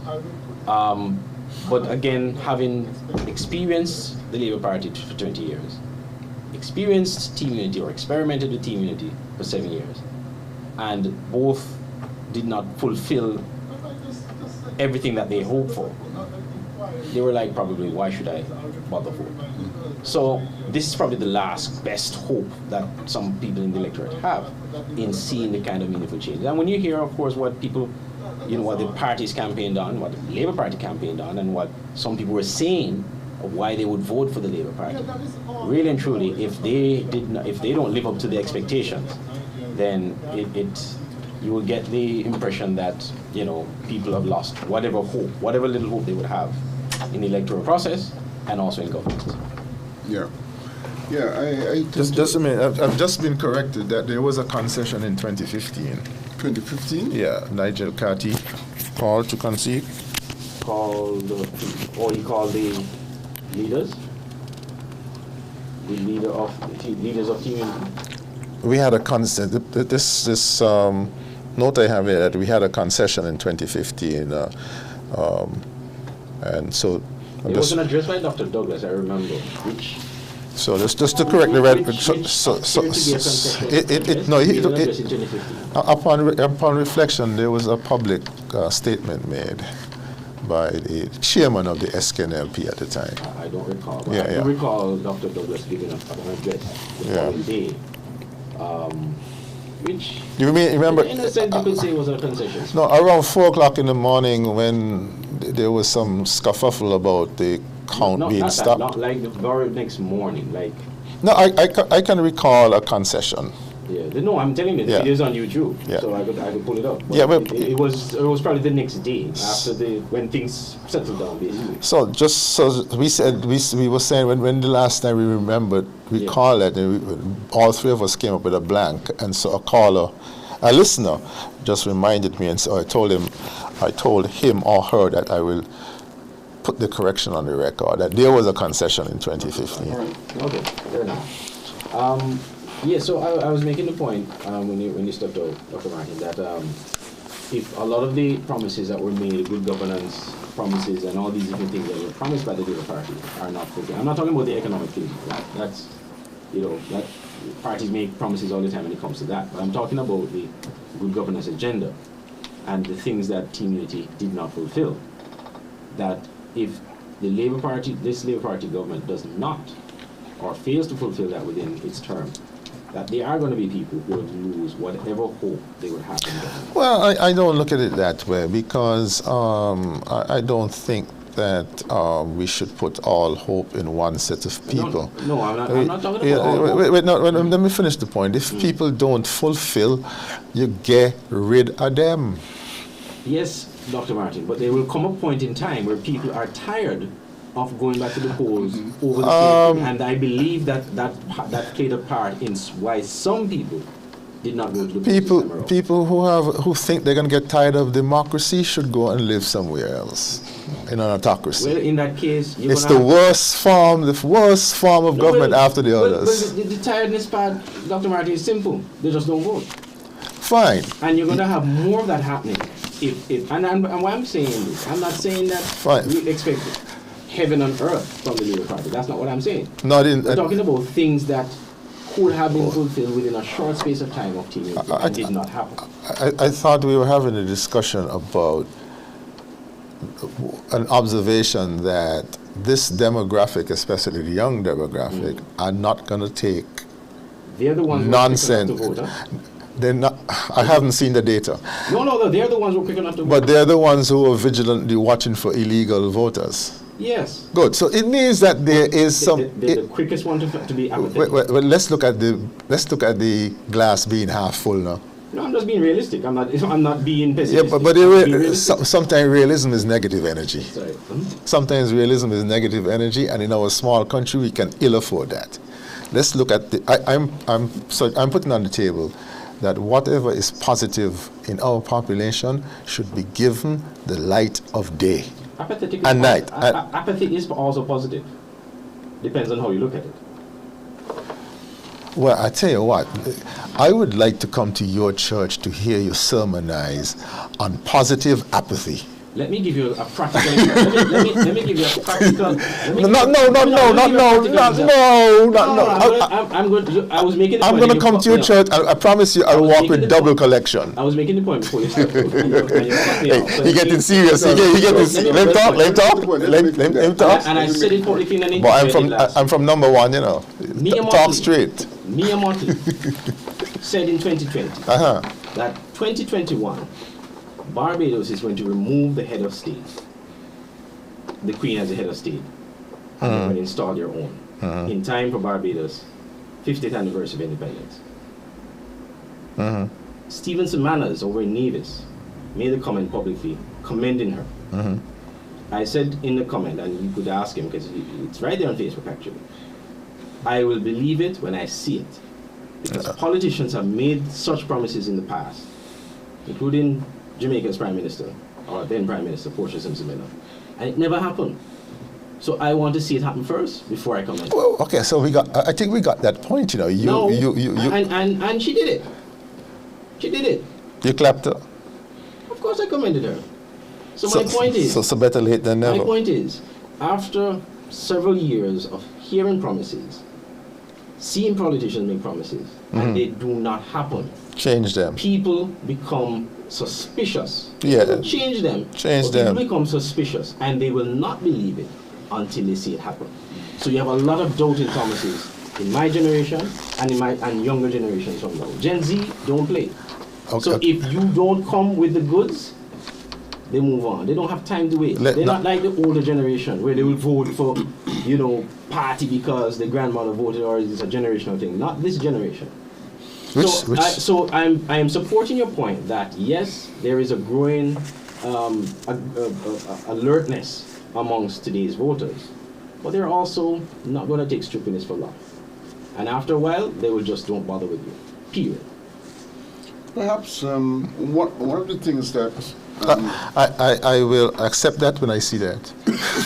Well, I've seen it already, so I don't need to. I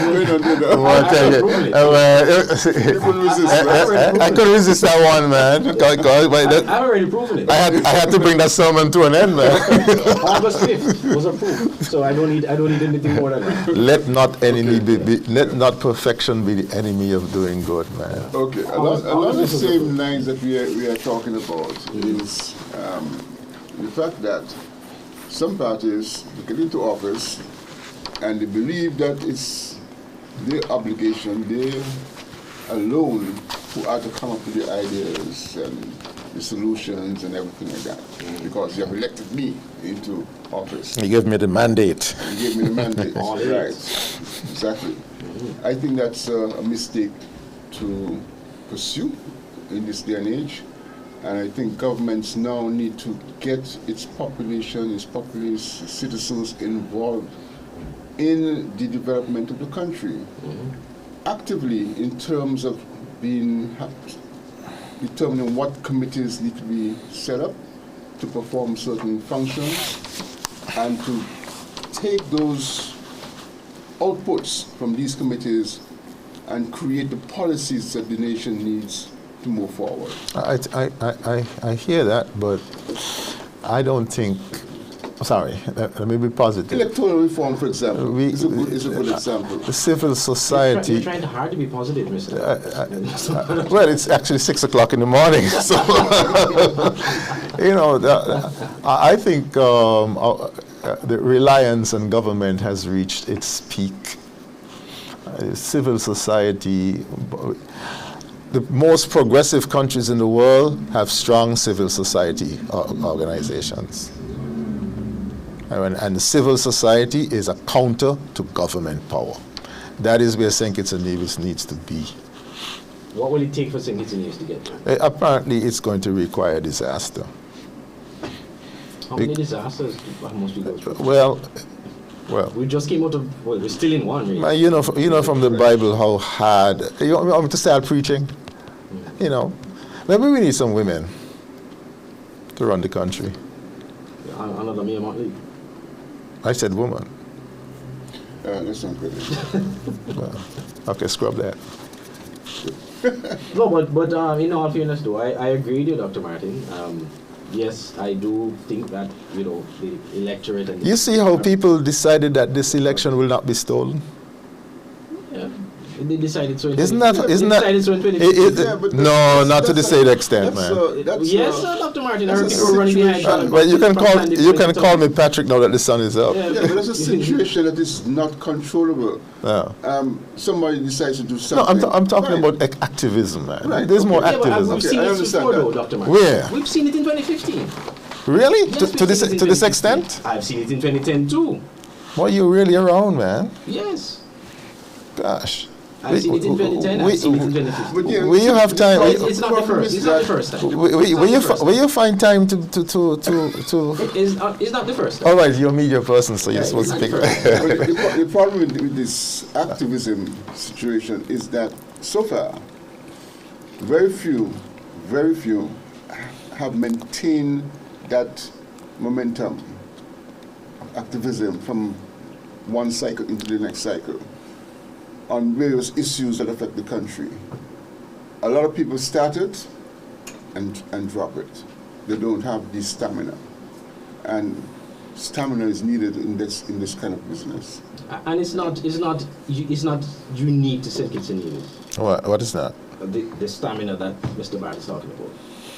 Generally speaking, you would say that the activism that we saw in the earlier years, in the 30s, the 40s, the unionism, you don't see that level of activism anywhere else. Because the context was different. You do have activist groups. Wait, no, man, but the context is different. Yes, but that doesn't change. That should not change the level of activism. Yeah, because the issues remain the same. Context matters. The issues remain the same. Oh, I see. Okay. The issues remain the same, and I would even argue there's no that the issues are even more grievous now. There's no progression of issues. The issues are stagnant. No, people are more comfortable now. People are more comfortable now.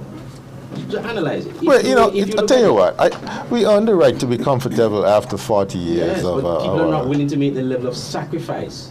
Which sacrifices that the activists that you're talking about. People are not willing to make the level of a sacrifice. Well, who sang that song? "The world is a cycle." Let's see what comes out of this cycle, man. So when you talk about activism, the people of St. Kitts and Nevis, particularly the people of St. Kitts, have decided we are going forward with Dr. Drew. But Dr. Drew and his team, wait, no, man. But then they know, or they will know, that if they don't deliver by expected time T, then there will be calls for their heads. Yeah, but I'm not just talking about going to the ballot, I'm talking about activism. You're talking about activism. We're not talking about every 5 years. We're talking about people group of organizations that decide, well, look, that's what the government or anybody make us a wrong step, they are going to be called to attention. And you don't have to wait 5 years for that to happen. You talk about countries that are progressive. There are countries right here in the Caribbean that have those groups. No, not enough, in my opinion. So they have them. So and they let's use unionism, for example. Trade unionism in St. Kitts and Nevis. Would you say that trade unionism in St. Kitts and Nevis is alive? Yeah, but not vibrant. Right. My point exactly. Oh, you didn't make it. I made the point. Well, my point exactly. You're making my point. That the level of activism that you and so who gets credit for that? The labor issues that existed in the 80s and the 70s and the 60s, they still exist today. And I would dare say, and COVID-19 have revealed some of those issues even more pronounced. But yet, and I'm not blaming the union here, but I'm just making the point that the issues are still the same. Yes, times have changed, the context of things have changed, but the issues are still the same. And you still need that level of activism to bring about the result that desired. I'm having difficulty wrapping my mind around. Things have changed, but yet the same. Help me there. You said the context is different. Yes, the context is different. Uh-huh. You know, we're not in the Cold War era. We're not dealing with some of the labor issues that were existing back in the 70s and 90s, but there are similar issues that we are confronted with. Similar. Okay, Right. all right. Similar issues I will concede that similar. I concede that similar. So the point I'm making is, people are more comfortable now. The level of activism that people had back then, you know, it was almost like a life and death issue. Now, people have livelihoods, they don't want to threaten their livelihoods, so they prefer to stay in until they are pushed to the edge. Yes, people were pushed to the edge over the last 2 years, Dr. Martin. Really? And there's only a handful of people who are on the streets protesting. It is always a handful. It's a pyramid. The rest will follow. And the rest are the majority.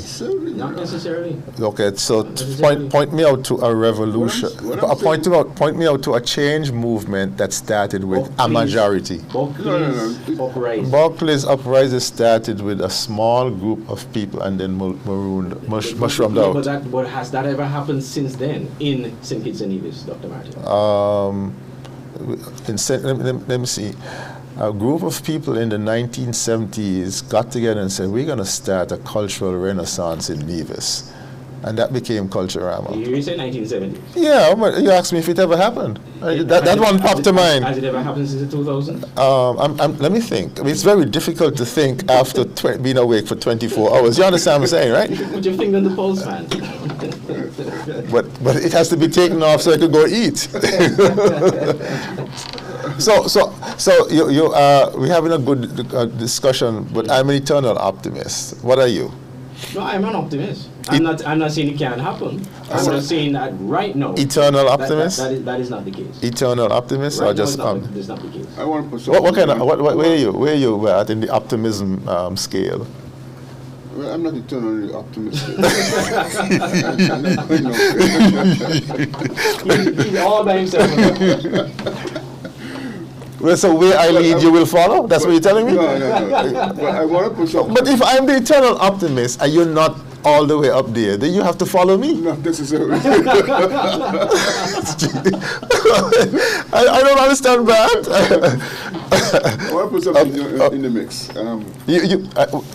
How long is going to last? Because we're just straight out there and give the light discussion. Come back. Because 45 minutes ago he was nodding. He was nodding enough. Now he's alert. Go ahead. But yeah, we have a sort of constitution. A what? A document that is supposed to be a constitution of St. Kitts and Nevis. Calling this country the Federation of St. Kitts and Nevis.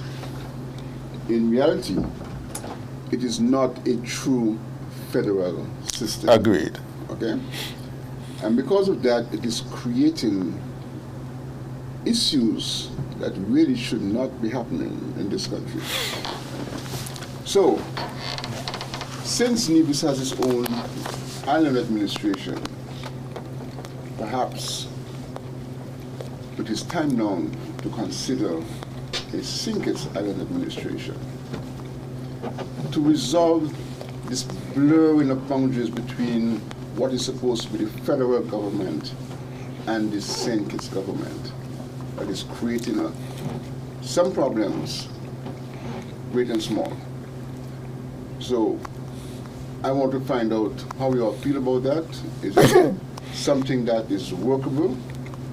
Something that you think is required? I personally think that we need to at least begin a discussion on that issue. We could begin the discussion. I always like to ask the question, show me the money. Because would it cost the country significantly more to have a St. Kitts Island administration, Nevis Island administration, and a federal administration. And if that is the case, a lot of things would have to be organized and put together as it relates to distribution of revenue, revenue collected on St. Kitts, on Nevis, does that go to the federal, or how much percentage goes to federal? And all of that has to be put together and discussed. So yeah, that is something I think could be discussed, but the money issue, which is of course the crux right now between Nevis and crux of the matter between St. Kitts and Nevis, will have to be properly ventilated. Well, yeah. True. I mean, all ideas must contend. I can't argue against that. But in a true federation, you must have government for St. Kitts, government for Nevis, and an agreed federal infrastructure that is strong. And specific. That is strong. Specific portfolios. Yeah. And as you know, in business, you both are in business. You have to invest meaningfully in order to get the reward, the dividend you deserve. And Back to the Future, that pamphlet or document that was produced by, was it Fitzroy Bryant, in place of strife? We should sit down and discuss that one of these days. SKN Newsline. We must not wait for the Drew government to initiate that. We must initiate it ourselves, and start a discussion. Bring some young people in to talk about that. Yeah. Well, it's 16 minutes after 6. Only that? And we have not received any further results. Literally stalled though. I'm wondering. We seem to always come to this point of some form of what was that question he asked? What was that question he asked? If the count is stopped? That's what he asked? That's a different one. No, I want to make sure I heard him clearly, I see some activity here. Let me see if there's been results. If this means the result will be coming soon. Well, this is the let's thank the folks who have kept awake with us. Thank you for your listening to Freedom FM and SKN Newsline joint coverage of elections 2022. And can I sneak this one in? Andrew and Glenn, hope that we don't have another one in 2 years' time. Oh yes, we're not going to see results. So here we go. Okay. All right.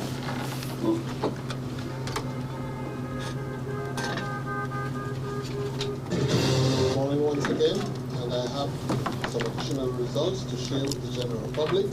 And with us, we are winding down.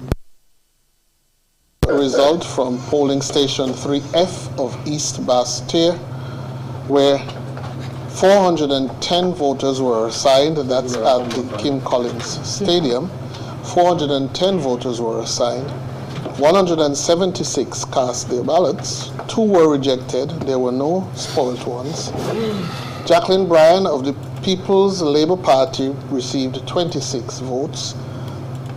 Natasha Craig-Brooks of the People's Action Movement received 54 votes, that's 5-4.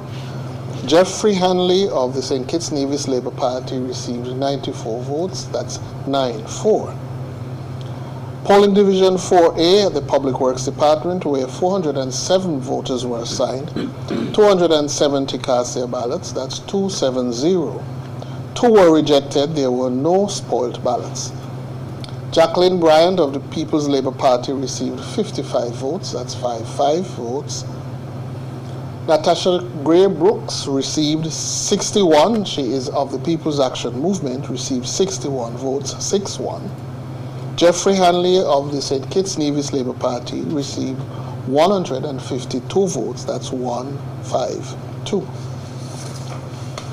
In St. Christopher 2, polling division 3B at the Job Ward Center, where 511 voters were assigned, 175 cast their ballots. 3 were rejected. There were no spoiled ballots. Nubian Griot of the People's Labour Party received 30 votes, that's 3-0. Marsha Henderson of the St. Kitts Nevis Labour Party received 95 votes, that's 95 votes.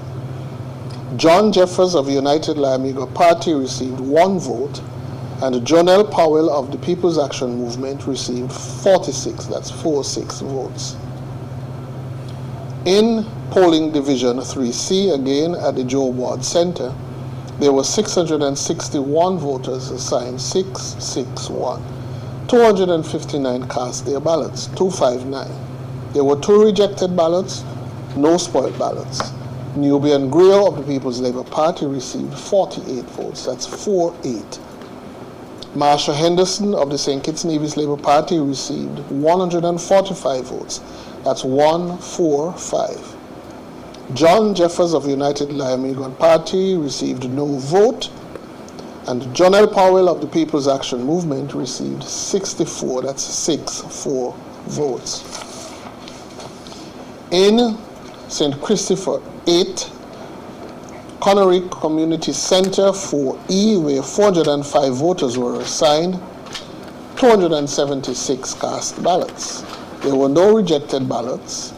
There were 3 spoiled ballots. Andrew Talbot Bass of the People's Labour Party received 32 votes, 32 votes. Terence Drew of the St. Kitts Nevis Labour Party received 197 votes, 197. Chesley Hamilton of the People's Action Movement received 47 votes, that's 47. Connery Preschool, where 491 voters were assigned, that's station 4F. There were 226 votes cast, none were rejected, 2 were spoiled. Andrew Talbot Bass of the People's Labour Party received 32 votes, that's 32 votes. Dr. Terence Drew of the St. Kitts Nevis Labour Party received 127 votes, 127 votes. Chesley Hamilton of the People's Action Movement received 67 votes, that's 6-7. At the St. Peter's Primary School, Station 5A, 438 voters were assigned. 290 cast their ballots. There was 1 rejected ballot, no spoiled ballot. Andrew Talbot Bass of the People's Labour Party received 44 votes. Dr. Terence Drew of the St. Kitts Nevis Labour Party received 224 votes, that's 224. Chesley Hamilton of the People's Action Movement received 21 votes, that's 2-1. Again in St. Peter's Primary School, Station 5B, where 352 voters were assigned, 233 cast their votes, that's 233. No rejected ballots, no spoiled ballots. Andrew Talbot Bass of the People's Labour Party received 37 votes, 3-7. Dr. Terence Drew of the St. Kitts Nevis Labour Party received 182 votes, that's 182 votes. Chesley Hamilton of the People's Action Movement received 14 votes, that's 14 votes. This is all we have for now. We will be back with you, but right now it's over to Master Control. So, you got how many? 37 for Talbot Bass. You're talking about 5.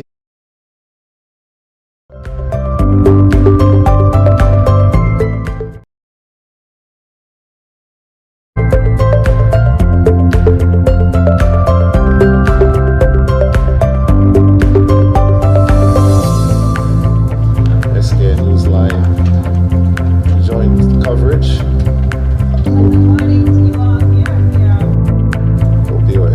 First, let me say, I hope you enjoyed the banter between Pastor Huey,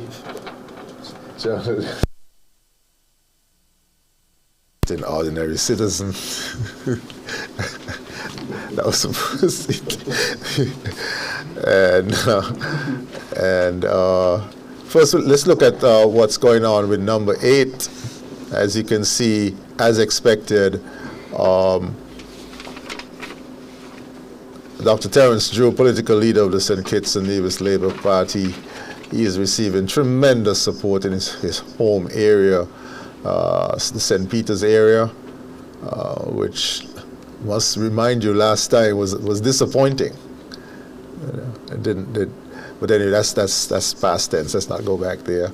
We still have some more St. Peter's Primary School results. When I passed there yesterday morning, Glenn and Andre, it was brisk to heavy in that area.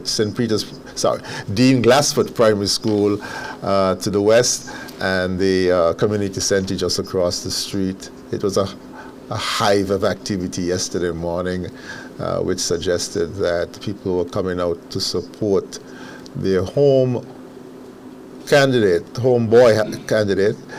Dr. Terence Droney. Certainly borne out in the figures here. Connery also came out big for Dr. Drew, 130, 197, 127. So the Connery was nearly 500 for Dr. Drew. And we'll see. I understand Keys was also heavy, so I'm looking forward to see what the Keys Community Center looks like. But it's all over bar, the shouting. That's Dr. Drew. We had one from, no, we didn't have any from number 1. We had number 2. Job Ward Center, we had 2 more boxes coming in. Marsha Henderson continues to lead very strongly here in the Central Bastille. She has copped the 57% of the vote so far with 3 boxes to go. 3 boxes to go, so she's at 1195 with Nubian Gray at 466 and John L. Powell, the incumbent, at 414. Gentlemen, let's congratulate Marsha Henderson, new to the hustings. Impressive candidate put forward by the St. Kitts and Nevis Labour Party. And I say this because I listened to the whistle stop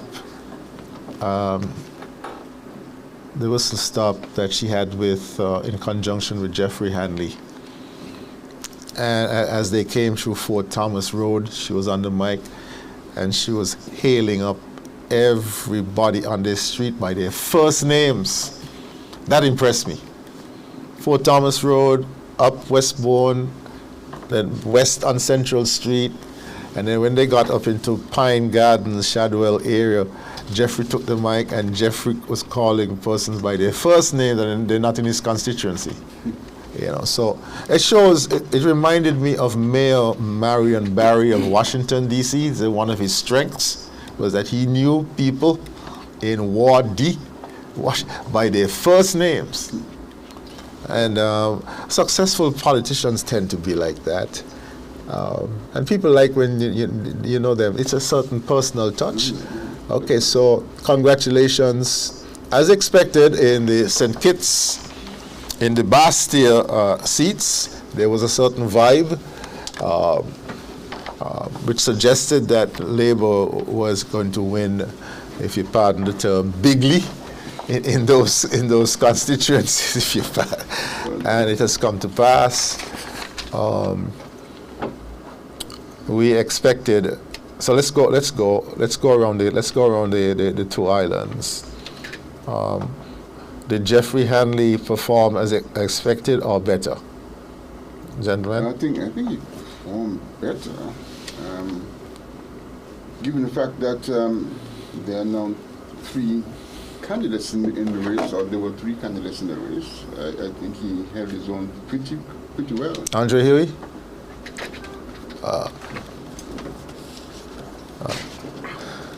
Yeah, I'm actually not surprised. I'm actually not surprised. Okay. I thought he would have been a strong candidate in that. Okay. Constituency number 2, newcomer Marsha Henderson. Did she perform as expected or exceeded expectations? Exceeded expectations. Exceedingly well. The 2 was one of the seats I was watching closely. Exceedingly well. Agreed. Constituency number 3, Conris Maynard. Did he perform as expected or exceeded expectations? He got a lick in the last time, So let's give him exceed. Let's give him exceed. Okay. Constituency number 4, Samuel Duggins, a newcomer. Exceeded. Oh, man. Oh, that's the. Constituency number 5, Sean Richards. As expected? As expected. Okay. Constituency number 6, DLD. As expected. Yeah. Constituency number 7, Timothy Harris. As expected. As expected. Mm-hmm. He was looking over his shoulder, though, right? Constituency number 8. As expected. As expected. Okay, I gave you that one. Yeah. Constituency number 9, Mark Brantley. As expected, I think. No shoulder looking over? A little bit of shoulder looking over? Okay. Getting concerned, I would say. Constituency number 10, Eric Evelyn. As expected. Yeah. Constituency number 11. I would say exceeded expectations. Well, you haven't even called his name yet. Okay. Exceeded expectations. Exceeded expectations. Zoop Jeffers. I had him written off. I had it written off, so I have a drink for him. So that's it, ladies and gentlemen. The supervisor of election will give the official results as required by law.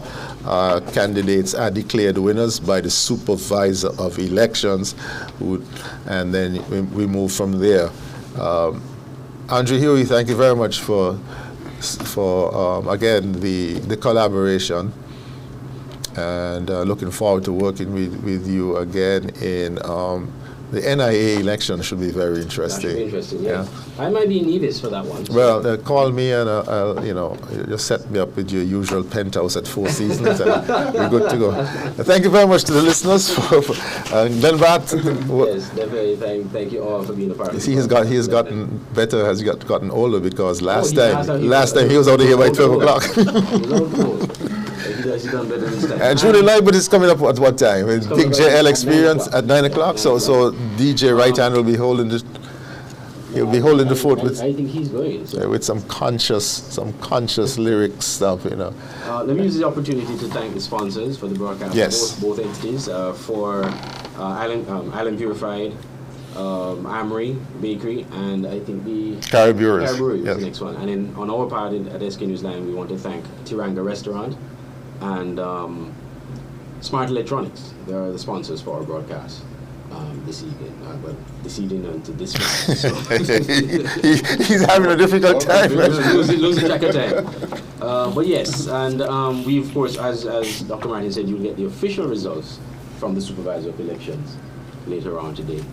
But again, hopefully today. Hopefully today.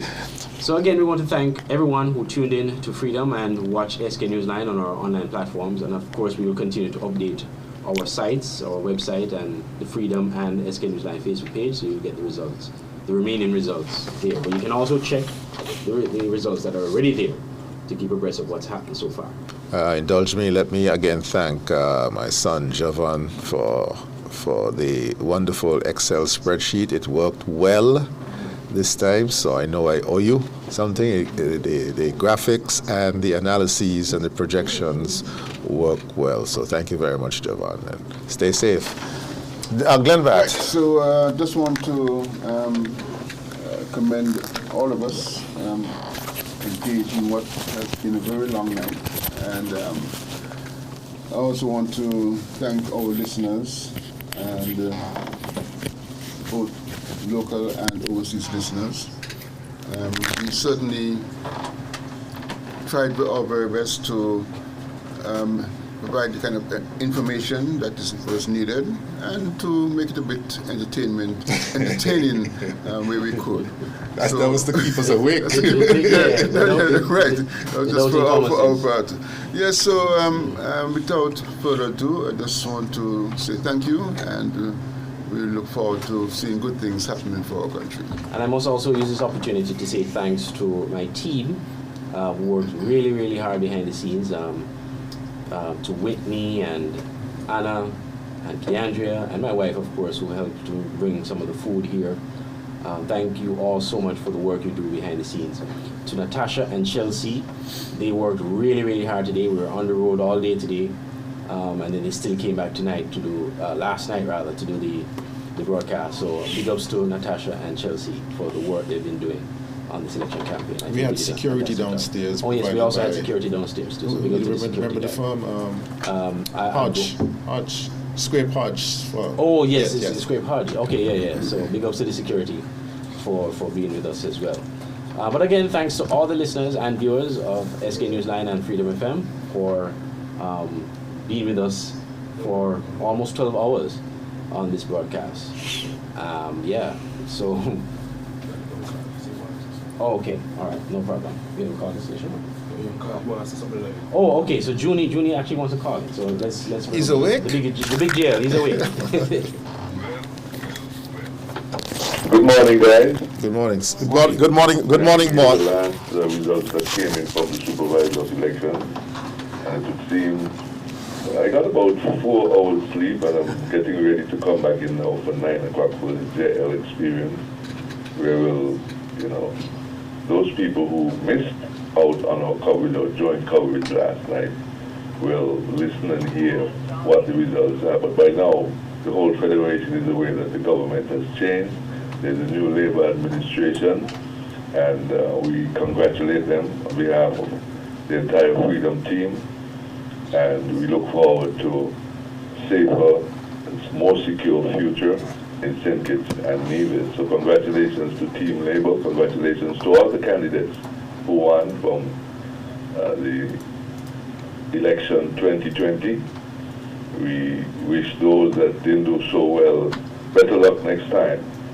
And we sincerely hope that the people of St. Kitts and Nevis will unite behind this St. Kitts and Nevis Labour Party to ensure better times for the Federation of St. Kitts and Nevis.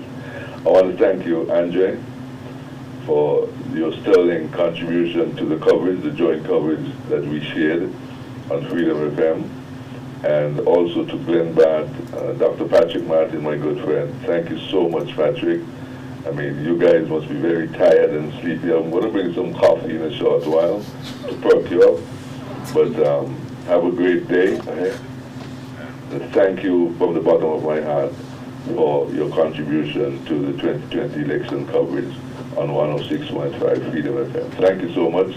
I'll be in a short while. LJ, thank you for sitting in and being a part of it. Thanks to your team for the coverage. Again, Andre, great job. You have a hard-working core of dedicated individuals. Half of them sleeping. Thank you so much again, and God bless us all. Julie, before you go, thank you, the big JL. It's because of you we have Freedom FM 106.5.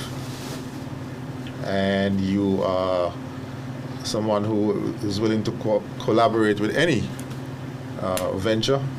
The collaboration with SK Newsline can only go from strength to strength. Speaking of strength, how strong is the coffee? No milk, pure black coffee. From where? Jamaica.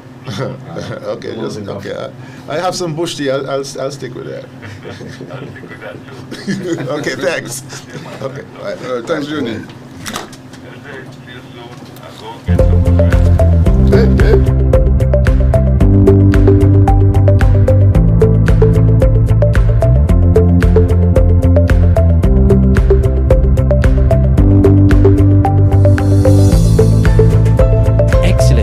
Cuisine, fine dining. It's Tiranga Restaurant at the Royal St. Kitts Plaza in Frigate Bay. Tiranga offers the authentic flavors of Indian cuisine in a warmly adorned 75-seat restaurant, indoor and outdoor. Named after the tricolor flag of India, Tiranga comprises of traditional and regional inspired Indian cuisine. The restaurant offers a sophisticated fine dining experience with a charming staff, discreet service, and tantalizing food that few can compete with. Call 662-5846 or visit tirangastkitts.com. Tiranga Restaurant, a taste of authentic India.